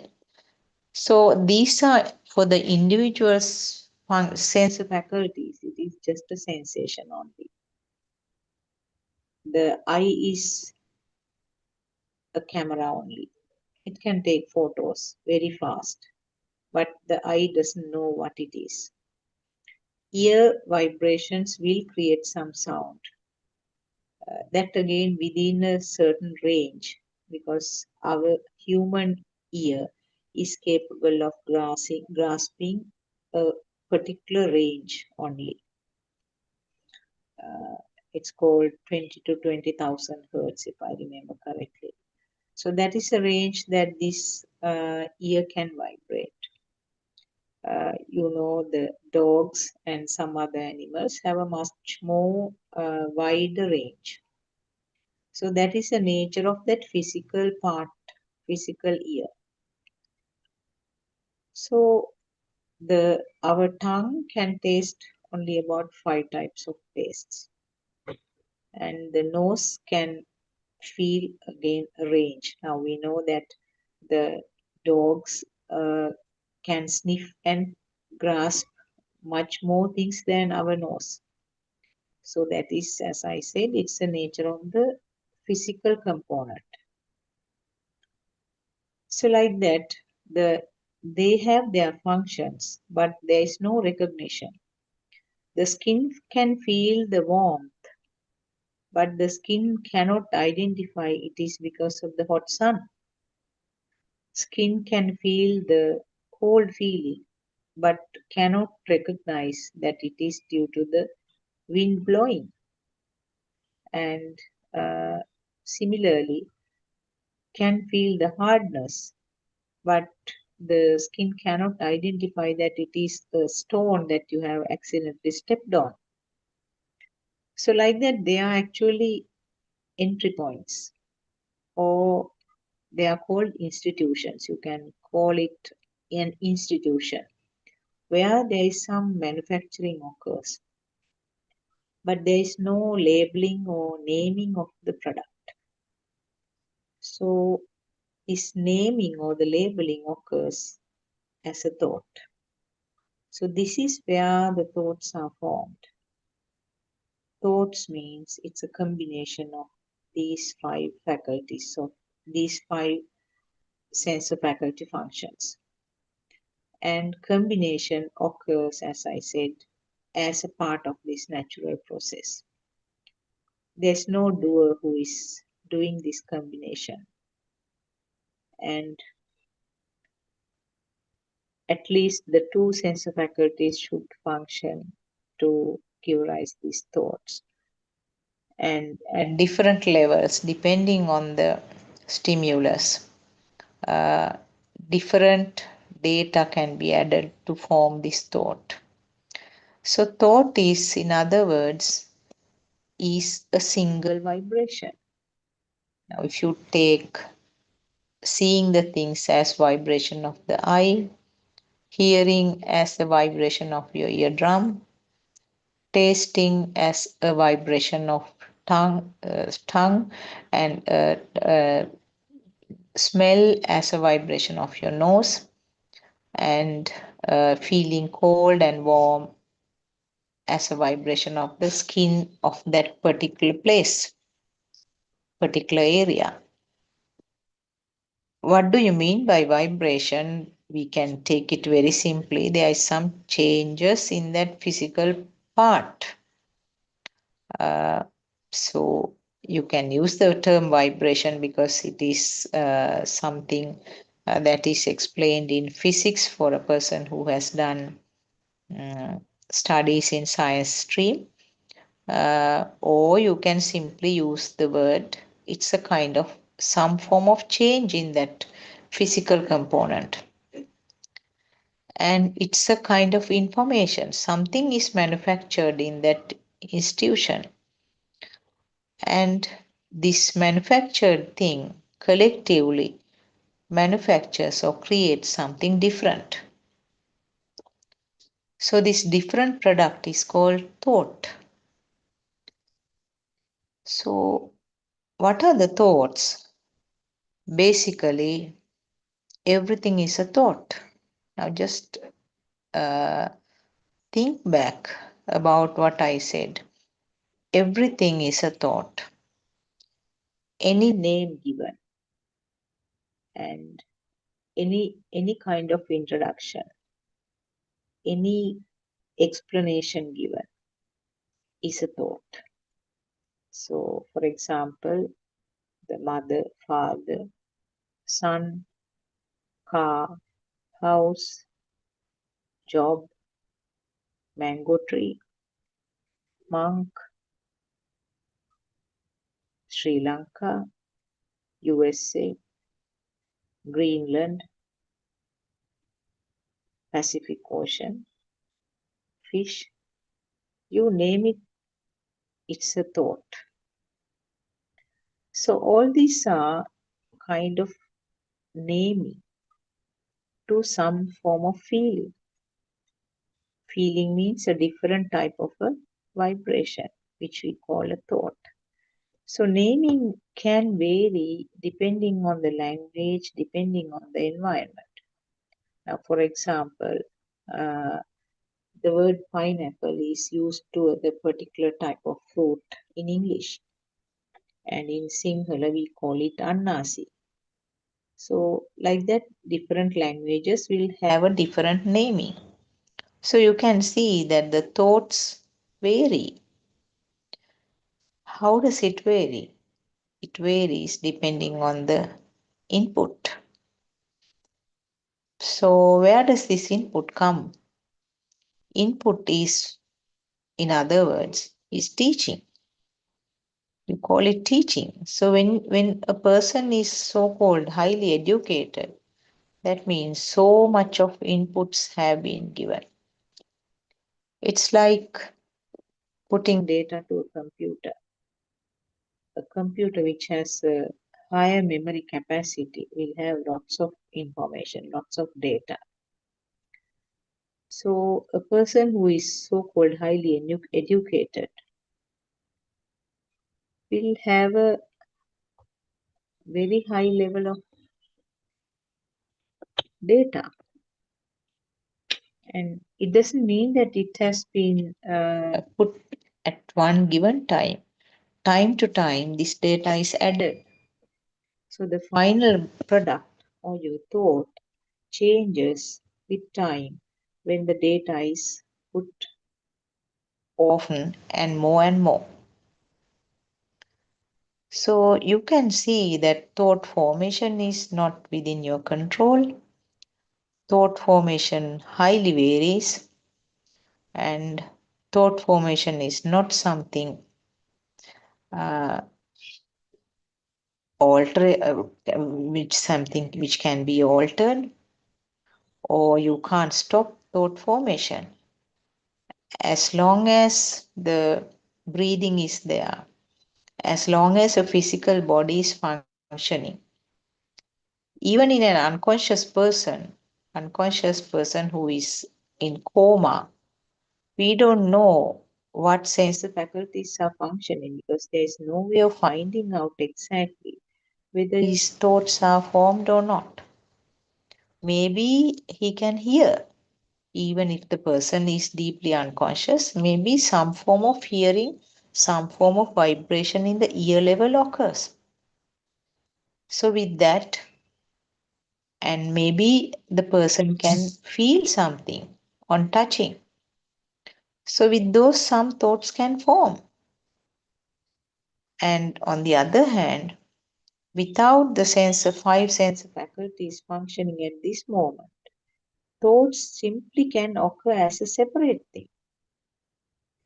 Now, this is where, if I give an example, you sit in your garden and just all of a sudden, out of the blues, you get a thought which is not connected to anything that is around you. That is your mind sensor faculty. So, in other words, the mind can act as a separate sensor faculty at given times. And always it is a previous function of the other five faculties. So, the mind can't create something independently. It needs the help of the other five faculties. For example, you all of a sudden, you just suddenly remember about a trip that you have gone to the seashore. It's nothing related to the present situation. You can't see the sea anywhere. You can't hear the sea waves. You don't have a picture in front of you, at least, of the seashores. And no one mentioned right now about going to the beach. Just suddenly you get a thought about your visit to the beach. So that was your function of your mind thought faculty or mind's faculty. But that you can see in that all five sensor functions are there. You can remember the picture of the seashore beach, and you can almost hear the sounds of the waves. You feel the cold breeze that you experienced at that time. And maybe you remember the taste of the salt water when you put a little bit of water to the mouth. And maybe some peculiar smell of the salty water. So right now in that thought, you have all five faculties, the function of all five faculties. So in other words, the mind can't act independently. Mind or the thoughts need the help of the other five faculties. At some point, maybe not now, but at some point, it's a creation of the five sensor faculties. So as long as this physical body is functioning, you need the oxygen, you need the water, you need the food to maintain this physical body. And as long as the breathing is there, the five physical organs are functioning.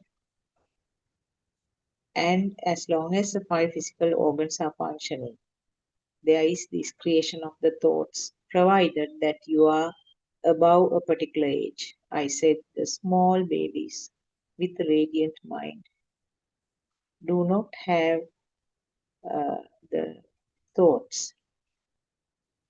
Now, as a part of this process, the thoughts are formed.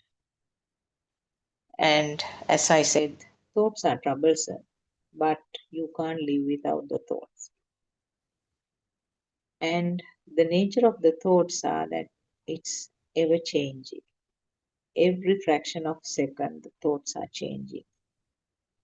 And there is no way of controlling.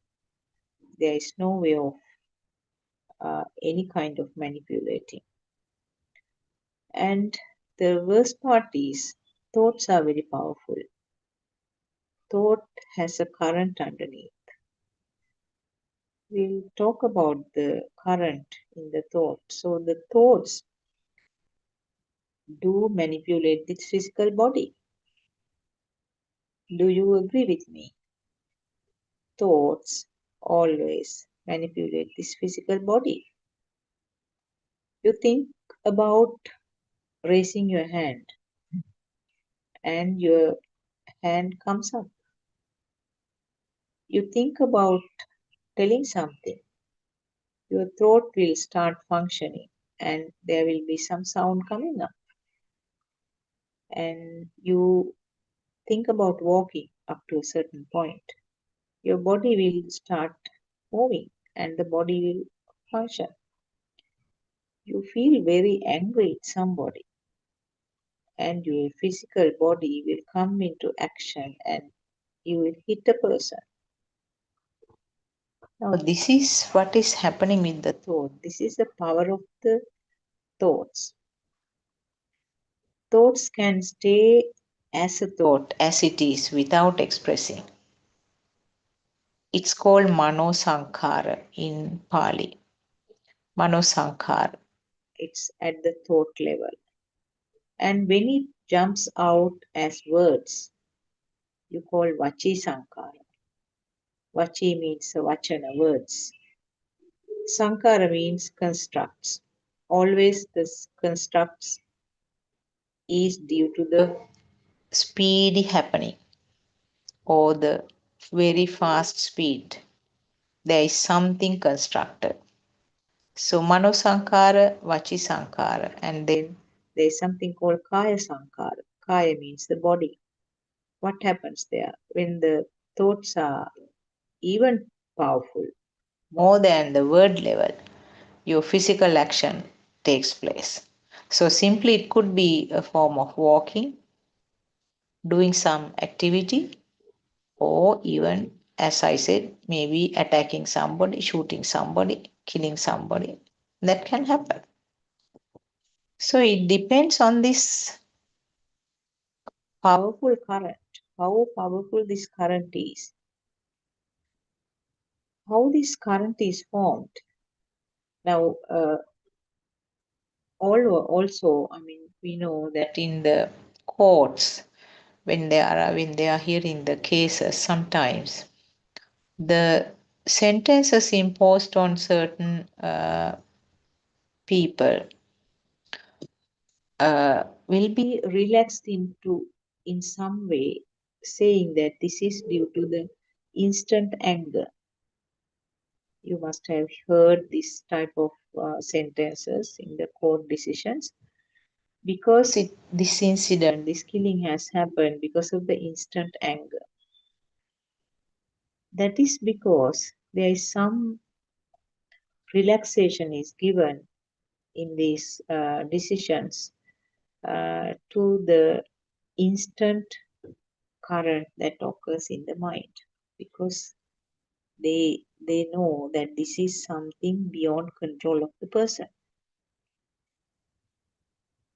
So what is this current in these thoughts?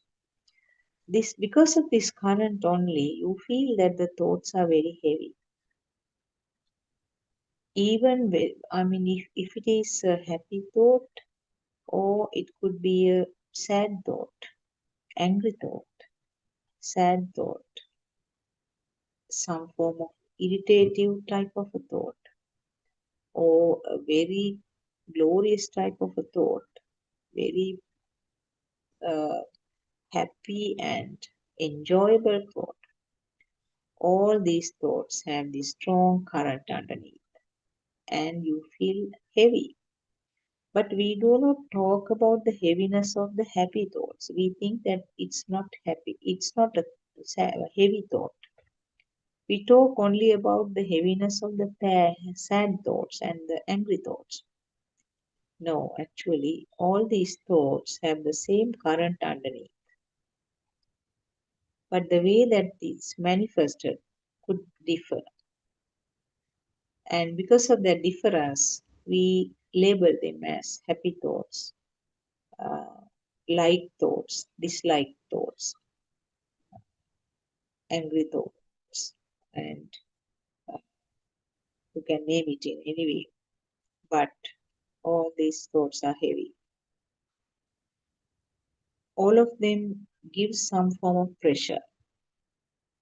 So that is why when the thoughts are flowing in a very fast manner, sometimes we feel very uncomfortable.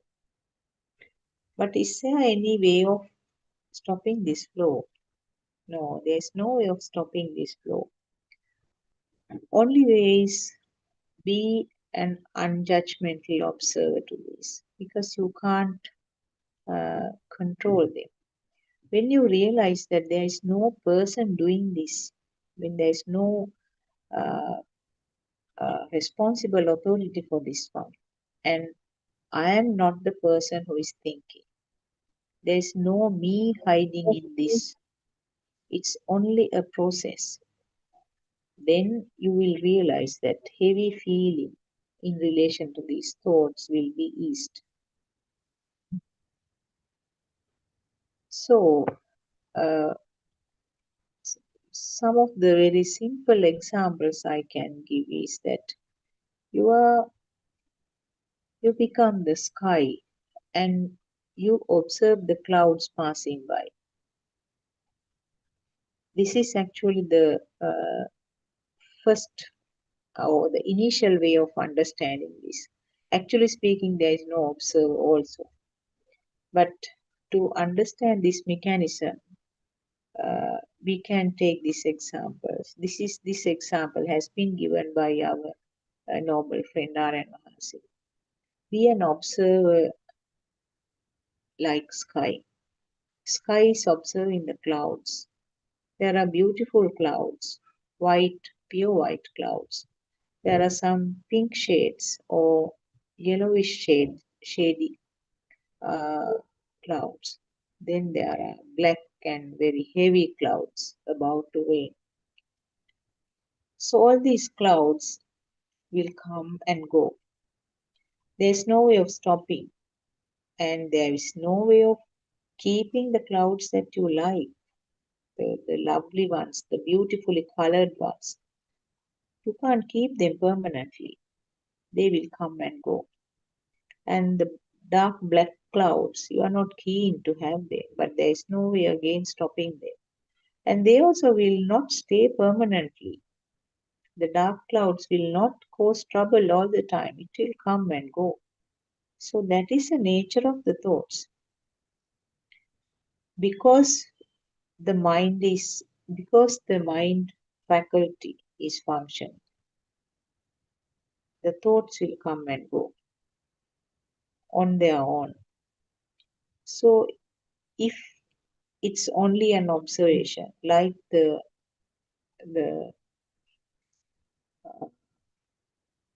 sky who is watching the clouds, you should be an observer of your thoughts.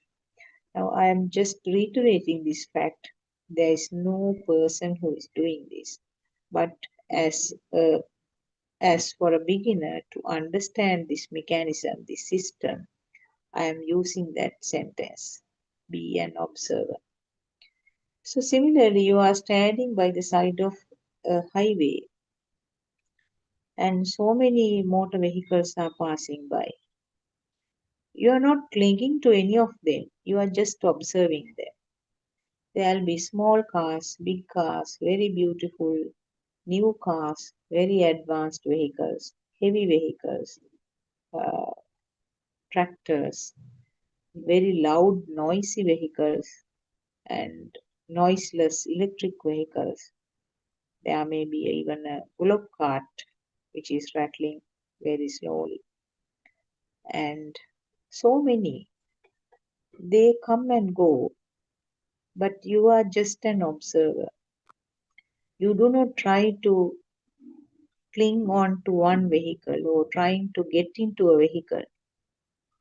Trying to get into a vehicle is something like you get into a thought and then just get entangled with that thought and getting that thought multiplied.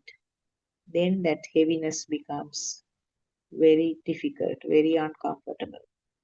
But if you are just an observer of your thoughts, they will come and go. You cannot maintain or keep them.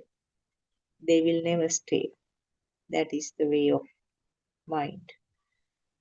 So, with this understanding, if you become a non-judgmental observer of your thoughts, it becomes much more easier. You will feel more relaxed with that. So that is the nature of the thought formation. And you cannot actually identify all the thoughts, because one single thought means, now for example, if you see a mango tree and the thought of mango tree is a collection of millions of little components or little thoughts. These thoughts will come and go. In other words, the thought will be born and then cease or die. In Buddhism, the birth and the death is not what is described in the mundane world. In the mundane world, we talk about the birth from the mother's womb. And depending on your age, it may be 50 years, 30 years, 20 years back. And then we talk about the death after that particular number of years. That is a collapse of this physical body. Actually, there is nothing much to understand about this birth and this death, because it's something obvious. And what in Buddhist teaching, the birth and death is a completely a different entity. Birth and death means the birth of the thought and the death of the thought, which happens in every fraction of a second. This is not something which you can identify, because this process is so fast. In Pali, it said that Uppāda vaya dhammino. There is birth and then there is death. So each thought has these two components. It's born as a result of that collective function or the combination of the other five sense faculties, and within a fraction of a second it's gone, and it's be born again and then dead again. So this is a series of births and deaths of the thoughts. And this dying part, death, is not visible or not identifiable.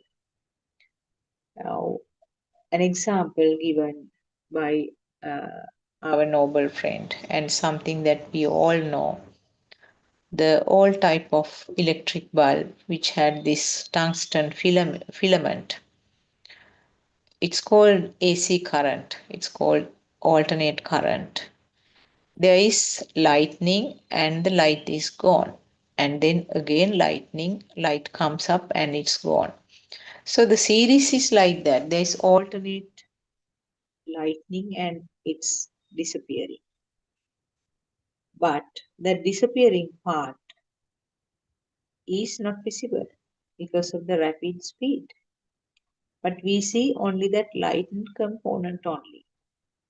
As a result, we see that there is a continuously lightning bulb. Same thing happens in the thoughts also. These thoughts are so fast. We feel as if there is a solid one thought. Solid one thought means the flow of the thoughts are not identified, and then we label it as a name, as a mind. So this is what you name as mind. So you can see that this is just simply a fast process, and something which is created then and there is seen as something solid. So this is what we call ignorance. In Pali it is called avijja. And the fact that this avijja or this ignorance is not identified, we take as something persisting. We think that the thought is something persisting. It was there yesterday also, And right now I have this thought, or this mind is there. And I'm going to have thoughts tomorrow also. So you can see that all three are tied together. All three tenses are tied together. Past tense, present tense, and future tense. All three are tied together. And we feel it as something solid. And we worry about this so-called persisting mind. So this is the simple way of explaining how the thoughts are formed, and the fact that thoughts are not something purposely created. Thoughts are sort of spontaneous creations of the sensor faculties, and the fact that the thoughts can vary from time to time simply because the data which is added from the sensor faculties varies.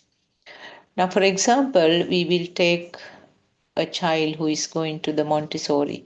Our noble friend R.N. Mahanse always takes the Montessori teaching or the preschool teaching as one very good example, because that is where the child will start getting most of the inputs. True that the child will learn something at home also with the teaching of the adults and the elder siblings. And also the child, he himself will be curious and find certain things by himself. For example, now, this is one of my personal experiences. When a candle is lit, the flame is there. The flame looks beautiful. And a toddler doesn't know that it is something harmful. This is something which happened in my childhood age, something that I still remember.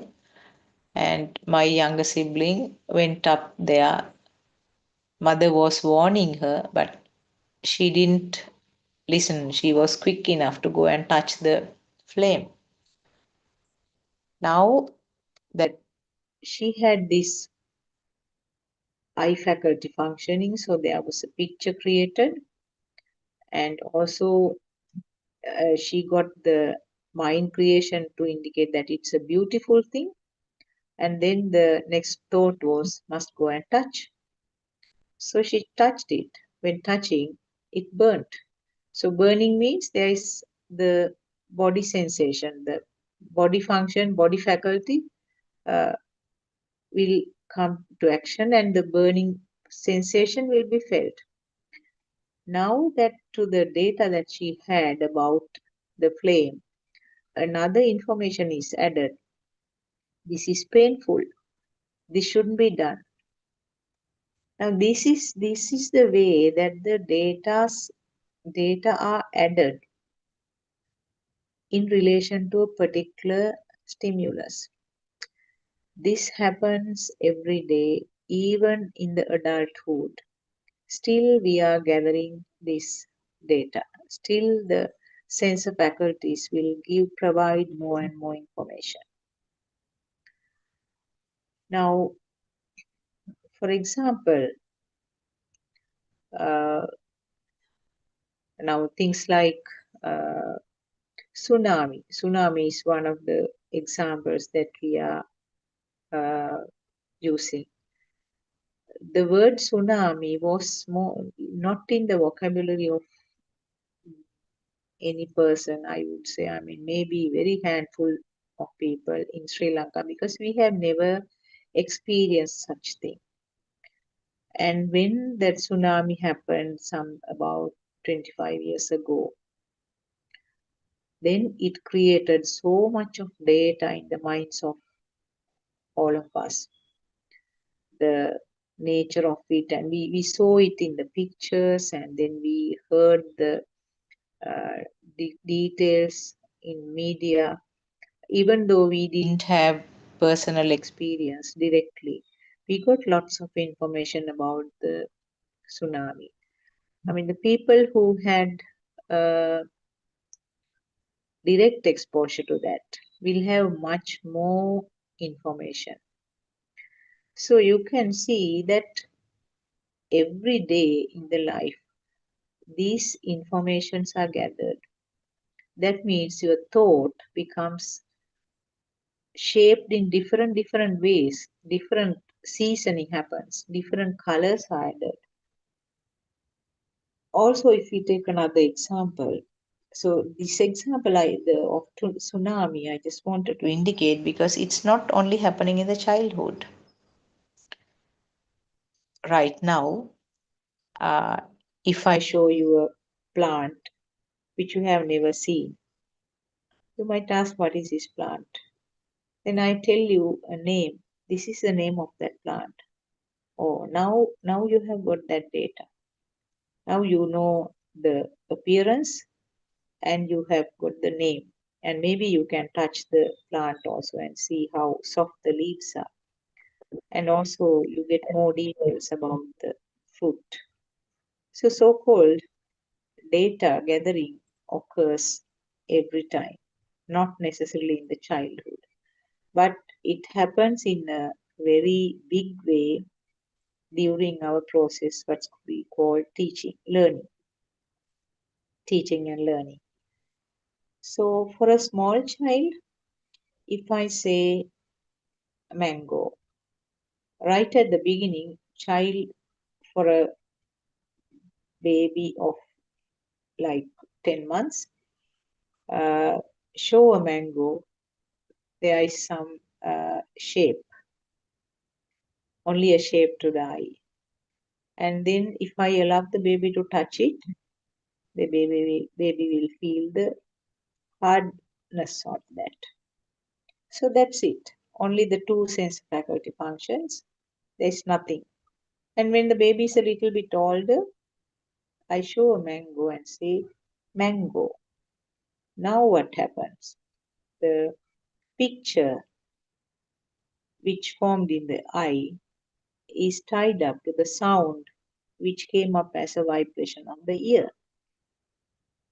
And also, with time, a piece is given to taste. And the baby will be able to experience the smell also. Now, more information, more perceptions in relation to this stimulus. And the word mango is a thought. So that thought has so many components.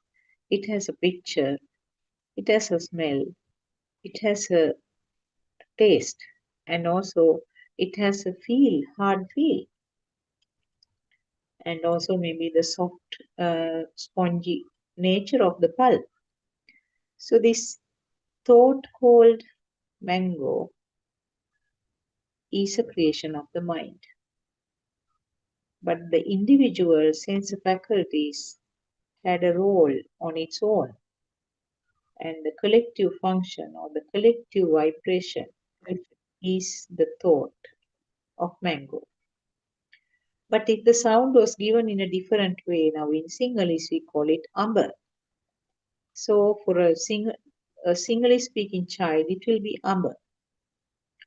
For a person who is English speaking, it will be mango.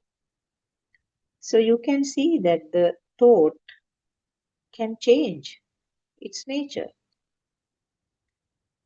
So what happens with the time? Now, initially this basic mango will have so many other added inputs with time.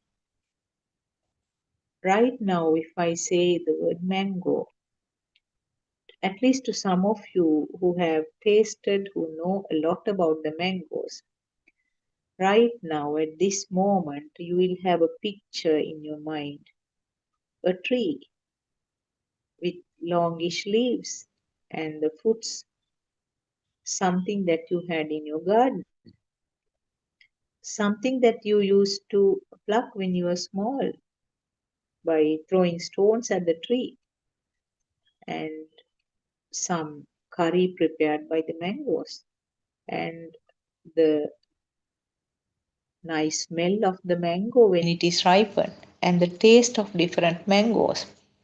names of different types of mangoes, and maybe a mango drink. Now see how much of data is coming to your mind right now as a part of this thought.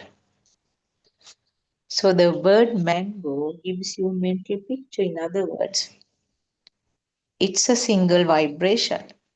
That single vibration has so many components in it. It has pictures, it has smells, it has hard feeling, hard or soft feeling, it has a taste, it has a smell. So all these are creations right now in your mind. Could you stop doing it?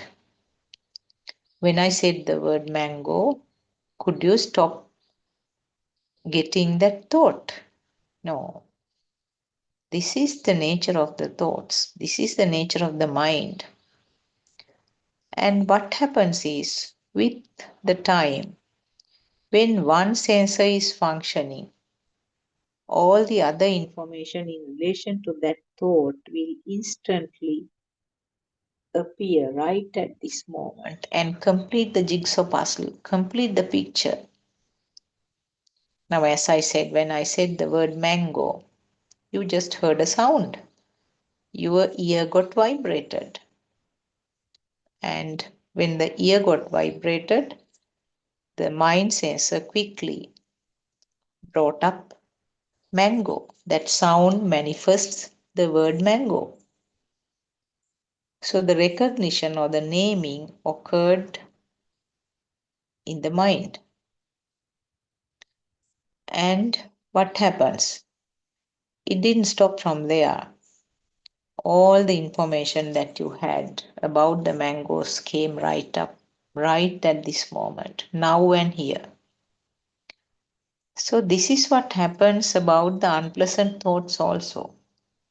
Now, if I tell the name of a person that you don't like, I just mention a name. Maybe we can take something like name Hitler. I'm just sort of taking from the history that can be applied to anybody who is listening right now. You heard a sound. Your ear vibrated because the ear vibrations equalized with my throat vibration. Because there was telepathizing or there was some synchronizing, the vibration of my throat vibrated your eardrum, and within a fraction of a second, your mind gave the thought, it's a word Hitler. That's simply because your ear was functioning. Now, if your ear was not functioning, this wouldn't have happened.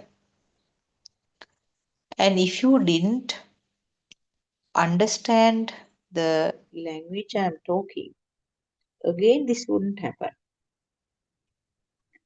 Now, for example, if I say the word Hitler to a tribal boy who is just living in thick jungles, who do not have any communication with the outside world, that is just simply a sound for him. There's no mental picture about Hitler in him, just a sound, that's all. But what happens to you and me? It was just a sound and it didn't stop from there. The thoughts gushed in, or the mental picture just gushed in right now with so many perceptions in that. He's a very rude ruler. He was a kind of a killer and he destroyed so many people, the lives of so many people. And he took so many countries under him. And all sorts of things, whatever you have heard, and the countries that he lived. So he was in Germany. So see how many perceptions you get, and you do get a dark picture about him, isn't it? You don't get a pleasant picture. So all these are perceptions. All these are the different vibrations that you received at different levels right now create an instant mental picture. So this is the process of this mind. This is the process of the thoughts. So you can try this different ways. You can do your self experiments. You can very clearly see that it is a manifestation in the thought. It's a creation in the thought. It's a creation in the mind. It's a thought. Thought means a part of this flow, which we call mind. So this process, when you understand, you can realize that there is no point of trying to change your flow of thoughts. There is no point of trying to alter the way of thoughts coming up. Only way is that understanding this mechanism. This is just a part of the system that is happening. And when you understand that you cannot do anything about it, you tend to calm down. Now, for example, do we complain about the wind blowing? Do we complain about the river flowing? Do we try to stop it? Because can you stop it? No, you can't stop. Do we complain about the seasonal variations? Do we complain about getting a mango tree from a mango seed? Do we expect a jack tree from a mango seed? No. They are all actually natural laws, nature's laws. Lord Buddha mentioned about 4 things which are nature's laws. One is called Ritu Niyama. Ritu Niyama means a seasonal law. That means the changes of the seasons. Another is the Bija Niyama. Bija Niyama means the way that a tree is coming from that particular seed. That is the example I just mentioned. The jack seed will give rise to a jack tree only. The mango seed will give rise to a mango tree. So that is another law, nature's law. Similarly, the Chitta Niyama or this mind law. Chitta means mind or thoughts. So the way that the thoughts are formed, in the same way, it's a kind of a law, nature's law. So there's nothing that you can do about. And the last one is called Kamma Niyama. Whatever the action you do, there is cause and effect law. That is the last one. So these are all nature's laws. There is nothing that you can do about it. There is no point of going against. You have to accept them as it is. And when you realize that it is a part of the nature's law, you tend to calm down automatically. The system tend to calm down automatically when you realize that this is a part of this system itself. So, in the similar way, now we will take some practical points to discuss. For example, somebody tells some rude words at you. It's a vibration of the ear. The vibration of the ear, and then quickly the mind faculty will vibrate and give the explanation of the sound that you heard. It's some rude words. and so is telling these rude words. So that is your explanation. That is your uh, decision, I would say. Decision created in the mind. Then you have to see now this is your thought, isn't it? It's in your mind. It's a creation of your mind. If the same rude words were mentioned to somebody who is deaf from birth, there's no sound created for him. He will just look at the person but may not be able to make out whatever. So he will not have any issue there because there is no mind faculty formation there, no thought in relation to that sound. Similarly, for a little child, somebody will tell a rude word. So there is a sound. The child will look at the person's face. What is this person telling me? He's trying to tell something. He has no idea what it is because there are no relevant data. So he will just get on with his work. So there is no creation in the mind in that little child also. Also, if he tells some rude words in a different language, say a Chinese language where we have no clue at all about what he says, will it have any thoughts created? No. You will have some thoughts, of course, saying that he's telling something I don't understand. Who cares? That's all. So you can see in the four systems, the thoughts created were entirely different from each other. So it's very clear that this is,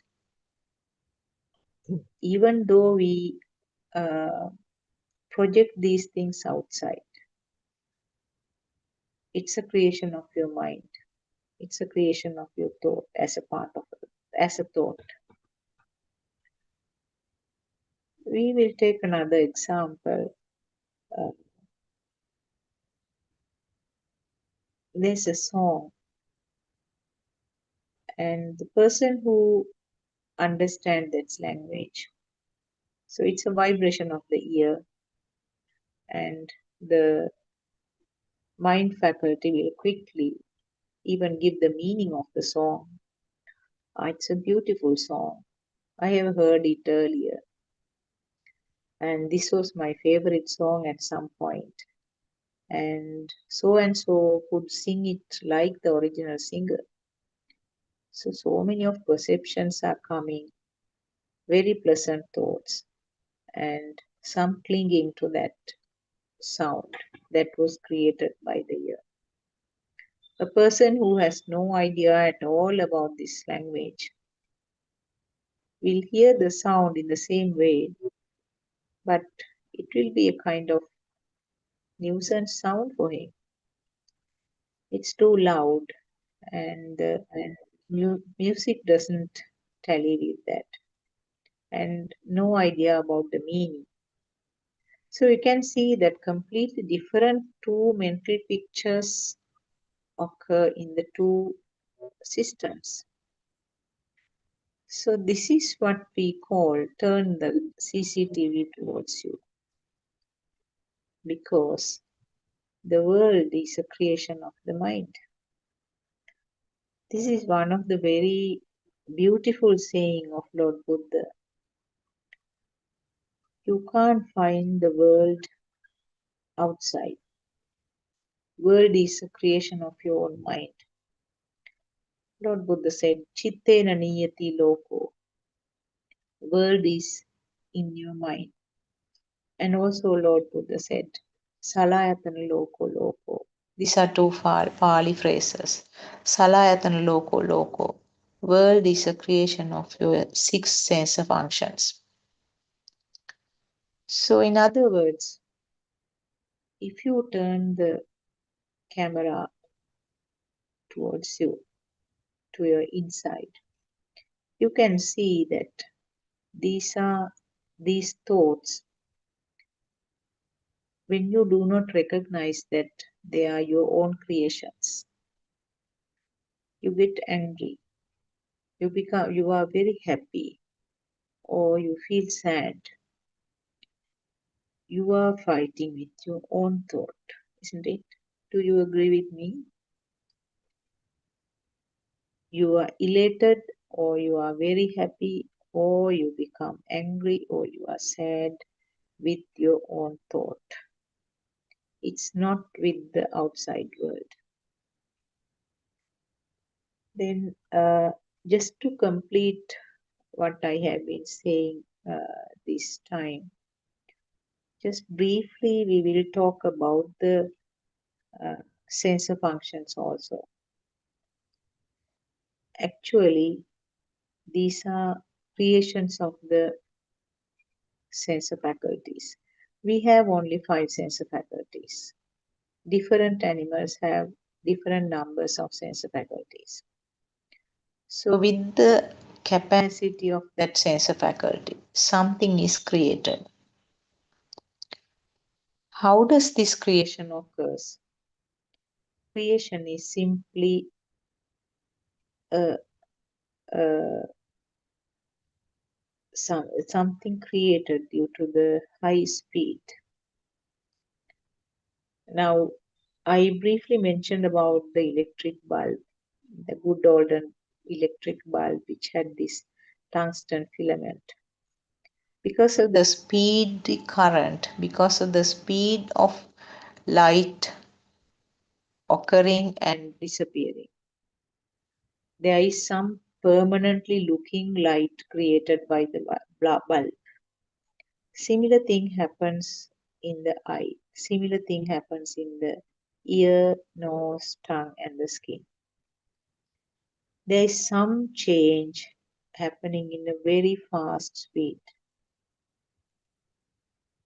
And because of this speed, we feel as if it is permanently there. It is there. So we feel as if there is a light or some shape. We feel as if there is a sound. We feel as if there is a taste, a smell, and for the skin, we feel as if there is a hardness, softness, or warmth, cold, etc. So it's something as if they are. One of the beautiful, good old examples given by our Lord Buddha is that when you tie up a fireball and spin it very fast, you create something which looks like a fire circle. Actually, this is something traditionally used in our country in the ceremonial processes, in religious ceremonial processes, where a group of people will have this type of thing where a ball of cloth is soaked in some fuel, kerosene oil, something like that, and then it will be lit and then it's spinned. With fast spinning, you see a circle. So, can you say that there is no circle? No, you can't say there is no circle because you can see it. Can you say there isn't a circle? No. You can't say there is a circle because there is no permanent circle, but you can't say there isn't because you can see it. So either side is correct. So this is what is happening at the sensor faculty levels also, sensors also. There is some speedy occurrence at that level and it creates as if something is there. So now this is what we described as a foundation of the thought formation. So basically there is some sensor functions, the faculty function or some function of the institutions. Something is created there due to the speed. And this speedy action is combine together to form a different type of a speedy function, which we label as thought. So you can see that everything is basically due to the rapid speed. The speed which cannot be given in a figure. It's so fast. So some more, we can find some more examples like something simple in the household, the ceiling fans. When the ceiling fan is spinning very fast, you see it as a circle. And but there's no real circle there. It's only 3 blades which are spinning. So it's like this. This is something similar happening at this sensor functions level. There's a speedy function there. Something creates as if it is really there. And then combination of these occurs, and then a different type of a vibration occurs, which we call a thought. So you can see that there is no permanent foundation to any of these. There is no permanent basis. Then this is what we are experiencing as the outside world. Now, one thing it must be very clear that you wouldn't say, we can't say that there is nothing outside in the world. Simply because we have no experience about what's called the real outside world. There must be something, but there is no way of exactly finding out what is meant by real world. Because we are confined to 5 sensor faculty information. Whatever which can be created at the sensor level, we have to accept whether we like or not. This system has to accept whatever the created product. So even if I use the word product, there's nothing permanent called product actually. As I said, it is something which looks like a product. Something which looks like as if it is existing. So it's very clear now, there is a baseless structure here. Baseless structure, which looks like a permanent structure, but there is no permanency there. It's like something created to look like. You know, in these film cities sometimes, certain structures are created to look like permanent or look like real. Maybe buildings, bridges, various things. Sometimes they are using various hard papers to create them to look like real buildings. But are they persisting? No. The mind is also something like that. Something created to look like real. Then, when we understand this truth, this is what is actually explained in true Buddhism. Understanding the real appearance or the real contents or the real way of things happening. And it's not confined to any religious group or any country, geographically varying countries and any different environment or any person. This is common to all living beings. So it was it's kind of a miraculous that Lord Buddha understood this all by himself, because he went to so many teachers before he realized this. He went to so many teachers because those days in India, the trend was to find out the truth. So many people were having lots of beliefs, going to various gurus and trying to meditate and trying to give some sort of very difficult experiences to the body, like starving and that sort of experiences. They thought they can find the truth from some of these. But no one could reach that. So Lord Buddha went from these gurus, from one person to the other, and he realized that this is not the end. This is not what I am looking for. And then he left all of them and he decided to find